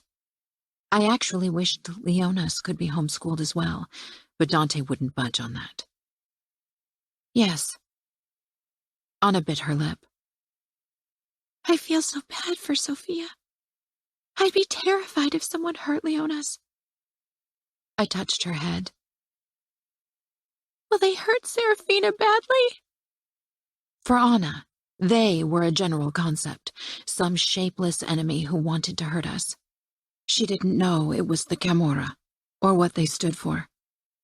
She couldn't imagine the horrors that might await Serafina at the hands of those monsters. How long would those fears remain shapeless concepts for my daughter? Anna fell asleep eventually, and I slipped out of her room. I didn't want to sleep, worried about letting down my guards without Dante near. I crept down the corridor toward the bedroom where Inez and Sophia were. I knocked gently. "Come in." I heard Inez's raspy voice. I stepped inside. Sophia was huddled in a blanket on an armchair, staring blankly down at a book while Inez peered out of the window, which gave her a view of the driveway, waiting for her husband and son to bring her daughter back to her. The room oozed anguish. Sophia briefly glanced up, but didn't smile. I stopped beside Inez, following her gaze toward the lit driveway. Several guards walked the perimeter with machine guns. "I don't think any form of torture can be worse than this," she whispered. I regarded her profile. Even tear-stained, with messy hair and in jeans, Inez carried the famous Cavallaro pride with ease. It was something I'd always admired. "It feels as if someone's burning my heart, just thinking of what Serafina is going through." Her voice died, and I could see her struggle to keep her composure. She finally looked at me. "This war must end, Val. It must end now. Too many people have paid with their lives already, and now it's my daughter's life on the line. I won't stand back. Tell Dante to make a peace treaty with the Familia and the Camorra. Let there be peace before it's too late. There's enough money to be made for each Familia." After what Luca and Romo did, Dante won't have peace with them. It's a matter of pride. Pride? Inez leaned her forehead against the window. "We must give them what they want. We must save Fina. We must." "Inez, can you please leave?" I took a step back. "Of course." Sophia lowered her gaze to her book, avoiding my eyes. I turned and left the room. For a moment, I braced myself against the wall outside the room. With every act of violence on either side, peace was more unlikely. I headed downstairs into the big communal space where several guards were playing poker with Leonas. It was a strange sight, my young son perching on his chair, with all armed, muscled men around him. His expression was focused and determined as he scanned his cards. The men were drinking coffee or Coke, and Leonas, too, had a glass of the sugary concoction in front of him. I usually didn't allow our children to drink it, except for New Year's or their birthday, but today wasn't the time for rules. Enzo's brown eyes slid to me, and he got up. The rest of the men were about to do the same, but I quickly raised my palm to stop them. "Please, continue. I can't sleep. I didn't mean to disturb you." "You aren't," Enzo said. He sank back down and gave the other men a sign to continue. You can join us, if you want. That earned him a few surprised looks from the other guards. Leonas snorted. Mom can't play poker. She's a woman. I cocked an eyebrow. Excuse me? I strode over to the table. I'm a good poker player. I used to manage a casino. The men exchanged amused glances as Leonas's eyes widened. You did? Yes. Are you playing Texas Hold'em? It was the only form of poker I was good at. Yes, we are, a young man right beside me said. It took me a second to recognize him as Enzo's son. They had the same maroon hair and light brown eyes. Only his name wouldn't come to my mind.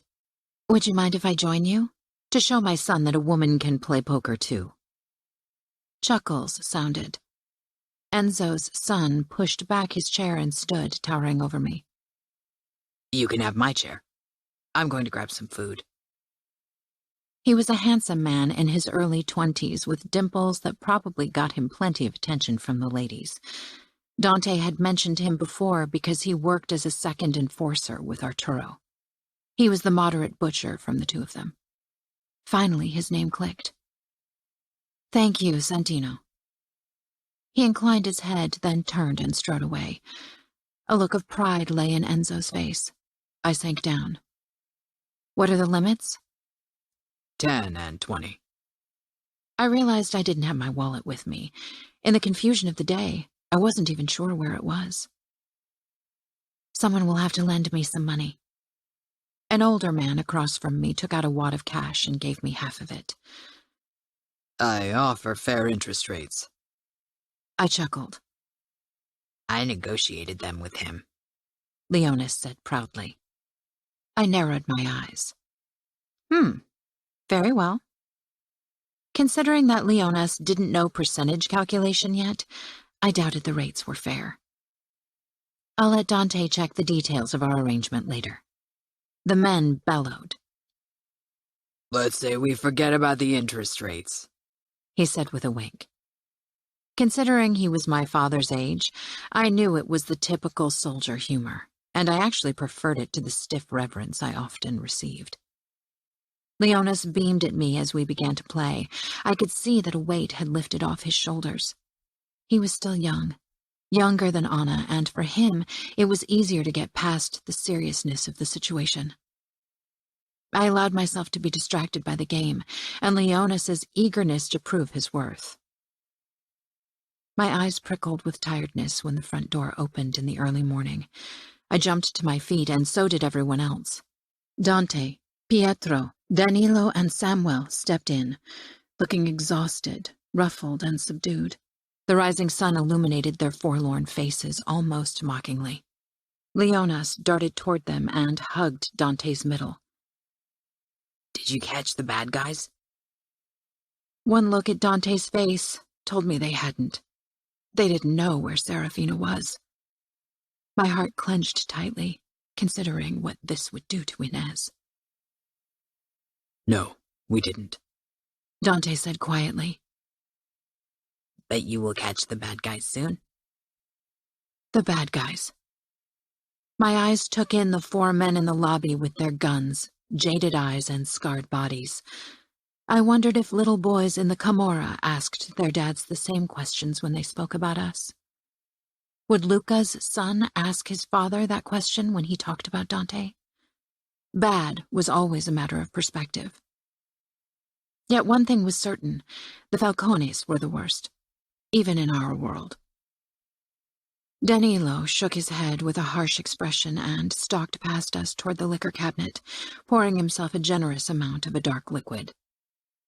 Why the fuck are you gambling in a situation like this? He snarled at the soldiers. The men lowered their heads. Steps pounded upstairs. Inez, followed by Sophia, stormed down the staircase. Sophia didn't stop and barreled right into Pietro, who hugged her tightly. Inez froze halfway down once she caught a look at the men's expressions. "No," she whispered. "No." She clutched the banister and slowly sank down, No! Sophia lifted her head, looking at Inez, then at Pietro and Samuel. Her young face fell. Samuel staggered toward his mother and pulled her to her feet. She clutched him desperately and sobbed. The guards disappeared into the other parts of the house to give us privacy and to escape Danilo's open wrath. My eyes met Dante's, but his expression was a mask of control. It must be bad if he acted like that. Glass smashed. I jumped, then realized Danilo had flung his glass against the wall. He gripped the edge of the table tightly, rage burning on his face. Dante cleared his throat, but nothing penetrated Danilo's fog of despair. Pietro led Sophia upstairs while Samuel helped Inez. I approached Dante, touching his shoulder. He gave me a strained smile. It made me ache all over. I'll bring Leonas to bed and then check on Anna. Why don't you go ahead and catch some sleep? I nodded, even though I didn't feel tired in the slightest. Dante headed up the stairs with Leonas. I slanted a look at Danilo, who was still bent over the table, and considered going to him to offer him words of assurance, but he appeared like a man who preferred to deal with his sorrow alone. He straightened and noticed me. This isn't the wedding night I imagined. The words rang with despair and fury alike. He was a man fighting for composure. I wasn't sure what to tell him, and I had a feeling he didn't want me to say anything. Suddenly, his expression smoothed. He strode toward me. Tell Dante, I'll head out to my family's mansion. I'll be back tomorrow morning to continue our search. He didn't wait for my reply, just left, even leaving the door ajar. I closed it, then leaned against it, trying to hold on to my composure. I pushed off the door and went upstairs. The hallway was dark except for the light squeezing out under the door to our bedroom. I opened it. Dante sat on the edge of the bed, his arms propped up on his thighs, looking a little stunned and guilty. I stopped beside him and touched his shoulder. This isn't your fault. Dante shook his head, his mask slipping back into place.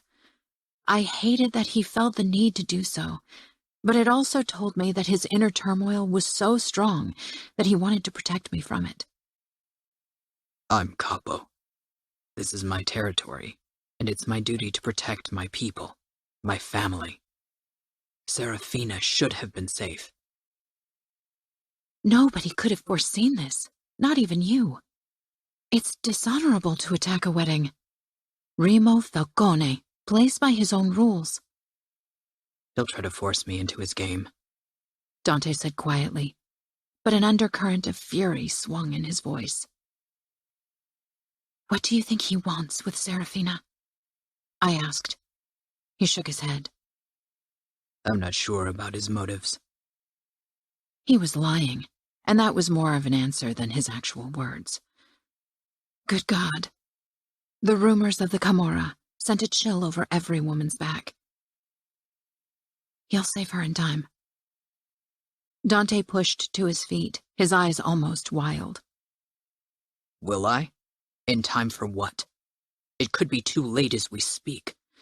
For all we know, Serafina's defiled body has already been dropped off, so we'll find it. Do you even realize what kind of horrors Remo Falcone is capable of, Val? I started, my heart beating in my throat. He gripped my arms in a too hard grasp. His anger wasn't directed at me, but good Lord, it hit me like a hurricane, leaving me disoriented and shaken. I'm a monster, but even I haven't done half the depraved acts that the Falcones are capable of. Remo revels in torture as if it was his fucking drug of choice, and his crazy brother is a psychopath in the true sense of the word. He doesn't feel anything. He can cut you up and have a pleasant conversation with you while he does it. He could maul women and children without a spike in his fucking pulse rate. Serafina is at the mercy of men like that, Val. My lips parted for words of consolation that would have done nothing, and so Dante didn't allow them to pass. He jerked me against him and kissed me brutally. His kiss was harsh, angry, and desperate at once. I answered his kiss even if I wasn't aroused. This wasn't about lust. He tore at my jeans until they pulled at my feet with my panties, and I stumbled out of them. He pushed me down on the bed and climbed on top of me, parting my legs. 2 of his fingers slid into me, testing my readiness. His zipper hissed, and then he filled me in a hard thrust. I arched up in discomfort. Dante blinked down at me, and his guilt blazed up in the dark fog of his anger. I crossed my legs over his lower back and pulled him down on me, raking my fingers over his back. I wanted to show him that this was okay. His lips pressed down on mine again, and he began to thrust into me, hard and fast, his moves fueled by his anguish, which seemed to cloak us both. The pain was good. It was welcome. This wasn't the lustful pain I'd come to enjoy. This was pain, pure and simple. A drop of physical discomfort in an ocean of emotional hurt. My body fought against both, but I surrendered until the tears I'd held back all day finally burst forth. Dante stilled on top of me. He hadn't come. I doubted he'd felt any pleasure. His face sank down against my throat, and he shuddered as he began to soften inside of me. He didn't cry. Never had in all the time I'd known him. What am I going to do?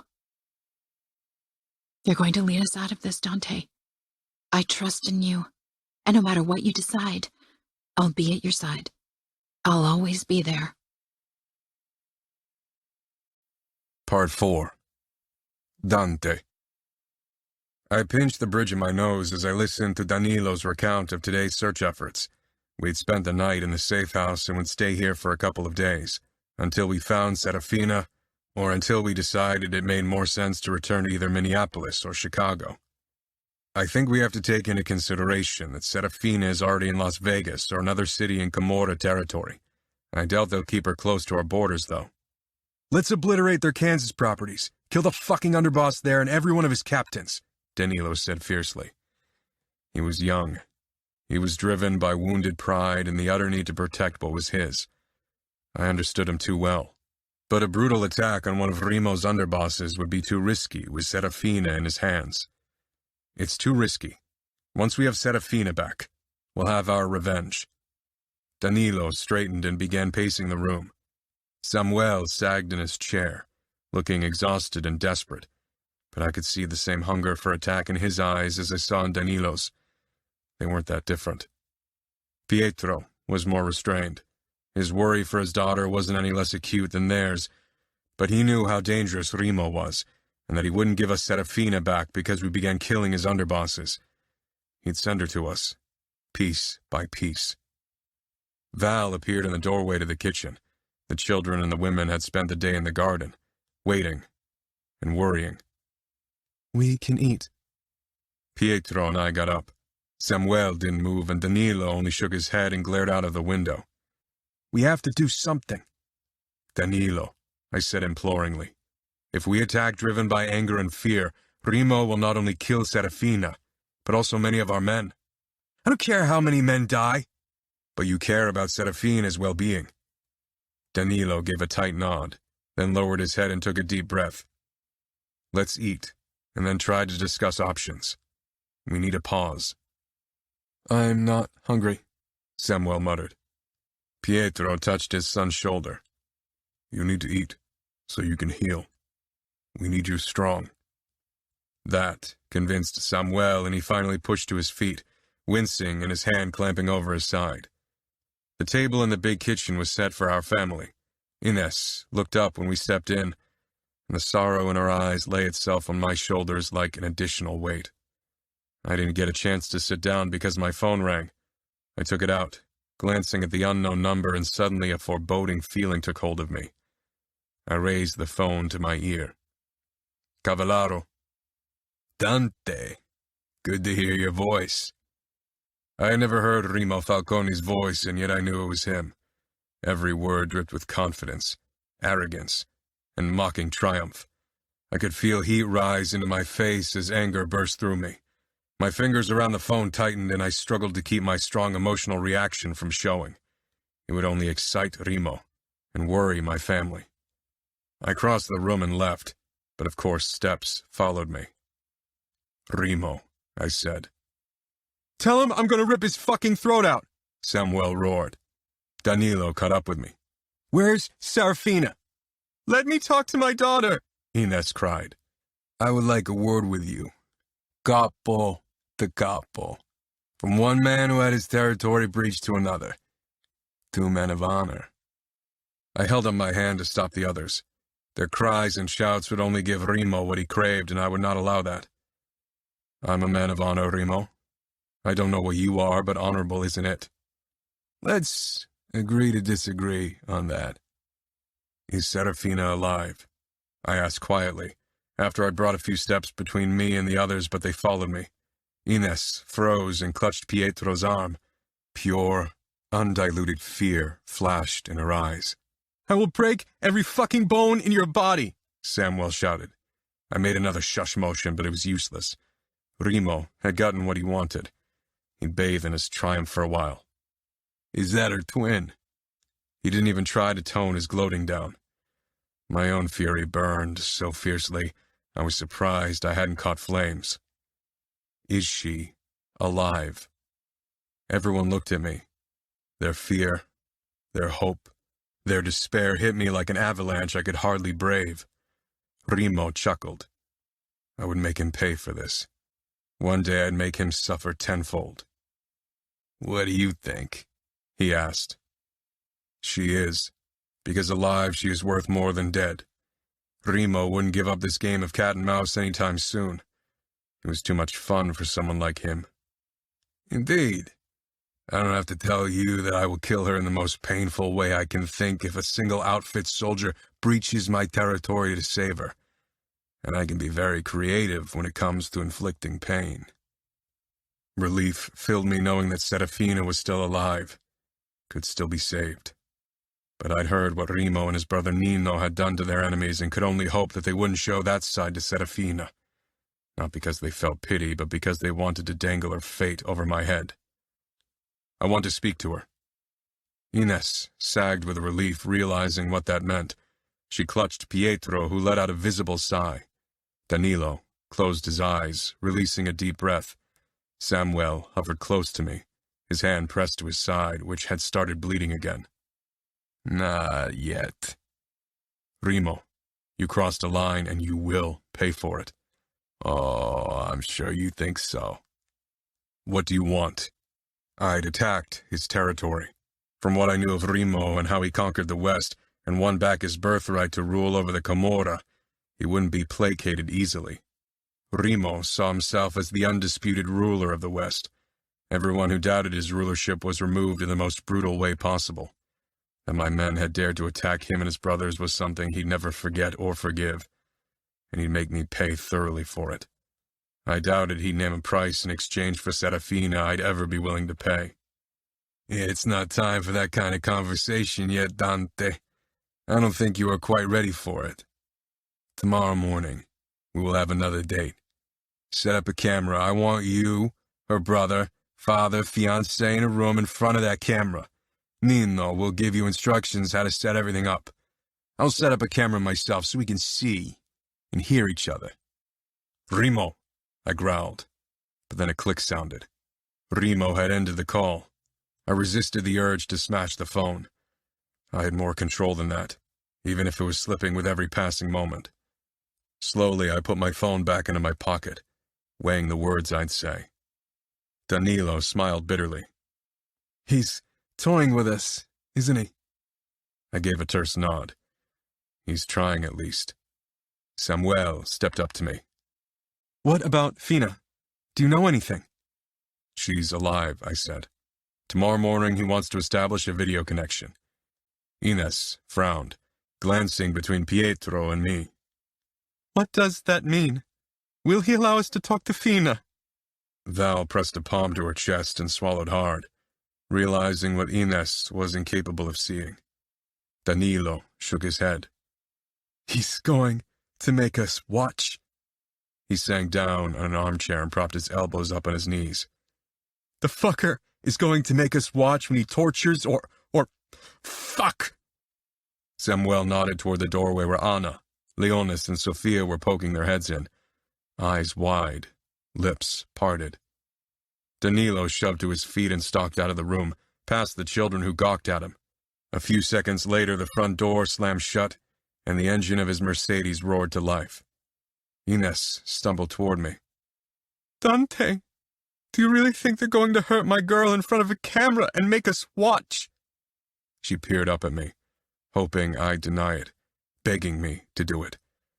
And I wanted to do it, needed to do it. And so I lied. Danilo is overwhelmed. We don't know what Remo wants to achieve with this call. Maybe he'll let us talk to Fina to prove she's well so we can start making demands. Ines nodded. She needed to believe this. Mom? Sophia whispered and slowly came in. Pietro stared down at his clenched hands, and Samuel had gone to the window and was clutching the frame. Ines turned to Sophia and hugged her tightly, whispering words of assurance to her. Val approached me and squeezed my arm and then kissed my cheek, whispering, This was the right thing to say. Lies had a way of getting out, and in that case, they would undoubtedly do so tomorrow.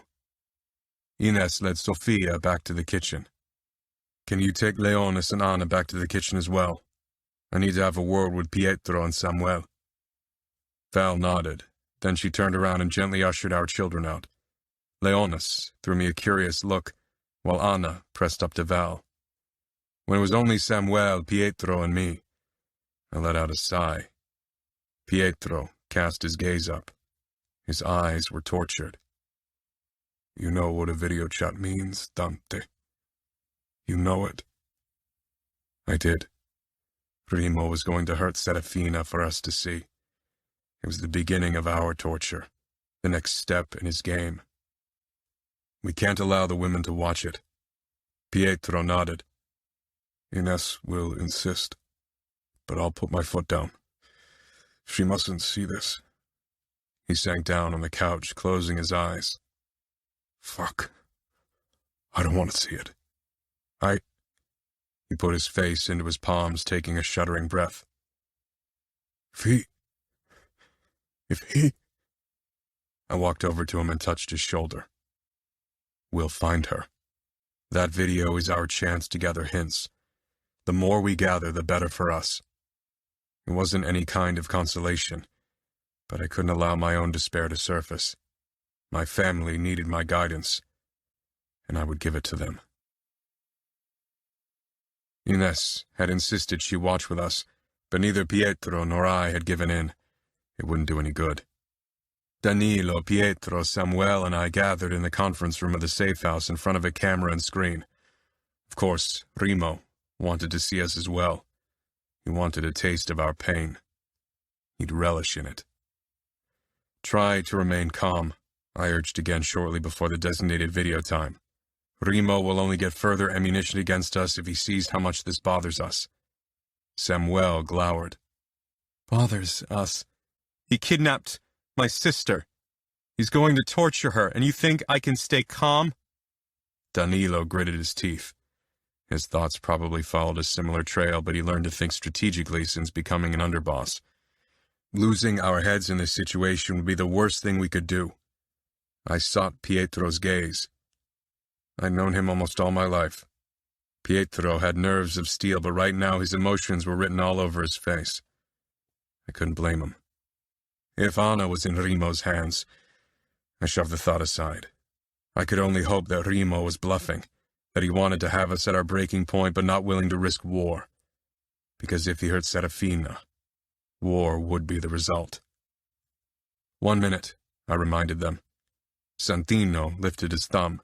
He'd set everything up since he was the one who had the most technical knowledge. I gave a small nod. Then the screen flickered and the camera glowed red, announcing that we were live now. Serafina appeared on screen, dressed in a thin silver gown, arms crossed over her chest. Her face was pale. her eyes swollen from crying. Good Lord. Samuel took a step forward, his face a mask of horror. Pietro and Danilo remained frozen. My fingers twitched, my teeth clenching in an effort to keep my outward calm, even as my insides shook with a hatred so pure and raw it was almost impossible to contain. Remo stood beside Serafina, but he smirked into the camera, not at her. I'd seen photos and videos of him, so I recognized him immediately. The scar along his brow and temple twitched as he smiled triumphantly. "I'm so glad you could make it," he drawled. Danilo made the smallest sound, one hopefully only we could hear. His struggle was written all over his face. Remo seemed to look straight at me for a moment. A challenge. An invitation for war. He wanted war. He'd get it. Then he faced Serafina, who stiffened. "Serafina, in Las Vegas, women get a choice." Don't you dare! Samuel shouted, storming toward the camera as if it were Remo, and he could throttle him with his bare hands. I clamped a hand down on his forearm and jerked him to a stop. Samuel's eyes flashed to mine, and for a moment he looked as if he considered hitting me. The anguish in his eyes reflected my insides. I held Serafina when she was only a few days old. I'd seen her grow up. She didn't deserve this, least of all the choice Las Vegas was famous for. Even without seeing his face, I knew Remo was gloating. He knew exactly what this did to us. Even if he didn't care about anyone enough to feel the same anguish when they were tortured, he was well acquainted with human emotions. Remo pulled out a long, gleaming knife from his holster. I released Samuel, who began to tremble. Pietro took a step closer, disbelieving, as if he wasn't sure if what he saw was reality or his cruel imagination. This was a true nightmare that would certainly haunt us for a long time. "They can pay for their sins with pain or pleasure." Danilo shook his head, murmuring, "No, pain or pleasure. I'd kill Remo."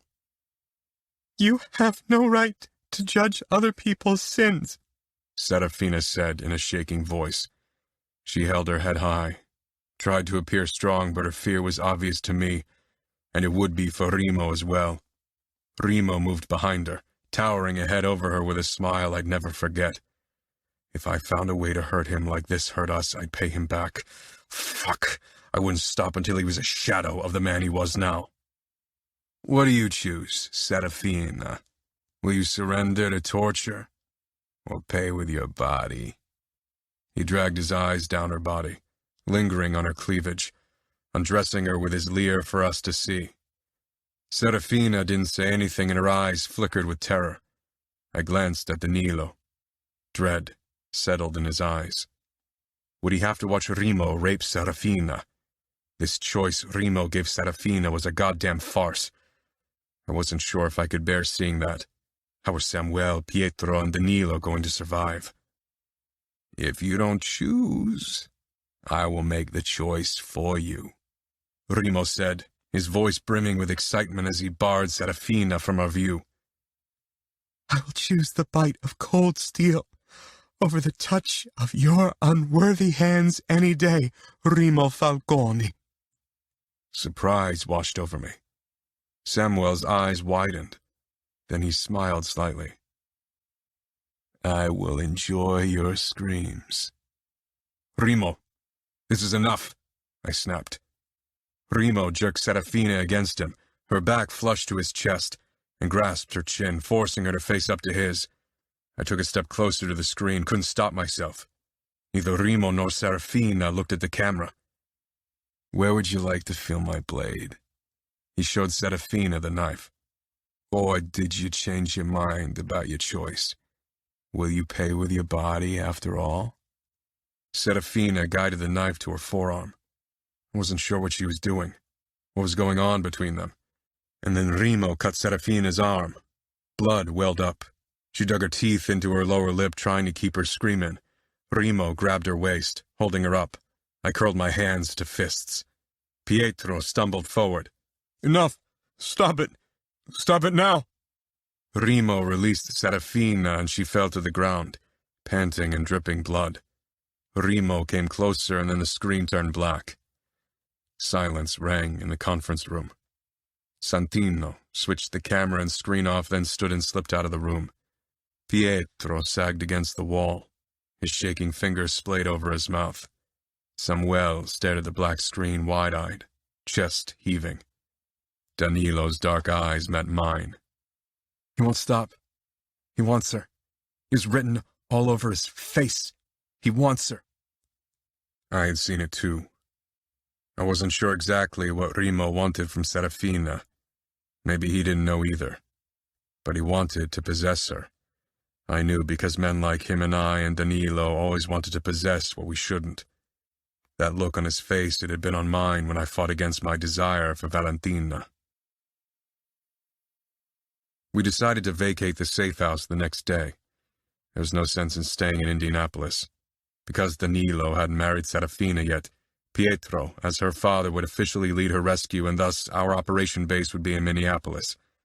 Valentina and our children accepted it quietly when I told them we wouldn't return to Chicago for now.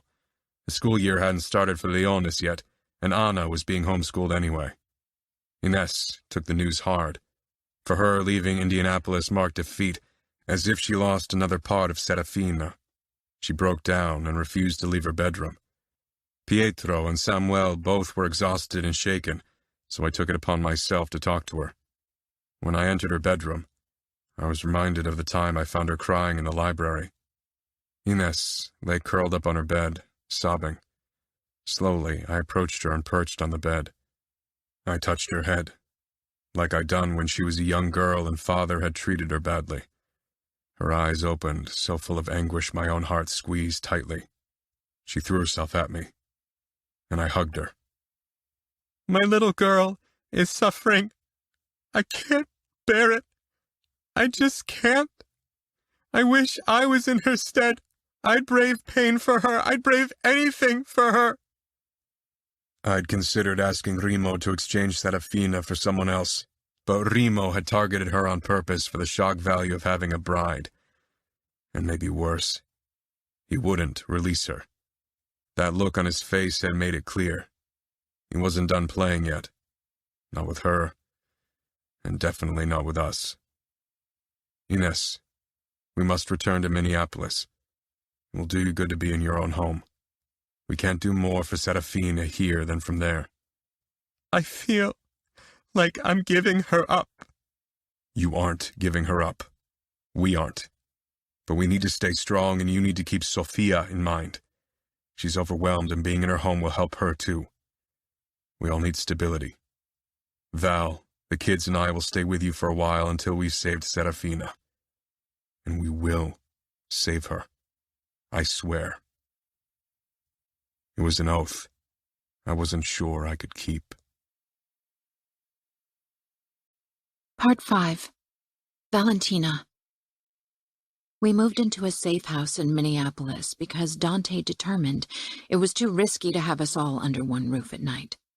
But we spent all day at Pietro and Ines's mansion. We settled into a strange routine, and the days began to blur. Pietro had doubled his guards in and around the house. The atmosphere was tense and depressed. I tried to give Sophia, Anna, and Leonis a sense of normalcy, despite the horrendous situation. But they knew what was going on. Not in every terrible detail, but enough to be aware of the seriousness. Anna and Sophia definitely suffered. Anna woke every night from nightmares, while Leonis dealt better with the situation. Maybe it was his age. Maybe he couldn't quite grasp what it meant to be in the Camora's hands. Anna had a better understanding, and she experienced Sophia's acute worry for Serafina. We sat at the breakfast table one morning, almost done with eating and ready to drive to Pietro and Ines's, when Dante's phone rang. He always had the tone turned on nowadays, and every time it rang, everyone around froze, gripped by dread, fearing bad news. Dante glanced at his phone resting on the table, and the way his mouth set in a tight line told me it was one of the Falcones. I got up. Why don't you grab whatever you want to take with you today? We're heading out in 15 minutes. Neither Leonis or Anna reacted to my words, their gazes fastened to their father. Slowly he looked up. My belly clenched. Upstairs. Now! He ordered. Anna's eyes widened. She pushed her chair back and stood, then gripped Leonis's hand, who stared at his father with an open mouth. Come, Leonis. He stood, and Anna dragged him out of the kitchen. I rounded the table. The look in Dante's eyes scared me. What is it? Remo made his first demand. He said in a deadly voice that told me he was fighting for control. He rose and peered down at me. He wants Minneapolis. I huffed. That's ridiculous. You would never give him part of your territory, much less one of the most important cities. Dante smiled darkly. Oh, he knows. He fucking knows. He glared down at his phone. He's mocking me.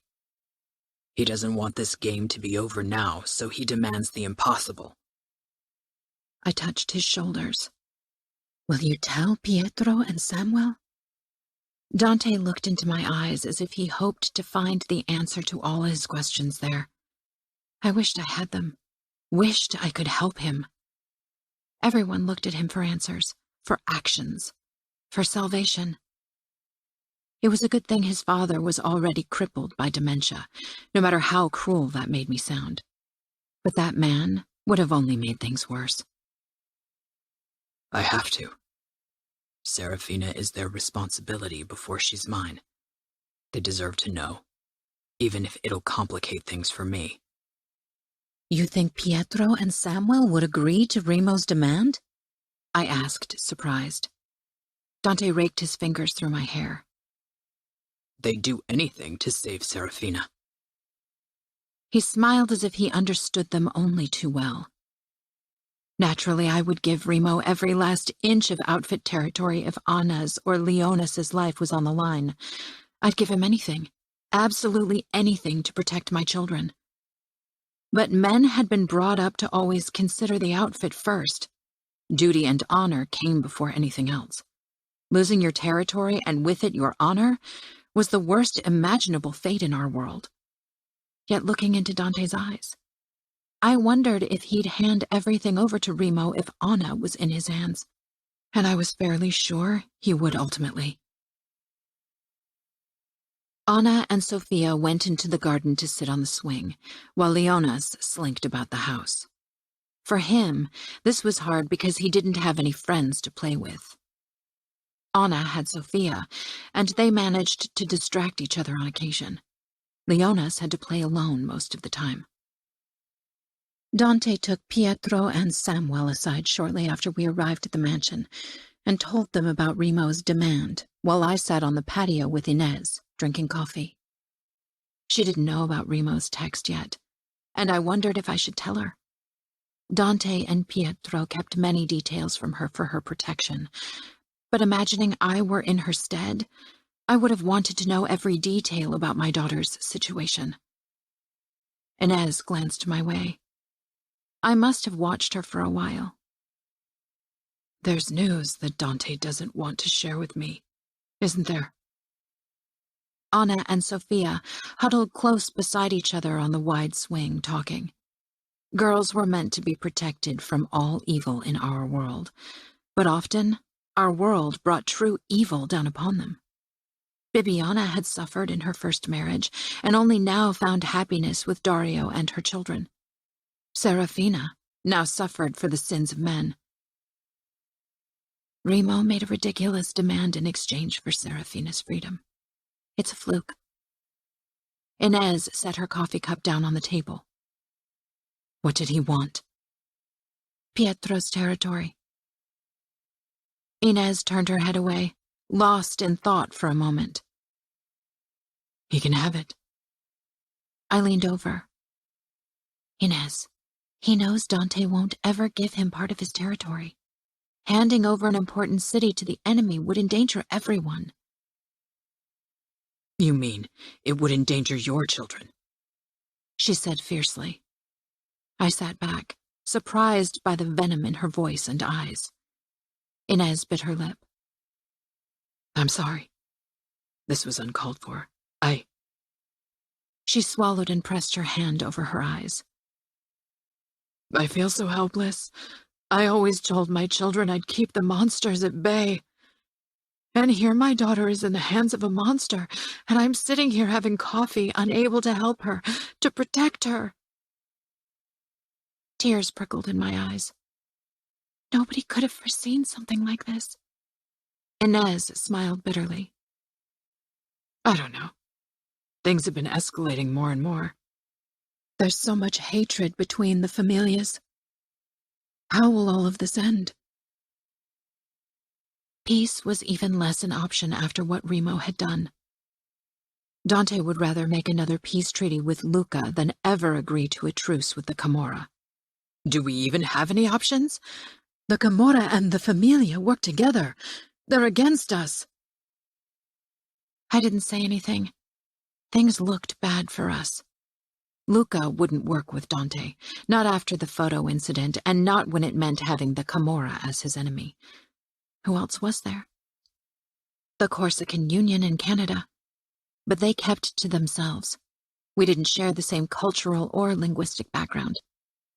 They didn't trust us, and had little to gain from a cooperation. They wouldn't risk a conflict with the Camorra and the Familia. And the Bratva?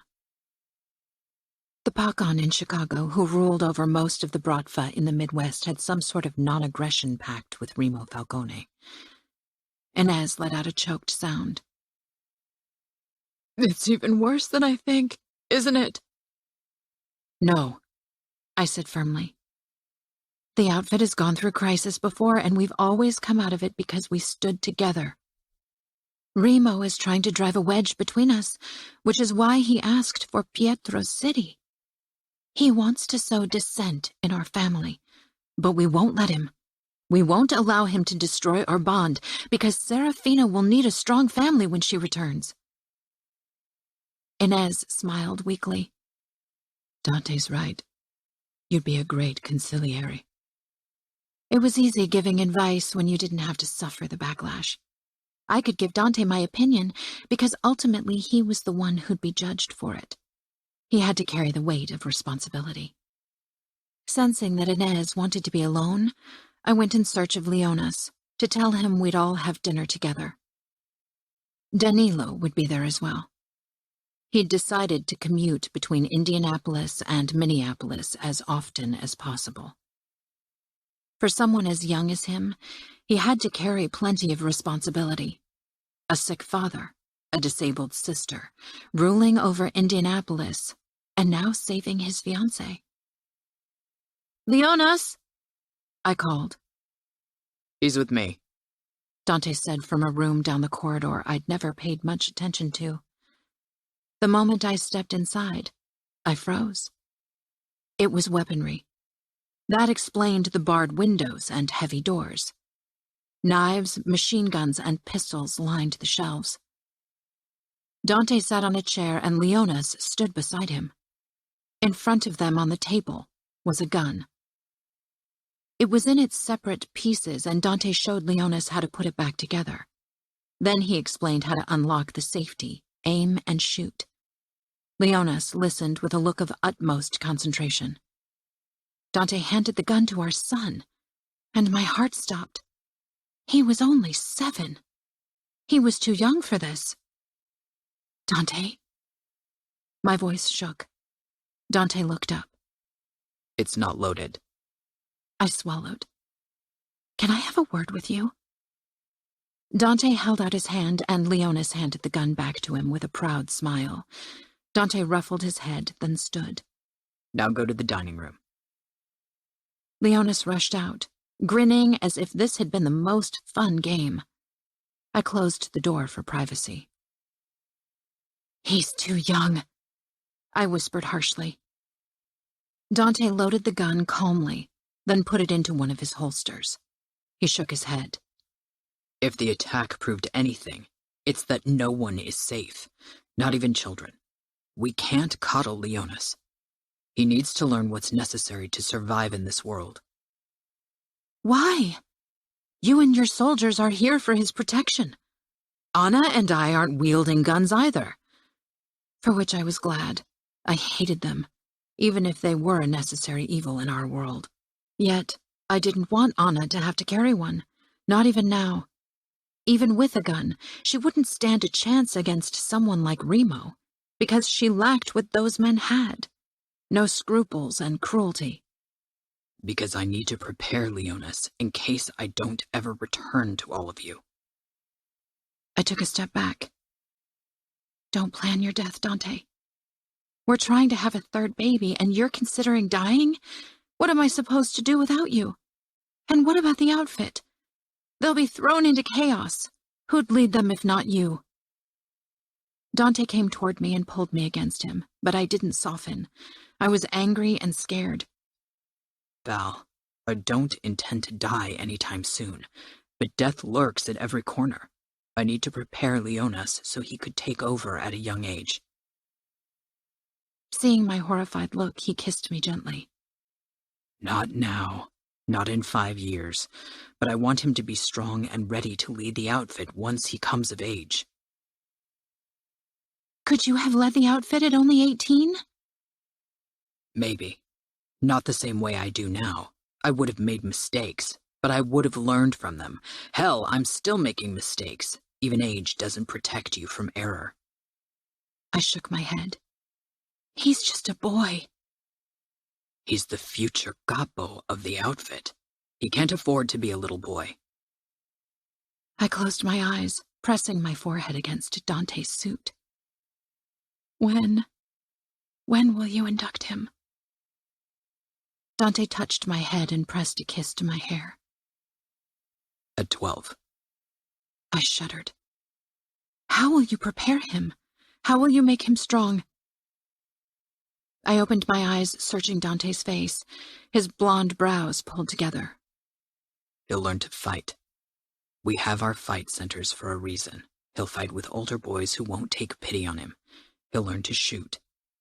Eventually, he'll have to be present at interrogations. At killings. You won't torture him to make him strong, I said firmly. I won't torture him. I pulled Dante's head down to me and kissed him desperately. Dante. Samuel and Pietro looked horrible. Dark shadows spread under their eyes. Pietro had started smoking again, a habit he'd abandoned for Ines. I joined Pietro outside in the patio. He stared up at the sky, blowing smoke out. When you first told me about Falcone's demand, I would have agreed without hesitation. I'm still not convinced I'd say no if I were face to face with him. He won't give her back to us even if we promise him Minneapolis. He knows it can't work. A territory can't be gifted. It has to be conquered with sheer brutality. He'd have to kill every made man in your city to really own it. Remo is someone who wants to conquer. He'd never accept a territory that he didn't bleed for. This is his game, Pietro. Pietro took another deep pull from the cigarette, then threw it to the ground and stepped on it. I swore to Ines I'd never start smoking again. She didn't even comment when I did. Seeing Ines suffer. Fuck. This is torture. When I talked to Remo next time, my suspicions were confirmed. Despite his played disappointment over my refusal to answer to his demand, eagerness rang in his voice. He had more planned. He loved his audience's reaction more than the game itself. Maybe he'd lose interest in his game and Serafina if we didn't play the game by his rules, if we acted level-headed. We didn't have many other options at this point. Samuel approached me a couple of days after the call, and I could tell from his expression that he hadn't accepted my decision like Danilo and Pietro had. "Can we talk?" he asked, an edge to his voice. "Of course," I said, and followed him toward my makeshift office in a former guest bedroom. Now that I had to do most of my business from Minneapolis and not Chicago, I needed an office. I'd returned to Chicago only twice since Serafina's kidnapping. Val, too, mainly stayed in Minneapolis with the kids to support Ines. I closed the door and turned to Samuel. His blonde hair had grown, brushing his ears, and he hadn't shaved in a couple of days, so a dark blonde stubble covered his chin and cheeks. Despite his lack of sleep and refusal to rest, his shot wound had healed surprisingly well.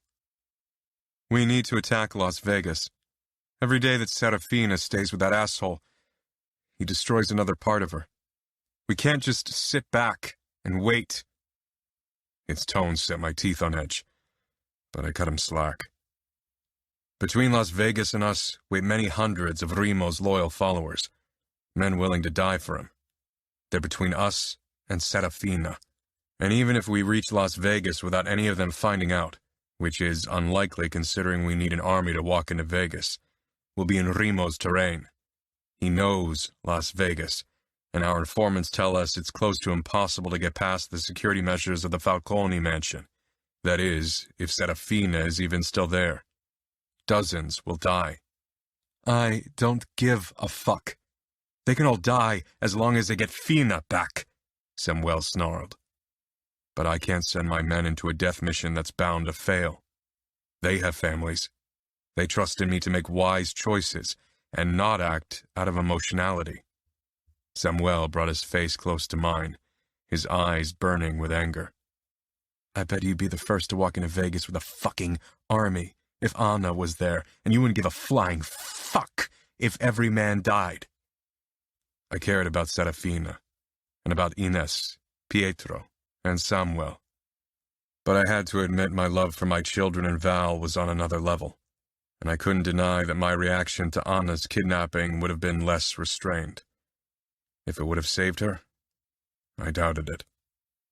Samuel nodded as if I'd answered his question, then he turned around and stalked away. Fuck, I snarled, my control slipping.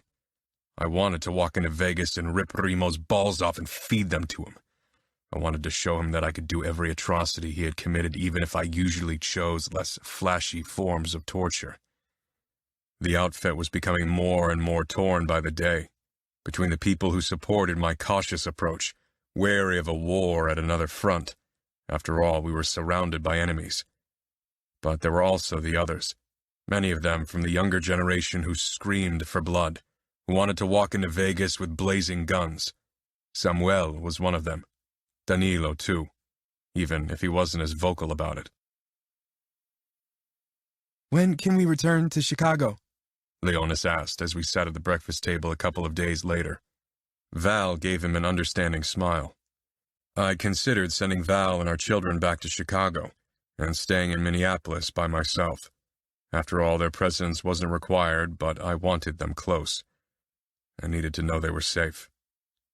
I don't know, I said, but hopefully soon. Leonis pushed his food around on his plate. I miss my friends. How about we play basketball? There was a basketball hoop in the driveway.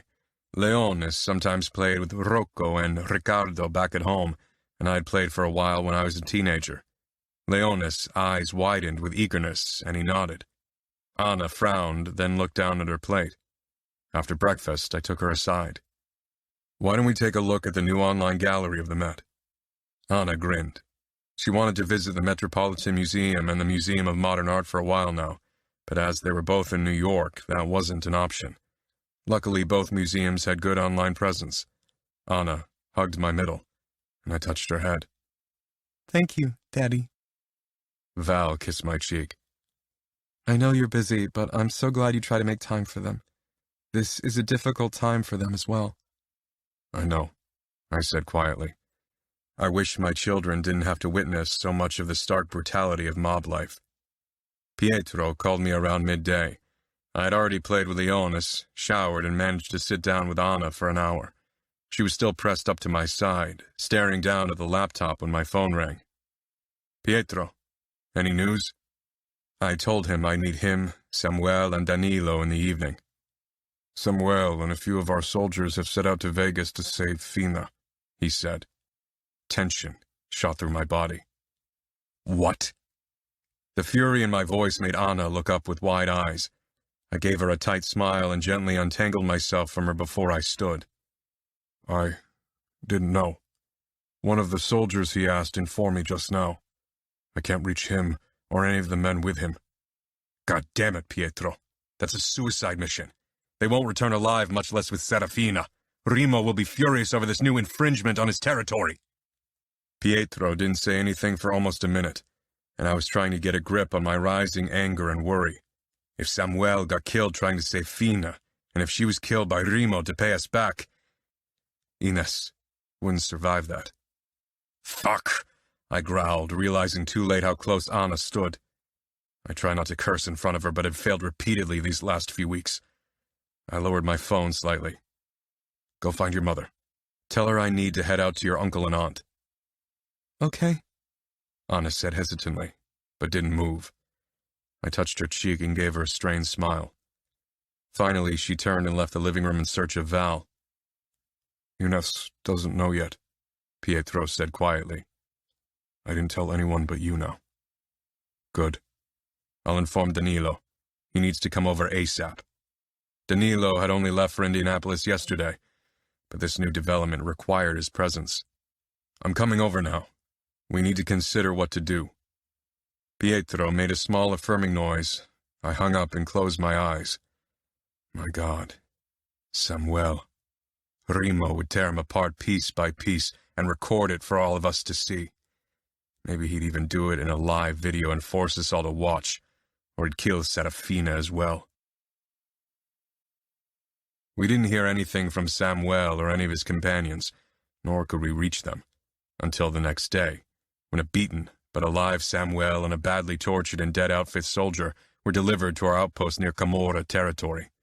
I called Pietro the moment I got the news, then headed over to their mansion. Danilo was already there when I arrived. He hadn't bothered with a suit like he usually did when he met me. This time he was in casual chinos and a white shirt. He, like Pietro, looked as if he hadn't slept at all. I had been in the safe house until way past midnight, and hardly slept 2 hours, so I knew I didn't look any better. Pietro stalked toward me the moment I was in the lobby. He's alive? Yes, and not seriously injured. They beat him up. He suffered a broken wrist and a few broken ribs, but apart from that, he's okay. Ines and Sofia hovered in the doorway to the living room. Relief settled on my sister's face, and she leaned against the doorframe as if her legs couldn't carry her much longer. What about Fina? I shook my head. We don't know anything. I didn't talk to Samuel yet. He's flying over with a private jet now. He should be here soon. Sofia hugged Ines tightly, crying softly. Pietro released a deep breath. I'm surprised Remo let him live, Danilo said with a deep frown. I think we can all agree that it's not an act of mercy. That bastard doesn't do mercy. I had to agree. Samuel should have shared the same fate as the other outfit soldiers. That he hadn't could only mean Remo had something worse in mind. Something that would hit us just as hard or harder in the end. I didn't voice my thoughts because I feared it meant Serafina would suffer. Danilo's eyes conveyed he thought the same thing. He came closer to me, his voice low and insistent. Remo's going to be furious the outfit breached his territory. He's going to make us pay to Serafina. We must do something. Another attack won't save her. He's now alerted, even more than he was before. If we try to free her, we sign her death sentence. Maybe Samuel did already, Danilo growled. Pietro's face was ashen as he listened. At least Ines and Sofia were too far away to hear what Danilo had said. Let's go into my office, Pietro suggested. Ines stepped in my way and touched my chest, her eyes swimming with worry. What will you do with my son? It took me a moment to follow her train of thought. Then it hit me. Samuel had acted against my explicit order, had led several of my men into death. That was betrayal. Rocco was locked in our cell for that very reason, because he was worth more alive than dead, now more than ever. But Samuel didn't have any worth for me, at least not a strategic worth. For the kind of betrayal he had committed, there was only one punishment: death. Danilo slanted me a curious look. As one of my underbosses, he had to put trust in me that I didn't favor certain made men because of their status. I risked the distrust of all my men if I favored family. Yet, Danilo was practically family too. Could I trust in him to keep the details of Samuel's behavior to himself? Or had he perhaps already told others? Ines' hands trembled against my chest, and her eyes begged me to be merciful. I'd killed for her, a man who was meant to become my consigliere. I'd do it again. I'd never regretted my decision because Ines' happiness had been on the line. Her life, even. And today I was faced with a similar choice, only now I had to decide not to kill a soldier deserving of death for his betrayal. Dante, Pietro began, but I raised my palm to stop him. I respected him, but this wasn't between him and me. I lowered my head and said quietly, "For you, Ines. Only for you." I covered her hands briefly and she released a shuddering breath. She nodded and I stepped back. Pietro touched her back briefly as we moved to the office. Danilo's face was perfectly neutral. He was difficult to read. I'll talk to Samuel. Make sure he never acts out of line again, Pietro said, as we settled on the plush armchairs in his office. I tilted my head. I appreciate it, but I'll have to answer my questions first. I'll make my point very clear to him. Pietro searched my eyes, then nodded. He knew I had to make sure Samuel obeyed my commands in the future. I didn't want to be faced with another choice like today again. I cared deeply for Samuel, and I wasn't sure if I could go through with killing him. And giving a kill order to Arturo or Santino was out of the question. If anyone did it, it had to be me. I hoped it would never come to it. We discussed possible reasons for Samuel's release, but in the end, they remained speculations, until Samuel shed some light on the situation. A while later, I got a call that Samuel was almost at the mansion. Pietro hurried out to tell Ines, but I stayed put to talk to Danilo. You kept your thoughts regarding my decision about Samuel's punishment carefully hidden. Danilo pushed his hands into his pockets and shrugged. You are capo.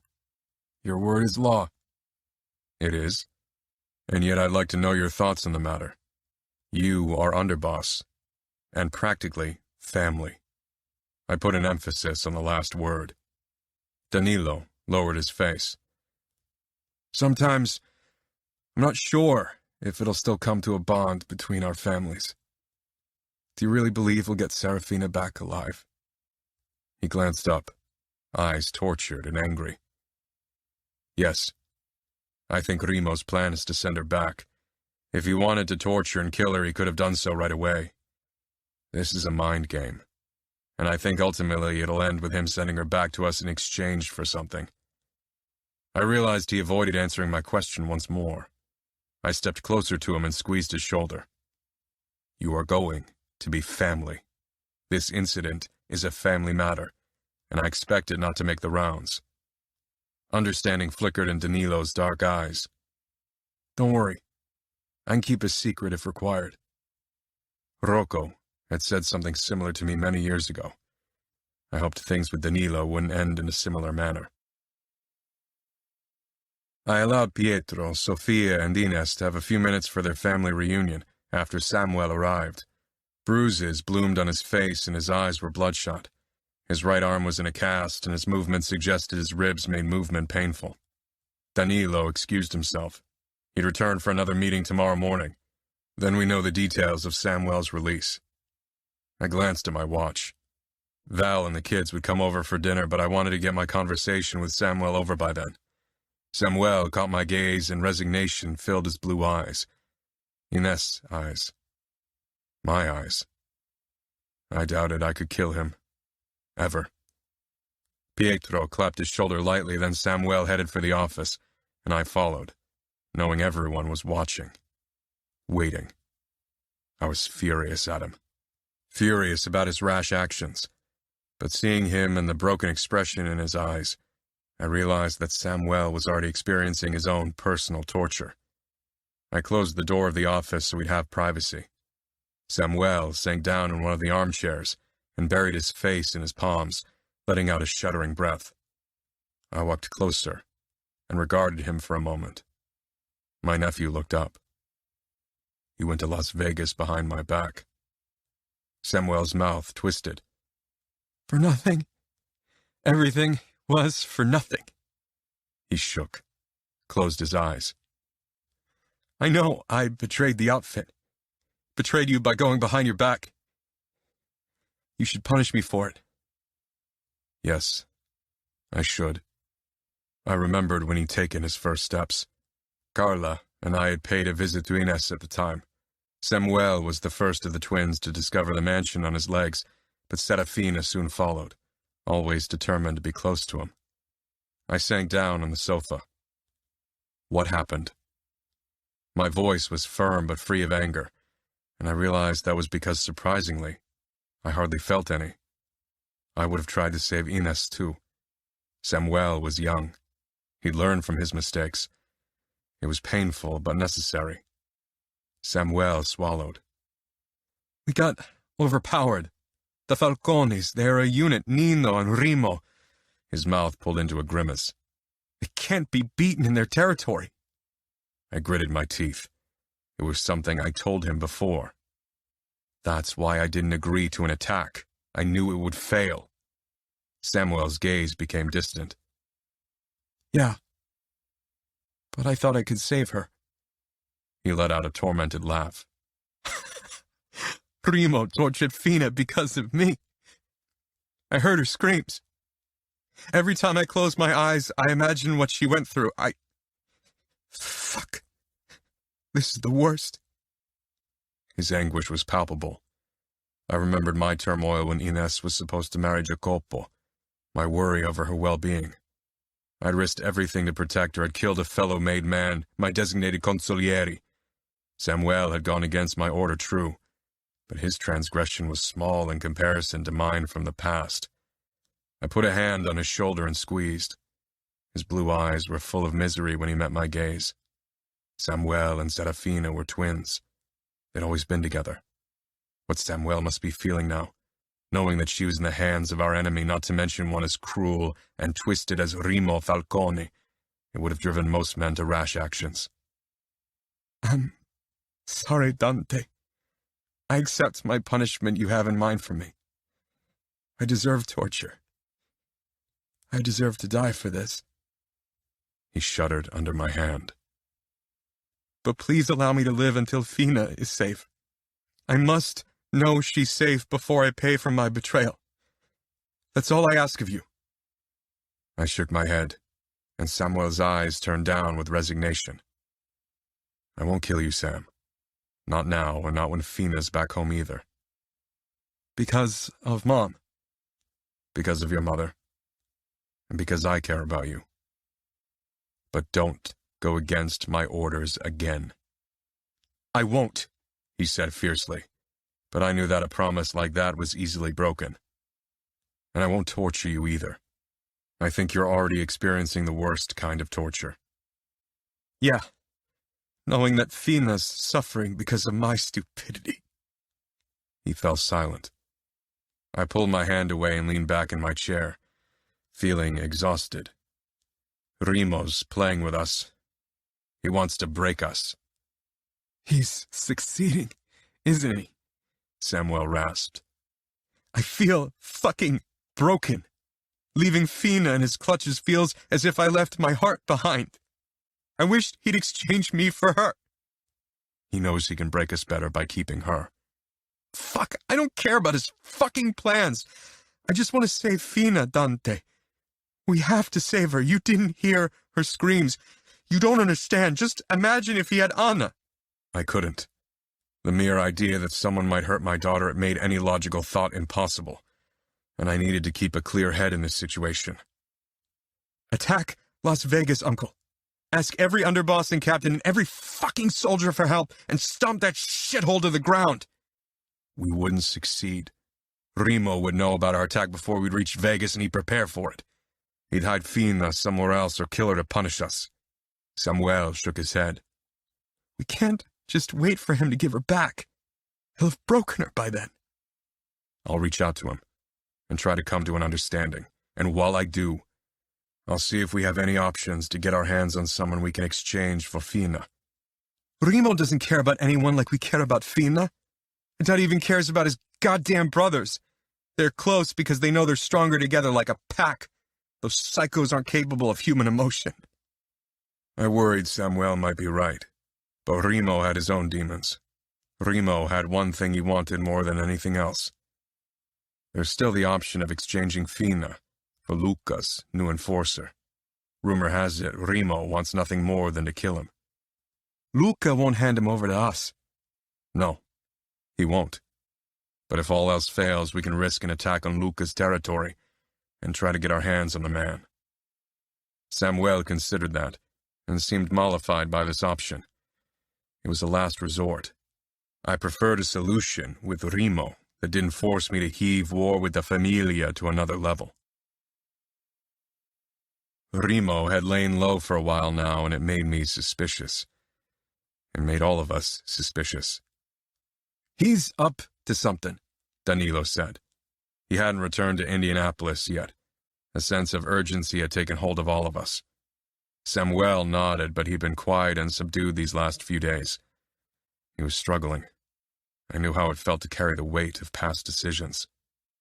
Giovanni's trying to renew Rocco's contacts to the MCs in Luca's territory, but it's difficult. If we wanted any chance of getting our hand on Growl, it had to be with the help of those erratic bikers. It's not really my father's scene, Val said. He feels more comfortable talking to politicians than bikers. She and Ines were playing a board game with the children at the dining table, while we men had settled on the sofas to discuss possible solutions. It was futile trying to keep everything from the children. After weeks of living in a state of emergency, they had gotten used to it. The bell rang. Pietro frowned, glancing at his watch. I ordered clothes, Ines said. Pietro had told her not to go shopping for the time being. I, too, had asked Val to stay home as much as possible. Once we returned to Chicago and I'd established new safety measures, she could return to her usual routine. Samuel rolled his eyes but pushed to his feet. The guards wouldn't have let anyone close to the door who hadn't passed their initial screening anyway. I want to ride on a bike, Leonis exclaimed. It's too dangerous, Val said. I'm going to be a capo, that's more dangerous. A smile tugged at my mouth, despite the situation, and Pietro even laughed. Danilo, as usual, looked stern. He was lost in his thoughts most of these days, probably imagining scenarios of Serafina's current situation. Splitting his attention between Indianapolis and Minneapolis was getting more difficult by the day. I avoided thoughts of what Serafina was going through at all costs. They didn't lead to anything but despair and rage. Neither was useful. Samuel came into the living room looking ashen. He held a parcel in his hands.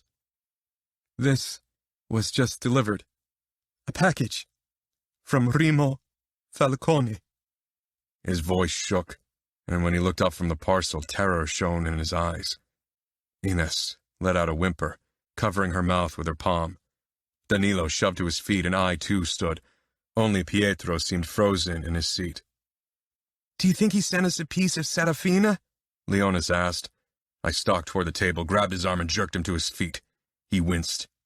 Upstairs, I growled. Leonis' eyes flashed with shock. I released him, and he stormed upstairs. You too, Valentina said to Anna and Sophia, who didn't hesitate. Open it, Ines whispered, pushing to her feet, throwing over her glass. She stormed towards Samuel as if she wanted to rip the parcel from him to see what was inside. I couldn't allow that. Not before I knew what was inside. Ines was a strong woman, but some things were simply beyond what she could endure. I slung my arm around her waist, stopping her. She struggled fiercely. Let me go, Dante! Let me go! I didn't. Ines, calm down, I urged. She glared. Would you calm down if Anna was in Serafina's stead? If there could be a finger or an ear inside? Don't you dare tell me to calm down ever again, you hear? Ines had always been a poised, calm woman. She'd never screamed at me. Pietro finally stumbled to his feet and came around the table, hugging Ines to his body. Ines, let us... No! Ines hissed and ripped away from Pietro. She staggered towards Samuel, who didn't try to fight her as she ripped the parcel out of his hands and tore it open. A white bedsheet fell out of the box. It spilled onto the ground in soft waves, revealing a bloodstain. Ines made a choked sound. For a moment, we were all frozen. There was no mistaking what the blood meant. Samuel bent down, picking up a piece of paper attached to the sheets, and began to read in a low, trembling voice. Dear Dante, Danilo, Pietro, and Samuel, I'm sure you've all gathered in this challenging time to congregate. This allows me to present my gift to you all. Sharing is caring, right? I always thought the Familia's bloody sheets tradition was a ridiculous relic from the past, but I have to say I consider myself reformed. It has something very satisfying to present proof of your victory to your adversaries. You'll be happy to hear that I let Luca know how I borrowed his Familia's tradition to send you a very graphic message. He sends his regards. In case your worry-riddled brains have trouble deciphering the sheets, let me spell it out for you. These beautiful, virgin, snow-white sheets bore witness to Serafina's deflowering. I have to say, Pietro, you raised the firecracker. She fought me tooth and nail to defend her honor. It made the claiming of your beautiful daughter all the more entertaining. Samuel's voice died into a rasp. Ines sank to her knees, crying. Tears streamed down Val's face, her fingers trembling against her mouth, her horror-struck eyes on me. Danilo stared at the sheets, his face frozen, his arms hanging slack beside him. Pietro had his back turned to us, his shoulder shaking. My muscles had seized up in a state of shock and an anger so profound it threatened to tear down walls I'd built over decades. Samuel continued reading, his voice broken and agonized. I wonder what you feel now, Danilo, knowing that I took what was promised to you. And you, Samuel, knowing that I defiled your twin, that she suffered cruelly because you dared to set foot in my territory. Lesson learned, I hope. And what about you, Dante? What do you feel now that you failed to protect one of your own because you were too prideful to admit defeat? I hope your pride is worth seeing the proof of how Serafina suffered at my hands, or should I say my cock? Maybe your pride isn't your downfall, but it sure as fuck is your family's downfall, cold fish. Kind regards, Remo. P.S. Once doesn't count, right? Maybe I can send you a second set of sheets. Danilo stormed toward the sheets and tore a lighter from his pants, trying to set them aflame. I grasped his arms, but he struggled madly. He finally ripped free and stumbled away toward Pietro's office. Carla had occasionally talked about purgatory when we discussed her belief. I'd always considered the idea of hell ridiculous. But today I experienced my own personal purgatory, and I dragged my family into the flames with me. Part 6. Valentina. Inez pushed to her feet. Her movements were jerky, almost as if she were drunk and unable to control her limbs. All she was drunk on was fear. She was shaking and crying as she rushed toward Dante. Give him what he wants, Dante! Whatever he wants! Inez, he said with a strained tone. I could see the anguish in his eyes. Dante had no trouble making the difficult decisions, but this was beyond anything he'd ever expected. She fell to her knees, clinging to Dante's calves. She peered up to him. I beg you, Dante, I'm on my knees. Please save my daughter. Save Fina, please. Pietro shook. Then he stumbled forward, grabbing her shoulders. Inez, stop. Inez! She fought him, clinging to Dante's legs as if they offered salvation. Fina's salvation. I couldn't breathe. The room was saturated with so much despair and fear, it clogged my throat. I'd always worried war would reach our family, but never like this. Dante was frozen as he stared down at his sister. Inez, he said quietly. I pressed a hand over my mouth, trying not to cry. I could see myself in Inez's place, could imagine her despair, her anguish. If Anna was in Remo's hands, I, too, would beg anyone capable of saving her on my knees, would throw my pride out the window and crawl if I must. But I wasn't sure if Dante could save Fina, and he wasn't sure either. Because Remo was playing a devilish game he enjoyed too much. Samuel helped his father pull Inez to her feet, and she fell into Pietro's arms, clinging to him, sobbing. I'd never seen Inez like this, and the tears I'd tried to hold back, they flowed freely down my cheeks now. Sound of glass shattering and furniture crashing to the ground reached us, followed by Danilo's roar full of fury, of despair and even guilt. Pietro and Samuel half-carried Inez out of the room. Dante and I remained in the living room, many steps apart, frozen in place. A feeling of desperate helplessness hung between us. Our eyes met. Dante's face was a harsh mask, his eyes tumultuous. I wanted to say something reassuring to ease the weight of responsibility resting on his shoulders, but my mind was blank. My gaze found the sheets once more, and I sucked in a quiet breath.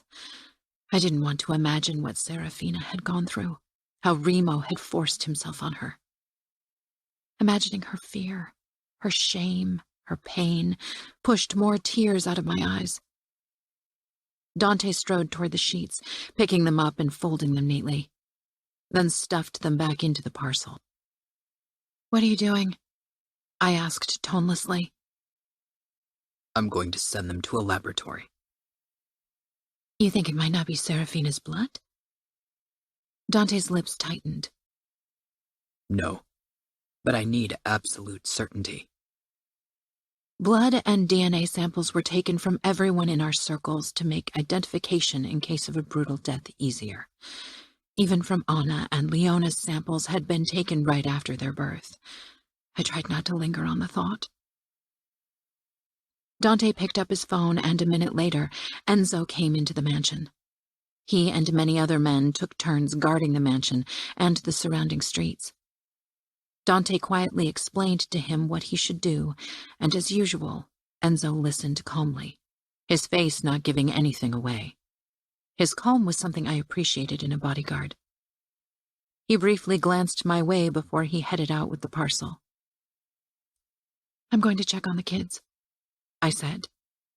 Even if I longed to be held by Dante, I could tell he needed a few moments to himself. He nodded, already turning his back to me. I walked out. The house was eerily quiet now. Danilo had stopped raging behind the closed door of Pietro's office, and somehow the quiet bothered me more. I quickly moved upstairs. Muffled sobs came from down the corridor where Inez and Pietro's bedroom was. My heart clenched violently, and I had to lean against the wall to compose myself before I dared to step into Sophia's room. Anna and Sophia sat cross-legged on the bed, their faces confused and fearful. They looked at me for answers. And for a moment, I knew how Dante felt when all of his men always turned to him for solutions. My face felt stiff. I couldn't smile, not even to console these girls. Leonas sat on the sofa in the corner, playing with his Game Boy and a deep frown on his face, blonde strands covering most of his eyes. I could tell he was upset even if he pretended to be engrossed in his game. Mom, what's wrong? Anna asked. Sophia jumped off the bed and took a step closer. Was there a piece of Fina in... Her face twisted with horror. I quickly shook my head. Even if there had been a piece of Fina, albeit only blood inside, I wouldn't be the one to tell Sophia anything. If Pietro or Inez decided to let her know, they'd have to tell her, but I doubted they would. I walked over to them, then sank down on the bed. Sophia's room was a dream in pink with frills and stuffed animals. So young, so innocent. It was a little girl's safe haven in our cruel world. Anna pressed up to me, and I kissed the top of her head. Sophia looked toward her door. I'm going to look for Sam. I didn't stop her. With everything going on, she'd often been at the fringes, too young to be involved, but too old to require constant attention. I hoped for her sake as well that Fina would return soon. Let me talk to your brother for a moment, okay? Leonis didn't like to talk emotions in general, much less when others were around, even his sister. Anna nodded. Okay, I'll grab something to eat. I gave her a grateful smile. At almost 11, she was already more responsible than I had been at her age. That was her father's blood, no doubt. Once she had left, I sat down on the plush sofa beside Leonis. Can you turn that off?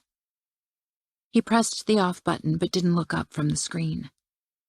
Is Dad angry with me? He asked softly. He's not angry with you. Maybe he was for a moment because of what you said. You need to think before you talk or you might hurt people. Do you understand? He looked up, blonde brows pulled together. I guess. Count to 3 before you say something that might upset others. How do I know what upsets others? Right now, if it's something about Fina, everyone's really touchy. Okay.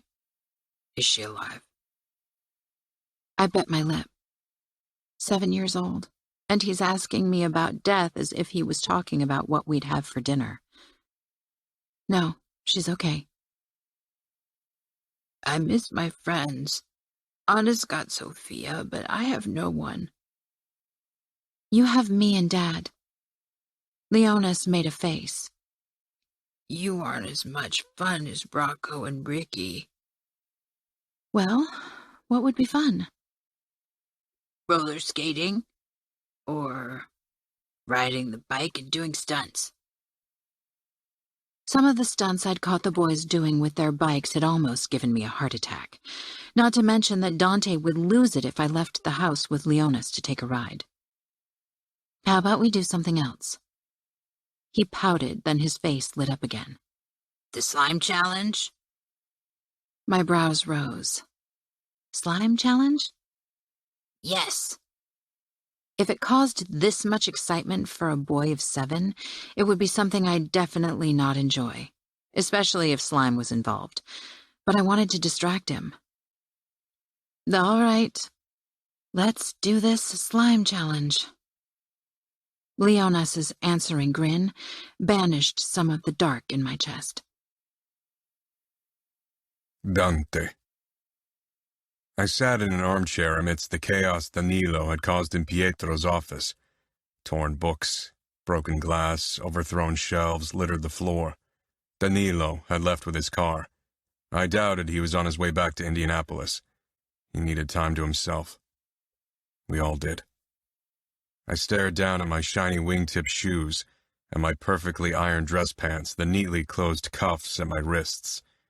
From the outside, I was the immaculate, controlled businessman. The Iceman. I was like one of those goddamn volcanoes hidden beneath a thick layer of eternal ice. Propping my elbows up on my thighs, I lowered my face into my palms. If one of those erupted, they had the potential to destroy everything around. I felt on the verge of a dangerous outbreak. I wanted to destroy. Only not the ones around me, but they would be at risk if I gave up control. Luca and Remo. Those are the ones who'd feel my rage. Remo for everything he'd done to Fina, to our family. And Luca for cooperating with the Camorra, despite everything he knew of them. Daddy? My head shot up. Anna hovered in the doorway. She was dressed in a flowery summer dress, her hair up in a messy ponytail and her blue eyes wide. She was everything I wanted to protect. I didn't say anything. Slowly, she came inside, almost shyly. I wasn't sure what Val had told her, but I doubted she'd mentioned the sheets. Anna was too young for something like that, even if Val had already explained a few things to her. You look sad. She said quietly, stopping right beside me. Sad wasn't the right word to describe my emotions. I am, I agreed anyway. Anna wrapped her arms around my neck. I embraced her. It's going to be all right. You are going to make everything okay. You always do. Her infallible trust in me was my incentive. I kissed her temple and held her for a while.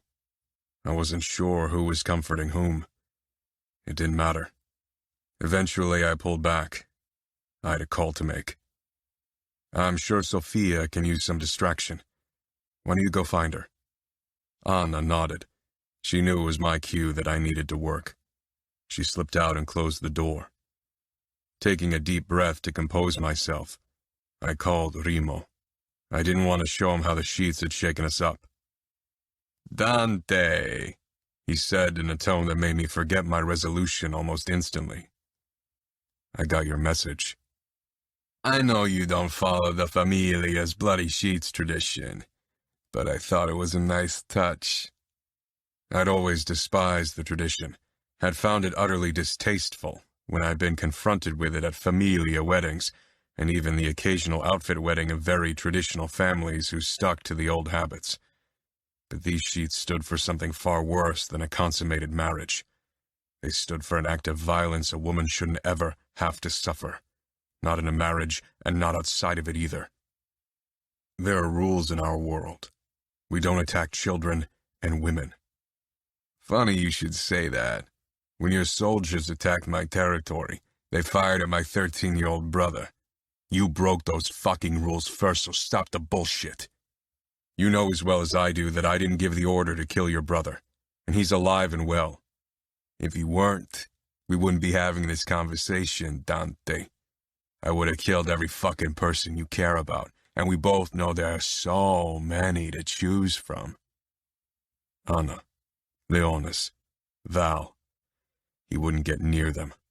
I'd do anything to protect them, if necessary even stoop as low as him. You have people you don't want to lose either, Remo. Don't forget that. Samuel didn't believe Remo to care about anyone, but the note of protectiveness when he mentioned his brothers led me to believe something else. It was a flicker of hope. I thought the sheets might have made you see reason, but I see that you want Serafina to suffer a bit more. Remo. The click sounded. Fuck, I growled. I tried calling Remo in the following days, but he ignored my calls. Ines' despair rose with every passing day, and so did Danilo's, Samuel's, and Pietro's wish to go through with our attack on Luca's enforcer. The MCs had agreed to give a kidnapping a try, in return for outrageous amounts of money and numbers of guns and drugs. I didn't trust them. They wanted to be paid in advance because of the huge risk, and I was wary of agreeing to such a deal. I was glad when Remo finally contacted me with a new demand, one I had anticipated. My former consigliere in exchange for my niece. Naturally, I agreed to give him Rocco. I didn't care about his fate or the undoubtedly cruel torture he'd suffer under Fabiano's and the Falconi's hands. That wasn't why I'd been reluctant to hand him over. No. It was regarded as weak to answer to the enemy's demand, especially if said enemy asked for your former consigliere, especially if the enemy was Remo Falcone. An action like that caused worry among the ranks of my underbosses and captains, because they preferred to consider themselves safe, and giving up one of theirs burst their bubble. Rocco had many friends among my men. He knew how to manipulate people. Exchanging a worthless girl against a formal consigliere would be seen critically by some. Others who held their family dear would judge me more kindly. It didn't matter. I'd made my decision. I had to save Serafina, for her sake, and my family's sake. Part 7. Dante. Val had baked a cake for Anna's 11th birthday, and held a small celebration that felt more like a funeral. Every smile was fake, every laugh forced. We tried our hand at pretend happiness. It tasted fake, bitter. Anna blew out her 11 candles, her eyes closed tightly.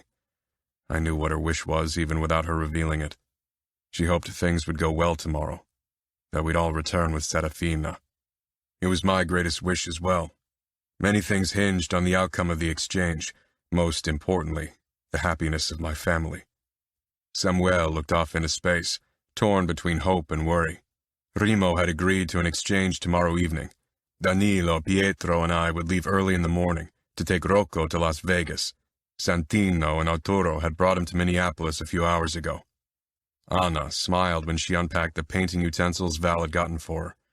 We all ate cake afterward, trying to maintain meaningless conversation, but it was impossible to overcome the tension. I felt sorry for Anna. She always loved celebrating her birthday, but today her special day had been ruined by the consequences of my choices. I promised myself that this would never happen again. We all went to bed early, but sleep didn't come. Not for me, nor for Val. She clung to me in the dark, her body tight with anxiety. I'm so scared that this is a trap. Going to Vegas is madness, you know it. Remo could plan to kill you all. He could, but I doubt it. He'll kill us later, after we've suffered for a while. Suffered? Under the weight of our guilt. Do you feel guilty? Yes, and seeing Serafina, we'll all be reminded of how we failed her. Pietro, Samuel, Danilo, and especially me. Val breathed out. I can't live without you, Dante. Don't let rage consume you tomorrow. Don't risk anything. My wrath for Remo was close to untamable. I wanted to see him on his knees begging for mercy. Tomorrow wouldn't be that day. But eventually. I kissed Val and slipped my fingers between her smooth thighs, wanting to feel her warmth, wanting to feel alive. I didn't want to talk, not about all the ways this could go wrong. Our kiss was slow, and my fingers were too. I wasn't overcome with lust. I didn't even want to come myself. I only needed to make Val feel good. Needed to lose myself in her heat and moans. She parted her legs for me, and I stroked her lightly, occasionally dipping my fingers into her. It took a long time for her to loosen up, to allow pleasure. When she finally came, I closed my eyes, my lips against her pulse point. I gently pumped my fingers into her. I love you, Val. I'll protect you and our family until I die. Not tomorrow, she got out. Not tomorrow, I promised. Santino heaved Rocco into the helicopter. We travel most of the distance to Las Vegas like that, only the last part from an airport near Vegas to our meeting point with a rental car.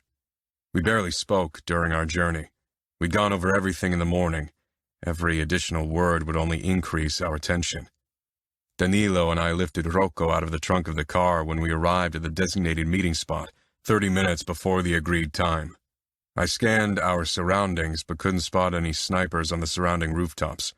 Rocco's desperate eyes caught mine, and he struggled against his bindings, trying to speak despite the tape over his mouth.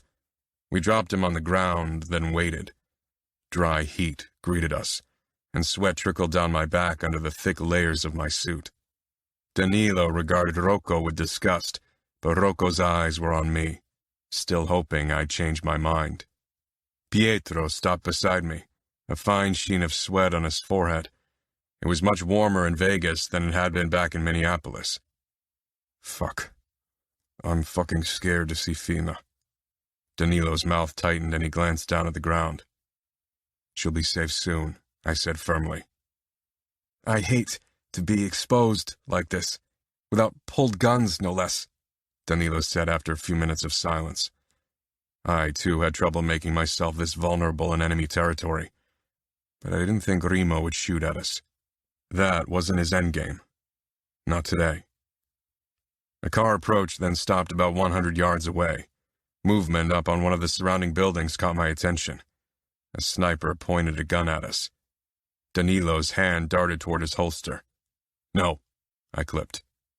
Danilo reluctantly pulled his hand back and lowered his gaze from the roof. Then his eyes went wide. I followed his gaze toward the car and my muscles tensed, when Remo Falcone got out with Serafina. She was dressed in a ripped and bloody wedding dress. A moment later, Fabiano got out as well, a gun aimed at us. Rocco made desperate sounds against his tape, but I ignored him. Good God, Pietro croaked.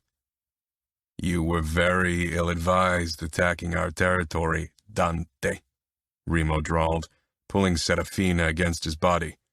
Pietro rocked forward, but I grasped his arm. Fuck, I'm going to skin the bastard. I'm going to fucking kill him for touching her, Danilo growled. Don't move, I ordered. Remo probably waited for a show. That would give him additional satisfaction. Serafina didn't look our way. She stared at the ground, her shoulders hunched. She looked broken, and worse, ashamed, when she had absolutely no reason to be. We were at fault, not her. When she finally raised her eyes and looked at Pietro, he sucked in a sharp breath. The anguish on his face and the look of hopelessness on hers, it broke through the cracks in my armor, but I battled my emotions. Remo grinned. Next time you consider fucking with us, look at your niece, Dante, and remember how you failed her. I had failed them all. I'd done what I thought was best and still couldn't see what else I could have done after Remo had kidnapped Serafina. Before then, long before then, I should have removed Rocco from his position. Remo got intimately close to Serafina, and even from afar I could see her shudder. I gritted my teeth, my grip on Pietro tightening, so he didn't storm forward. Danilo, too, was obviously fighting with himself. When Remo finally moved back from Serafina, he nodded toward Rocco, who lay behind us on the ground. Hand over, Scuderi. I turned and grabbed the rope wrapped around Rocco, then dragged him toward Remo and Fabiano. The latter I fixed with a hard look, wondering how he could have become the man he was today. He'd known Serafina when she was a little girl. They played together. He'd always been a good boy. I shoved Rocco toward them. He was responsible for what Fabiano had become, and for Serafina's fate as well. I hoped they'd torture him the way they were famous for. Release my niece, now. Remo held my eyes for a moment, challenge in them. He was Benedetto's son, through and through. The same eyes and insanity. His father had fallen deeply, and Remo too would fall and his kingdom would fall with him. Remo pulled Serafina close once more and she cringed. I gritted my teeth so tightly the sound vibrated in my head. Finally, Remo pushed Serafina away and she stumbled toward me, her eyes disoriented. She was in shock. I quickly wrapped my arm around her and Pietro appeared on her other side, supporting her as well as we led her away. Danilo came toward us, reaching for Serafina, and she cringed away from him. Danilo stepped back, and I sent him a warning look because I could tell he wanted to storm toward Remo and pummel him to death. Our time would come. But now, today, not with Serafina close by. Her safety was our top priority today. Serafina trembled violently in our hold. I scanned her as we headed toward the car. She didn't have any obvious injuries except for the bite marks at her neck. Fury and guilt battled a relentless battle in my chest, seeing the marks of my niece's suffering. I'd have to ask for a female doctor check on possible rape injuries. We got into the car. Pietro in the back with Serafina, and Danilo with me in the front. I hit the gas and pulled away, wanting to get out of Camorra territory as quickly as possible. You are safe now, Fina. Nothing will ever happen to you again. I'm sorry, Dove. I'm so sorry. Pietro rasped, and then the sound of his rough crying could be heard. My fingers around the steering wheel tightened. Danilo glanced out the window and closed his eyes. I kept throwing glances at my niece and Pietro through the rearview mirror. Pietro was a strong underboss, a man who'd been raised in a similar manner as I had been. I'd never seen him cry, and I was sure I never would again after today. Getting Serafina back was meant to heal this family, but I had a feeling healing wouldn't come easily. Maybe not at all. Remo had left his mark, and not just on Serafina's body. Valentina. I hadn't heard from Dante in hours. My nerves were frayed. What if he didn't return to me? Remo Falcone couldn't be trusted. He was one of the worst monsters in our world. Dante was sure Remo wanted to continue his devious game of breaking us, but maybe he changed his mind and just ended everything today with a bullet to Dante's head. It was Remo's chance to kill 3 high-ranking outfit members at once, and it would throw the outfit into utter darkness. He and Luca would attack and try to tear our territory apart. My eyes darted to Leonas, who climbed the tree in the garden of the safe house. Sophia and Anna sat on a blanket on the grass, talking. If the outfit fell, what would happen to them? I'd protect them with everything I had. But where could I run to? Everyone knew my face, and we were surrounded by enemies. If I had to choose between Camorra and Familia, I'd try to seek shelter with Luca. I didn't like him, trusted him even less. But he was more than only a monster if Arya could be trusted. My children, especially my daughter and Sophia, would be safer in his territory. Leonas? I closed my eyes. I needed to stop considering the worst outcome. Steps crunched beside me on the porch and my eyes flew open. Enzo held up a cup of coffee. I gave a small smile. Thank you. He set the cup down on the small table beside me, then sank down on another chair on the porch.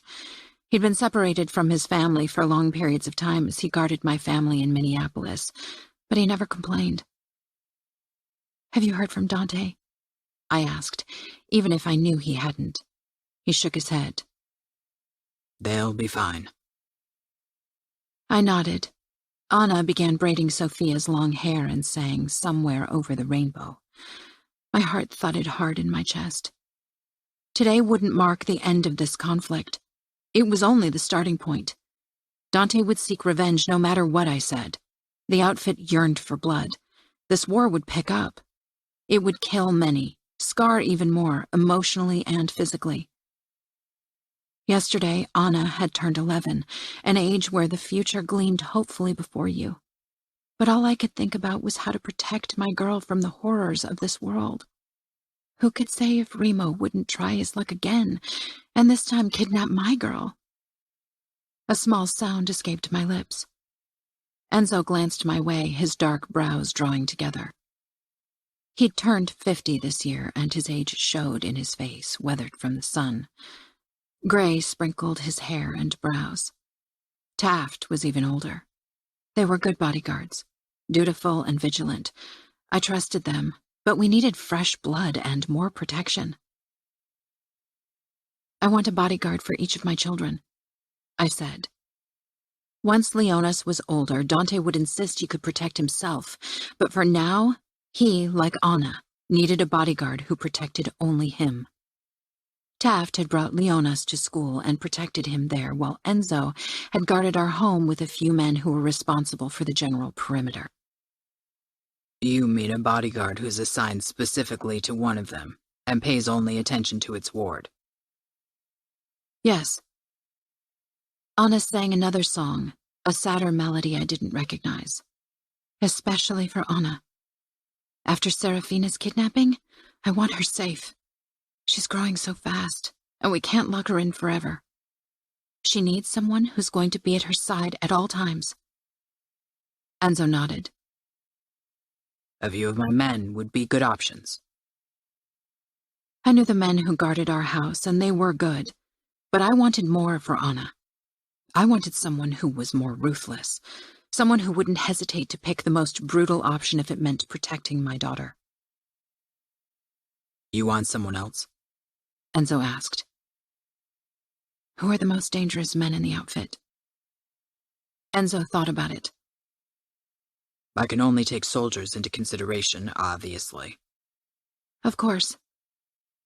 If we judged only by fight skills and level of brutality, certainly Arturo and Santino. They are Dante's enforcers for a reason. Okay. Enzo shook his head. I have to be honest, Valentina. Arturo is too unhinged to be a bodyguard. What about your son? Santino isn't like me. He's dutiful, but he chose the job of enforcer for a reason. He likes the thrill and the brutality of it. Would he be a good protector for Anna? Would he keep her safe? I'm sure it would be an honor for him, He said after a moment of consideration. I can talk to him. Please do. And once I'm back in Chicago, I'd like to have a word with him as well. I'm sure Dante will do the same. Protecting our daughter isn't something that can be taken lightly. Of course not. Enzo agreed. I hoped Dante would agree with my choice, but he always said he valued my opinion and thought I'd be a good consigliere. So I might as well make decisions of importance. My phone rang. I lunged for it on the table and brought it to my ear with shaking fingers. Dante? I gasped. Val, we're in the mansion. We're all fine. I released a shuddering breath. Sophia and Anna rushed my way, and even Leonis climbed down the tree. What about Fina? I whispered. She's okay. Physically, as far as I can see, but... He sighed. Can you come over with the children? Of course. We'll get ready now. I need to see you, he said in a low voice, drenched with worry and exhaustion. I love you. I got out.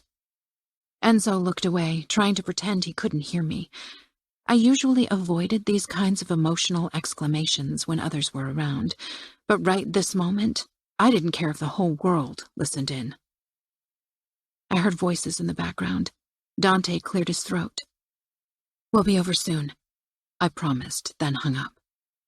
Anna and Sophia spoke at the same time. Was that Dad? Where's Fina? I gave them a shaky smile. They're at your house, Sophia. Everyone's fine. Sophia and Anna jumped up and down, cheering, and even Leonis fell in. I relaxed for the first time that day. Whatever lay ahead of us, we'd get through it. The moment we stepped into the mansion, Sophia rushed into the living room, where voices were coming from. Leonis, Anna, and I followed at a slower pace. Inside, we found Sophia hugging Pietro tightly, sitting on his lap. He and Dante sat on the sofa, talking. Samuel, Danilo, and Inez weren't present. Anna and Leonis rushed forward as well and pressed to Dante's side. He wrapped his arms around them, yet his smile remained strained. I walked closer. Where's the rest? Serafina is showering, Dante said with a strange undertone. My stomach hollowed when Pietro blanched, and the meaning behind the words registered on me. Samuel is upstairs with her. Inez is in the kitchen cleaning, and Danilo is in one of the guest rooms. Maybe I should check on Inez, I said quietly. Dante nodded. His eyes held mine for a moment, and I wanted nothing more than to throw myself into his arms like Leonis and Anna had done. Instead, I turned and went in to search for Inez. I found her scrubbing a cutting board furiously. It was stained from use and impossible to return to its previous state, but Inez cleaned it vigorously, tears streaming down her face, her blonde hair half fallen out of her ponytail. I walked toward her and took the scrub brush from her. Her hands were red. She looked into my eyes, and I had to blink to hold back my own tears. I hugged her, and she buried her face in my neck, sobbing. After a few minutes of crying, she swallowed audibly. Fina's got marks on her throat. She wore her wedding dress. It was ripped and bloody, and she looked so broken. He broke her, Val. He raped her. I bit my lip. Have you sent for a doctor? Fina doesn't want to be checked. I nodded. Wasn't that how many rape victims reacted? Their shame was too strong. Fina is strong like you, Inez. She'll get past this. I hope so. God, I hope so. Dante. Pietro and I left the office to give Serafina a moment to talk to Danilo. Samuel leaned against the wall across from the door, but he straightened with a frown when I closed the door. You let her alone with Danilo? Pietro rubbed his forehead. She insisted. Danilo and Serafina need to talk, I said. Samuel stared. She can't marry him. She's not the girl she used to be. I didn't say anything, but I feared he was right. Danilo still wanted Serafina, and by our rules he had a right to her, but a wedding seemed unlikely given Serafina's emotional state. She'll recover, Pietro said. They can still marry next year when she's healed. I wasn't sure if Serafina would get over what happened anytime soon. We didn't even know exactly what she had to endure. Maybe we never would. Ines hurried our way. Is Fina with you? In my office, talking to Danilo, Pietro said. Ines stopped beside him, looking anxious to go inside to check on her daughter. A few minutes later, Danilo emerged, a dark look on his face and Serafina's engagement ring in his flat palm, like a memorial of what used to be. He looked up. Serafina won't marry me. His eyes met mine. I need to talk to my father. He stalked away, already pulling out his phone. I need a word with her, I said. Let me talk to her first. I need to make sure she's okay after her talk to Danilo. I nodded, and Ines slipped inside the office. The Mancinis won't like this, Pietro said quietly. Our families were meant to become one to strengthen the outfit. Indianapolis is the most important city in the outfit. Let's not worry about it now. Ines finally stepped back out, her lips sorrowfully tightened. Please be careful, Dante, she said softly. She's gone through enough. I know. But if we want to have a chance to get revenge on Remo for what he did to her, I need to gather information.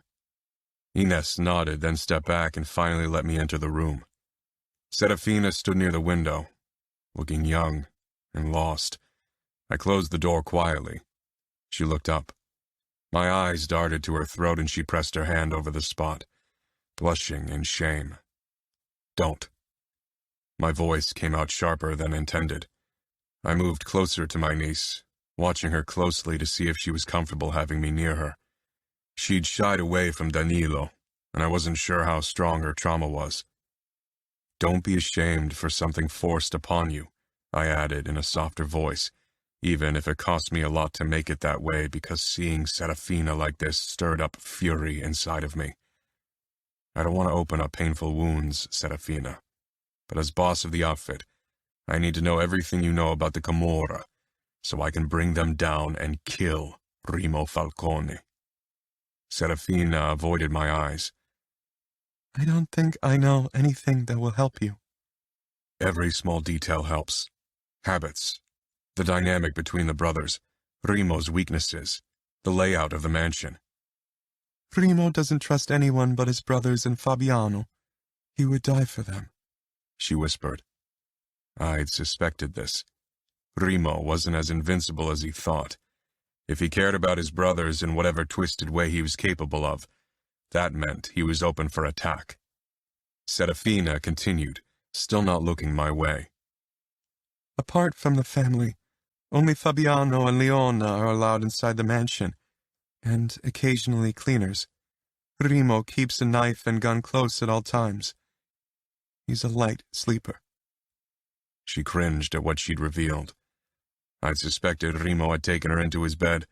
Captors often played with their victims by alternating between treating them like dirt and then showing them hints of kindness to gain their trust. Stockholm Syndrome based on this tactic. The victims ultimately blamed themselves for their rape and even tried to tell themselves they wanted it or gave their captors signals that indicated consent, when neither was the case. Serafina began to shake, her face torn with guilt and shame. I moved closer and gently touched her shoulder. Serafina. She surprised me when she leaned against me. I cupped her head, trying to console her. What am I going to do? How will I belong again? Everyone will look at me with disgust. Blaming the victim was always easy. If anyone does, you'll let me know, and I'll deal with them. Serafina nodded against me. And you never stopped belonging. You are part of the outfit, part of this family. Nothing changed. And yet everything had. We all had. Our family had. Serafina had. None of us had remained untouched by the horrors brought upon us by Remo Falcone. Danilo asked for a meeting. Naturally, I'd expected it. We all settled in Pietro's office. By now, Pietro had at least removed some of the rubble Danilo had left during his rage after the sheets, but the place was still a mess. Pietro sank down behind his desk, and Samuel stood close to the window, his hands shoved into the pockets of his slacks. Danilo and I sat down in armchairs across from each other. It was past 10 in the evening, but neither of us was eager for sleep. Danilo let out a deep sigh, twisting the engagement ring in his fingers. "My father insists I'll marry someone from your family," he said. "The bond between our families is necessary, especially at this time." He was right. We needed to demonstrate solidarity to quiet the dissenting voices. I'd rather not have to silence them with violence.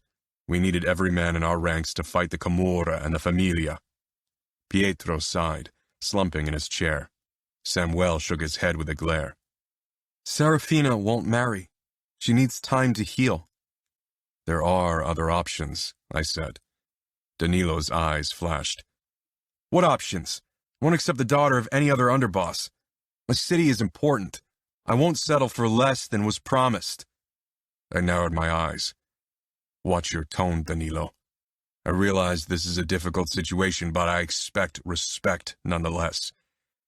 Danilo glared down at his fist, which held the ring. "I'm not going to settle for less than a bond with your family."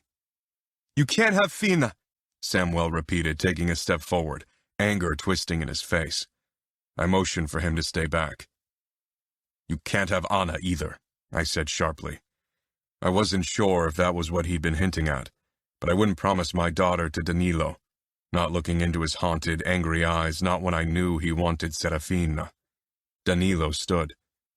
"You need my support for this war. You need a strong family at your back." "Is that a threat?" I snarled. Danilo smiled bitterly. "That's a fact, Dante. I think you're a good capo, but I insist I get what my family deserves. I won't settle for less." "I won't force Fina into a marriage, not after what she went through," Pietro said. I nodded. "I agree." Danilo shoved his hands into his pockets. "We're at an impasse, then." I exchanged a glance with Pietro, who briefly closed his eyes. He shoved to his feet and turned his back on us. "Is that what you ask of me, Dante?" I was being selfish, but I couldn't promise Anna. I just couldn't. Not now. "Pietro, if we follow the rules, Danilo could demand to marry Serafina. They were engaged." Samuel glanced between us, his brows pulling together. Danilo waited calmly. Pietro turned around. His eyes were hard and full of warning as he leveled them on Danilo. "I will give you Sofia." Danilo scoffed. "She's what, 11? 12 in April," Samuel corrected, scowling at his father. His hands were curled to fists.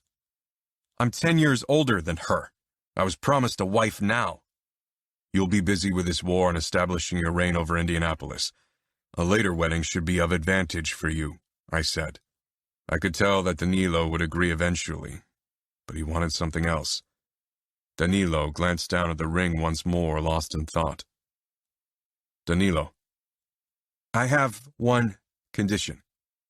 "What condition?" Danilo motioned at Samuel. "He marries my sister, Emma." Samuel's eyes widened in shock. "She's in a—" He stopped himself with a grimace. Danilo looked murderous. "In a wheelchair, yes, which is why nobody of worth wants her. My sister deserves only the best, and you are the heir to Minneapolis. If you all want this bond, Samuel is going to marry my sister." and then I'll marry Sofia. Fuck, Samuel muttered. What kind of twisted deal is that? Why? Danilo growled. Your father has been testing the waters for possible brides, and my sister is a Mancini. She's a good match. Samuel exchanged a look with Pietro, then he looked my way. The Mancini girl wouldn't find a good husband if not for Danilo's bargain. Samuel took a deep breath. Then he nodded. I'll marry your sister. Danilo smiled darkly. We all knew this was a deal made in hell. Then it's settled, Pietro asked. You'll marry Sofia and accept the engagement cancellation with Fina. It's not what I want, but it'll have to do. It'll have to do? Samuel growled, stepping forward with narrowed eyes. That is my baby sister you're talking about. She's not some fucking thing you accept as a consolation prize. Danilo laughed again. You might want to remember that as well when you meet my sister. Enough, I growled. They were riling each other up on purpose when their anger was directed at Remo, not each other. The wedding will have to wait until Sofia is of age, Pietro said, looking tired. Of course, Danilo said. My sister won't marry before her 18th birthday either. Pietro nodded. Then it's decided, I said. I have to return home now. We can settle the details at a later point. Danilo glanced at me for confirmation, and I gave a terse nod. Just one more thing. I don't want word about Samuel's bond to my sister to get out yet. She doesn't need to know this was a deal in exchange for Sofia. I nodded again. It didn't really matter when we'd announce it. People would talk anyway. He turned and stalked out, but Samuel rushed after him. I hoped they wouldn't get into a fight, but I didn't bother getting involved. Instead, I walked up to Pietro, who held onto the edge of the desk. Ines will be furious. Danilo is a good catch for Sofia. Pietro jerked his head up, angry. He'd be a good catch for Anna, too. I couldn't deny it. An underboss was the best possible match for my daughter at the moment. But you couldn't let her go, could you? Reproach carried in his voice, and it wasn't unfounded. It makes sense to give Danilo your other daughter when Serafina cancels the engagement. You can turn it whatever way you want. You didn't want to give up your daughter. That's all. Instead, you forced me to give up mine. You agreed to a bond with Danilo years ago, Pietro. That wasn't my doing. You wanted a bond between him and Serafina. Pietro sighed and straightened. You are right. He shook his head. This feels as if I'm betraying Sofia anyway. Danilo isn't the boy whom I gave Serafina. This ordeal changed him. He's not a man who'd abuse a woman, no matter how changed he is by what happened. You're right. But Samuel marrying the Mancini girl? I don't know. I feel pity for the poor girl, but Samuel needs to produce heirs. Can that girl even bear children? I didn't know, but Carla had been infertile as well, and I hadn't loved her less because of it. There are other options if it's the case. I hope now that this is settled we can all return to our normal lives. Ines has been suffering so much. She needs a break. Serafina will heal, and with it, our family. I wished my words had proven right. A few months later, Serafina told us she was pregnant with Remo's child, and any hope to forget what had happened was crushed forever. Part 8. Valentina. We'd all secretly prayed that Serafina's twins wouldn't show any resemblance to their father. It was our only hope at this point, our only chance to give these kids a future in the outfit. Inez called me shortly after Serafina gave birth to a son and daughter, Navio and Greta. Her breathing was labored, her voice low and desperate. They look like him. I held my breath. His hair? I'd seen photos of Remo Falcone, the dark hair and even darker eyes. The hair, the eyes, everything, especially the boy. It's as if Remo modeled him after himself to torture us.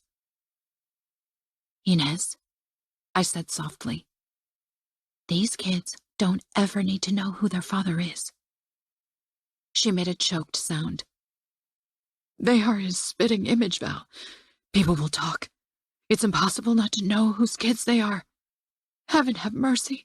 What are we supposed to do? We can't do anything but help Fina deal with the situation. How did she take it? Some rape victims couldn't bear it if their children resembled their abuser, but so far Serafina had recovered surprisingly well. She'd insisted she wasn't raped. Dante and the others didn't believe her, blaming it on Stockholm Syndrome. I wasn't entirely sure, but I had no right to pry unless Fina confided in me. She's completely smitten with them. It's as if she doesn't even notice that they look like Falcones. They are her children. I know I shouldn't say it, but I wish she would have never had them, Inez whispered. I wasn't sure if Inez had exaggerated about the similarities, but when I saw the twins for the first time 2 days later, it took effort not to show my shock. Their hair was pitch black, and their eyes impossibly dark. They didn't look like Cavallaros or Millones. They were Falcones, at least by blood. But they'd learned to be part of our family, of the outfit. Later that day, I found Fina in the nursery with her twins, bent over their shared crib, a soft smile on her face. She looked up briefly when I entered before she turned her attention back to her kids. I know what everyone's thinking, she said fiercely. I'm not blind. You all want them gone. I shook my head. No, that's not true, Fina. It's difficult for your family to accept who their father is, that's all. Fina chuckled joylessly. Why can't they accept it when I can? Why can't they see them for what they are? Innocent children. I stopped beside her. Nevio and Greta slept close together, their hands touching. They had each other, and they'd need their bond to brave the judgment of our world. It'll take time. I'll protect them, no matter what it takes. I squeezed her shoulder. You are their mother. Of course you will. A knock sounded, and Dante poked his head in. Dinner's ready. He came in, his gaze striking the children before he focused on Fina. He couldn't bear looking at them. I hadn't noticed it before. I'll be down in a bit, Fina said with a tense smile. I followed Dante outside and linked our fingers facing him. What was that? His brows rose. What? You couldn't even look at the babies. Dante's mouth tightened. If you'd come face to face with Remo Falcone, and then looked at Nevio? Damn, Val. That boy's going to look just like that bastard. But he isn't Remo. He's Nevio Mione. He's part of our family, a part of the outfit. I'm not sure the boy can ever be part of the outfit, at least not in a position of importance. My men would never accept him. My eyes widened. Don't tell Fina. Not yet. She'll never forgive you if you punish Nevio for his father's sins. I'm not punishing him, but I have to keep the outfit in mind. A child of Remo Falcone will cause too much discord, not to mention that the Falcone blood carries madness. I pursed my lips. I think you let your hate for Remo overrule your logic, Dante. Don't lose yourself in useless fury. He smiled darkly. Val, whenever I think of Remo, and that is every time I look at Serafina or her children, all I am is pure rage and thirst for revenge. I won't rest until I get my vengeance. I swallowed hard because his eyes showed absolute determination. Nothing I could say would change it. Don't allow it to destroy everything we care about. I won't allow it to destroy anything. Months passed and we returned to a tentative routine in Chicago. Dante and his men were diligently working on revenge, but Dante kept his promise. The kids and I remained untouched of his pursuit of revenge, and even Dante seemed calmer and less haunted. I thought we might be on a good way toward mutual ignorance with the Camorra.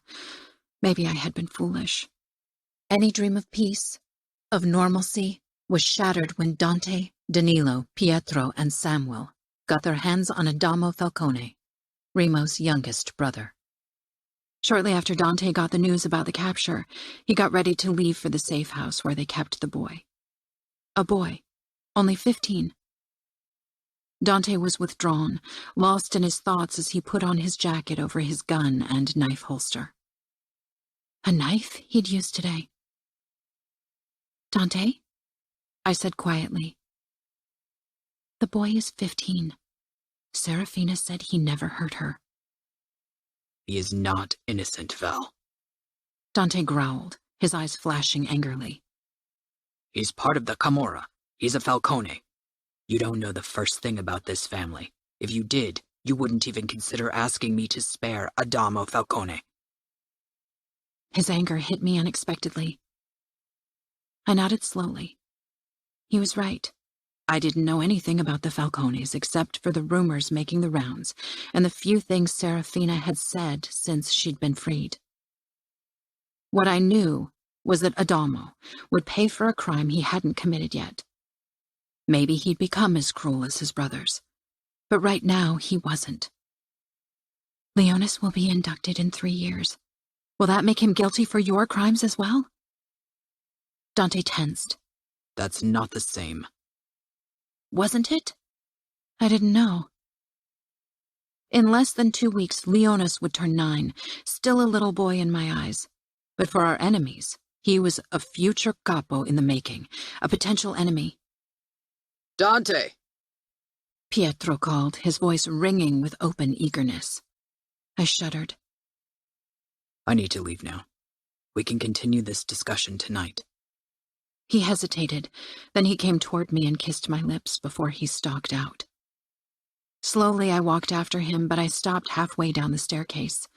Samuel gave his father a grin, which he returned. Their hunger for revenge was tangible. Dante didn't even bother hiding the dark hunger for blood. I clutched the banister, feeling a little lost. Before they left, Dante looked up once more, but his eyes didn't reflect conflict. Adamo Falcone wouldn't be granted any mercy. He'd suffer in his brother's stead. I headed downstairs and into the living room where I found Inez, Sophia, and Anna with the twins. Navio was crawling over the floor while Greta clung to Inez. The little girl looked a bit lost without Fina. I don't like that Fina's going to be there when they torture that Falcone boy. Anna gave me a wide-eyed look. I'd hoped she wouldn't find out about the torture, but Inez was lost in her worry and didn't even realize how much she revealed in front of our girls. Fina said the boy is not much older than Sophia and me. Only 15, Anna said. He's a Camorrista, Inez said. Navio crawled toward me and I picked him up. His dark eyes flashed up to me, and I tried to imagine how Dante and the other men could see only bad when they looked at this boy. I sighed. I don't know Adamo Falcone. Does he deserve to be tortured? Sophia asked curiously. Inez shrugged. Fina didn't deserve to suffer either. Anna looked at me for answers. I wasn't sure what to say. Sophia and she were 12, and they suffered the consequences of Remo's actions as well. Both were homeschooled, shielded from the outside world, their golden cages more restraining than mine had ever been as a young girl. Steps rang out and Santino appeared, dragging a struggling Leonis after himself. What's going on? I heard noises from the weaponry, found him stuffing his pockets with guns as if he was gearing up for war, Santino said with a curl of his lip, releasing Leonis, who sent him a glower. Santino had taken over as Anna's bodyguard this summer. Dante had been wary of having a former enforcer close to our daughter, but eventually he'd considered him the best option to guarantee Anna's safety when he wasn't around. Leonis, what is that all about? Leonis shrugged, stuffing his hands into his pockets. I narrowed my eyes at him. I just wanted to help Dad deal with the Falcone bastard. Language, I said sharply. And how do you want to do that? Again, that stubborn shrug. Take a cab to the safe house and help him torture him. I stared down at my little son, my almost 9-year-old, trying to understand what had happened. This war had taken his innocence too quickly, being surrounded by men thirsting for vengeance and blood. You won't ever touch a gun without permission again. Understood? Leonis's eyes widened marginally at my tone. I'd never raised my voice like that against him before. He nodded eventually. Thank you, Santino, I said. He nodded, then turned on his heel and left. He'd returned to his guard post until we left the house. Anna rolled her eyes. You're an idiot. Do you really think Daddy would have allowed you to stay? He knows I can handle stuff, unlike you. Anna crossed her arms over her chest. It was a constant argument between the two that Leonis went to school while Anna had to stay home. Sophia nudged her and whispered something in her ear. They got up and hurried away. I sighed, glancing down at Nivio, who squirmed in my hold. Inez sank down on the sofa with a sleeping Greta, looking tired. When will we return to Chicago? Leonis asked. Soon, I said. I put Nivio down on the floor and bent down to be eye level with Leonis. Please don't talk like that in front of your sister and Sophia again. I don't want any of you to think about what Dad does in his job. Leonis tilted his head curiously. Mom, I'll be capo, he said with absolute certainty, and as if that settled the matter. I smiled wistfully. I know, but until you are initiated, you are only my little boy. He scrunched up his face as I pulled him against me and pressed a kiss to his cheek. Mom, he protested. When I didn't release him, overcome with emotions, he eventually softened and hugged me. For some reason, it felt as if he was consoling me. Dante. Valentina was already in bed when I returned home that night. My body still hummed with adrenaline from the torture and sweet satisfaction that Remo would hand himself over tomorrow. I dreamed about this day since the moment Remo had kidnapped Serafina. Vengeance was close now. After checking on Anna and Leonis, I slipped into bed with Val. She turned around and moved closer. Despite our argument today, I felt the same need to hold her against my body. I pressed a kiss to her forehead. And? Remo agreed to exchange himself for his brother. Even I could hear the grim triumph in my voice. He must know you'll torture and kill him brutally, but still he hands himself over for his brother. I could hear the confusion in Val's sleep-heavy voice. I thought he didn't care for anyone. He does for his brothers, I said neutrally. Val had a tendency to try to see things from two sides, to see beyond someone's faults, but with Remo, this was pointless. You'll enjoy it, won't you? I wasn't like some of my men, who hungered for the thrill of torturing others, but with Remo, I'd enjoy every second of his agony. I brushed my nose along Val's throat. I didn't reply, because Val wanted to hear something else. My calm, controlled exterior often let her forget my less than civil nature, the depravity I kept hidden from her and our children and would always do.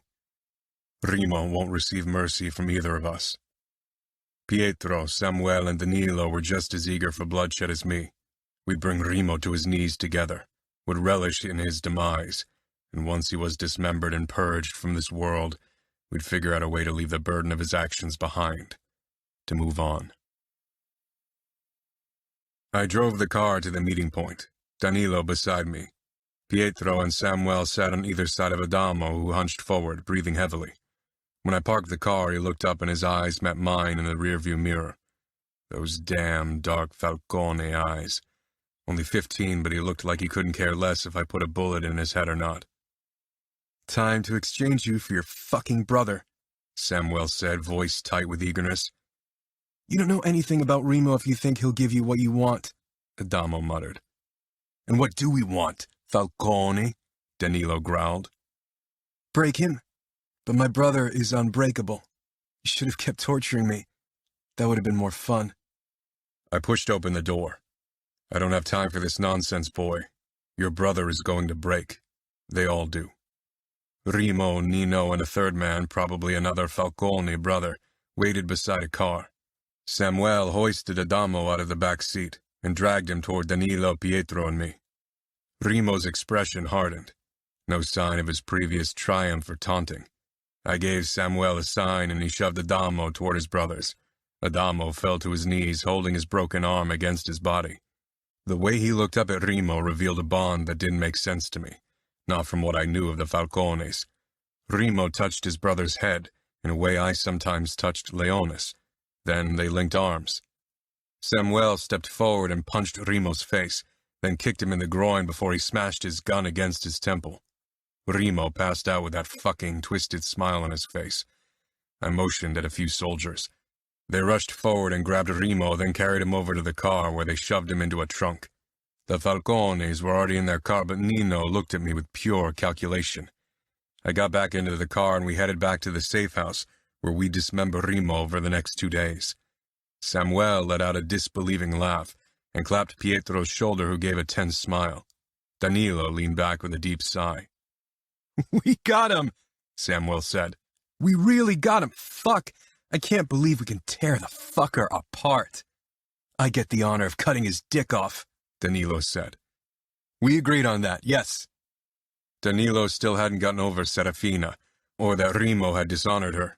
His reign over Indianapolis had become more rigorous and brutal than that of his father had ever been. But he was effective and loyal, so I let him do what he felt necessary, even if it was fueled by his unrestrained fury.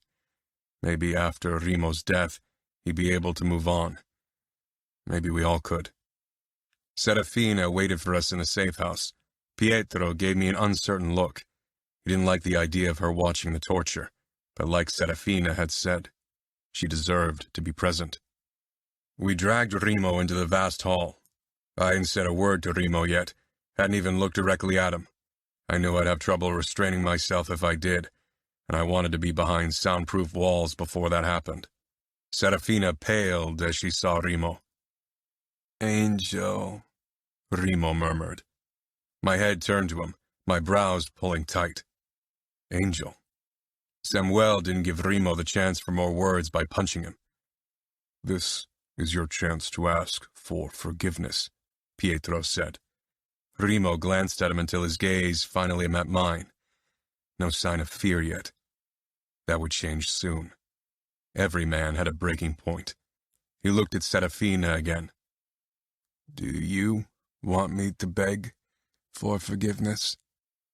"I won't give you my forgiveness," Serafina said. I motioned at Samuel and Danilo to take Remo away to the torture room. Once they were gone, I approached Serafina. A hint of conflict shone in her eyes. "He will ask for forgiveness in the end," I said. Serafina gave me a strange, forlorn smile. "I don't want him to, because it would be false." She paused. "You will castrate him?" I preferred not to involve women in the gruesome details of our torture practices. Not even Val. I respected her, but she tended to be struck by pity even for someone like Remo. Still, Serafina deserved a reply, and I couldn't imagine her being overcome with sympathy for her tormentor. Tomorrow. Not today. It would speed up his death too much. Danilo and Samuel will do it. I'm not sure you should watch any of this.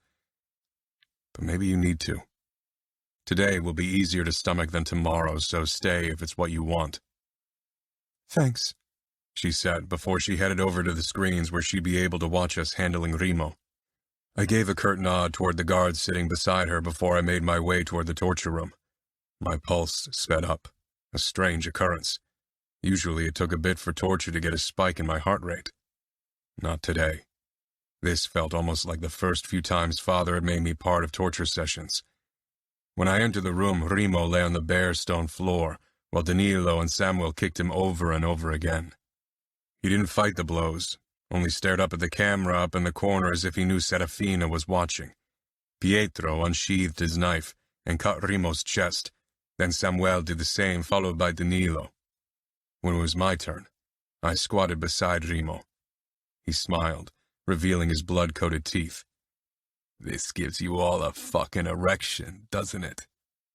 I gave him a cold smile as I withdrew my knife from my holster. "Let's see how long you will hold on to your arrogance." "You really want to talk about arrogance with me, Dante?" I dug the tip of my knife into his armpit, knowing it was one of the most sensitive spots. Remo tensed but didn't make a sound, his gaze not wavering from mine. He was familiar with pain. His father probably conditioned him like mine had. He'd be a challenge. Everyone begs in the end. Remo's mouth pulled wider. "Would you?" "I'd die before I'd beg anyone for mercy. Don't compare me to you. We're nothing alike." Remo laughed. "Oh, but we are. That gleam in your eyes? I get it every time I take a knife to someone's skin. It's the fucking best. Do you really think you're something better only because you hide your monstrosity behind a fucking three-piece suit?" "Remo, you'll meet my monster, don't worry. Unlike you, I don't rape women to get a power rush." I pushed my knife deeper into his pit, then motioned for Danilo to come forward with the lighter. A few hours later, I cleaned my hands. Samuel shook his head, muttering, "When's the fucker going to beg? Fuck it." I glanced at Remo, who lay unconscious on the blood-covered floor. He passed out again, but hadn't made a sound except for the occasional intake of breath or gritting of his teeth. Samuel stepped out into the corridor and I followed, then locked the cell. Pietro and Danilo waited in the corridor, both of them sweaty and disheveled, just like Samuel and me. My shirt clung to my skin and blood stuck under my nails. "He's a tough bastard," Pietro said, and pulled a cigarette out of his pocket, then lit it. "Maybe pain doesn't bother him, but he'll show a reaction when I force him to watch while I cut his dick off inch by fucking inch," Danilo growled. It was already late. "I'll sleep here. I won't leave until Remo's dead." Pietro, Danilo, and Samuel nodded.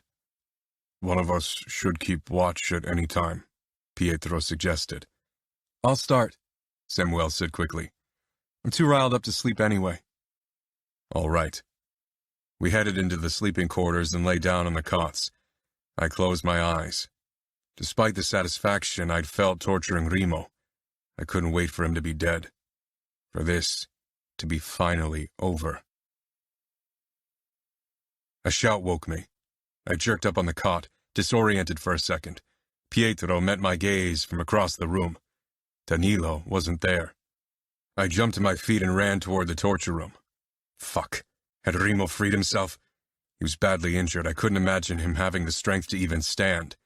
When Pietro and I stormed into the room, Danilo stood in its center. What I saw made me freeze. Serafina was inside the cell, shielding Remo with her body, her clothes soaked with his blood.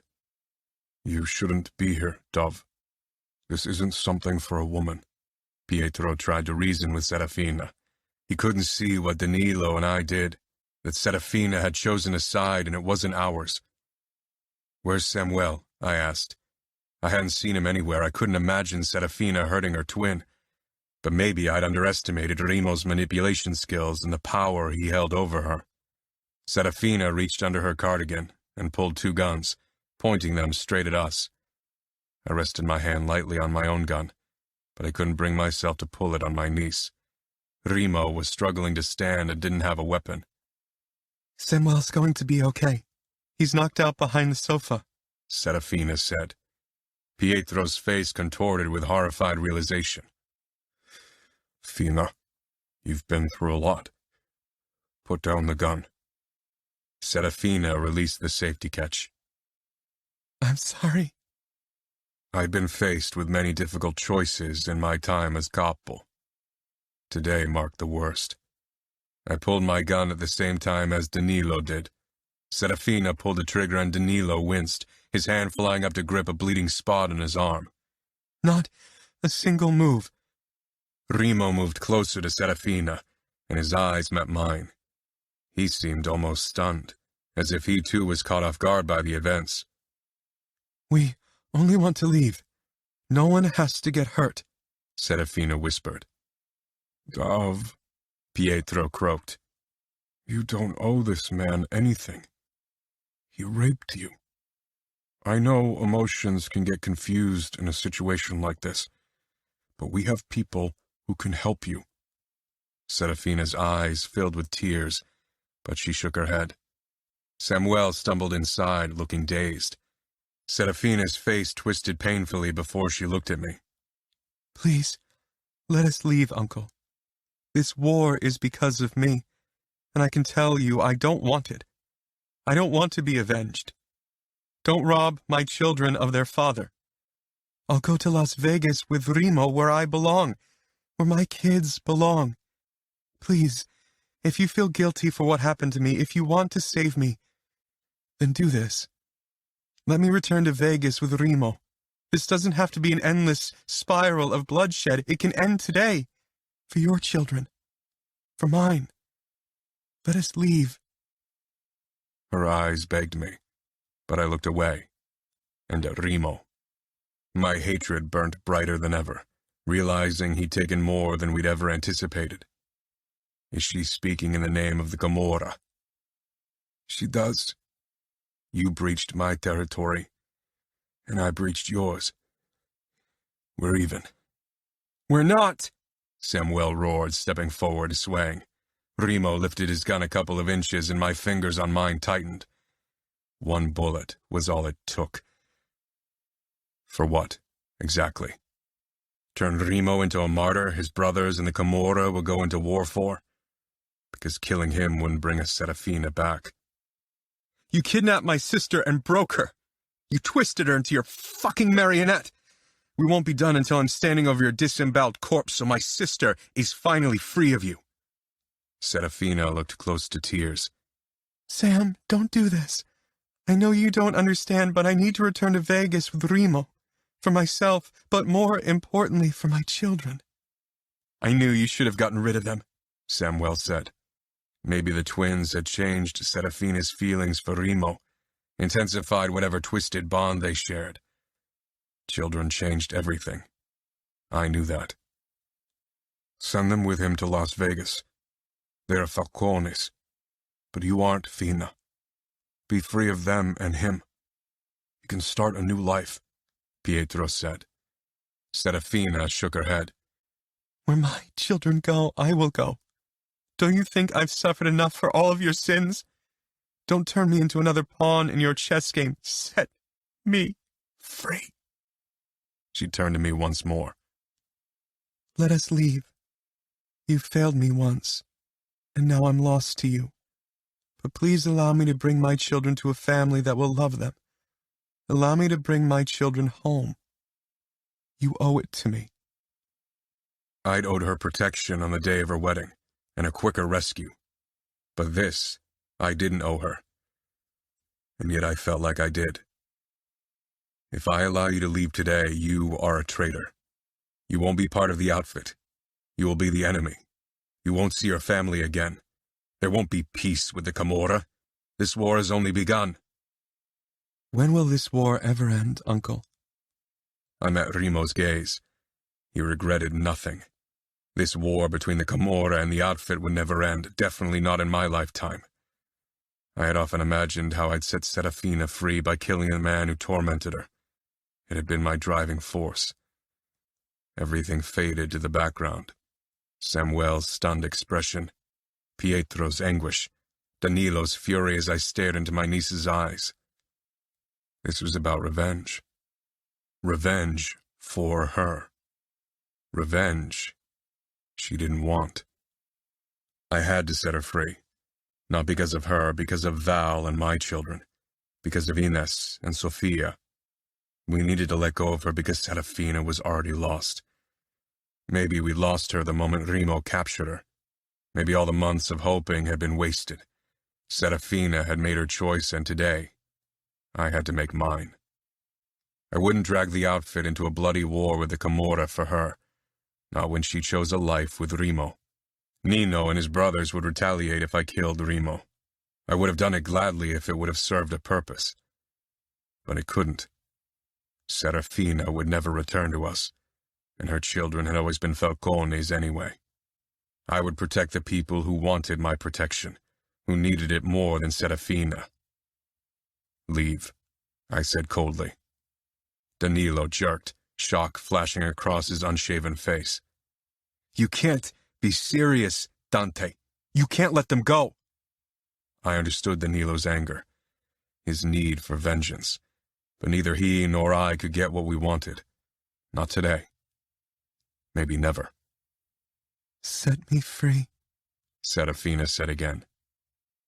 Leave. Thank you. Don't thank me. Not for that. I'd allowed a girl to be given to a monster many years ago. A monster she hadn't chosen. Aria had survived. Serafina had chosen her own monster, her fate. She was no longer my responsibility. Many in the outfit would be outraged by my decision, but it was my last gift toward my niece. Serafina and Remo left. Anna, Leonis, and Val would be safer now. A sense of finality, of utter shock, hung in the room. The Aftermath. Part 1. Dante. How could you do this? Danilo roared, contempt twisting his face. You left her at the mercy of a monster. You should have never let her go. Samuel agreed. Pietro didn't say anything, but his expression held the same accusation I saw in theirs. She chose him over us. She asked me to leave. You should have forced her to stay. You should have put a bullet through Falcone's head, or let me do it if you didn't have the courage to do it, Danilo muttered. Samuel nodded, leaning against the wall because he was still weak from the tranquilizer. Careful, I said quietly. I can assure you I won't hesitate to put a bullet in your head if you ever disrespect me again, Danilo. Danilo swallowed hard. He was young, driven by rage and wounded pride. A dangerous combination. You promised I'd get my revenge for what was taken from me. You promised I'd be the one to kill Falcone, but today you let him go. You let our enemy walk out of our territory. That's betrayal of the outfit. The Camorra would have been weaker without Remo Falcone. The Camorra would have sought retribution. And now they won't? Samuel asked sharply. We tortured the bastard to within an inch of his life. The Falcones will attack our territory again. Possibly. But they have more to lose now. You mean my daughter and grandchildren, Pietro said quietly. What I wonder is if you would have let Anna walk away with a Falcone, if it was her in Fina's stead. Right now, Fina is under Remo's control. His power over her is too strong to break. She would have resented each of us if we'd killed the father of her children. We would have had a potential spy in our own rows. And you saw what she did. She shot at Danilo. She betrayed the outfit for Remo. She drugged her own twin. If I'd stuck to the rules, I would have had to declare her a traitor and then subject her to your judgment, Pietro. Your men would have expected you to punish her for what she did, or you would have lost their respect. I would have stepped down from my position as underboss then. Samuel could have taken over. Then it would have been his task to punish his twin. Samuel and Pietro exchanged a look. Neither of them would have ever hurt Serafina, nor would I. Yet our world was a harsh one, with even harsher consequences if you broke the rules. I couldn't allow that. I need you. The outfit needs to be strong. We would have been stronger with Remo dead, Danilo said bitterly. You took our revenge from us. You got revenge. You tortured him for 2 days. And what good was that? The fucker didn't cry, didn't beg for his fucking life once. I bet he's laughing at us now, Samuel said. Pietro stepped up to me. You still didn't answer my question, Dante. Would you have let Anna go if she loved the enemy? I wasn't sure. Pietro shook his head. I lost my daughter today. I won't ever get her back. I touched his shoulder. You don't know that. Remo Falcone is a monster. She'll realize it eventually. Danilo scoffed. Aren't we all? I sent him a hard look. On any other day, he would have been dead by now, but emotions were still running high. I won't have a war at two fronts. The Camorra and the Familia only cooperate loosely right now, but if they both attack with full force, we'll have a hard time holding them off. We walked into the hall where Pietro grabbed his coat and motioned for Samuel to follow him. Where are you going? I have to tell Ines that our daughter is gone, that you gave her up without good reason. I'm heading back home. Or do you need me for anything else? Danilo asked, his voice clipped and eyes hard. I have a duty to the outfit to fulfill, after all. No, I said, fighting to keep my own emotions in check. Danilo left without another word, and Samuel and Pietro followed shortly after. I ran a hand through my hair, my eyes following the trail of blood on the floor that Remo had left behind. Was this the best for the outfit? I believed so. Remo had given his life for his brother. What would he do for his children? I had thought about the way he had looked at Serafina when he called her Angel. In some twisted way, he cared for her, and he would for the twins as well. He had something to lose now, and it would make him more restrained. Since Luca had kids, he'd held back with rash actions too. But even if it wasn't the best solution for the outfit, it was the choice that would keep my children and Val safe. I'd always choose them over the outfit. One day Leonis would take over, but I had to make sure he was protected until then. Grabbing my keys and coat, I headed to my car and drove back to the mansion, knowing full well I'd be greeted with chaos. Valentina. A door slammed shut, and I sat up in bed where I'd been reading, unable to fall asleep while Dante was in the safe house torturing Remo. I slipped out of bed and slid a bathrobe on. I walked closer when a female crying rang out. Inez. I froze on the staircase at the scene playing out before my eyes. Inez was clutching Pietro's shirt, shaking her head. Her hair was a mess and her face frantic. Sophia, Anna, and Leonis crept down the steps, but hovered close to me, obviously as confused as I felt. What's going on? I asked. Samuel shot me a glare. Dante let Remo go. I headed downstairs. Why would he do that? The door opened and Dante stepped in, looking as if he had come straight from a battlefield. Ask him. Samuel spat. Dante narrowed his eyes. Inez staggered toward Dante, accusation looming on her face. You handed my daughter over to the man who raped her? Inez. Dante said in a voice meant to placate her, his gaze briefly darting to the children. Serafina chose him. She helped him. Inez raised her arm and struck Dante across the face. Leonis gasped beside me. Anna and Sophia watched with open-mouthed shock, and my own body seized up with horror. Pietro quickly grabbed her wrist and pulled her against him, but his expression was full of fury toward Dante as well. She's confused. You should have stopped her. You stole my daughter from me. You took her away. Tears slid down Inez's porcelain skin. I did what I thought was best, Dante said, as if Inez hadn't just slapped him. For whom? Inez whispered harshly, nodding toward Anna. For your daughter? Dante simply looked at her.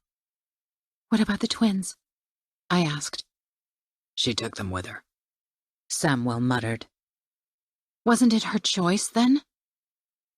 Dante gave a small shake of his head, wanting to keep me out of the conflict, but I wouldn't let him brave their anger alone.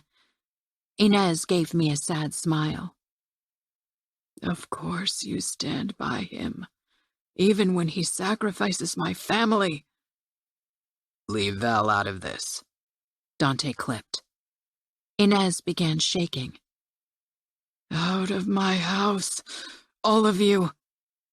I blinked. Mom, Sophia began, but Inez stormed toward Dante and pushed against his chest. Out of my home! Inez. Dante tried again, but she shook her head and stormed off. Leave, Pietro said. Dante straightened his shoulders and gave a nod. I wasn't sure what was happening, completely stunned and overwhelmed. Grab your things, I told Leonas and Anna. They hesitated, but I nudged them upstairs and finally they moved. I followed quickly and put on jeans and a pullover over my nightgown, then slid into sneakers barefoot. Grabbing my overnight bag, I hurried back out. Leonas! Anna! They joined me a moment later, looking completely terrified. What's going on? Anna asked. I shook my head. I wasn't sure. When we arrived in the lobby, Pietro held the front door open as if he couldn't wait to have us out of their house as quickly as possible. Santino waited on the front steps while Taft and Enzo sat in 2 cars. Samuel and Inez were gone. Sophia was pressed to Pietro's side, and it broke my heart when she and Anna hugged tightly, as if this was a final goodbye. It wasn't. It couldn't be. I took Dante's hand, needing to show him my support. He squeezed lightly. I hope you'll understand my decision soon. Pietro held Sophia even tighter against his side. I understand, Dante. You protected your own children to give up ours in turn. It's not the first time. I wasn't sure what he meant. We stepped out and Pietro closed the door. I took Anna with my free hand, and Dante gripped Leonas's hand, and together we headed toward our car. I didn't look back, not willing to make this feel like a true goodbye. We drove a while before Leonas spoke up from the back seat, sounding confused. Why did you let Uncle Pietro throw you out? This is your city, too. Dante nodded, not taking his eyes off the street. He looked exhausted. How long had he been awake? It is, but it's Pietro's home. It's his family. And even his capo, I have to respect that. And especially as part of their family. They need time to mourn. But Fina isn't dead, Anna whispered. No, she isn't, Dante said. But she's lost to us. Anna bit her lip, glancing out of the window. Sophia said Fina is in love with Remo, and that she wants to raise the twins with him. It's not love, Dante said. Wasn't it? Maybe twisted love, but love often came with pain and sacrifice. I didn't know what Fina felt, much less what went on with Remo Falcone, but I didn't share Dante's certainty either way. How do you know? Because Serafina isn't herself right now. If she were, she wouldn't have betrayed her family, her upbringing, simply everything for a man like Remo Falcone. I touched his thigh. Anna's eyes were wide and uncomprehending. This was difficult as it was. I didn't want to unsettle her more. Dante cleared his throat and his expression smoothed. Will I see Sophia again? Anna asked softly. I turned in my seat with a smile. Of course. Dante didn't say anything. We remained in a state of shock after Serafina left with Remo. A stronger, more lingering paralysis than after her kidnapping, because this felt more permanent. When Remo had kidnapped Serafina, we'd been certain to get her back, that we'd do everything in our power to bring her back home. This time, a sense of final loss lingered in our minds and hearts. one that even the most daring hope couldn't dispel. Our family was broken. For the first time, I worried we wouldn't be able to fix it. Inez and Pietro had thrown us out of their house. Inez and Samuel hadn't even said goodbye. I could feel Inez's pain almost like my own. She'd lost her daughter. Not to death, but the end result might be the same. Just thinking of losing Anna turned my heart to ice. Dante had increased safety measures. We wouldn't allow a repeat performance. Anna would be safe, even if the golden cage had become even smaller, even more oppressing. Her safety was Dante's top priority. Santino was her constant shadow now. We'd arrived in Chicago early in the morning, and Dante had disappeared in his office right away, without any sleep after hours of driving, and hadn't emerged since. I knocked, waiting for his reply. Gabby had brought him a few cups of coffee, but he hadn't eaten anything. Come in. He sounded tired as I stepped in. I found that he looked it, too. He bowed over his desk, his hair in disarray, a rare sight, and sign for his inner turmoil. I closed the door after me and regarded my husband for a long time, worrying deeply about him. He finally looked up, a look of stark concern in his eyes. I showed him the tray with bread and cheese. You need to eat. His eyes followed me as I moved toward him, trying to hide my own anxiety. Dante had asked me not to hide my feelings from him, but right now he needed me strong. The weight resting on his shoulders was already too heavy for him. I'd called Bibi in the afternoon to get a feel for the current mood in the outfit. Dario was well connected as the outfit's lawyer. To say that everyone was in a state of turmoil would have been an understatement. You are not alone. I am here. Talk to me. Don't draw back from me again. Dante leaned back in his chair with a sigh. I'm not drawing back from you, Val. You are my lifeline. You and our children. I touched his shoulder, and he surprised me by pulling me onto his lap. The last year had been hard, almost unbearably so. We needed to find our way out of the darkness clouding our life right now. We'll get through this together. Dante nodded slowly. I hope Inez, Pietro, and Samuel forgive me eventually. You did what was right. Did I? His eyes flickered with doubt and worse with guilt. I ripped Serafina away from her family. I allowed her to leave for an uncertain future. The Falcones are unpredictable at best. They are madmen. I only met their father, Benedetto, once, and trust me, any child of his must be deranged. She chose him, Dante. She isn't a child. I know, but it's difficult to admit that eventually children outgrow the rules we set for them. Why don't you eat and lie down a bit afterward? Dante shook his head. I invited your parents for dinner. I need to talk to your father. We need to make plans to ensure the outfit's power. I sighed and kissed his cheek. At least eat something. Dante took a slice of cheese and slid it into his mouth. I stood, but Dante caught my hand.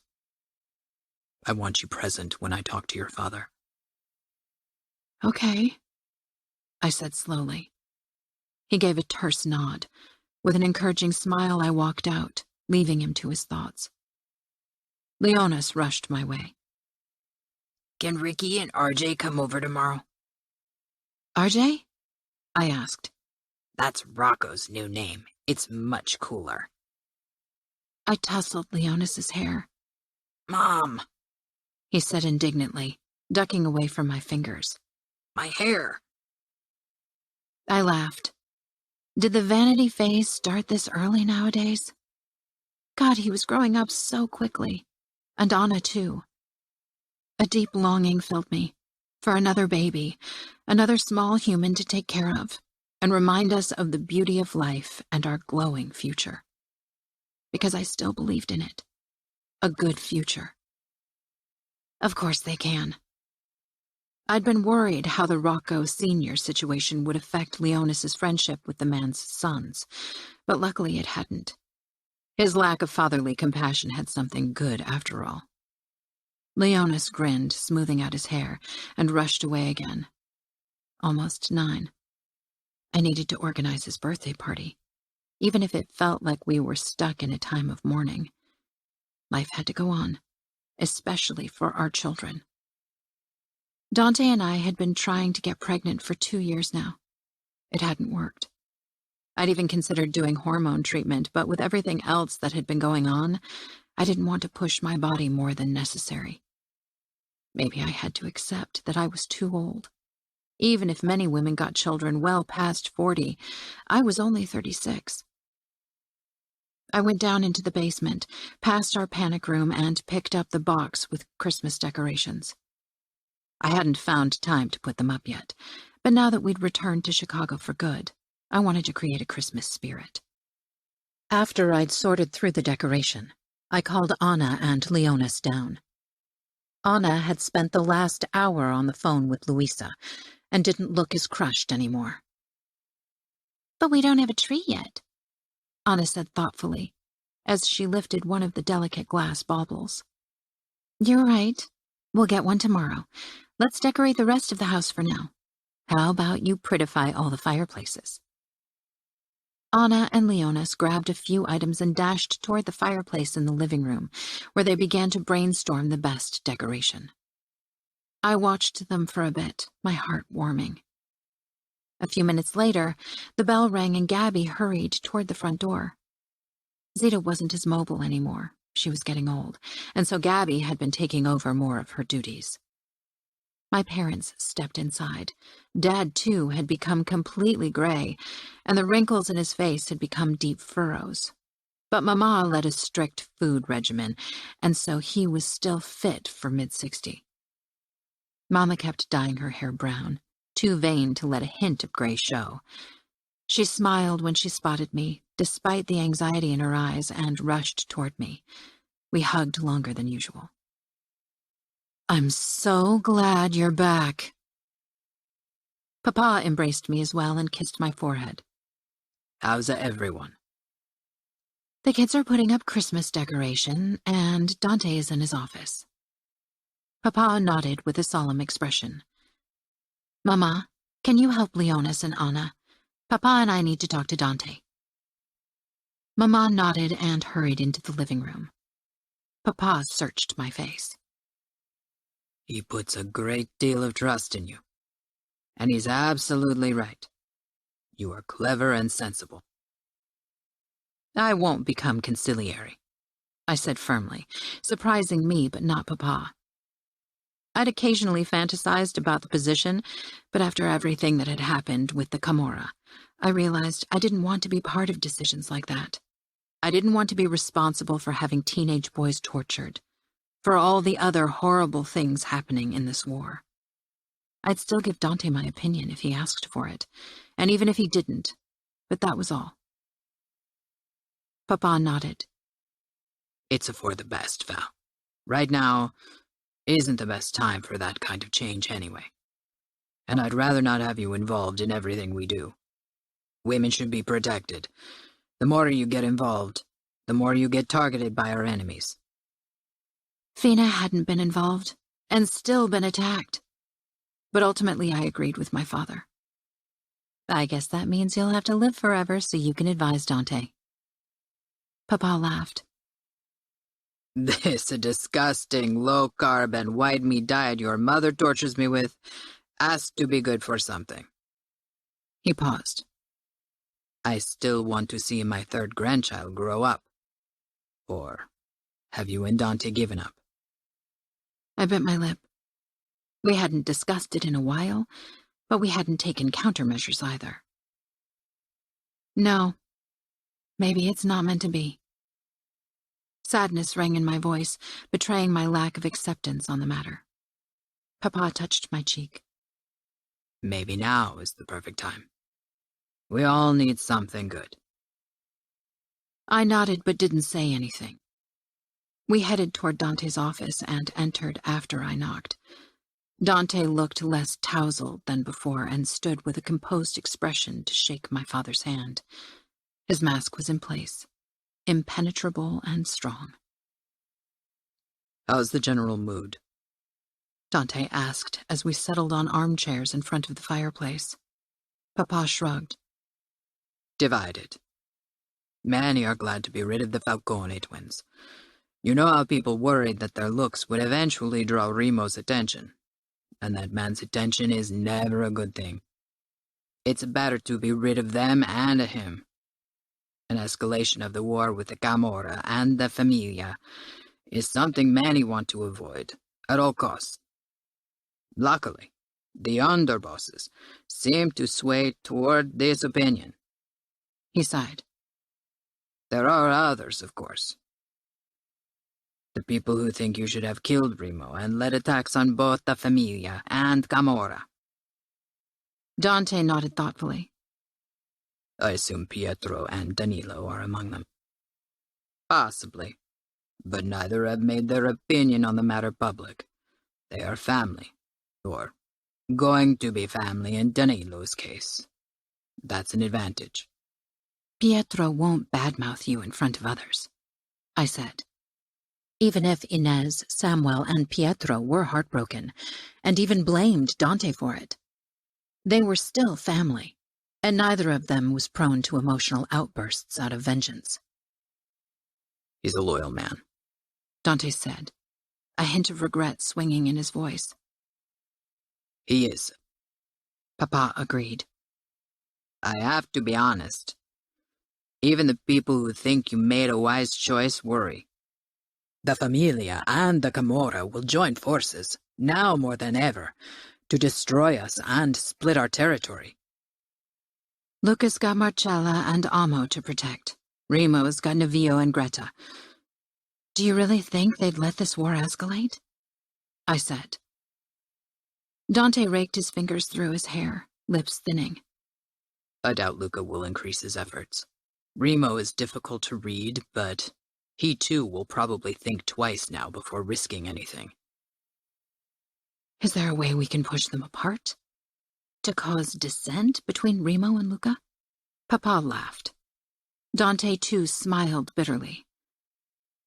Theirs is a bond of convenience. Luca and Remo aren't allies or friends. They are temporarily ignoring each other. It doesn't take much to have these two at each other's throats again. Dante looked out of the window for a moment before he continued. I won't stir up conflict between them. Not at the current time. We might get caught up between their fronts, and I won't make peace with either of them. I feared that was the case. How are we going to win this war? We can't win, Dante said. I don't think either of us can win. I exchanged a confused look with Papa. Then what? He asked. Our goal must be to make us untouchable. The Camorra and Familia can remain our enemies, as long as they hesitate to act on it. I don't care. I tilted my head. How do we make us untouchable? New allies? But even then, it would be 2 against 2 as long as the Camorra and the Familia work together. The Corsican Union won't risk being dragged into our war. And you can't consider a bond with the Bratva, do you? Papa asked Dante, horrified. Dante made a dismissive sound. Even if the Bratva might be open for a loose cooperation, now that their non-aggression pact with Falcone has broken, which I doubt, I have absolutely no interest in cooperating with Gregori. They are as bad as the Camorra. Our values are worlds apart. Few things were untouchable. The police, for the most part. We bribed them, threatened a few of them, but we didn't attack any of them. As long as we didn't target them and paid them enough, they ignored our presence, except for the occasional arrest of soldiers or our drug dealers. My brows drew together. What had Dante had in mind? Giovanni, this is where your contacts come into play. And you too. Val will be vital for my plan. My contacts? Papa asked. Yes, you know how to present yourself in certain circles. That's the kind of man I need at my side. Papa narrowed his eyes in thought. What a kind of circles? But I had already caught up. Since I didn't manage the casino anymore, my main job had been to chat up the politicians and their wives. The men were good customers in our brothels and casinos, and many of them enjoyed a discount on cocaine or heroin. Their wives loved the parties we threw, the thrill of the forbidden, and most importantly, our almost limitless funds. You're playing golf with senators and the mayor. You have always managed to keep the underworld rumors about your family to a minimum. You are the man who will help me lead the outfit to a new cooperation. Realization descended over Papa's face. You want to get a foot into the political scene? Yes. I think we need to make us even more indispensable for the political elite in our city and state. You are friends with a few senators. They will be wary about it being associated with organized crime. It's nothing that gets them any extra points in elections. Unlike the Camorra and the Familia, we have been careful. While there are speculations making the rounds, we can't be linked to any scandals. Elections are coming up. I'm sure you know of a few ambitious senators striving to become more. Let's help them reach for the stars if they help us too. If we have more friends in the political elite, it might protect us from attack, I said. And it could be good for a business too. Lucrative contracts. Legalization for certain forms of gambling. Papa mused. Dante nodded. Indeed. I want to make the outfit ready for the future. And I think our way needs to be to blend in even better, to appear as sheep and hide the wolf within. I'm going to start testing the waters. I'm playing golf with Clark Sr. tomorrow. Maybe he can have a word with his son. His wife is from Italian descent? Papa nodded. They vacation in Italy every year. They have a mansion at the shores of Lake Como. It'll take some convincing. Many of my more old-fashioned men won't like this new direction I'm taking, Dante said. I smiled, feeling a new sense of hope. You'll convince them. Part 2. Dante. I'd never seen the appeal of playing golf. If I wanted to hit a target, I shot my gun. If I wanted to exert myself, I chose a sport that actually got my heart rate up. And if I wanted to engage in business negotiations, I preferred to sit down and talk without any distractions. Yet I found myself on a golf course in early spring with Maximo Clark, Giovanni, and the old Clark Sr. We engaged in meaningless chit-chat for a while, as was habit in those circles, even if I wanted to cut to the chase. I had more important things to do. The Clark family had been important players in the political game for decades. They were political royalty. Clark Sr., who had been senator before his son, had a penchant for our underground casinos and the complimentary girls. His son, the current senator, was a harder nut to crack. Even if his first name was Italian, thanks to his mother, he was wary of intensifying contacts within the outfit. You want to become governor? Maximo Clark leaned on his golf club, a hint of suspicion on his face. He was a born politician, a turncoat, and an opportunist. I didn't trust him, and he didn't trust me. I do indeed. Your chances are good, Clark Sr. said. We only need the right campaign to give you a push. Good campaigns are expensive, Maximo said. They are indeed, Giovanni agreed. I hated beating around the bush, all these veiled hints. Stifling my annoyance, I gave a tight smile. Money isn't an issue. Maximo smiled, all sharp teeth and condescension. It can become an issue if it derives from the wrong sources. It's a matter of interpretation what's determined a wrong source, I said. We have close connections to the gun lobby. They are one of your main sponsors, if I'm not mistaken, and some people might argue that their money is blood money too. I flashed my teeth at him. Done, playing nice. His smile became tenser. I assume you're hoping for favorable legislation, for influence, and the occasional amnesty? That, and involvement. We want to become part of the public eye, of your social circles. We need the light. Some things are better left in the dark, Maximo said. Indeed. I narrowed my eyes. Maybe he didn't visit our establishments, but his father and brother did. It would be bad press for him if word got out. No matter how white his vest, his family's dirt would stick to it. He was well acquainted with veiled threats. In the long term, we'd like to have one of ours in Senate to really solidify our connections. Maximo raised his brows. Yourself? I smiled. My name and face were too well known, too closely linked to less savory endeavors. No. Dario Fabri is a good option. He's one of the most capable lawyers in Chicago, as you certainly know. Maximo's eyes remained carefully blank. I'll have to think about it. Do that, I said, then glanced at my watch. I'll have to head out now. You enjoy yourself. I nodded at Giovanni and Clark Sr. before I gave Maximo another hard smile. The moment I stepped into the lobby of our home, Val strode toward me, curiosity reflecting on her beautiful face.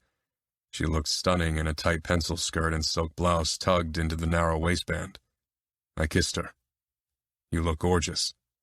Val smiled woefully, turning around so I could see that the top of the skirt's zipper was open. This is the last time I get to wear it for a while. It's just too tight. Even stretch can only go so far. I gently placed my palm against her bump, still marveling at this miracle. I hadn't expected another baby. We'd been trying for so long, but then it happened like a sign from above in the worst period of our life. A glimmer of hope. Our miracle baby. How are you? Val covered my hand with hers. We're both good. She's moving more every day. Only 4 more months. Enough of me. Tell me how it went. My mood dropped. That bad? Not bad, but Maximo Clark is a snake. He plays hard to get. He needs our money if he wants to fund his campaigns. Our funds will make things easier. He might be good without them as well, however. Val pursed her lips. Can you put pressure on him? I laughed.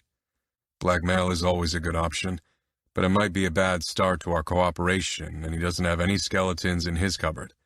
Blackmailing him with his father's or brother's nightly activities might hurt his reputation, or it might make him look like the noble king. Everyone's got skeletons in their cupboard, Val murmured. And I've met his wife a couple of times. She's out for the glitz, the glamour. She talks about the British royal family non-stop.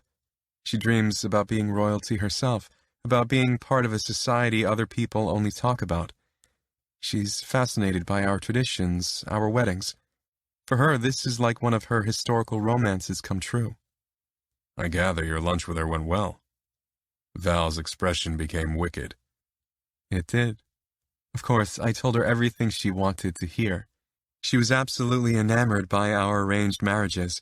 She thinks it's just utterly romantic, like something straight out of a Shakespeare play. Val imitated the woman's enthusiastic lilt. Romantic? That's a new take on it, I said as we headed into my office. We settled on my sofa, my arm around Val's shoulders. From what I gathered, her marriage to Maximo leaves quite a bit to be desired. I perked up. Does he have an affair? She didn't mention anything. She isn't that airheaded. She knows how to keep up a perfect public front. I stroked Val's knee that the slit in her skirt had revealed. Shame. Val's expression became thoughtful. Her words made me think, though. She hesitated, then shook her head. Maybe my brain's muddled by pregnancy hormones. I twisted around to her fully. What is it? Anna and Leonis both will have arranged marriages. She searched my eyes, and then it dawned on me. My first knee-jerk reaction was to say no. You suggest marrying Anna off to Maximo Clark's son? Despite my best intention, my voice shook with protectiveness. Val bit her lip. It is an option. I know a traditional arranged marriage isn't common in the outside world, but the political elite often marries among each other as well. I'd met Maximo Clark's children twice. He had 3 of them. His oldest son, Clifford, was Anna's age, his twin girls a few years younger.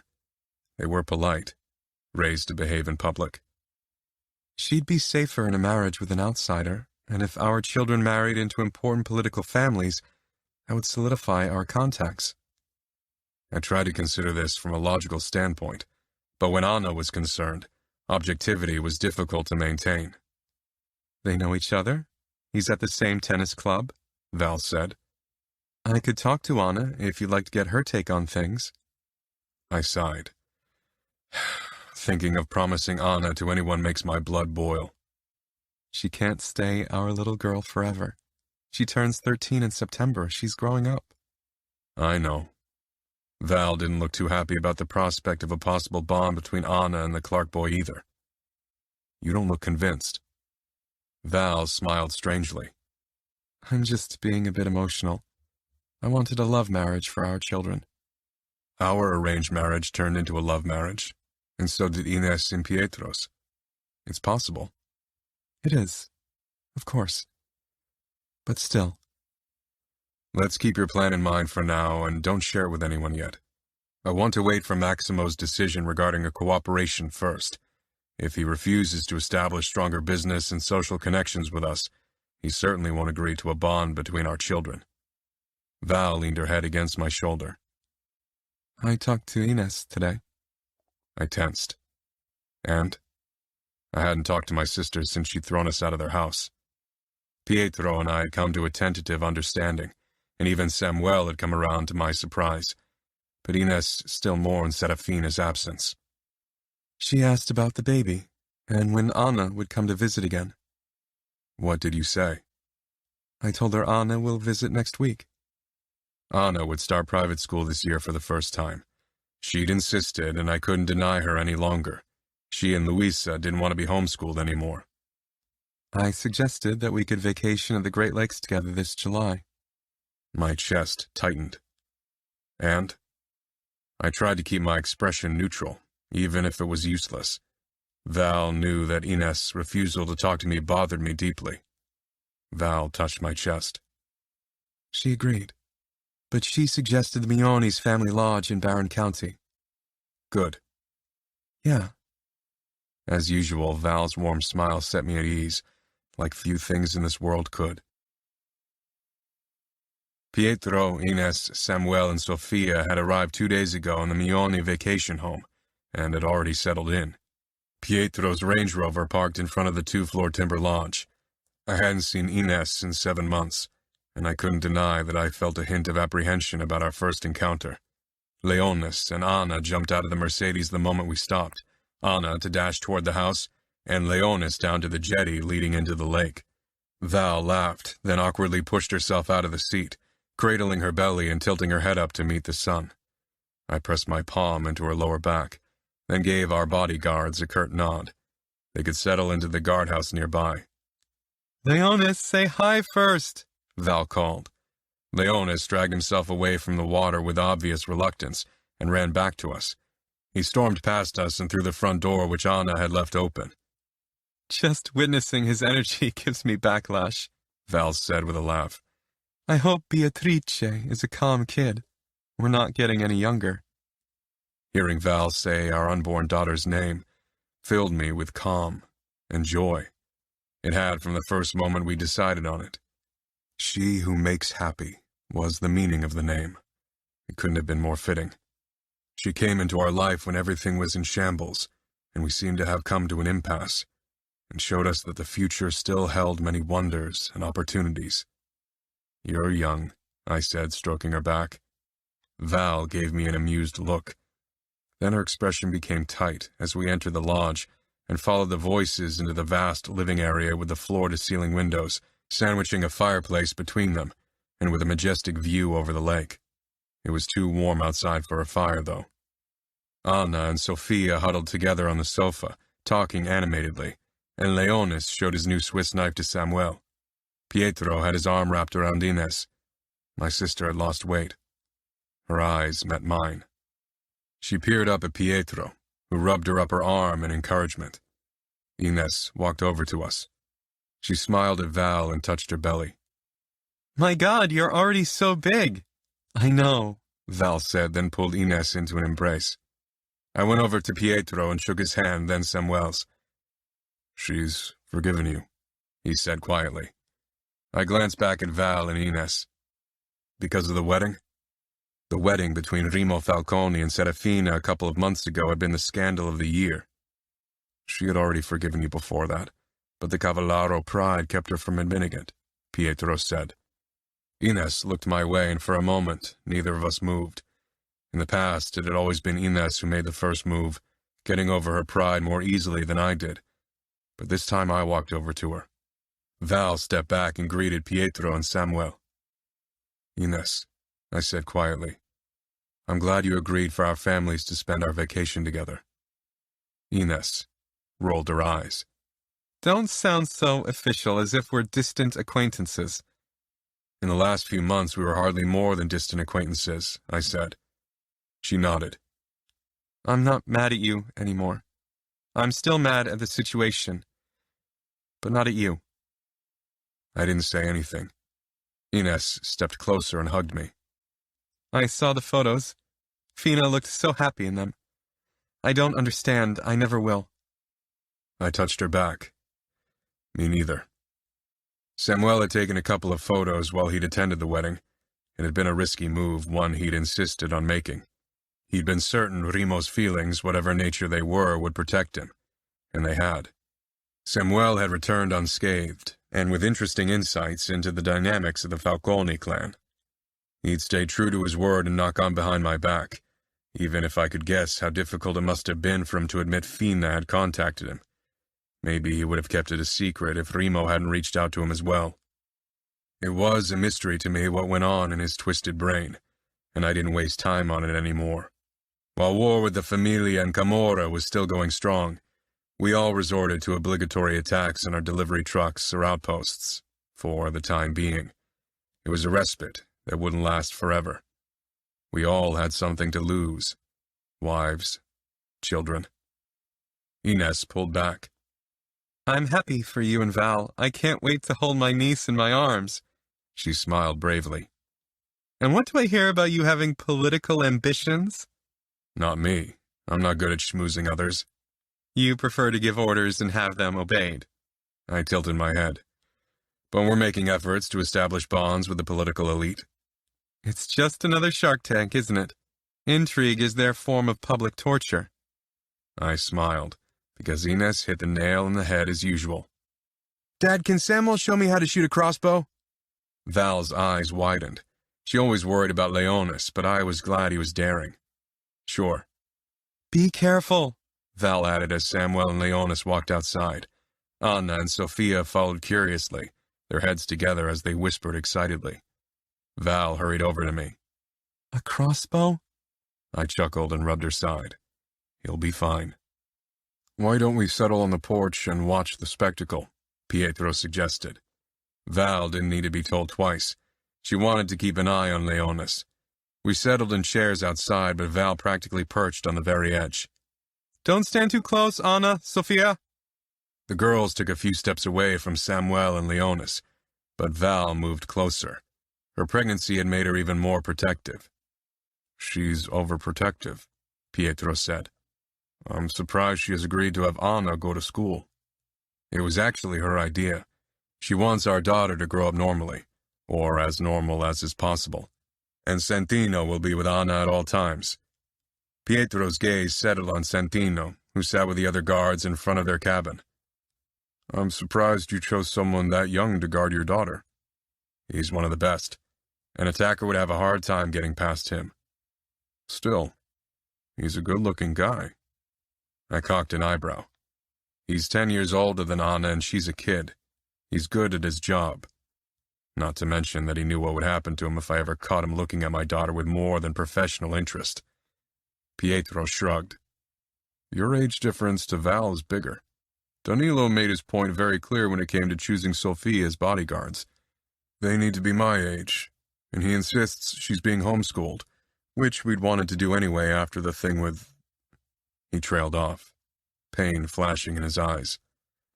Understandable, I said, allowing Pietro to gather himself. The wound of Serafina's loss was still fresh. Maybe it would never heal completely. Anna will probably be promised to Clifford Clark. Pietro looked surprised. Really? His father agreed. He's open to the suggestion. His wife and father are in favor of the bond, and he enjoys spending the money we gave him as an incentive. It's not going to be official for a while. We have to see how things go between us, but it's a possibility. I never thought you'd consider marrying Anna to an outsider. It was a difficult decision, one I still wasn't entirely comfortable with, but Val had made a valid point. Anna would be safe in a marriage with a politician. She'd grown up among made men. She'd be able to handle a mere outsider, and it would open many doors for her. She loved art exhibitions and music. As the fiancée of a politician's son who would undoubtedly follow in his father's footsteps as well, she'd have the opportunity to study art or music. Anna laughed when Leonis missed his target by several yards, and, as usual, it filled me with a sense of peace that had been absent from my life so often in the past. Valentina. Beatrice was born on the hottest day of summer, in the last few hours of August. As with Leonis, I had gone full term. Returning home with our daughter filled me with relief and joy, especially when I saw Anna's and Leonis's excitement over the newest addition to our family. Leonis was relieved over not being the youngest anymore, and Anna was just excited about having a little sister she could potentially dress up. She looks like Leonis, Anna said as she looked down at Beatrice in her crib. Can I hold her? Here. I picked up Beatrice and showed Anna how to hold her. When Leonis had been born, she had been too young to hold him. Leonis watched curiously but made no move to hold her as well. He glanced up at his dad almost questioningly. Dante only smiled, but his eyes followed everything closely. I handed Beatrice to Anna, who cradled her carefully.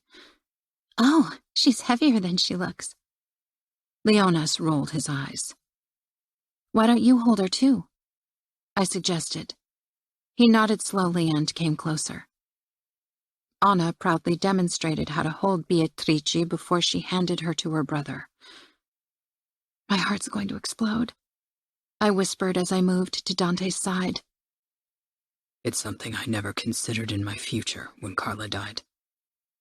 I was willing to give up without a fight, even if it isn't in my nature to admit defeat. I'm glad you came into my life and showed me that love is worth taking risks. I smiled up at him. I know you prefer to take safe gambles, but I'm glad you bet on me. Dante chuckled. A safe bet you aren't, that's true. You keep me on my toes, Val. I've never met anyone who tests my patience more often than you do. I nodded toward Leonis. Give it a few more years. I'm sure he'll fight me for the position. Dante moved his eyes skyward. Don't tempt fate. You don't believe in fate. I don't. But Leonis having your temper can only be fate's way to pay me back. We all just want to keep you young and agile. Dante kissed my lips. Ew! Can't you do that behind closed doors? Leonis shouted, waking Beatrice, who began crying. His eyes grew wide in shock. Dante walked over to him with a stern expression. Troublemaker. He didn't say it angrily, and Leonis only grinned as Dante took Beatrice from him. He rocked Beatrice gently, while Anna hovered next to him. Dante kissed the top of her head, then Beatrice's forehead. Can I call her Bea? As long as she's this small, she can't really say no. Dante said with a chuckle. Anna grinned, her eyes gleamingly excited. I can't wait to dress her up. I've seen so many cute plaid outfits. She's not a doll, Leonis said. You're a dork. Leonis jumped at her and tickled her. She shrieked and tried to shove him off, but he was almost her height. Beatrice mewled. I opened my arms. My cue to nurse her. You can play referee. Dante slid Bea into my arms. All right. Can't be worse than listening to Clark Sr.'s never-ending stories from his youth. Dante let Giovanni and Dario do most of the political schmoozing, but on occasion, it was required for us to make appearances, especially on social events. Working our way into certain circles proved challenging, mainly because we were still regarded as more of an oddity or attraction than a part of the scene. Yet, people were curious, and that was better than suspicion. Dante preferred our circles, the directness of them, our rules. He was doing this for our children, guaranteeing a safer future for all of them, especially Leonis, and I was grateful for it. He was a family man through and through, the best husband and father I could imagine. Bea was down for her nap. At 6 months old, her naptime routine worked like clockwork. Anna and Leonis were in the library doing homework, which would keep them busy for a while. I knocked at Dante's office and slipped in without waiting for his reply. Making time for ourselves had become a challenge with 3 kids and our social responsibilities, so I made sure to use every chance we got. Dante looked up with a hint of annoyance, then he leaned back. He knew the look on my face. How about we go upstairs for a bit? Dante pushed his chair back and motioned me closer. Frowning, I headed toward him. Are you too busy? When I was beside him, he gripped me, turned me around and pulled me down on his lap. He pushed up my skirt, then spread my legs with his thighs. Pressing a hot kiss to my neck, he slipped his hand into my panties and shoved 2 fingers into me. My head fell back as he fingered me. What if someone walks in? I gasped out, but my walls clenched tightly around Dante's fingers, needing more. I hadn't even locked the office, and while the kids would never barge into our bedroom, they might do it in Dante's office. His fingers slowed but didn't stop, and he nipped my throat. They always knock before they enter. Everyone follows my rules, except you, Val. The growly note to his voice made me shiver. I opened my lips to protest, but Dante flicked his thumb over my bundle of nerves. Soon I was panting and grinding myself shamelessly against his hand, and the erection digging into my backside. On your knees, he ordered, pulling his fingers out of me before I'd come.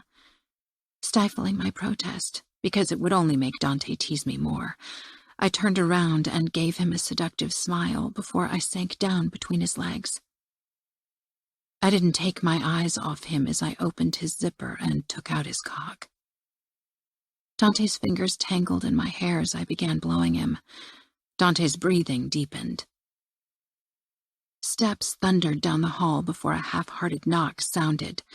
My eyes widened and I jerked back. Dante pushed me under his desk and dragged his chair closer to hide his open pants. Dad, Anna keeps... Didn't I tell you to wait until I give you permission to enter? Dante said sternly. I covered my mouth with my hand, worried my breathing was too loud.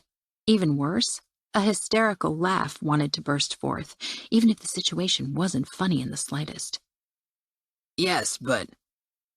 I stared at Dante's erection right in front of my face, and again had to fight down giggles. This was just too much. Is this a matter of life and death? No, Anna said.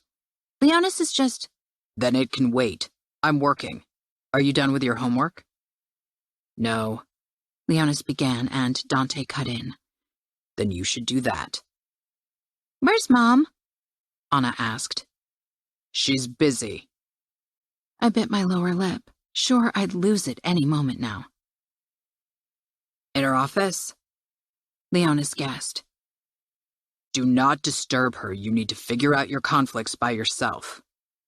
Okay, they said simultaneously. I didn't understand how Dante could talk to them as if nothing was the matter when our kids had almost caught us in the act. I dug my teeth harder into my lip. Now back to your homework. Okay, Leonis grumbled. Then steps sounded and the door clicked shut. I released a small breath, then laughed quietly against Dante's thigh. Dante's fingers tangled in my hair as he pushed his chair back a bit to look down at me. Keep sucking. Dante! He gently pushed me closer to his cock. Suck my cock, Val. With an indignant huff, I took him into my mouth and really worked him deeply. Soon my arousal returned full force, the almost blunder forgotten. Dante's hips twitched, a clear sign that he was getting closer. Enough. I pulled back and Dante got up, holding his hand out for me. I took it and he pulled me to my feet. Bend over the desk. I began to shake my head, but he walked over to the door and engaged the lock. I laughed. Couldn't help it. That was close. He stalked toward me and kissed me hard. Over the desk, Val. Pulling my skirt up to expose my ass, I leaned over the desk, then smiled coyly at Dante, who rubbed his erection slowly. Exposed like this, I felt naughty and impossibly aroused. He stepped close to me and began to rub his tip over my sensitive folds, up and down, parting me. A low groan rumbled in his chest when he pushed in slowly. I gripped the edge of the desk, my eyes rolling back. Soon I had to press my lips together to keep in moans, and Dante's grunts became less controlled as well. I was beyond caring. The library was far enough from the office. Harder, I begged, and Dante complied, digging his fingers into my hips. We were both getting closer when Dante moved back. Turn around, he said. I slowly rolled over until I lay on my back across his desk. We were creating a complete mess on his papers. I'd never cared less. Since Bee's birth, we'd made careful love in our bed at night when the kids were asleep. This was the first wild fuck, and I'd craved it like a drug.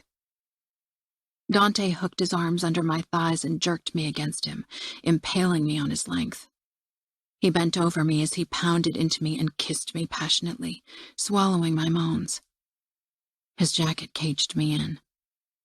God, nothing was sexier than Dante taking me fully clothed in his three-piece suit. The photo frame tumbled off the desk, and a pen holder rattled in the most annoying way. I pressed my heels into Dante's back, arching against him as pleasure radiated from my center into every nerve ending of my body. Dante groaned into my mouth and twitched inside of me as my walls spasmed around him. Wow, I breathed. Dante smiled. Steps thundered down the hall once more. A knock sounded, then the handle moved down, but the lock prevented a debacle. Dante shook his head with an exasperated laugh. The handle rattled. Dad? Leonis called. Is it locked? Anna asked distantly. Dante breathed into my ear. Why did you have to hand down your aversion to closed doors to our son? I giggled into his shoulder, clenching around him again. He sucked in a quiet breath.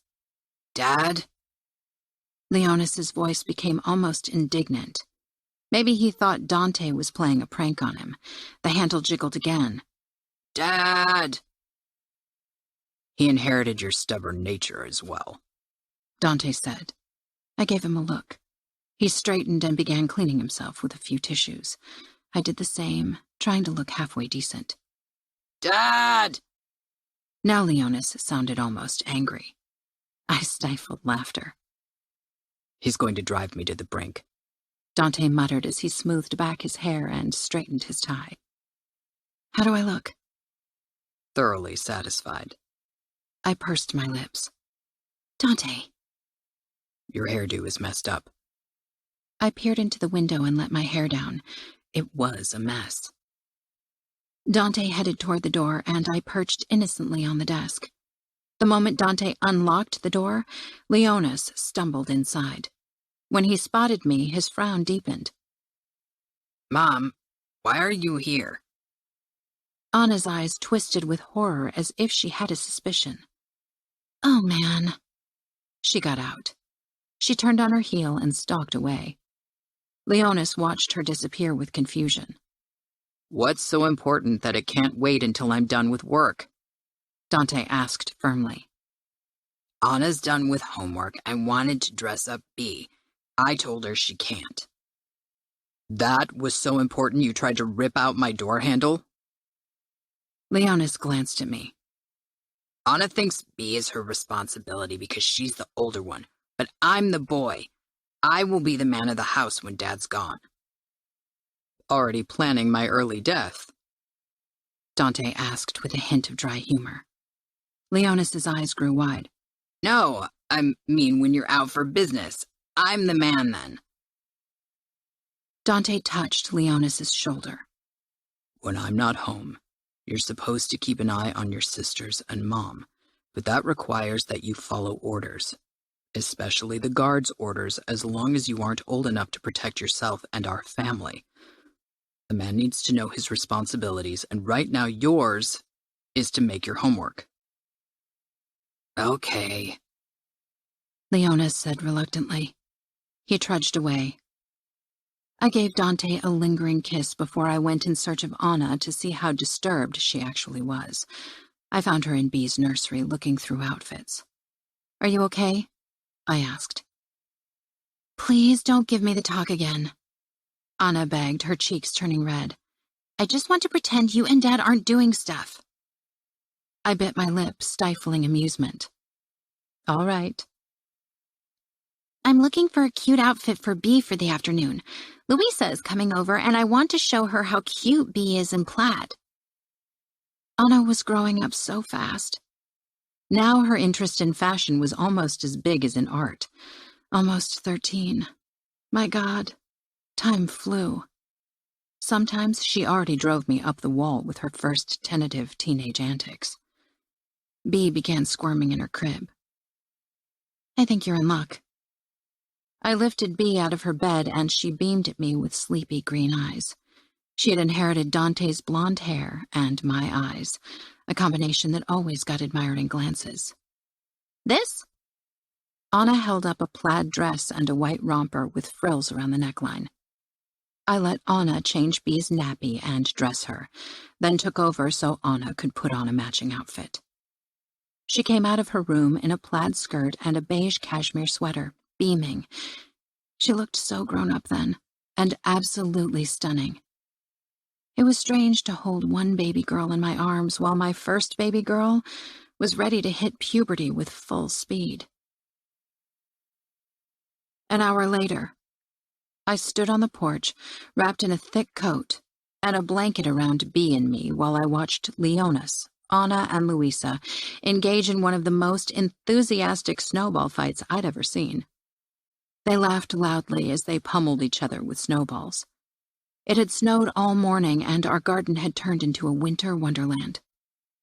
Anna giggled, then shrieked when Leonis's snowball hit her butt.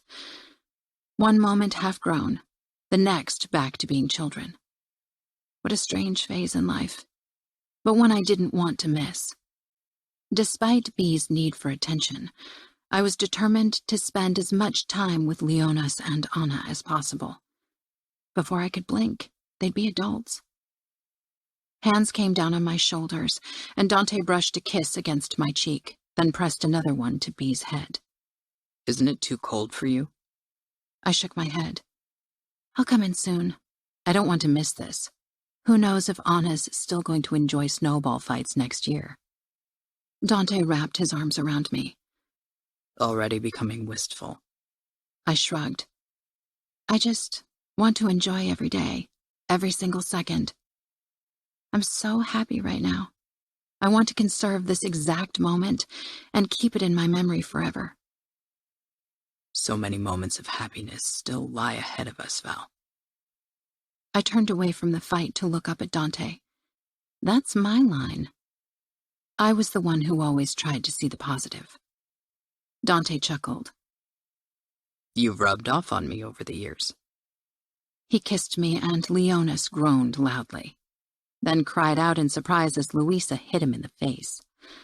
I shook my head, laughing, but then became serious at the look on Dante's face. 14 years. And I'm still waiting for the day when you don't make me love you a little more every second I spend with you. I blinked. That's a lot of love over the years. I got out. But you started on a very low level. Dante ran his thumb over my cheek. I'm not without failure. I've made so many mistakes over the years. You and our children aren't one of them, and every moment of suffering, of pain, of uncertainty was worth it, because it ultimately brought me to this moment. I love you, I said quietly, trying very hard not to cry. Anna had already suffered one moment of mortification today. If I started bawling in front of Louisa without any apparent reason, she'd experience her second. Dante's hold on me tightened. And I love you, and every day a little more, even if it seems impossible. It's a good thing that love's infinite, I said softly. Dante pulled me even tighter against him, and Bee beamed up at him. Leonis and Anna laughed boisterously. Surrounded by endless love. It couldn't get any better than that. This has been Bound by the Past, Born in Blood Mafia Chronicles, Book 7, written by Cora Reilly, narrated by Connor Craze and Ava Lucas. This audiobook was coordinated by TAC Digital Studio. Copyright 2020 by Cora Reilly. Production copyright by Cora Reilly. Thank you for listening.